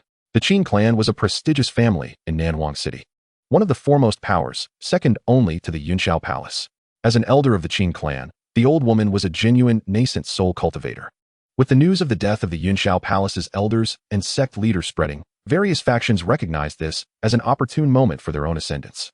If they could seize the opportunity, they might soar to new heights. Particularly, the Qin clan was intent on usurping the Yunxiao Palace to become the new dominators of Nanwang City. Thus, they would not relinquish such a promising chance. Qin Hu responded to the elder, stating that he had come ahead on the young masteress' orders, assuring her that he would arrive shortly. On the way, he still felt that they should not so easily abandon the rich prize that was Yunxiao Palace. The young master seemed overly cautious. Did he not understand the simple principle that greater risks yield greater rewards? The Yunxiao Palace was deeply entrenched. If the Qin clan could absorb it, they would secure a significant position in the entire southern region, making the venture worth the risk. The old woman harbored no doubts and nodded in agreement, then concealed herself once more, her gaze vigilant as she monitored the surroundings. They were stationed there solely to await the return of the Yunxiao Palace's members, ready to take swift action to eradicate the palace, thus forever changing the surname of Nanwang City to Qin. Before long, a fiery cloud appeared on the horizon, followed by a colossal spirit vessel slowly descending. The Qin clan's guard team immediately took a defensive stance, brandishing their weapons and aiming at the vessel. As the spirit vessel came to a halt, disciples clad in the uniform of Yunxiao Palace began to disembark in an orderly fashion. The old woman's eyes glinted with a cold light, transmitting a message to Qin Hu. Shall we strike now? Wait a moment. Chapter 60. The Qin clan of Nanwang City, as more than half of the Yunxiao Palace disciples had disembarked from the spirit vessel, and Qin Hu still saw no sign of the Yunyan sect's members. He bellowed, "Attack!" In an instant, two immense forces erupted, enveloping the entire area and instilling fear in the hearts of the Yunxiao Palace disciples. Who goes there? The multitude of Yunxiao Palace disciples cried out in alarm, hastily drawing their swords and pointing them ahead, their expressions fraught with panic. Yunxiao Palace, we have been awaiting your arrival. Two nascent soul cultivators unleashed their formidable powers simultaneously, sweeping across the surroundings, shattering the air, and creating a tempestuous gale. Boom. The overwhelming pressure from the two forces bore down upon every disciple present, instantly pinning them to the ground, rendering them incapable of standing. Just as the two prepared to deliver a fatal blow, a gentle force materialized from thin air, neutralizing their attacks and rescuing the disciples of Yunxiao Palace. Who is it? How dare you obstruct us? The two nascent soul cultivators' expressions darkened as they turned in unison to confront the source of the interruption.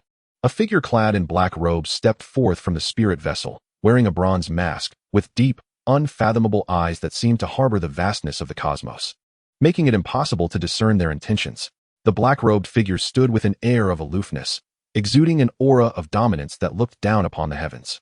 The old woman and Qin Hu exchanged glances, their pupils constricting in fear. They could not perceive the cultivation level of this individual. In fact, they felt no fluctuations of energy emanating from them at all. This attire, this demeanor, could it be that person, Yi Qing? As this thought crossed their minds, both shuddered involuntarily. The black-robed figure cast a dispassionate glance at the duo, calmly uttering, "You wish to rob us? Huh. I do not slay nameless individuals. State your names." Upon hearing this, Qin Hu's heart sank, realizing the gravity of the situation. He had not anticipated such a coincidental encounter. Steeling himself, he clasped his fists respectfully and replied, "My lord, you must have misunderstood. We did not intend to rob you. I am Qin Hu of the Qin clan in Nanwang City, and this is Elder Qin Hong of the Qin clan." The Qin clan? The black-robed figure raised an eyebrow, a smirk playing on their lips. "So you are of the Qin clan in Nanwang City." Pausing, they continued to inquire, "What is your intention in intercepting us?" "Oh, it's all a misunderstanding. Merely a misunderstanding." As they heard these words, sweat broke out on the foreheads of the two, who frantically waved their hands in denial, fearful of inciting the wrath of the black-robed figure and facing annihilation. "We came to deliver an invitation." Qin Hu cautiously produced a gilded red invitation, offering it to the black-robed figure with a forced smile. "We hope you can forgive our recklessness." He wiped the sweat from his brow, secretly relieved that he had prepared for contingencies. Otherwise, it would have been disastrous. The figure cloaked in black extended a hand to retrieve the invitation, gently shaking the envelope before casually inquiring, "Do you know who I am?" Qin Hu and Qin Hong exchanged glances, hesitating momentarily before cautiously responding, "Your esteemed reputation precedes you. We have indeed heard of your name, the illustrious Yi Qing'er of the Explosive Sky Gang." "Indeed, I am Yi Qing'er of the Explosive Sky Gang." "You two possess a modicum of discernment. the black-clad individual replied with a faint smile. A nervous chuckle escaped the two, beads of cold sweat forming on their foreheads as their hearts raced, wishing fervently that time could rewind to just a few minutes prior, when they would have unequivocally avoided a confrontation with Yi Qing'er. The figure opened the invitation to find it bore the details of a grand event 10 days hence. An invitation to the Qin clan ceremony for assessing the spiritual roots of the younger generation. With a smile, they remarked, "This is indeed a joyous occasion. However, I have never been one to revel in the clamor of gatherings. If you could spare a moment, esteemed one, we humbly request your presence at our Qin clan's banquet. We shall prepare a lavish gift as a token of our sincerity." Qin Hu implored, bowing deeply, anxious not to offend the formidable Yi Qing'er. After all, the fate of Yunxiao Palace yesterday could easily become their reality today. He was torn between the dread of his past actions and the hope that she would grace them with her presence. Cultivating a relationship with a cultivator at the transformation stage was undoubtedly preferable to gaining another adversary of such caliber. With a dismissive huff, the black-clad figure replied languidly, "Your feasts and gatherings are dreadfully mundane. It would be far more prudent to devote your time to the pursuit of cultivation." At this, the two nearly sank to their knees. Did they not desire to cultivate? Yet, lacking the innate talent and comprehension, no amount of effort would yield significant breakthroughs. They were left to rely heavily on external resources.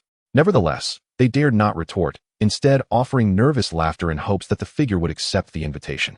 "Very well. Since you are so earnest in your request, I shall reluctantly extend my courtesy and send someone from Yunxiao Palace in my stead," the black-clad figure declared. Tossing the invitation to an elder from Yunxiao Palace with a nonchalant command, "Ensure you arrive early and return swiftly." With that, they had already turned to leave. "Thank you, esteemed one. Please, take care." Only when the figure's silhouette disappeared from view did Qin Hu finally allow a semblance of relief to wash over him. While Qin Hong wiped the sweat from his brow, feeling a mixture of relief and trepidation toward the enigmatic figure. It was said that this Yi Qing'er was an unparalleled force at the pinnacle of the transformation stage, her powers seemingly boundless. They felt as insignificant as ants in her presence, hoping fervently that she would not hold their earlier actions against them. The Qin clan could ill afford to make an enemy of such stature. The old woman, still shaken, sighed quietly. The two quickly gathered the remaining hidden disciples of the Qin clan and hurried toward Nanhua City. Meanwhile, the black-clad figure's right hand trembled slightly behind their back. Upon entering the sect, they could no longer contain their mounting anxiety, hastily removing the bronze mask from their face and gasping for breath. Good heavens, that was terrifying. The figure collapsed onto the ground, panting heavily. This individual was Zhong Liu, a disciple of Yunxiao's sect, who had been a member for less than 5 years. Just moments ago, she had disguised herself as Yi Qing'er, successfully deceiving Qin Hu and Qin Hong. "Bravo, well done." The imposing figure known as Yin Lao chuckled. Clapping her shoulder, Zhong Liu wiped the cold sweat from her forehead, retorting, "It's only because Master taught me so well. You did exceptionally well. Had I not known you were an impostor beforehand, I might have been fooled myself," a cheerful voice chimed in. Turning to the source, Zhong Liu beheld a handsome young man approaching her, a gentle smile gracing his lips. This was Zhong Liyan, also a disciple of Yunxiao sect, a late-stage foundation establishment cultivator, and her elder brother. "Your performance just now was nothing short of masterful, particularly the line about not killing nameless individuals, demanding their names. It was truly splendid, reminiscent of Yi Qing'er herself," Zhong Liyan praised. With a playful smile, Zhong Liu replied, "Brother, you flatter me. Fortunately, our master is wise and foresaw that there would be those unwilling to relent, still plotting against our sect leader, thus assigning you to impersonate the fairy Yi." Zhong Liyan remarked, shaking his head with a smile. "Otherwise, we would surely have faced dire consequences." Zhong Liu nodded vigorously in agreement, her frustration boiling over. "It's infuriating that the Qin clan would go so far as to send experts to ambush us. One cannot entirely blame them," Yin Lao pondered aloud. "With Yunxiao's sect lacking powerful guardians, we are bound to attract the covetous gaze and oppression of various nefarious factions. You too must diligently cultivate. The future of the sect depends on your shoulders." Both Zhong Liu and Zhong Liyan nodded in unison. Chapter 61. Broadening the Gates, Journey to Wanxiang City. The crisis threatening the Yunyan sect has been averted. However, the number of disciples who chose to leave the sect was so significant that now, the once thriving Yunyan sect consists solely of core disciples and a handful of outer disciples, rendering the entire sect somewhat desolate. In light of this situation, the sect leader, Yun Tianhai, resolved to open the gates wide, seeking to recruit fresh blood to bolster the strength of Yunyan sect. This initiative has been designated as a vital task for the disciples of each peak. Initially, disciples from the various peaks would venture beyond the sect to seek out suitable candidates, ultimately returning to the sect for evaluation. Those deemed lacking would be relegated to outer disciples or menial roles, while those with exceptional aptitude could become inner disciples or even core disciples. Given the necessity for an influx of new talent, each peak was assigned quotas. The peaks dispatched their most elite disciples, armed with their respective quotas, to scour for promising candidates to recruit into the sect, leading to a flurry of activity throughout the sect in recent days. At this moment, on the mountainside of the Yunyan sect, Zhuge Qingqian slightly cupped his hands in greeting to the man standing opposite him, Junior Brother Song. I apologize for my previous lack of consideration. Please forgive me. The man before him was tall and slender, clad in a green robe, with sharp brows and striking eyes, his angular features exuding a remarkable aesthetic appeal. Upon hearing Zhuge Qingqian's words, he smiled gently and shook his head. There is no need for concern, Senior Brother Zhuge. It was I who caused the trouble, and it should not have implicated the sect. Zhuge Qingqian sighed, his expression complex. Regardless, I should not have believed their words and allowed you to leave the sect alone. If something had truly happened to you, how would I face your sister? Senior Brother Zhuge. Before Zhuge Qingqian could finish, Song Xi interrupted him. What has passed is in the past. Besides, I am fine. Zhuge Qingqian nodded, then retrieved a porcelain vial from his storage bag, presenting it to Song Xi, Junior Brother Song. This is a Foundation Establishment pill I exchanged from the sect. Taking it will assist you in your breakthrough. The Foundation Establishment pill, a vital spirit medicine for entering the Foundation Establishment stage. Song Xi had languished at the peak of the Qi refinement stage for several years, and with only a Foundation Establishment pill needed to facilitate his breakthrough, he was on the cusp of advancement. No need, he replied without hesitation. Why not? Zhuge Qingqian furrowed his brow. Do you wish to remain stagnant at the peak of the Qi refinement stage? Song Xi shook his head. Not at all. It's just that I have already established my foundation. Zhuge Qingqian looked on in slight astonishment. You have already established your foundation? Indeed. I obtained medicinal materials from the secret realm, returned to refine the Foundation Establishment pill, and broke through just last night, Song Xi explained. Zhuge Qingqian stared at him in disbelief. No wonder your aura has changed. So it was you who has established your foundation. Congratulations, Junior Brother Song. Zhuge Qingqian expressed heartfelt congratulations. Song Xi smiled faintly. Thank you, Senior Brother. I appreciate your kindness, but the Foundation Establishment pill should be reserved for others. Zhuge Qingqian fell into silence for a moment before inquiring. Do you know where your senior sister is now? Song Xi's expression darkened. I am uncertain as well. In the past, the Falling Willow Peak had only the Peak Master, and after accepting Tang Shi as a disciple, the Peak Master became even more elusive, leaving Tang Shi as the sole presence. Now, not only is the Peak Master missing, but Tang Shi has also disappeared without a trace, leaving only me behind. Indeed, Falling Willow Peak is quite solitary. The Sect Master has opened the mountain gates wide, with each peak having its quotas. Does Falling Willow Peak have one? Zhuge Qingqian asked again. Song Xi nodded. Yes, we need to recruit 20 disciples. How about we team up and venture out to recruit disciples together? Zhuge Qingqian proposed. After considering it, Song Xi found Zhuge Qingqian's suggestion feasible and readily agreed. The two quickly set off, selecting a city named Wanxiang City, located thousands of miles away, as their recruitment destination. Wanxiang City was prosperous, with bustling shops, a magic arts pavilion, a weapons pavilion, and a treasure store, all present in abundance. While skirmishes often occurred in other cities, such disturbances were rare in Wanxiang City, as dueling was strictly prohibited within the city limits. Those who dared to cause trouble would face severe consequences, ranging from the loss of their cultivation to expulsion or even death. In a land rife with slaughter, where the strong preyed upon the weak, and the act of killing for treasure was commonplace, carelessness could lead not only to one's demise, but also endanger one's family. This city also served as an ideal refuge from enemies, largely due to its formidable city lord, whose prowess was said to have obliterated 3-peak gold core cultivators 600 years ago, instilling fear across the lands. By now, he was likely at the god transformation level. With such a powerful being presiding over Wanxiang City, who would dare to act recklessly? At this moment, a long queue formed at the city gates, with many people peering anxiously ahead. Zhuge Qingqian and Song Xi arrived at the end of the line, with a black bear resting soundly on Song Xi's shoulder. Wanxiang City guarantees your safety, but entering requires payment of an entrance fee, Zhuge Qingqian murmured. Entrance fee? Song Xi was taken aback. How much? Zhuge Qingqian held up 3 fingers. 3 low-grade spirit stones. Song Xi exclaimed, is it really that expensive? As true disciples, we only receive 20 stones from the sect each month. Wanxiang City must be raking in a considerable income just from this entrance fee. Suddenly, a commotion erupted in the crowd nearby. What happened over there? It seems someone is unwilling to pay the entrance fee and is attempting to force their way through the gates. How audacious! Don't they realize the city lord's profound cultivation? To cause a scene in Wanxiang City is tantamount to courting death. I bet that person hasn't heard of the city lord's notorious temper.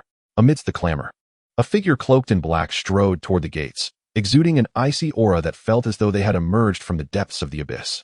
This friend. The guards stationed at the gates intercepted the black-clad figure, their cold gazes sweeping over the mysterious individual. The figure was shrouded in black, wearing a bronze mask that concealed their features, making it impossible to discern gender or cultivation level. The guard's voice turned frigid. Please pay the entrance fee. The black-clad figure halted, lifting their gaze to meet the guards, and slowly uttered 2 words, get lost. Arrogant. The guard's temper flared, ready to teach the figure a lesson. But the next moment, he froze in place. Do you know who I am? Even your city lord must treat me with respect. And what are you? The black-clad figure sneered. With that, silence fell over the surroundings as everyone turned to stare at the enigmatic figure. This attire, was it not the mysterious individual, Yi Qing, who had recently captured the spotlight? Well, what? Is that Yi Qinger of the Blasting Sky Gang? The crowd stared in disbelief, stammering in confusion. What is she doing here? Who exactly is Yi Qinger? Someone inquired, bewildered and curious. You don't know her? Isn't she formidable? She annihilated a god transformation cultivator with a single sword strike. If you don't recognize her, you might as well retreat to the mountains, lest you attract disaster without understanding the reason. Wow, a god transformation powerhouse. The crowd was left dumbfounded. Most of them were low-level cultivators, having only glimpsed a god transformation expert once in their lives. A mere Wanxiang City? How could they dare to challenge Yi Qinger? To even charge her an entrance fee? Had their heads been struck by a donkey? As whispers filled the air, the guard suddenly knelt, trembling uncontrollably. I have seen the esteemed one. I was unaware of your presence. Please forgive my ignorance. The once imposing guard now knelt without a shred of dignity. In the realm of cultivation, even a dog with higher cultivation must be addressed respectfully. Such was the reality. Hence, no one dared to mock him. The guard was in a state of utter panic, beads of sweat forming on his forehead as his heart raced like a drum.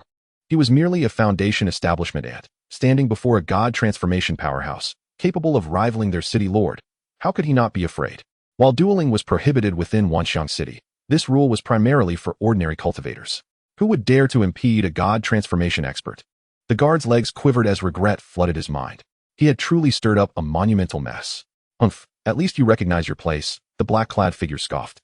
The guard wiped the sweat from his brow, ingratiatingly stating, Esteemed one, I am at your service and would be honored to guide you into the city. Forget it.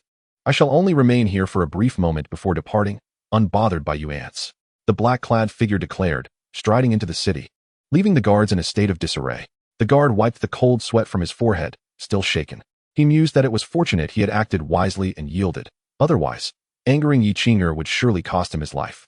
Although she was a woman, her profound cultivation was beyond comprehension, capable of cleaving the Cloud Sky Palace in two with a single sword, let alone this diminutive Wanxiang City. Sighing, the guard instructed. You all, inform the city lord immediately. A god transformation cultivator has entered the city. This news must be relayed at once to the city lord.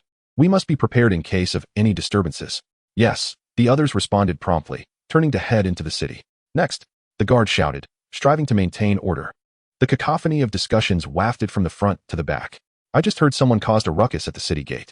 Who has the audacity to provoke Wanxiang City? I heard it was a girl named Yi Qinger. Upon hearing the discussions, Xianxia and Zhuge Qingxin froze, exchanging incredulous glances. 3 distinct voices simultaneously uttered, What? Yi Qinger? The cultivator in front of them turned, puzzled. You 3, do you not know who Yi Qinger is? The cultivator proceeded to elaborate. It is said that Yi Qinger has an extraordinary background, supported by a formidable force, a god transformation expert with a remarkable track record, having slain a god transformation and 3 nascent soul cultivators with a single sword. Just moments ago, the city guard attempted to intercept Yi Qinger, demanding an entrance fee from her. At this point, the cultivator chuckled, choosing not to elaborate further. However, both Xianxia and Zhuge Qingxin understood the situation. The guard had instantly faltered, not only refraining from collecting any spirit stones, but also respectfully escorting her inside. Exchanging a knowing glance, they both discerned a mutual resolution. Once within the city, they would seek out Yi Qinger to express their heartfelt gratitude, for she had undoubtedly saved the lives of everyone in their sect. Upon hearing her name, the black bear's fur bristled as if it had received a tremendous shock. Yi Qinger? The exploding heavens gang's Yi Qinger. How could this woman persist like a haunting specter? It immediately felt its legs weaken, instinctively retreating to hide behind Xianxia. Xianxia cast a puzzled glance at the bear demon, A hint of confusion etched upon his brow. He sensed something peculiar about the black bear. Yet he could not pinpoint what was amiss. Dismissing his thoughts, the procession continued moving forward until it was finally their turn. An entrance fee of 3 low-grade spirit stones per person, the guard stated monotonously. Zhuge Qingxian produced 6 low-grade spirit stones and handed them over. The guard nodded, confirming their validity before allowing the two to proceed. Following Zhuge Qingxian, Song Xi stepped into Wanxiang City. Wanxiang City was expansive, its towering walls reaching 6 zhang. Imposing and magnificent. At each corner of the city stood 4 grand pillars, intricately carved with lifelike depictions of various mythical beasts. Within the city, hundreds of ancient, yet dignified buildings rose majestically, showcasing the grandeur and prosperity of Wanxiang City. The streets were lined with bustling shops and throngs of people, the lively clamor echoing throughout the entire city. At the heart of it all, a magnificent pavilion soared into the sky, resplendent with gold and jade, commanding an overwhelming presence. This was the residence of the city lord, the seat of authority in Wanxiang City. "Where shall we search for Yi Qing'er?" Song Xi inquired. Upon hearing this, the black bear trembled, nearly losing its grip. "Seek that female demon? Are you courting death?" Song Xi noted the bear's sudden reaction and furrowed his brow. "What is wrong with you?" The black bear chuckled awkwardly. "Nothing at all." Zhuge Qingxian pondered for a moment before suggesting, "Let us first find a place to stay. Then we can gather more information." "Very well," Song Xi nodded in agreement. The two walked leisurely towards an inn.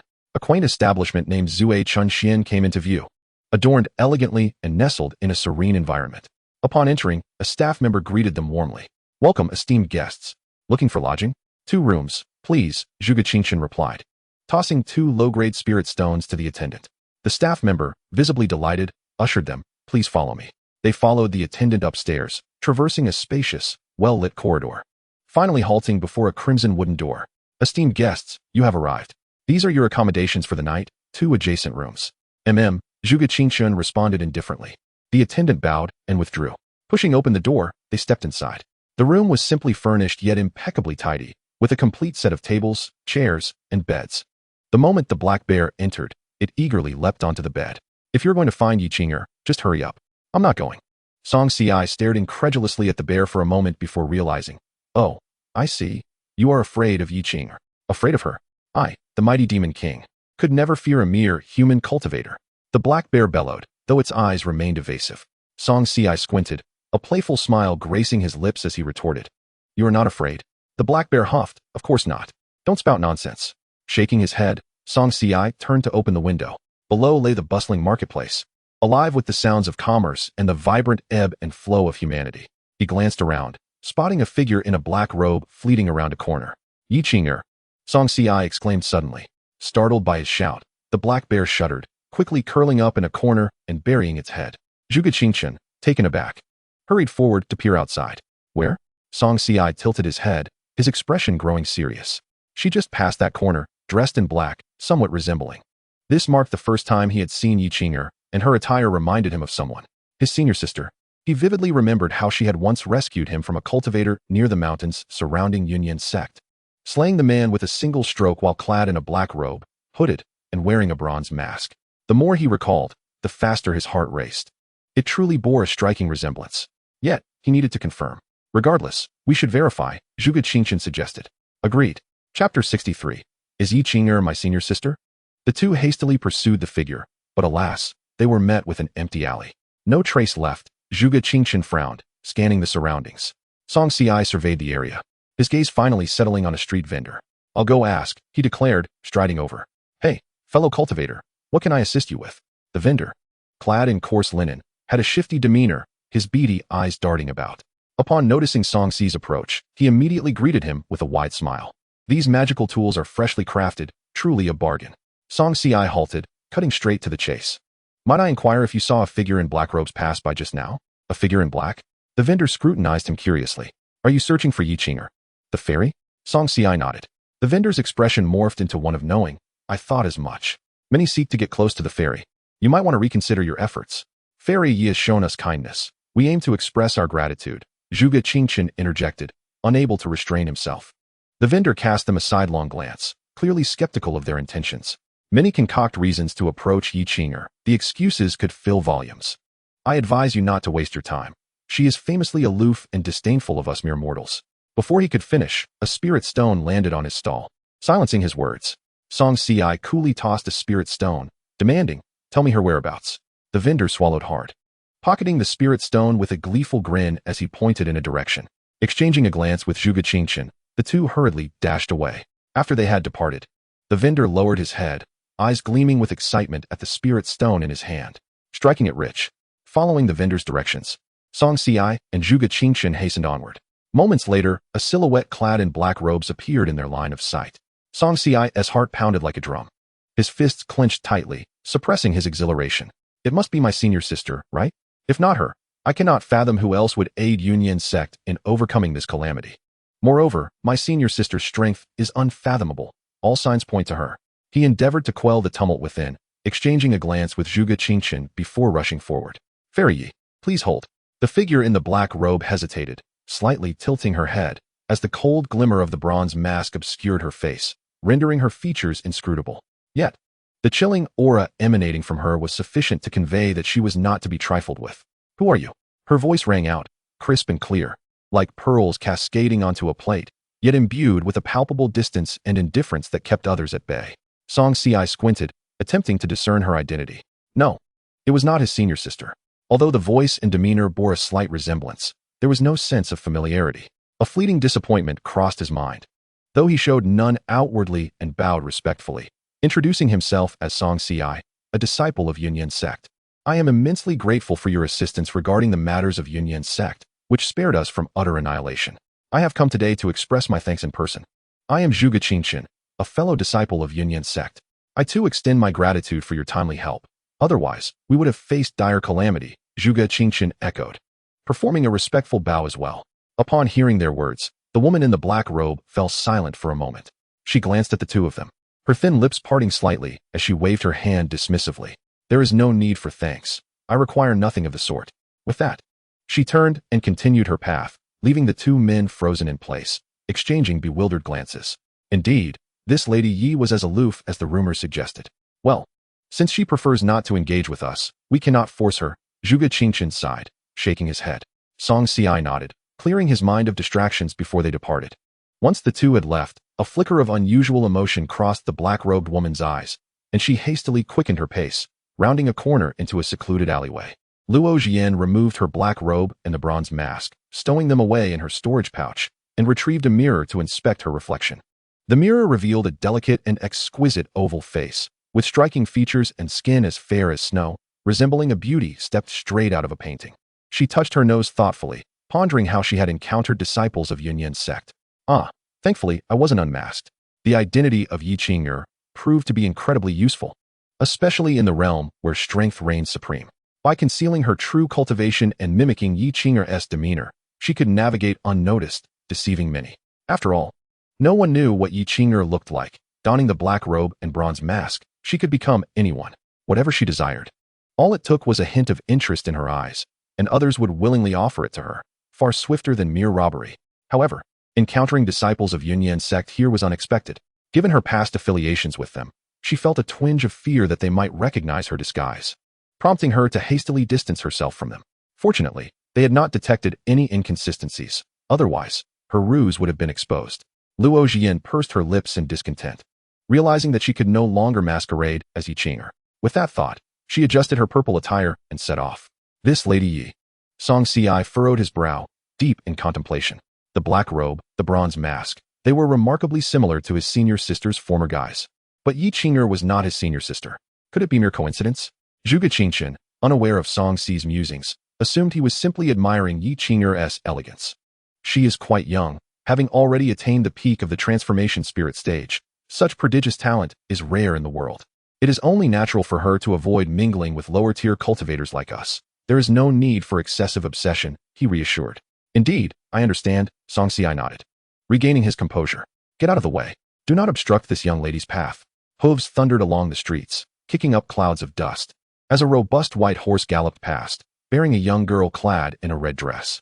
The girl was exquisitely beautiful, appearing to be merely in her teens, with a haughty disposition that seemed to dismiss all. "Miss, please slow down." A flustered maid chased after her, sweat beading on her brow, helplessly frantic. "This is a bustling market. You must not act recklessly." The girl glanced back, annoyance etched on her face. "Silence. Whatever I wish to do is none of your concern. With a sharp crack of her whip, she urged the horse onward, accelerating towards Xianxia and Zhuge Qingqian. The two men instinctively stepped aside, narrowly avoiding the approaching steed. The girl cast a disdainful glance at them, snorting in contempt, before whipping her horse into a furious gallop, charging forward. Xi's brow furrowed, an ominous premonition stirring within him. If she continued her reckless ride, it would surely lead to disaster. The fearful expressions of those around them indicated the girl's formidable background. She was not to be trifled with. After a moment's contemplation, wishing to avoid unnecessary conflict, Xianxia turned his steps toward the inn. However, the next moment, as expected, from a side alley, a woman clad in purple suddenly emerged, positioning herself before the galloping horse. The girl on the white horse showed no intent to halt, yanking the reins and maintaining her speed. The hooves pounded against the cobblestones, splattering mud as they kicked out, striking the purple-clad woman and toppling her to the ground. The red-dressed girl looked down from her elevated position, her gaze icy. Who is this lowly commoner daring to obstruct my path? You must be tired of living. Her tone was harsh, as if the mere act of blocking her way warranted a death sentence. The purple-clad woman clutched her chest, struggling to rise, her eyes defiant as they met the girl's fierce gaze. You do not take things too far, she managed to utter weakly, pointing a finger at the girl. The red-dressed girl smirked provocatively. Oh, I will bully you, and what can you do about it? As she spoke, she flicked her wrist, the whip flying out to ensnare the neck of the purple-clad girl, tightening around her slender throat, forcing her to look up, her expression one of arrogant disdain. The purple-clad girl struggled in pain, unable to resist the whip's might. Her throat constricted painfully, her face turning an alarming shade of purple. Let me go? The red-dressed girl smiled cruelly, her beauty striking yet tinged with malice. You are not the first to dare block my path, nor will you be the last. You shall pay for your foolishness. Die, fool. The purple-clad girl's eyes widened, her breath constricted, her complexion paling further. She wished to speak, but no sound emerged. Her neck locked tightly, on the verge of bursting. If only she hadn't discarded her original attire. Remaining as Yi Qinger would have spared her this humiliation. At that moment, a voice, warm and cultured, drifted in from a distance, resonating throughout the scene. My dear lady, I implore you to cease this at once.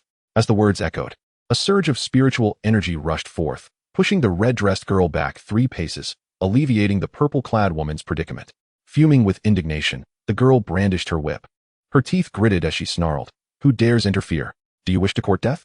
Turning to face the source of the voice, she beheld a young man clad in resplendent garments, his features striking and his demeanor gentle, exuding the essence of a refined gentleman. I am Zhuge Qingqian, a disciple of Yunyan's sect, he said, cupping his hands in a bow. I meant no offense. I kindly ask you to spare her and grant her a chance at life. Upon hearing the name of Yunyan's sect, the red-dressed girl's actions faltered momentarily. She reluctantly withdrew her whip, casting a begrudging glare at the fallen girl before turning away in frustration. Zhuge Qingqian let out a sigh of relief, turning his gaze to the woman in purple attire. Are you all right? Cough, cough. The purple-clad lady coughed violently a few times. Thank you. Zhuge Qingqian shook his head. No need for thanks. Xianxia, with arms crossed, stared blankly at the two as they exchanged pleasantries. He then slightly tilted his head and inquired of a passerby, who is that woman in the red dress? The person beside him cautiously replied, she is the daughter of the city lord of Wanxiang City, Zhuge. Upon hearing this, Xianxia understood. The daughter of the city lord. No wonder she is so arrogant and overbearing. If you offend her, it seems you won't be able to stay in Wanxiang City. You should leave quickly. The person advised him. Thank you for the warning. Xianxia nodded slightly, his gaze returning to the two. At that moment, a pained expression masked his face. Zhuge's actions were in stark contrast to the path he had chosen. What should he do now? After a while, Zhuge Qingqian continued his conversation with the purple-clad lady, who then accompanied them back to the inn. Xianxia felt utterly perplexed. He silently supported his forehead. He shouldn't have boarded Zhuge's ship. Was it too late to have regrets? It was too late now. That evening, someone from the city lord's mansion delivered an invitation. Are we invited to tonight's banquet? Xianxia asked in confusion. Yes, young Master Song, the servant replied respectfully. The city lord insists that the 3 of you must attend. Zhuge Qingqian furrowed his brow. They had no fame or status. How could the city lord's invitation reach them? The servant hesitated for a moment before stating, it was specifically instructed by Miss Zhuge. It seems the retaliation has begun. Xianxia pressed his lips together. What if we refuse to attend? The servant smiled. Given your presence in Wanxiang City, you have no choice in the matter. Several guards following him revealed a fierce aura, suggesting they were ready to resort to violence at any disagreement. Since it's like this, then we shall go, Zhuge Qingchen conceded. The servant nodded and led the three of them to the banquet. From their earlier conversation, they learned that the purple-clad lady was named Luo Jian, an independent cultivator without any sect affiliation. After a short tea session, they entered an exquisitely lavish courtyard, surrounded by various rare flowers and trees, all in vibrant colors and fragrant scents. A throng of servants scurried about, preparing food and drinks for the guests. As Song Xi surveyed the opulent arrangement, he mused that the scale of this banquet was quite grand and formal. The servants guided them to their seats before retreating. Inside the hall, guests filled the room, toasting and mingling, creating a lively atmosphere. Just as Song Xi and his companions settled in, a commotion erupted from outside. A refreshing breeze swept through, prompting everyone to turn their heads. A man clad in white strode in, his features handsome yet slightly pallid, marked by a scar on his brow. He exuded a calm and reserved demeanor, radiating an air of distinction. All rose to salute in unison. "We greet the city lord." Zhuo Zhao nodded in acknowledgement and proceeded directly to the main table, taking his seat. The remaining guests gradually settled down, most of whom were promising independent cultivators, along with disciples from nearby sects and heirs from noble families, all exuding an extraordinary presence. Song Xi and his companions remained quietly in the corner, unobtrusive and unnoticed. Soon, a line of maidens entered, carrying dishes. They arranged the food neatly before bowing and retreating, leaving the guests to indulge. The banquet concluded amidst laughter and merriment. The city lord of Wanxiang City completely disregarded their presence, offering only a glance upon entry, thereafter showing no further acknowledgement. Guided by the servants, they arrived at the simple and modest accommodations in the back courtyard, furnished only with beds, tables, chairs, and a few stools, clearly intended for guests' rest. "What on earth does the city lord of Wanxiang City mean?" Luo Jian murmured displeasedly. "Inviting us here, yet ignoring us, is truly baffling." Zhuge Qingchen remained relatively calm. "Let us rest for the night and discuss it later." Song Xi nodded in agreement. As night fell and the moon shone brightly, he lay tossing and turning on his bed. Something felt amiss. From the moment he entered the city lord's mansion, he sensed he was being watched by something. What could it be? He closed his eyes in contemplation, only to unknowingly drift into slumber. In a hazy dream state, he seemed to see his senior sister.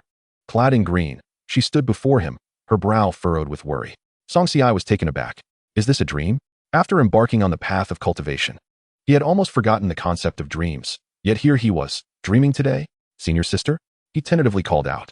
His sister appeared not to hear him, lost in her own thoughts, sighing softly. In the midst of his dream, he seemed to hear her familiar voice, now distant and faint. It's been said, without diligence in cultivation, one will be but a pawn in the spirit-soul banner. At 18, one stands as a mere lackey in the spirit-soul banner. Song Xi, you fool. In such a situation, to relax your guard and sleep? Are you courting death?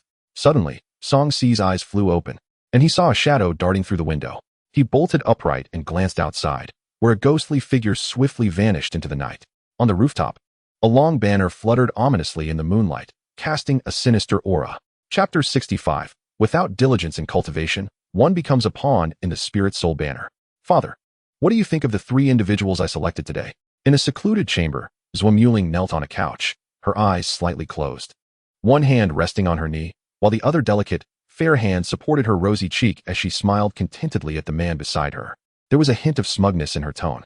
Standing beside her was a handsome young man dressed in a white brocade robe, adorned with a jade belt and a jade crown, his skin slightly pale. Hearing her, Zhuo Zhao lifted his gaze to appraise Zhuo Muling and raised an eyebrow in approval. Very good. One of them possesses full foundation establishment cultivation. He can be refined into a master soul for a banner. Zhuo Muling playfully stuck out her tongue, suddenly recalling something. But, father, those two men are disciples of Yunyan sect. What if we face trouble from them after refining their souls into the banner? Not to worry, Zhuo Zhao replied nonchalantly. Yunyan sect is thousands of miles away. There is no need for excessive concern. Moreover, he paused, a cold smile gracing his lips. Even if discovered, so what? But, I heard that Yi Qing'er, who has ties with Yunyan sect, is also in the city. Zhuo Muling frowned slightly. Yi Qing'er? Zhuo Zhao scoffed lightly, deriding, what storm can a mere woman stir? He cast a glance at the spirit-soul banner in his hand, a flash of ruthlessness crossing his eyes. Once my banner is complete, whether she is Yi Qing'er or Yi Hong'er, they will all be at my mercy, becoming my master souls for the banner. Why should I fear her? Zhuo Muling nodded obediently, responding, you are absolutely right, father. I was overly concerned. Just as she finished speaking, the door was suddenly pushed open, and an elderly man, hunched with age and with hair as white as snow, entered, dragging a person behind him.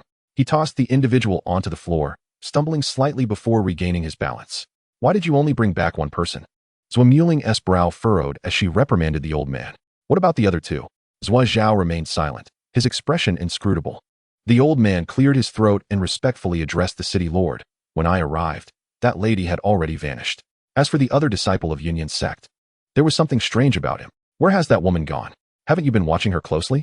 A furious Zhuo Muling scolded, then turned to Zhuo Chao for assistance. Father, I will handle this matter. Zhuo Chao replied indifferently. You may return.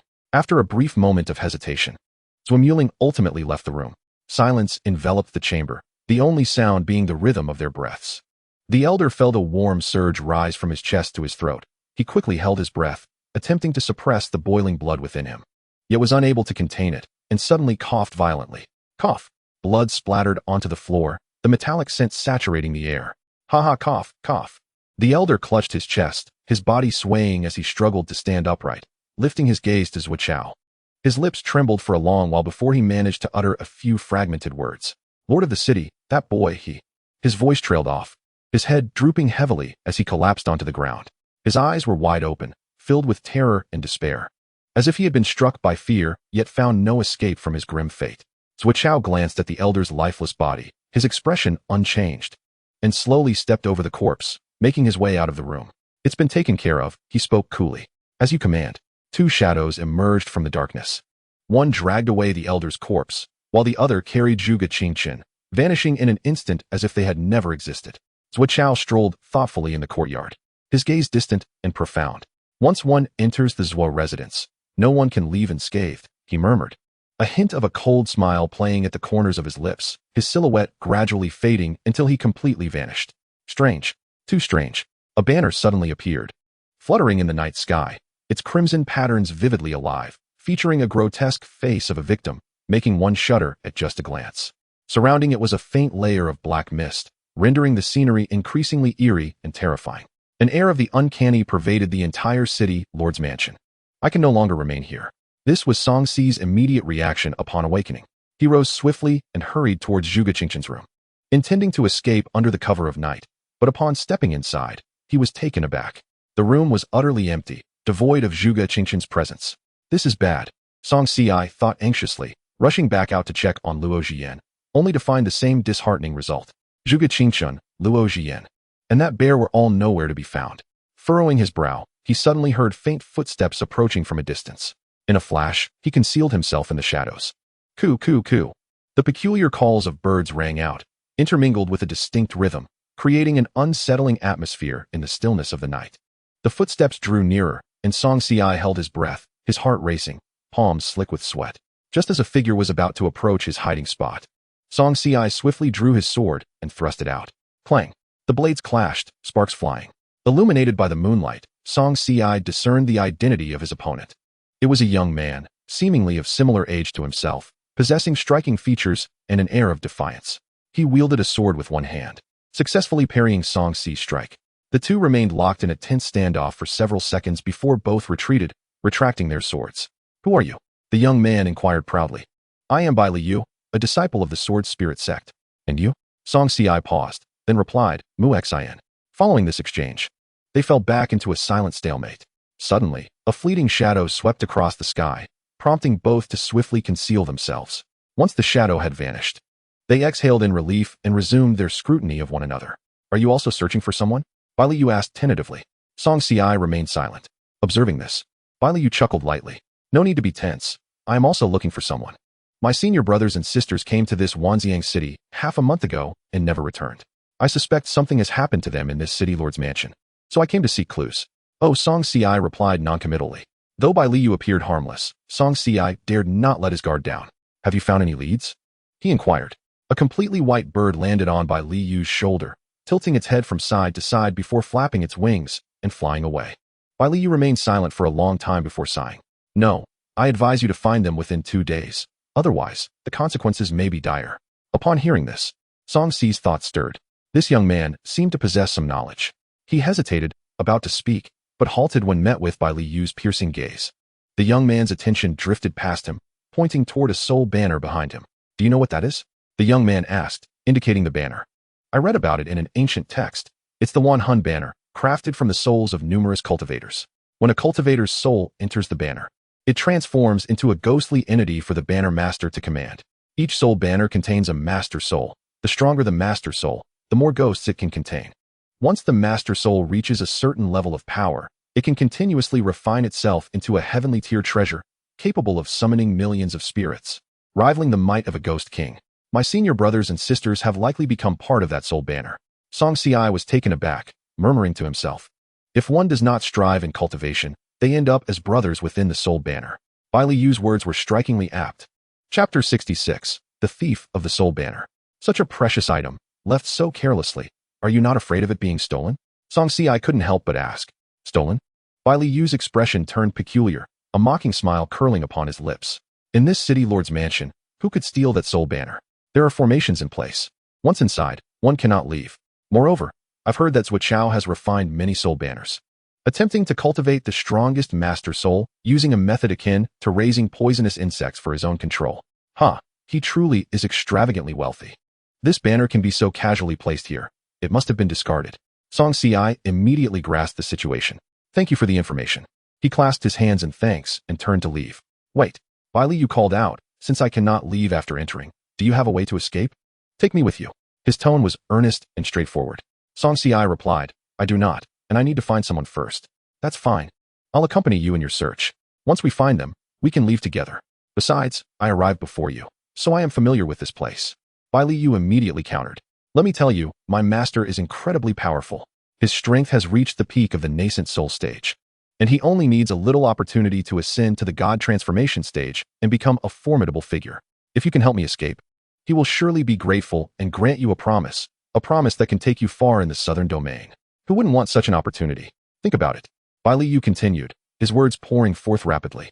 After a moment of contemplation, Xianxia concluded that having someone familiar with the city lord's mansion as a guide was far better than wandering aimlessly. All right, he nodded. Wonderful. Finally, I have a chance to escape this dreadful place. Bai Liyu exclaimed joyfully. Meanwhile, on the other side, the night deepened, and a cool breeze wafted through the air.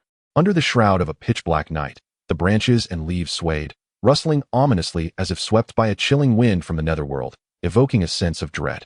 A black bear traversed the courtyard, cradling a long banner in its embrace. It moved with utmost caution, skillfully evading various restrictions, embodying an air of vigilance. Suddenly, a burst of crimson light pierced the darkness, striking its forehead. The bear yelped in pain, clutching its brow, and bellowed, Who dares to ambush me? How audacious to launch a sneak attack against it.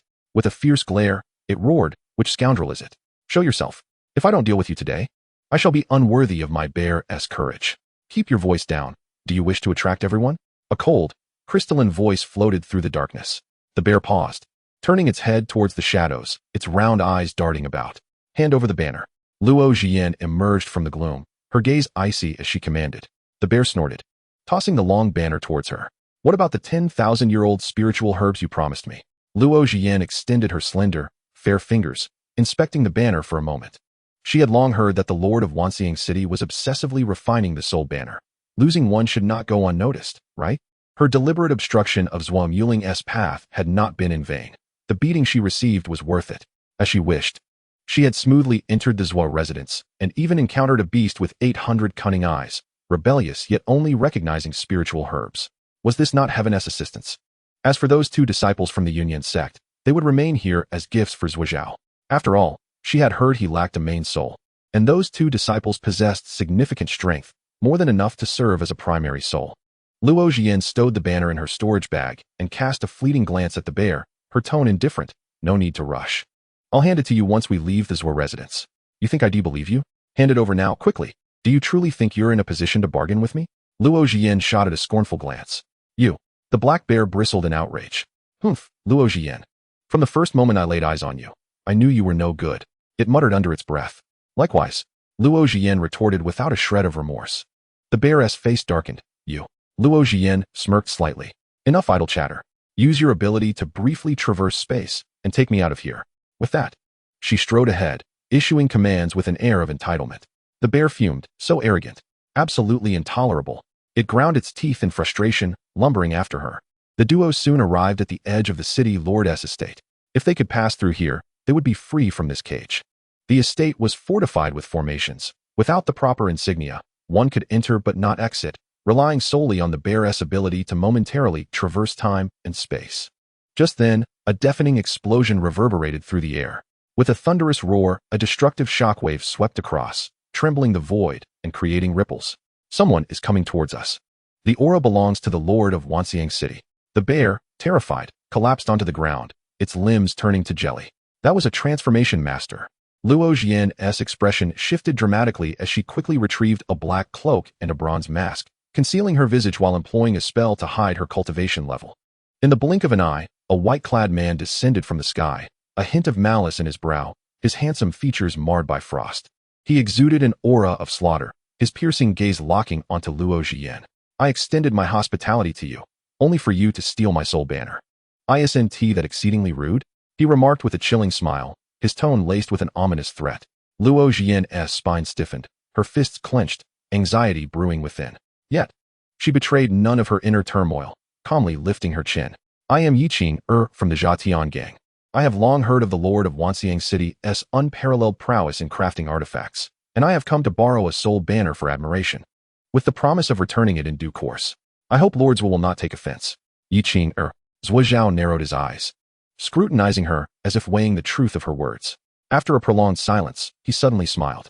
Since Miss Yi holds my creations in such high regard, how could I possibly refuse? Luo Xian smiled back, pleased with Zhuo Zhao's acquiescence. As soon as his words fell, she and the bear vanished into the thick darkness of the night. Zhuo Zhao gazed at the fading silhouette as it disappeared down the street, a cryptic smile playing on his lips. My lord, why did you let her go? A steward beside him inquired, perplexed. Zhuo Zhao stood with his hands clasped behind him, his voice resonating with a chilling tone. Let her go? I had no intention of allowing her to leave. I merely wished to avoid damaging my estate. As his words dissipated into the air, Luo Xian, utilizing the bear's gift, effortlessly exited Wanxiang City. However, she did not allow herself to grow complacent. She continued her journey northwest, delving deeper into the forest. You play the part of Yiqing quite convincingly. The bear finally couldn't help but comment. How do you know I'm not the real Yiqing? Luo Xian replied leisurely. The bear snorted. Do you think I'm blind? In the midst of their banter, a streak of light flashed across the sky, eventually hovering before them. I have heard that Miss Yi has a nickname, the Invincible East. Since we have met, why not enlighten me with a few moves? A clear male voice resonated from the void. He wore a smile that felt distinctly eerie. His gaze fixed intently on Luo Xian, his eyes narrowed as if they could pierce through her delicate facade and lay bare her innermost thoughts. Luo Xian felt a shiver run down her spine. Under his gaze, her spirit trembled, as if locked in the grip of a colossal primordial beast. Her very soul seemingly imprisoned. She bit down hard, resolutely holding on. If she revealed any weakness now, she would undoubtedly face calamity. A fierce will to survive compelled Luo Xian to suppress the rising panic within her. Taking a deep breath, she feigned calmness and countered. Are you certain you wish to engage me in battle? My sword leaves no survivors. With that, she nonchalantly waved the sword in her hand, appearing utterly frivolous and indifferent, as if her opponent were merely an inconsequential minion. The bear's black eyes darted around, pondering. The opponent was a transformation master. If Luo Xian were to perish, it would not escape unscathed. Thus, the identity of Yiqing had to be firmly established. With this thought in mind, the bear puffed out its chest and raised its head, bellowing at the newcomer. Presumptuous! How dare you offend my master, Yiqing? Begone at once. Or don't blame me for being rude. Luo Xian raised an eyebrow, her eyes gleaming with cunning. Though the bear was as foolish as a pig, it proved reliable in critical moments. Seeing that Zhuo Zhao remained unresponsive, the bear continued to bluster. My master can cleave open the gates of heaven with a single sword. What are you, a mere second-level transformation master? How dare you presume to seek guidance from my master? Haven't you heard the tales of my master? A lowly creature like you would be crushed beneath a single sword stroke. If you do not wish for Wanxiang City to be left without a master from this day forth, I suggest you take your leave promptly. Otherwise, once my master decides to act, do not be surprised if not just your lord's manor, but the entire Wanxiang City becomes naught but a relic of the past. The black bear grew increasingly animated, even forgetting the perilous nature of the formidable figure before it, daringly mocking without a shred of caution. It continued its tirade for a considerable duration, while Zhuo Zhao remained silent. His gaze narrowed slightly, a faint smile gracing his lips, appearing calm, yet concealing an aura of chilling menace that could instill dread. Haha, how amusing. Indeed, quite entertaining. He suddenly guffawed, causing the air around him to drop several degrees. An icy chill enveloping the atmosphere, sending involuntary shivers down spines. The black bear felt a sudden jolt of unease, an ominous premonition creeping over it. In its eagerness to boast, it had forgotten that this xianxiaaudiobooks was but an illusion, cursed be it, having spoken too much. It realized it ought not to have uttered so many words. At that moment, the black bear felt its scalp tingle. Its eyes widened like brass bells. Fixated on the figure of xianxiaaudiobooks before it, its mind racing to devise an escape from this impending doom. I would indeed like to experience the prowess of Fairy Yi, who can cleave open the gates of heaven. Please, do proceed. With that, he grasped the hilt of his sword, slowly lifting it. In an instant, the winds began to swirl ominously. A fierce aura of murderous intent enveloped the surroundings. The once bright and luminous moonlight was obscured, casting an eerie shadow across the land. The black bear's heart raced with alarm. This was dire. In the face of overwhelming strength, any elaborate schemes or psychological tactics were utterly futile. Thus, with narrowed pupils, the black bear's eyes gleamed with a resolute ferocity. In the next moment, it leapt into the air, fleeing with great haste. Master, you engage him first. I shall keep my distance so as not to hinder you. After uttering this, the black bear swiftly vanished into the night. Luo Jian was left aghast. This damn creature runs faster than a rabbit. Before she could gather her wits, a gust of fierce wind suddenly struck. Her face paled as she hastily sidestepped, barely avoiding a lethal attack. Bang! The gale brushed past her ear with a chilling whistle. She felt a ringing in her ears, dizziness clouding her vision, nearly losing her footing. Truly, a transformation stage expert possesses an overwhelming might. Had that palm landed upon her, her soul would have fled in terror. Even Luo Jian, seasoned by numerous trials, was drenched in cold sweat at this moment. Her opponent was a genuine transformation stage master, while she was merely at the 4th level of foundation establishment. The chasm between their realms was akin to an insurmountable divide. What could she possibly use to contend against such a being? It was simply unplayable. Gripping her sword, her hand turned pale from the exertion. She glared at the approaching figure, gritting her teeth. I advise you to reconsider your actions. Zuo Chao slightly elevated his chin, casting a disdainful glance at the woman before him. After the probing strike, he discerned her fragility, akin to paper, utterly insignificant. This worthless being could be crushed with ease.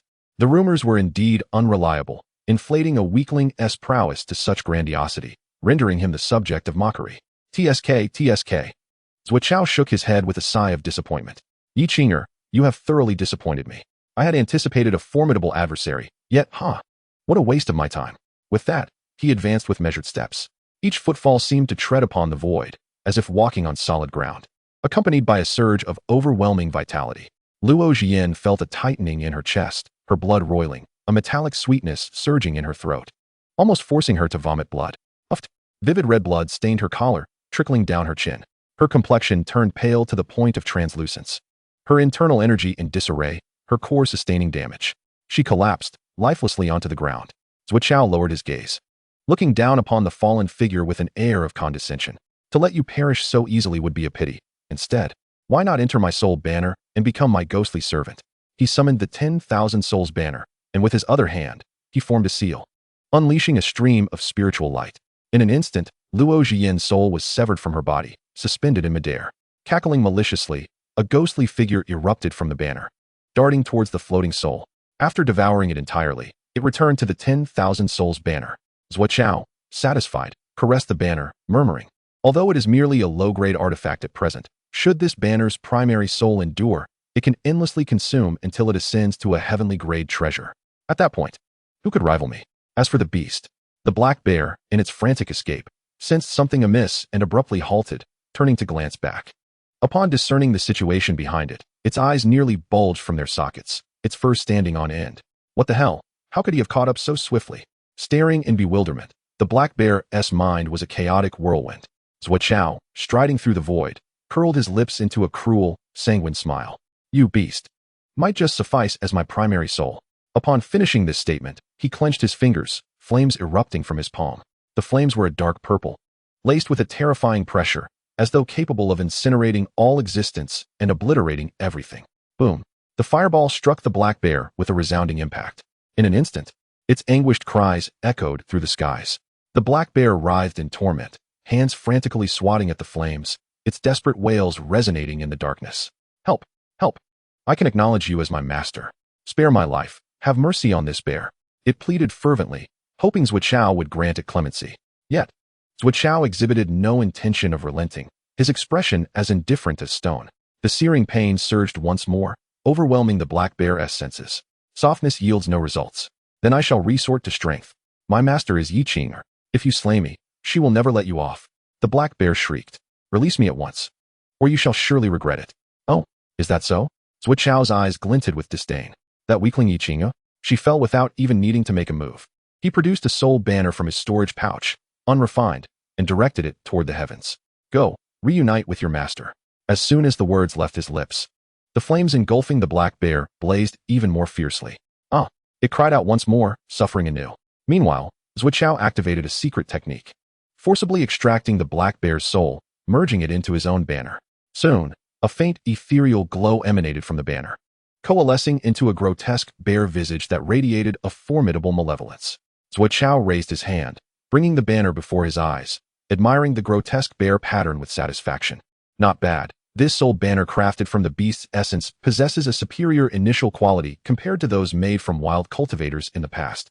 Zhuo, pleased, prepared to return home. Suddenly, he seemed to sense something, his brows arching slightly, and a teasing smile gracing the corners of his lips. In the next instant, he vanished from sight. Is it truly beneath here? Xianxia inquired, furrowing his brow. Before him lay a shadowy passage leading to a basement, deep and silent, as if concealing a grave peril. Bai scanned the surroundings and nodded affirmatively. Indeed, it is here. They wouldn't immediately conduct the ritual upon capturing someone. After all, each ritual demands immense energy. They prefer to wait until they have amassed several captives to perform the ritual all at once. Xianxia pursed his lips, contemplating. In that case, let us descend and investigate. The two proceeded down the steps. The moment they stepped into the dim chamber, both inhaled sharply, taken aback. The tightly sealed room was cluttered with countless skeletal remains, heaped into a mountain. Moreover, the walls were adorned with an array of bizarre patterns and totems. Exchanging a glance filled with trepidation, a chilling sense crept down their spines. How many souls lay buried here? Continuing onward, they stood before a pitch-black stone door. The person must be behind it. Bai narrowed his eyes, scrutinizing the ancient and intricate runes upon the door. He placed his hand against the stone, attempting to push it open. A low hum resonated from within the door, as if it were warded by a barrier. Suddenly, the door radiated a blinding light. The humming morphed into a thunderous roar. This is bad. We're about to be discovered. Move. Bai seized Xianxia and swiftly retreated. As they stepped out of the passage, they were met by a man in white robes, standing with his hands clasped behind his back, as though he had been awaiting their arrival. Who dares intrude upon my left manor's forbidden grounds? Bai Yu's pupils constricted, his entire being frozen in place. Overwhelmed with terror, they had inadvertently disturbed the lord of Wanxiang City, the god transformation cultivator, Zhuo. What do we do? Bai Yu stammered. Given the opponent's strength, their foundational cultivation was utterly insufficient to withstand even a single strike. Zhuo snorted disdainfully. A mere foundational ant dares to pry into the secrets of my Zhou family? You have sought your own demise. He stepped forward, an oppressive force sweeping through the air. Xianxia felt his breath hitch, beads of sweat forming on his brow, nearly choking him. Bai Yu was no better, his face draining of color, his body swaying as he felt death's imminent approach. In a panic, he blurted out their sect's name. I am a disciple of the Sword Spirit sect. I did not intend to offend. I implore Lords what to show mercy and not hold this against us. Upon hearing Sword Spirit sect, Zhuo's brow furrowed, and he hesitated momentarily. However, this hesitation was fleeting. Zhuo's demeanor swiftly returned to one of arrogance. You have come seeking the disciples who vanished from the Sword Spirit sect, have you? Now that you are aware of the matter of the soul banner, do not expect to leave here alive today. With that, Zhuo flicked his finger, unleashing a silver beam of light. The beam sliced through the air, appearing beside Bai Yu and Xianxia in the blink of an eye. Xianxia yanked Bai Yu away hastily. With a resounding crash, the silver beam struck the ground, shattering the tiles and sending dust billowing into the air. We can't fight. We have to run. Xianxia gritted his teeth, propelling himself and Bai Yu into a leap, activating their escape technique, vanishing without a trace. A sinister glint flickered in Zhuo's eyes. Huh, a mere parlor trick. Upon uttering those words, he spread his arms wide, invoking a spell to control the silver beam, quickly pursuing Xianxia and Bai Yu. The silver light pursued relentlessly, an ominous shadow trailing them. We're finished. Bai Yu lamented in despair. Xianxia clenched his jaw, summoning all his spiritual energy, desperately fleeing. Who would have thought that the illustrious Sword Spirit sect, with its sect leaders direct disciples, would end up in such a plight? Bai Liyu's face was a mask of anguish, tears threatening to spill. A silver beam grazed past them, nicking their sleeves and leaving a trail of blood. Shadows surged around them, countless figures emerging to block their escape. Song Xi halted, his complexion ashen. Bai Liyu surveyed the encroaching foes, swallowing hard, realizing escape was now impossible. You sure run fast, kid. Zhuo Chao sauntered forward, looking down upon them from a height. But it ends here. Song Xi's fists clenched, his mind racing through myriad thoughts. This time, they might truly meet their end. Yet, was there not a glimmer of hope? Zhuo Chao may disregard the sword spirit sect, but what of Yi Qing-er? To speak candidly, Yi Qing-er is my senior sister. The actions of Lord Zhuo, we will not interfere with. Let us pretend we were never here, shall we? Zhuo Chao's expression turned peculiar. Yi Qing-er, the very woman I just killed? And indeed, he mused, baffled as to why these individuals exaggerated her significance. Bai Liyu, however, was left speechless by this revelation. Yi Qing-er is your senior sister? Why didn't you mention this sooner? This is an unexpected stroke of fortune. With newfound hope, Bai Liyu thought. With Yi Qing-er backing us, what do we have to fear? We could traverse the southern domain without a care. Song Xi subtly tugged at the corners of his mouth, responding through thought. Not quite. Bai Liyu was momentarily taken aback, confusion washing over him. He queried through their mental connection. Then what do you mean? My senior sister once said, when venturing outside, one's identity is self-assigned. Chapter 69, Senior Sister. Could you manifest to assist us? Bai Liyu hesitated, grappling for words. Such wisdom left him speechless. His heart was a tumult of emotions, heavenly bliss and hellish despair. All too familiar. Just as he thought salvation was at hand, they found themselves once more teetering on the precipice of death. No matter if your senior sister is Yi Qing-er or Yi Hong-er, once you enter my left manor, you shall not leave alive. Zhuo Chao retorted, hands clasped behind his back, a mocking smile playing on his lips. After a brief pause, he shifted his tone, sarcasm dripping from his words. However, if you can summon Yi Qing-er now, perhaps you might spare your miserable lives, otherwise. Can Yi Qing-er even come? Of course not. She had become a ghostly servant under his soul banner. The last one to utter such words to him, a black bear demon beast, had also become part of his soul banner. Hence, they had no hope of escaping alive. Bai Liyu's complexion paled further, trembling. His breath growing so faint it was nearly imperceptible. In a frantic mental plea, he reached out to Song Xi, voice quaking with urgency. Taoist Mu, please think of something. We can't truly be facing death. I don't wish to perish. I am my master's only disciple. What will become of him if I die? Song Xi paused, contemplating for a moment before responding mentally. Calm down. Do not panic. The more frantic you are, the easier it is to expose ourselves. But he is about to kill us. Bai Liyu interjected, a quiver in his voice. He hasn't struck yet. Bai Liyu hesitated. Then suddenly his eyes brightened with a thought. Can you summon Yi Qing-er? If you can bring her here, we'll be saved. Song Xi, taken aback, responded. What are you saying? Do you truly believe you can summon someone like Yi Qing-er, a god transformation cultivator, at will? After a brief pause, he continued. What are you thinking? Neither of us is acquainted. What has led you to the erroneous belief that I could summon her? Bai Liyu was momentarily taken aback, and after a prolonged silence, cautiously inquired, is it impossible? Are you capable? Then you should do it.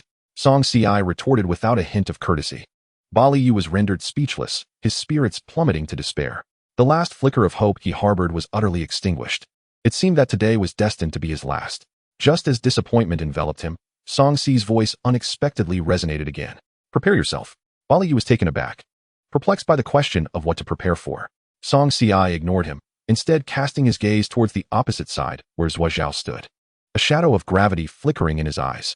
What have you two decided? When will Yi Qing-er arrive? Zhuo Zhao sneered derisively, his words laced with menace. Why the haste? City Lord Zhuo? My senior sister is en route. Do remain calm. Oh, Zhuo Zhao raised an eyebrow. A smile that was neither genuine nor sincere playing on his lips as he casually remarked, half an hour ago, I dispatched a woman clad in black robes and a black bear demon. Oh, by the way, she claimed her name was Yi Qing-er, but her prowess was disappointingly lackluster. The implication was clear. Their support was now deceased and would not be returning. Song Xi's expression stiffened. Bai Liyu's eyes widened in disbelief. What? What did I just hear? Yi Qing-er was killed by him. How is that possible? After all, she is the Yi Qing-er known for her unparalleled strength in the transformation realm. Such power could not possibly leave Zhuo Zhao feeling disillusioned. This implies that Zhuo Zhao must possess immense strength himself. Bai Liyu stood frozen for a moment, then gasped sharply, a chill coursing through him. At that moment, Song Xi's mind was clouded, his heart racing violently as if it were a drum. Zhuo Zhao surveyed the stunned duo with a mocking scoff. What? You do not believe me? He retrieved a soul banner from his storage pouch, intricately adorned with patterns, from which the grotesque visage of a bear's head emerged, exuding a terrifying aura.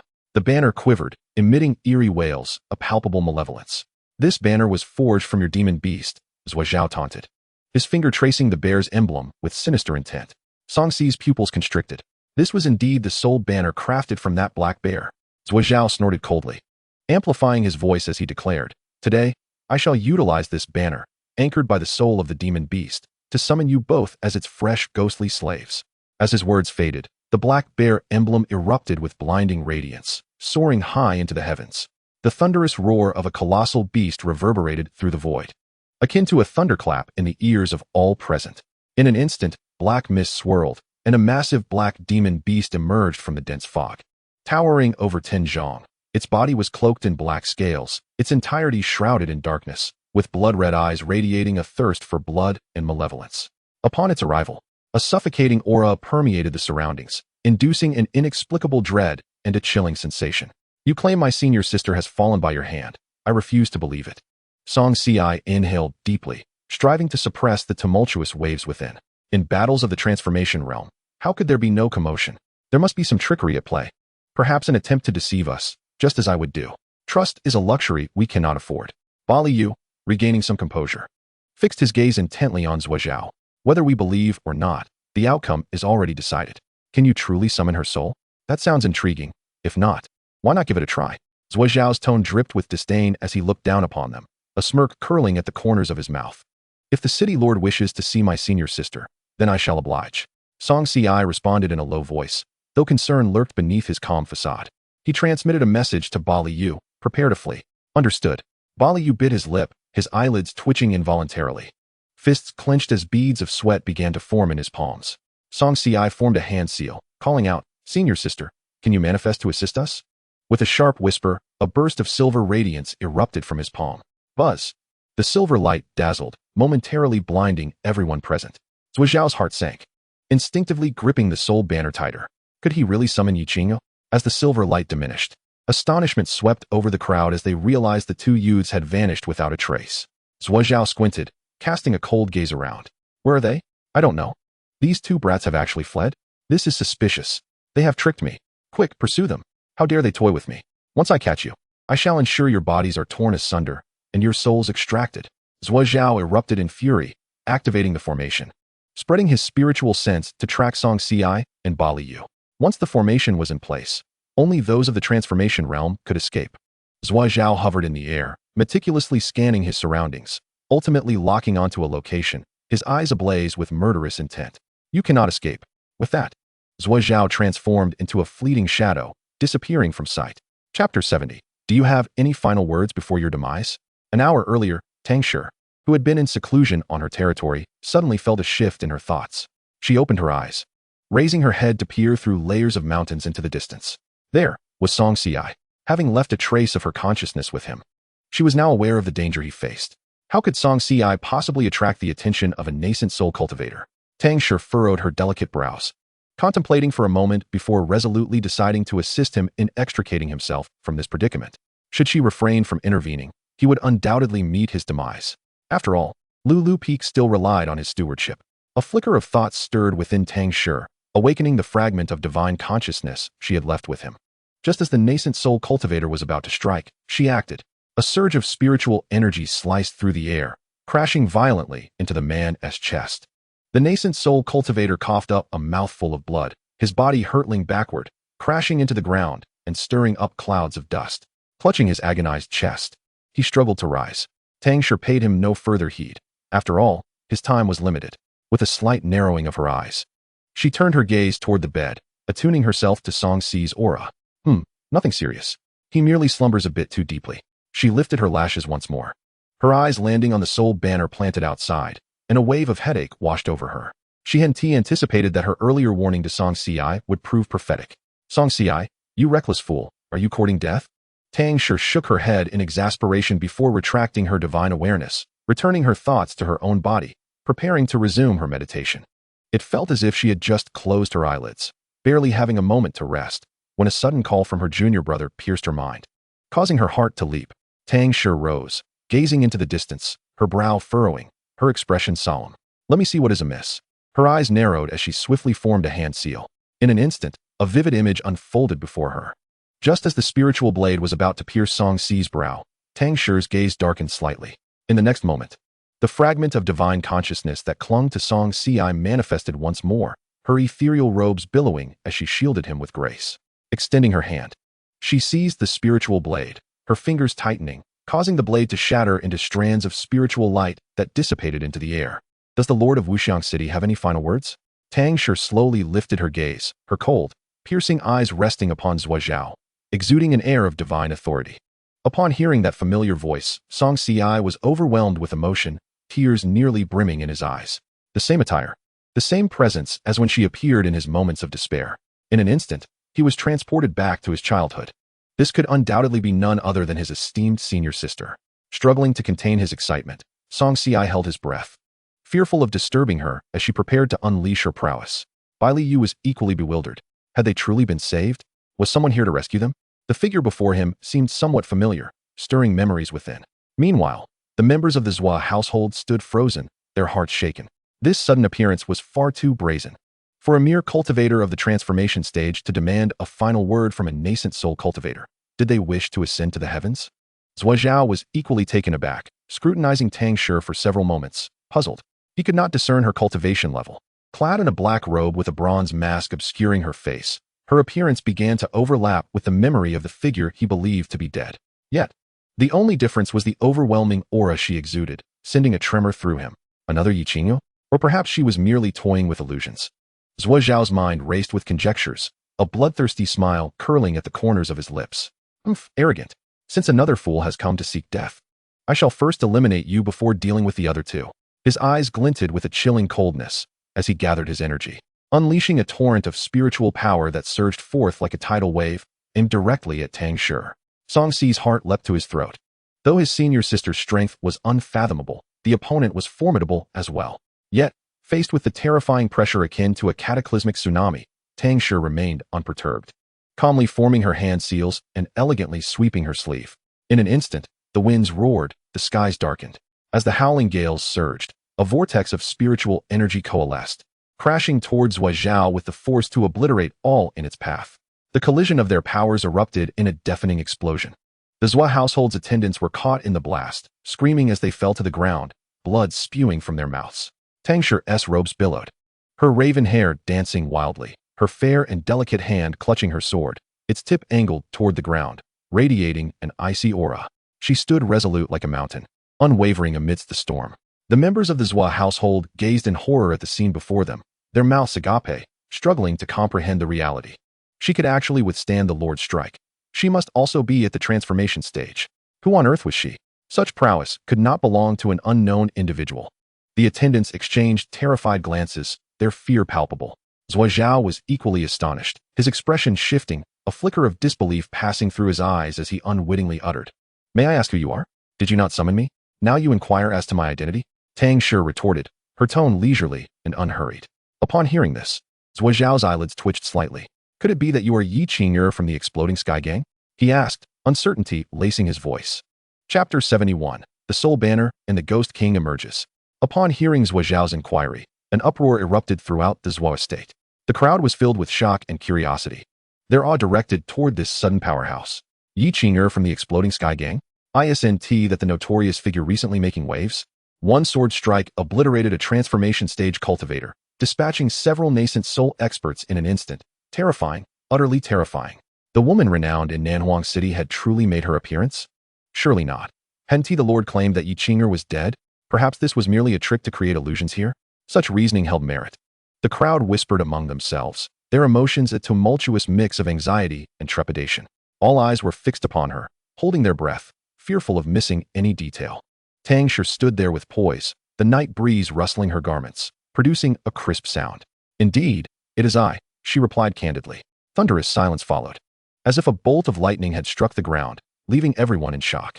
The members of the Zhua family widened their eyes, gasping in disbelief, their hearts racing. She admits it. Could it truly be her? Who, then, did the Lord slay? If she is indeed Yi Qing'er, are we not in peril? Is there still time to flee the Zhua estate? The saying about self-preservation in times of calamity is not limited to couples. Thoughts raced through their minds. The situation had flipped entirely. What was once the Zhua household's intent to eliminate her junior brother had now transformed into Yi Qing'er demanding a final word from the city lord. The plot twist was astounding. Zhuo Zhao's expression darkened considerably, his deep-set eyes shimmering with complex emotions, as if pondering something. Half an hour ago, I had just turned a person named Yi Qing'er into a ghost servant. Now you claim to be her, which leaves me quite perplexed. He narrowed his eyes, a chilling smile curling his lips, emanating an aura that instilled fear. Tang Shi clicked her tongue. She had long since ingrained the lesson that villains perish from excessive chatter into her very bones. Thus, she had no intention of engaging in trivial banter with Zhuo Zhao. Is this your final word? If so, then let us embark on our journey. Her voice echoed as she stepped forward, and in an instant, the atmospheric pressure plummeted. Oppressive as if a storm were brewing, rendering breathing difficult. Ha ha ha, do you think I am cowed by fear? Who shall escort whom on this journey remains to be seen. Zhuo Zhao threw his head back in a maniacal laugh, his expression grotesque and terrifying, reminiscent of a malevolent spirit. He raised his right hand, a dark aura emanating from his palm. As the black mist swirled about, a ghostly banner, approximately 3 zhang in length, materialized out of thin air, howling and spiraling in the air, stirring up chilling winds that instilled dread in all who beheld it. Upon the banner's surface, a vividly depicted malevolent spirit grinned with a green face and sharp fangs, exuding a menacing aura. Wansoul banner, arise. Zhuo Zhao suddenly waved his sleeve, the banner soaring into the sky. In an instant, the Wansoul banner fluttered in the wind, its fabric snapping sharply as black fog enveloped the surroundings, filling the air with a sinister energy. It hung high above, blocking out the moonlight, casting the area into inky darkness, where one could not see their own hand. This was the treasured Wansoul banner forged by the city lord. Its might could very well be classified as a mid-level Xiantier magical artifact. The city lord, a master of the transformation stage, wielded the formidable Wansoul banner, making him nearly invincible among his peers. As far as I know, the so-called transformation stage cultivator that Yi Qing'er had slain was merely a half-step transformation, having failed to withstand even 54 lightning strikes. Politely speaking, he was a half-step pseudo-transformation. Bluntly put, he was nothing more than a waste stuck at the pinnacle of the nascent soul stage, unworthy of comparison to our city lord, a genuine transformation master. The disparities between each realm are as vast as the heavens and earth. If a transformation cultivator cannot defeat a pseudo-transformation, I would doubt their cultivation is anything but drug-induced. The city lord's strength was indisputable, and with the Wansoul banner in hand, he was truly unstoppable. Yi Qing'er was destined to perish. The members of the Zhuo family whispered amongst themselves, their eyes filled with admiration as they gazed upon the Wansoul banner, their excitement palpable. Zhuo Zhao, listening to the murmurs around him, felt an overwhelming sense of valor swell within him. He stood proudly, hands clasped behind his back, gazing ahead with a disdainful expression, emanating an aura of dominance that showcased his tyrannical posture. Yi Qing'er, today you shall pay the price for your reckless words. With that, Zhuo Zhao formed a seal with his hands, chanting incantations. Night of 100 Ghosts. Accompanied by a low shout, the Wansoul banner trembled violently, its fabric fluttering in the wind, as malevolent gusts surged forth. The black mist billowed, enveloping the area, while piercing and haunting wails echoed from all directions. One by one, the green-faced, sharp-toothed specters struggled to emerge from the Wansoul banner. In an instant, innumerable ghostly figures materialized around, eerie and sinister, their malevolence overwhelming, sweeping across the entire domain. Kik-kik, gaga-gaga. The ghostly thralls emitted chilling and unsettling laughter, their greedy and fierce expressions fixated on Tang Shi with eyes akin to ravenous wolves, eager to devour her whole. Hiss. Witnessing this scene, the crowd collectively gasped in horror. The Night of 100 Ghosts. As if the depths of the underworld had manifested, was this truly the power of the Wansoul banner? Terrifying. I felt my very soul tremble. Indeed, it was dreadful, truly worthy of being a mid-level Xiantier artifact. The Night of 100 Ghosts unleashed by the city lord possessed a might that could obliterate the heavens and earth. The crowd was engulfed in anxiety, a chill creeping up their spines, causing them to shiver. They could not help but take several steps back, save for a few who remained standing, wearing expressions of ridicule. Bai Liyu's face turned as pale as a sheet, filled with trepidation. This was truly exhilarating, although he had heard whispers of Zhuo Zhao forging the Wansoul banner. Witnessing it firsthand left him utterly astounded. This was the soul banner crafted by Zhuo Zhao, akin to a sorcerer's concoction? It was genuinely terrifying. Bai Liyu's heart raced, and he could not help but swallow hard, contemplating that if he were to be ensnared by such a horde, he would likely be torn to shreds. However, an even more alarming event soon unfolded. Roar! Accompanied by a deafening roar, an enormous black figure abruptly materialized upon the banner, colossal as a mountain. Its form entirely black and fearsome. The massive silhouette struggled to emerge from the banner, and upon its arrival, it unleashed a fierce gale that forced the onlookers to squint against the wind. What on earth is this? The crowd stood agape, paralyzed by shock. Their voices lost in their astonishment. Something was amiss. That shadow instilled an overwhelming sense of danger. I feel it too, I share that sentiment. The expressions of the crowd shifted slightly, as an ominous premonition began to rise within them. Roar!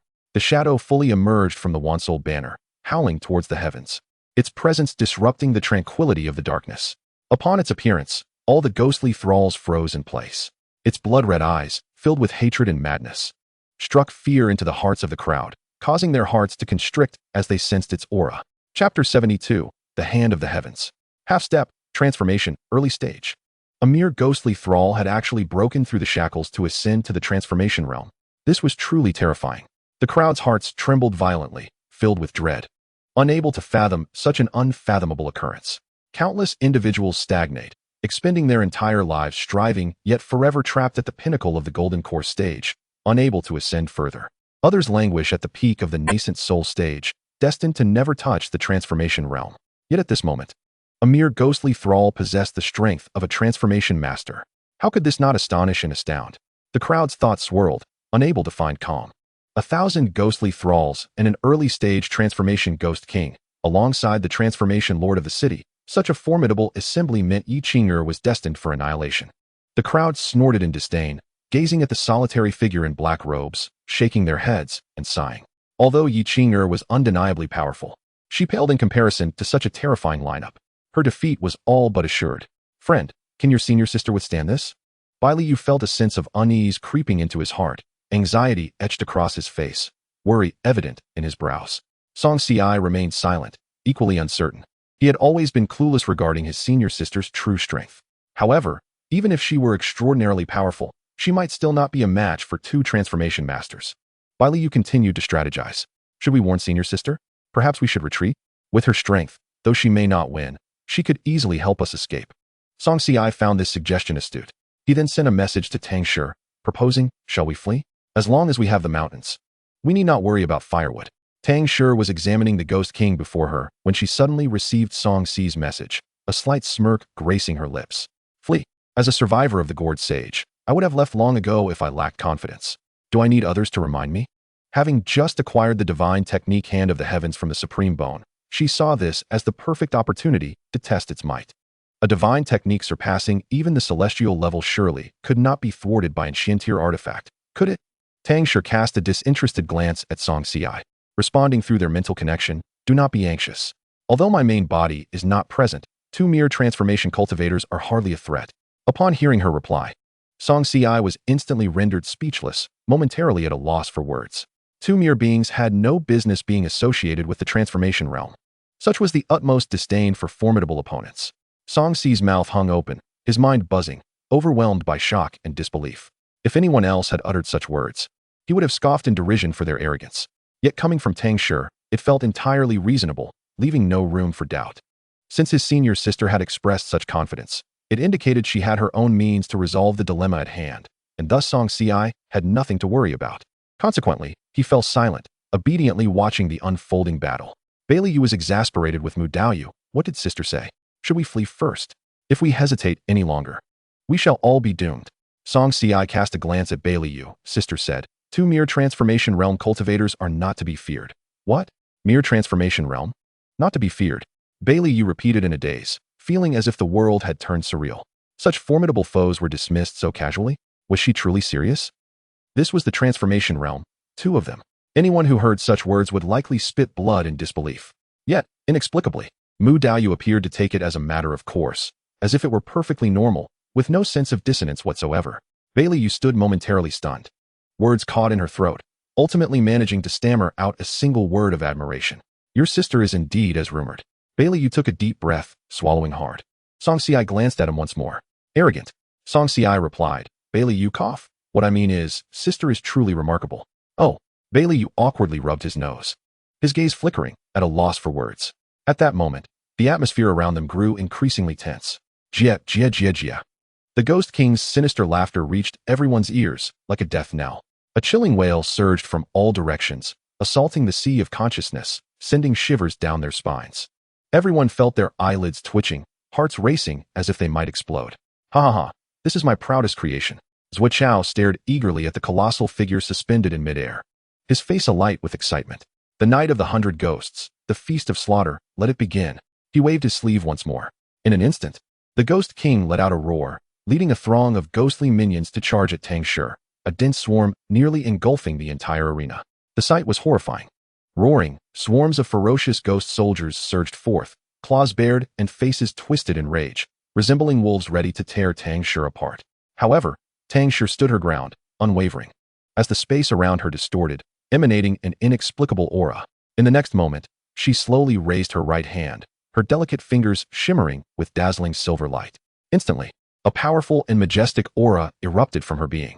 The silver light spread, enveloping the entire sky, transforming the deep night into a blinding day. So brilliant that it was nearly unbearable to behold. Boom! The earth trembled violently. Following closely was a terrifyingly oppressive aura that descended. The power was too mysterious and formidable. Even the residual force alone made it hard to breathe. What kind of power is this? Everyone present felt their pupils dilate, sensing the threat of death. Their body hairs standing on end. Thud! Many cultivators collapsed on the spot, trembling uncontrollably, their legs giving way as if robbed of strength. They stared in terror at that ethereal figure. Her presence was icy and lethal, filled with a chilling intent to kill, like a celestial being descended from the heavens. Her eyes were deep and distant, harboring endless indifference. With a single thought, the universe is born. With a single thought, all things perish. Tang Shi stepped forward. Boom! The void shattered, ripples spreading and sweeping across the sky. Her index and middle fingers aligned, ancient, intricate runes flickering at her fingertip. With a distant gesture, she commanded, "Hand of the heavens, descend." Silver light burst forth from the horizon, and a dark vortex materialized, resembling a portal to another world. In the next instant, a gigantic, unmatched hand emerged from the vortex, blocking out the sky, spanning across the heavens, its fingers sharp as blades, glowing with a sinister radiance. Crushing the void, it sought to subdue all existence. With an unstoppable force, it came crashing down. In that moment, the world fell silent. Under such overwhelming might, no one could move. Only fear remained in their hearts, their eyes wide in terror as they gazed upward.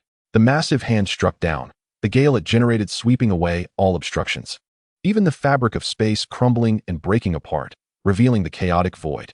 No, Zhuo Qiao's face paled, his eyes filled with profound horror and despair. Boom! The collision that annihilated heaven and earth erupted. An endless torrent of power surged forth, wreaking havoc and impact. Everyone felt the world flip upside down. The sun and moon tilting, as an overwhelming force emanated from that colossal hand, grinding everyone to ashes. Before such a godlike assault, nothing could withstand. Only destruction remained. Chapter 73, The Battle of Transformation. All are afraid. What is happening? Is it dawn? Such a powerful fluctuation. What has transpired? Is someone actually engaging in battle within Wanxiang City? Have they lost their minds? As the silver light illuminated the entire sky, many within Wanxiang City were startled awake. Emerging onto the streets, upon raising their heads, they witnessed a scene they would never forget.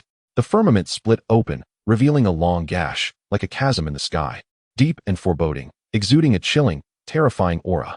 A colossal palm print emerged from within, blocking out the sun, radiating an extreme terror that seemed capable of crushing the very heavens, instilling dread in all directions. What is that monstrous thing? How did it suddenly appear? Hiss! So terrifying. Could it be some kind of divine treasure emerging? Divine treasure? What a naive dream.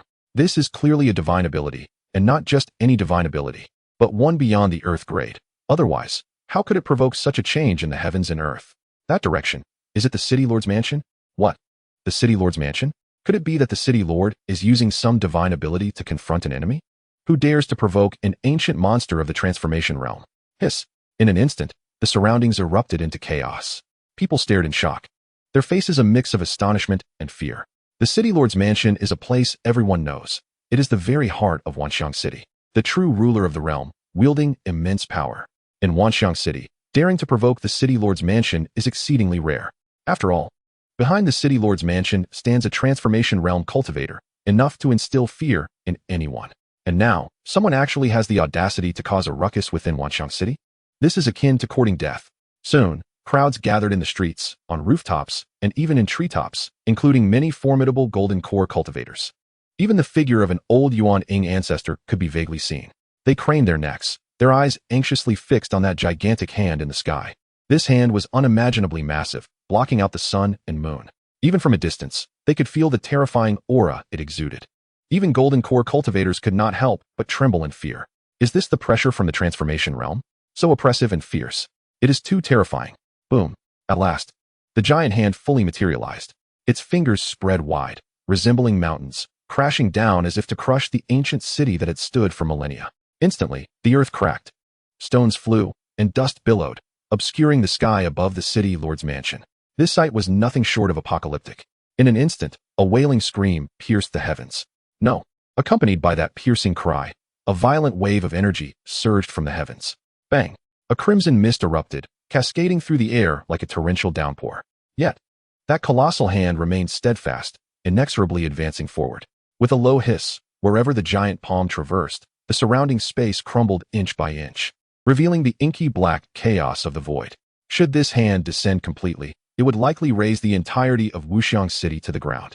This was the true essence of obliteration, the annihilation of heaven and earth. This is bad, we must flee. Quickly. This aura, even its residual force, is beyond our capacity to withstand. The ancient being of the transformation stage is indeed terrifying. The crowd trembled in unison, paralyzed by fear, abandoning their curiosity and turning to flee in a frantic panic. Each individual desperately activated their movement techniques and escape methods, rushing headlong out of the city. In a mere blink, the throng within Wuxiang City receded like a tide. However, a greater number of lower-tier cultivators were in a state of utter disarray, sprinting chaotically, wailing in despair, wishing for additional legs to ensure their survival. As they fled to the vicinity of the city walls, they were abruptly forced to halt. The city's defensive formation had already activated in pursuit of xianxia and the other, rendering entry impossible and exit equally futile, unless the formation could be unraveled. Even a nascent soul elder would be powerless against it. What do we do? Are we to await our demise here? I refuse to accept this. I have yet to ascend to Foundation establishment. Enough with the lamentations, we must first consider how to escape the city. Some individuals sank hopelessly to the ground, their eyes vacant, murmuring to themselves, I do not wish to die. I am not ready to die.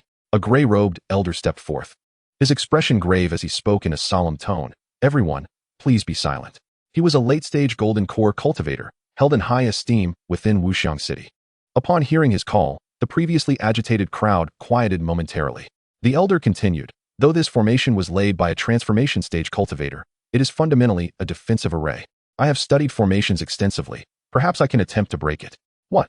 The elder is willing to assist us. We beseech you, esteemed elder, save us. Your kindness shall not be forgotten. We will repay you in the future. Excitement swept through the crowd as they gazed at the gray-robed elder with hope. He raised his hand, hesitating as he said, however, I will require some time to dismantle this formation. His voice faltered and grew increasingly uncertain. After all, the complexity of the formation exceeded his expectations. This was a restriction laid by a transformation stage master.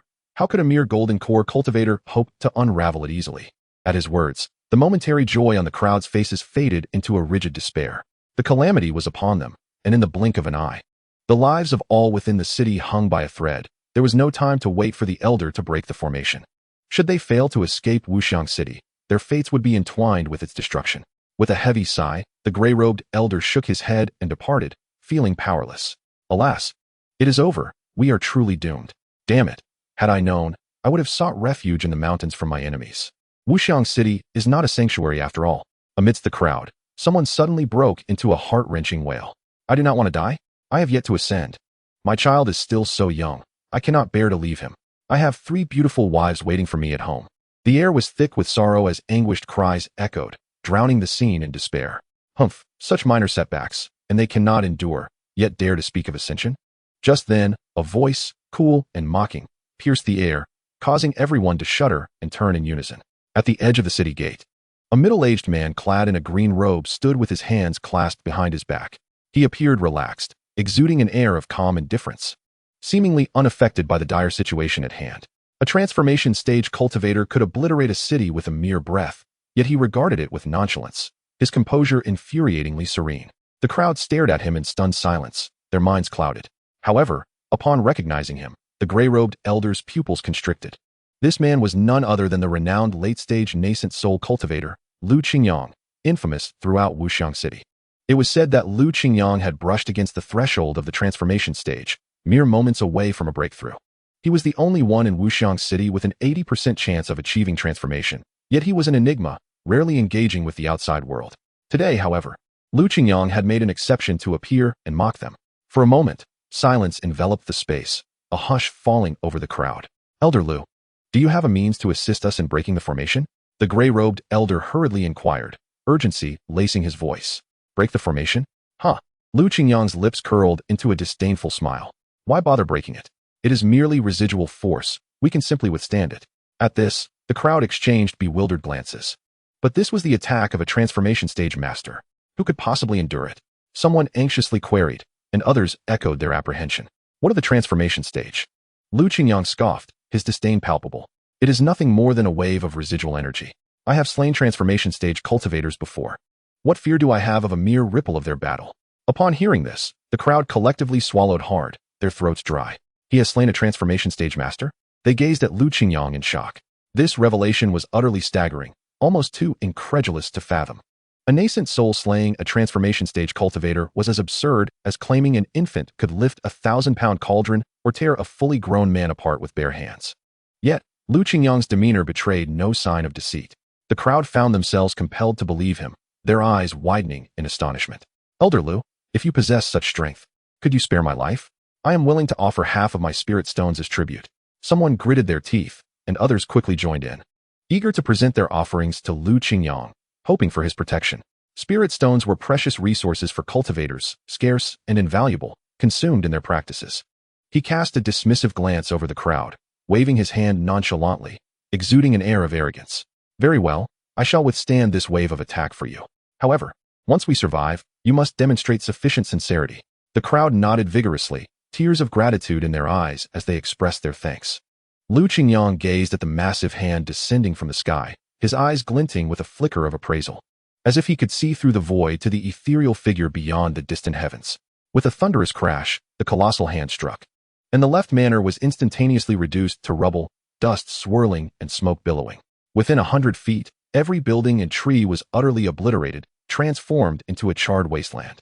The violent residual energy surged forth like a tsunami, majestic and overwhelming, shaking the very earth. The deafening sound of the explosion reverberated through the air, the fierce winds whipping against Lu Qingyang's robe with a resounding crackle. He squinted, lifting his gaze to watch as the immense palm imprint slowly dissipated. Even in the presence of a transformation stage master, he felt no fear. What could a mere wave of residual energy do to him? A soft chuckle echoed throughout the surroundings as he raised his hand, summoning his life-bound treasure, the Xianhuang Linglong Bell.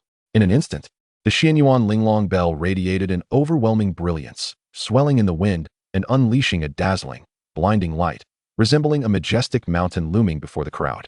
Bracing against the oncoming residual force, boom, a deep, resonant sound reverberated suddenly, and an invisible ripple spread outward from the two focal points. The chaotic energy wreaked havoc in all directions, obliterating surrounding structures and reducing them to a chaotic ruin. Hiss, what is this? Such a potent aura. This artifact must have reached the Earth-level tier. Earth-level treasures are indeed invaluable. No wonder Elder Lu could slay beings beyond his rank. It turns out he possesses such a formidable artifact. Many martial artists gazed enviously at the Xianyuan Linglong Bell. Listening to their discussions, Lu Qingyang could not help but wear a smug smile, clearly relishing the attention. However, when he noticed the cracks on the Xianyuan Linglong Bell, his eyelids involuntarily twitched, and his expression darkened. In the next moment, a blinding white light erupted from the Xianyuan Linglong Bell. With a muffled bang, it shattered into countless fragments. Hiss! Witnessing this scene, the crowd gasped, their souls seemingly escaping their bodies in fright. Such an Earth-level treasure could not withstand the residual force of a battle between gods.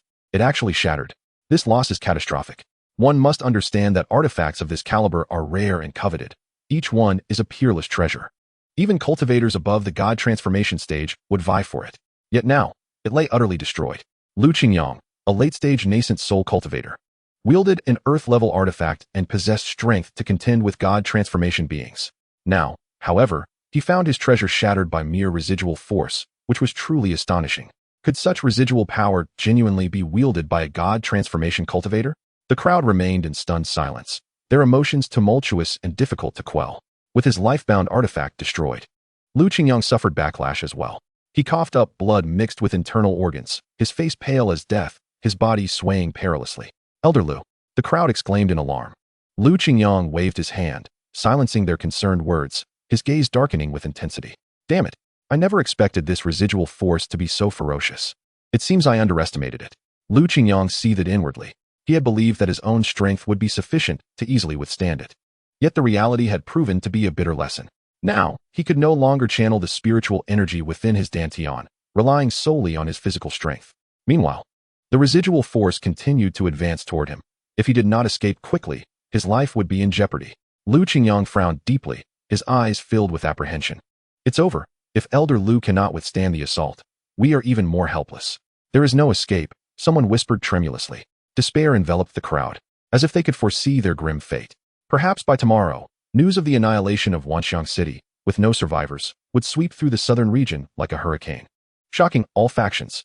Some timid cultivators had already closed their eyes, quietly preparing to face the arrival of death. However, 3 minutes passed. Pain did not descend. Everything around remained peaceful and serene. What is happening?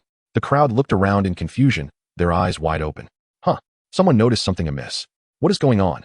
Where did that terrifying residual force go? It seems to have vanished suddenly. Does this mean the crisis is averted?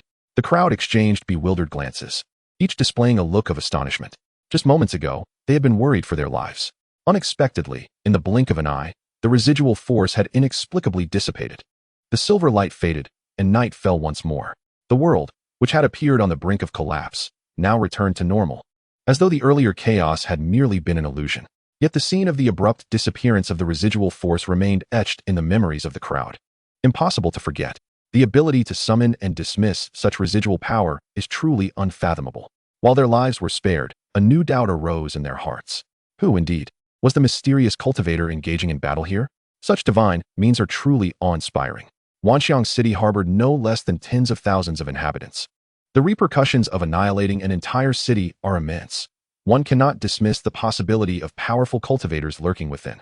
Tang Shi had no desire to find herself pursued or on the run in the future. She hurriedly retracted the residual force. If one cannot control such power with finesse, what kind of master are they? Chapter 75. The madly awesome and impressive explosive gang. Song Si and Bai Liu stood before the utterly obliterated left manor. With no survivors, both somewhat dazed. Song Si was astonished by her senior sister's extraordinary abilities, while Bai Liu was equally shocked, even terrified. The city lord of Wanxiang, the Ghost King. These were two beings of the god transformation realm. The left manor had housed hundreds of attendants, including 2 nascent soul cultivators. And all of them had been effortlessly reduced to blood foam before the two, not leaving even a trace of their souls behind. How powerful must Yiqinger be? Rumored to be at the late stage of god transformation? Up close, witnessing her in action, Bai Liu felt she must be even stronger, at least at the void refinement stage. Fellow Taoist Mu, you almost tricked me into thinking your sister isn't Yiqing. Bai Liu finally found his wits and excitedly exclaimed to Song Si. He had thought he would perish in Wanxiang City tonight, but unexpectedly, a twist of fate led him to encounter the legendary Yiqinger. Heaven has not forsaken him. Song Si, if I were to say I only just learned that Yiqinger is my senior sister, would you believe me? I believe you are lying. How could you not recognize your own sister? Bai Liu rolled his eyes, then swiftly changed his tone, smiling broadly. So, fellow Taoist Mu, could you tell me what cultivation level my sister is at? Song Si pondered carefully before stating she did not know. Is your relationship with your sister not good? Quite well, actually. Then how could you not know her cultivation level? Song Si took 3 seconds to consider, and retorted, she has never told me. Bai Liu was momentarily speechless, nearly spitting blood.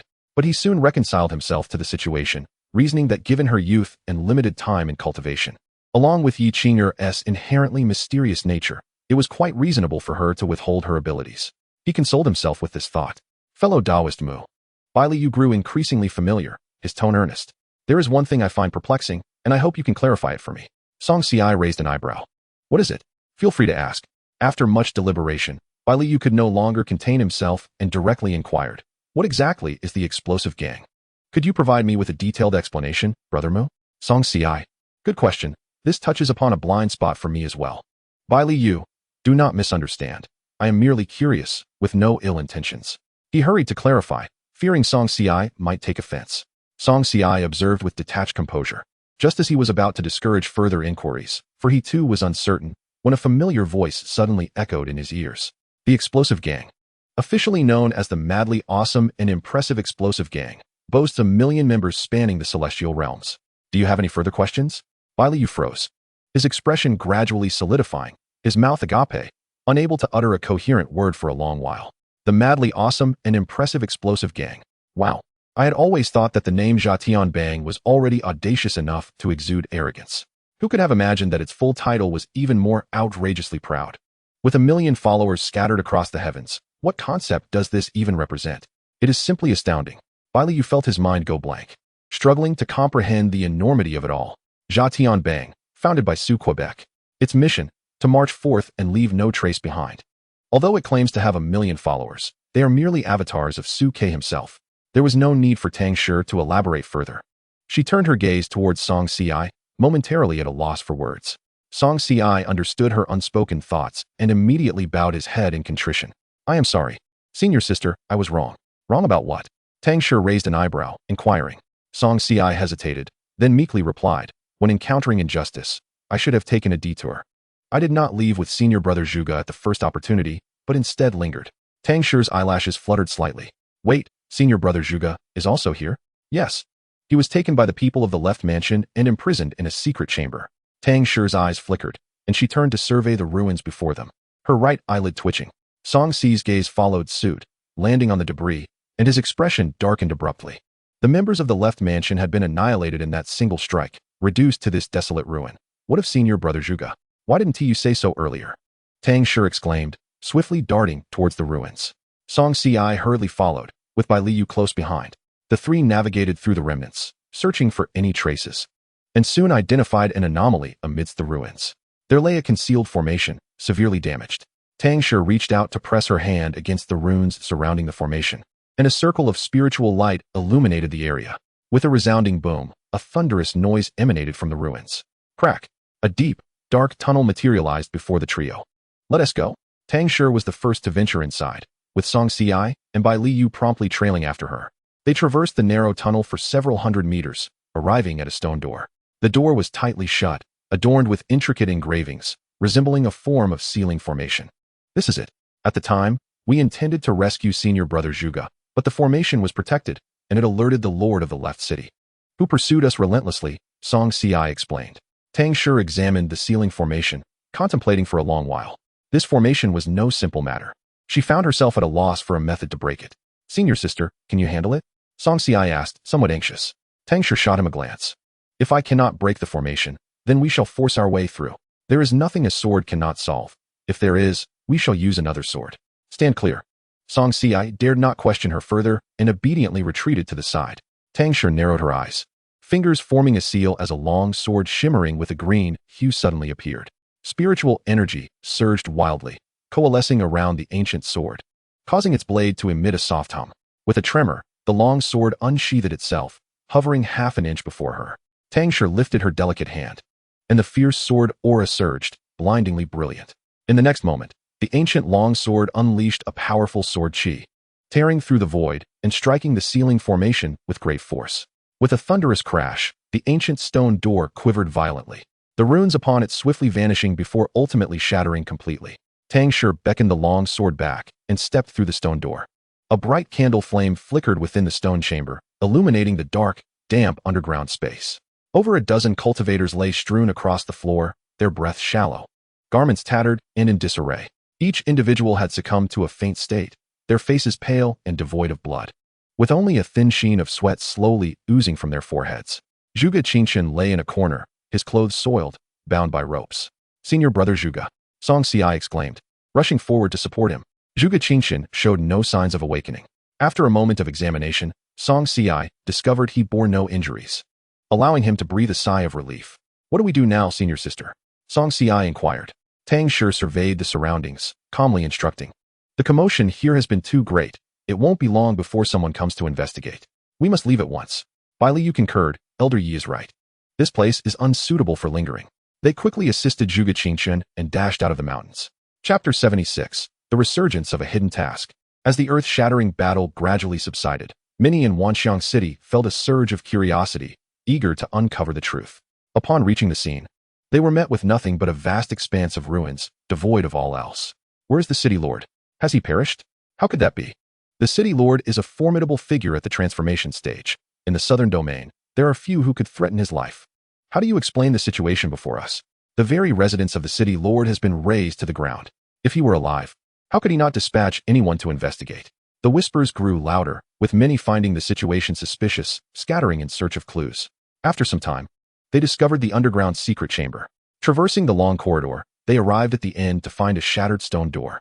It bore the remnants of a remarkably domineering sword mark, its residual power still palpable, sending shivers down their spines. Is that a sword mark? The crowd gasped in astonishment, scrutinizing the faint trace that was nearly imperceptible, their expressions shifting dramatically. No, it can't be. She has come? The crowd's faces turned pale with fear, falling silent. What is it? Why are you all so anxious? They urged, curiosity bubbling over. Stop keeping us in suspense. Who has arrived? Tell me, what has frightened you so? Yes, I too wish to know. You guess. Guess what? Hurry and tell us. The crowd was in a frenzy. Cough. I suspect that woman has come, someone whispered, their voice barely audible. Which woman? Have you all forgotten? The one who cleaved through the cloud palace, the person lamented. Gasp. At this revelation, everyone collectively inhaled sharply, a wave of trepidation washing over them. By the heavens, she has come to Wanxiang City. This woman is truly terrifying. What concerns me more is how the city lord provoked her. He is a legitimate transformation stage master. Yet he fell at her hands. The crowd murmured amongst themselves, hearts racing, as an image of a figure in a black robe loomed in their minds. That woman is simply too fearsome. She is not to be trifled with, not even in the slightest. The trio continued their journey to a mountain range outside Wanxiang City. Zhuge Qingshan remained unresponsive. Song Ci furrowed his brows, a look of worry etched upon his face. After examining him, Bai Liu spoke. His soul has been injured. He can only be nourished with spiritual herbs that enhance the soul. Otherwise, even if he awakens, he will lack consciousness. Spiritual herbs that bolster the soul are exceedingly rare. Seldom seen, and their prices are exorbitantly high. Song Ci frowned and asked if there were any alternative methods. None. Bai Liu shook his head. Song Ci pursed his lips, feeling at a loss. Where could he possibly find such herbs? But you need not worry too much. Have you heard of the Wanyu Merchant Association? The Wanyu Merchant Association is considered one of the top merchant associations across the entire Donglan Divine Continent. With a profound background, they traversed the 13 great states beneath the Eastern Lan Divine Continent, passing through cities where auction fairs were held, selling various elixirs, weapons, martial arts manuals, and beast companions. As long as one could afford the price, there was nothing one could not acquire. Bai Liu continued to speak eloquently, mentioning that in 3 days they would arrive at Wanxiang City, where an auction would take place, presenting an opportunity to procure soul-enhancing spiritual herbs. Thank you for informing me. My friend, Song Ci expressed gratefully with a cupped fist. Don't mention it, Bai Liu replied cheerfully, his gaze darting towards the meditative Tang Shi nearby. Mu Daoyu, I wish to join the explosive Sky Gang. When do you accept disciples? Are there any stringent requirements for those you take in? Song Ci paused for a moment, envisioning Bai Liu's anguished expression at the left manner. Bai Li Daoyu, I recall you once mentioned that you are your master's sole disciple. If you leave, how will he survive? I'll bring my master along to join. He surely wouldn't refuse, Bai Liu asserted confidently. After a moment of contemplation, Song Ci advised. You should ask my senior sister. He is merely a disciple of the Falling Willow Peak in the Minor Union sect, and is not even a member of the Explosive Sky Gang himself. Bai Liu turned to Tang Shi, donning a more obsequious smile. Senior Yi, unbeknownst to outsiders, while Tang Shi appeared to be in deep meditation, she was actually scrutinizing the system panel, searching for any elixirs that could enhance the soul. Ling Dan, she noted. Crafted from the essence of hundreds of herbs and 10 rare materials, its consumption would bestow a baptism upon the soul, thereby augmenting one's spiritual power and fortifying the soul itself. The price stood at a staggering 800 points. Tang Shi's lips twitched. While this item was indeed precious, the cost was utterly exorbitant. It simply was not worth it. Perhaps it would be better for Song Ci to attend the auction instead. Suddenly, she heard someone calling her name. She slowly lifted her eyelids, her piercing gaze sweeping over. I wish to join the Explosive Sky Gang. May I ask? Tang Shi interrupted him directly. We do not recruit. What nonsense. The Explosive Sky Gang was merely an offhand remark I made to establish a facade. She thought. In this realm, the Explosive Sky Gang lacked any established sect foundation or other members. What basis did they have for recruiting disciples? Oh, Bai Liu responded. Somewhat crestfallen, Tang Shi prepared to withdraw. As a prudent disciple of the survival path, It was unwise to draw too much attention to herself lest she attract unnecessary troubles. At that moment, a notification sounded. Ding, hidden mission triggered.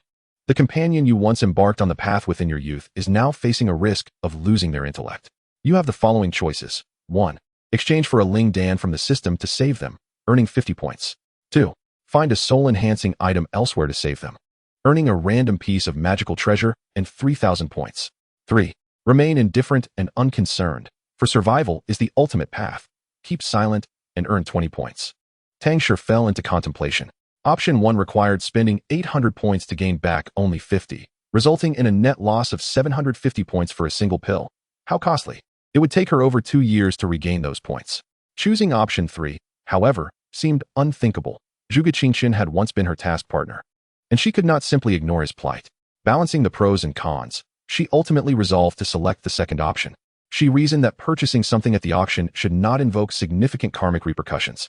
The allure of a random magical treasure was compelling, especially considering the formidable powers conferred by the Supreme Bone. If she could acquire several magical treasures, she would be invincible beneath the immortal realm.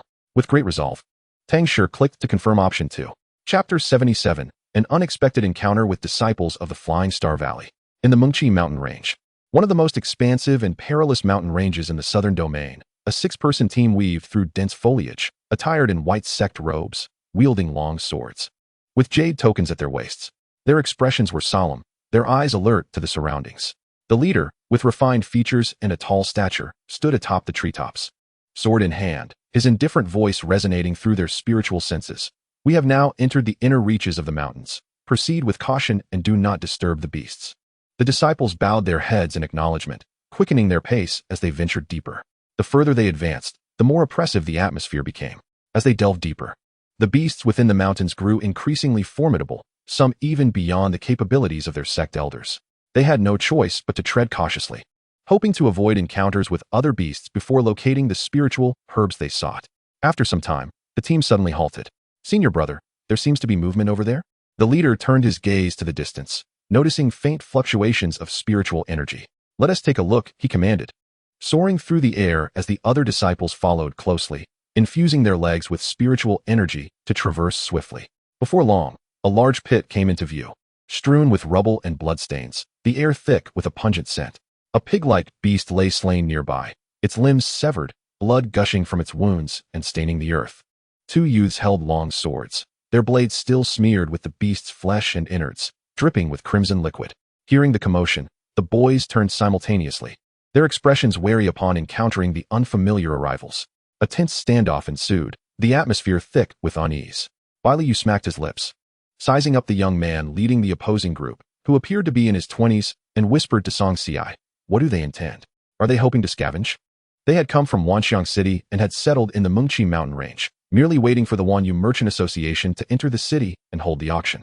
With time on their hands, it seemed a waste not to seek out some cultivation resources in the mountains. However, they had scarcely slain the beast when they encountered a group of cultivators.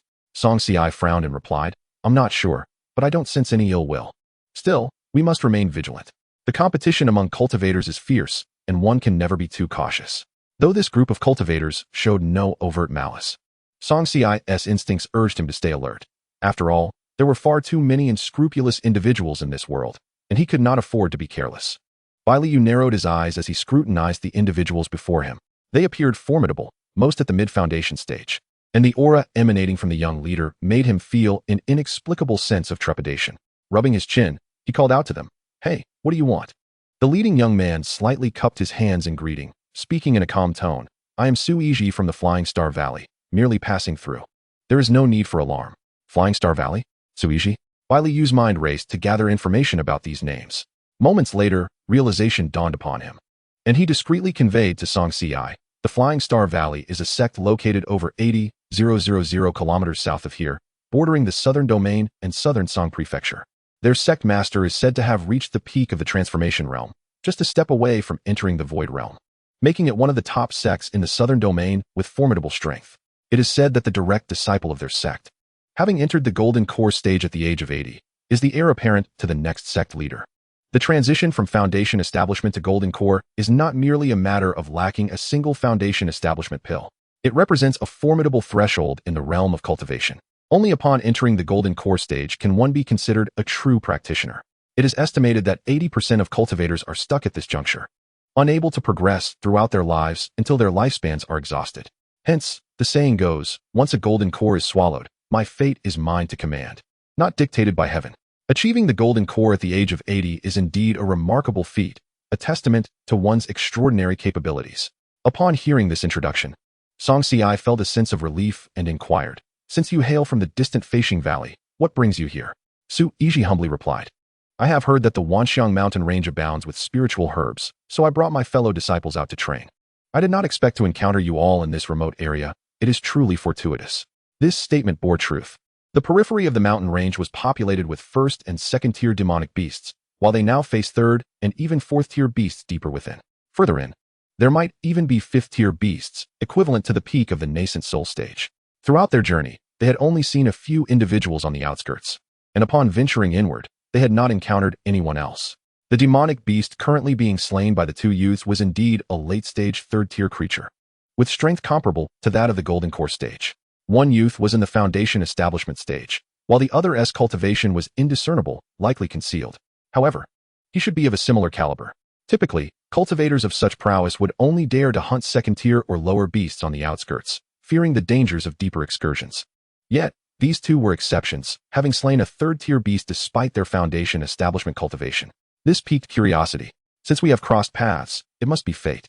I have heard that deep within the Mengqi mountain range lies the golden spirit purple flower.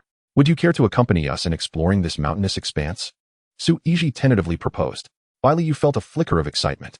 The golden spirit purple flower is one of the main ingredients for crafting the dust-settling pill, which can significantly enhance the chances of forming a golden core. Just this fact alone is enticing enough to lure any foundation establishment cultivator to take risks. However, Yu glanced sideways at his companion, hesitating to voice his thoughts. With Xianxia present, he felt a lack of safety if he proceeded alone. Noticing his gaze, Xianxia's thoughts stirred. Opportunity? No, this could be a trap. He discreetly communicated, I shall not go. If you wish to proceed, you may join them. Yu hesitated for a moment, but eventually shook his head. Never mind, my life is more important. It is rumored that deep within this mountain range lurks fifth-tier beasts. Without his companion, he would merely be delivering himself as prey. Furthermore, although the other party were also disciples of a sect, one could not guarantee their intentions were pure. Upon receiving the response, Xianxia clasped his fists towards Xianxia, courteously stating, Thank you for your kind offer. But my friend and I wish only to hunt some demonic beasts in this vicinity and do not intend to delve deeper into the mountains. Xianxia raised an eyebrow, his gaze piercingly fixed on Xianxia, seemingly pondering something. After a long moment, he averted his gaze and remarked, In that case, I shall not press the matter further. With that, Xianxia signaled to his companions, who promptly understood and bowed in farewell to Xianxia before swiftly departing. Yu watched as they vanished, then turned to Xianxia and asked, Brother Mu, why not go? The golden spirit purple flower is such a treasure. Xianxia shot him a sidelong glance and coldly replied, It is far too dangerous. We should not involve ourselves. This reasoning was sufficient, leaving Yu at a loss for words. Chapter 78, The Beast Tide. Meanwhile, Xianxia and his companions continued their journey deeper into the mountains. Brother, why did you invite those two unknown individuals? Someone questioned, puzzled. Xianxia responded indifferently, since they dared to venture into the inner mountains. They must have some form of backing. Moreover, their ability to slay third-tier beasts indicates they possess substantial strength. The mountains are fraught with peril. Should we manage to ally with them, it would provide us with additional support. Another young man, handsome and refined, smiled warmly. Brother, your foresight is admirable. I am in awe.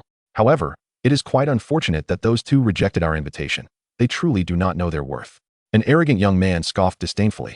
To refuse the golden spirit purple flower, they must be ignorant of its value to foundation establishment cultivators. They are likely just two foolishly inexperienced individuals. As the six continued onward, they engaged in discussions laced with disdain. Do not pay them too much mind. Xianxia waved his hand dismissively, his gaze flickering towards the depths of the vast mountain range, a cold smirk playing on his lips. Let us swiftly locate the golden spirit purple flower, harvest it, and return without further delay. Yes, brother. The group echoed in unison, quickening their pace toward the heart of the mountains. Before long, they arrived at the central area, which was shrouded in mist and fog. The dense forest was lush with vegetation, yet emanated an oppressive and eerie atmosphere. As they ventured further, the miasma and toxic gases thickened dramatically. Even for Xianxia and his companions, Breathing became a significant challenge. The group's expressions turned grave. Everyone, be cautious. The miasma here is exceedingly toxic. Quickly consume the miasma-clearing pill. Suiji advised, retrieving a pill from his storage bag to consume before stepping into the thickening haze. The others followed suit and quickly joined him. Half an hour later, they reached the mountainside. At the core of the mountain range, two unusual golden-purple flowers blossomed upon the edge of a cliffside boulder. The flowers were roughly the size of a grown man's palm, radiating a brilliant sheen and surrounded by a faint golden glow. The golden spirit purple flower, someone exclaimed in joyous surprise. The others revealed fervent greed in their expressions, eager to rush forward.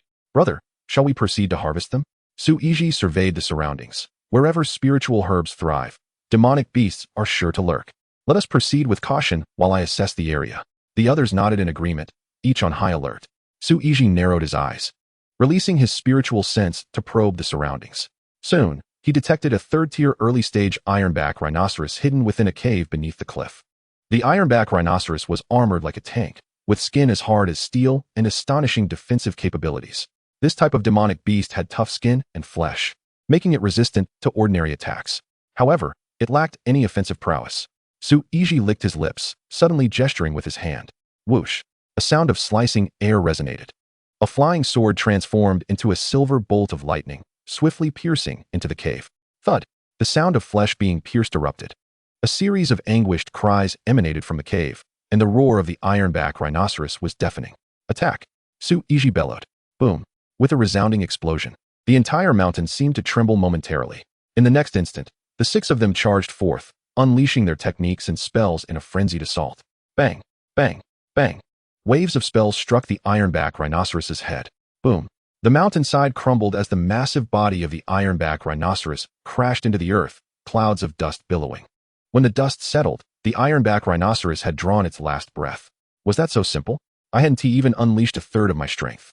Someone stood awestruck before erupting into wild elation. The creature is utterly feeble. Suiji furrowed his brow, feeling an unsettling dissonance in the air. They had ventured deep into the heart of the mountains, where the invaluable golden-purple spirit flower thrived. How could it be guarded by a mere third-tier beast? It ought to be at least of the fourth tier. However, there was no time to ponder further. With the precious flower secured, it was time to depart. Suiji decisively led the retreat. Suddenly, an earth-shattering roar erupted from the mountain peak, a ferocious aura enveloping the range.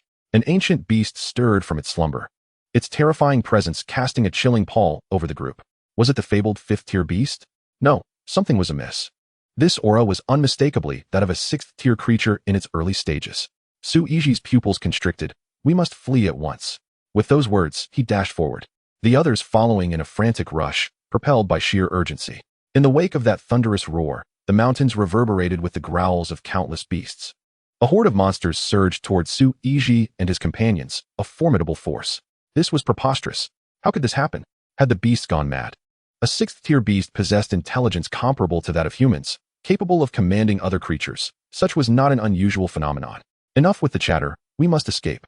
The thunderous cacophony, coupled with the enraged roars of the beasts, echoed throughout the mountains, instilling a profound sense of dread that coursed through their veins. In the midst of extracting the inner core of a beast, Xianxia exchanged a glance with Bai Liu, both sensing the growing anomaly. What was happening? Bai Liu's expression shifted as he sprang into the air, seeking a vantage point. Xianxia mirrored his actions. In the next instant, both their pupils dilated in unison. They beheld a vast tide of beasts advancing like a relentless wave, the scene utterly harrowing. This sight felt eerily familiar. Had they encountered this before? Xianxi's countenance paled, a beast tide. Bai Liu's eyes widened in disbelief. Could it be that a beast tide still existed within these mountains? His gaze sharpened as he discerned 6 figures frantically fleeing ahead of the horde, his expression darkening instantly. It was the trouble stirred up by those from Flying Star Valley. This is bad. We must hurry. Xianxia snapped back to reality, urging Bai Liu. With a swift motion, the two transformed into streaks of light, vanishing from sight.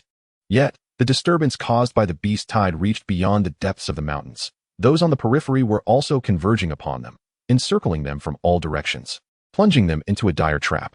The 6 from Flying Star Valley and Xianxi's group soon found themselves face to face, the atmosphere thick with tension. A heavy silence enveloping them.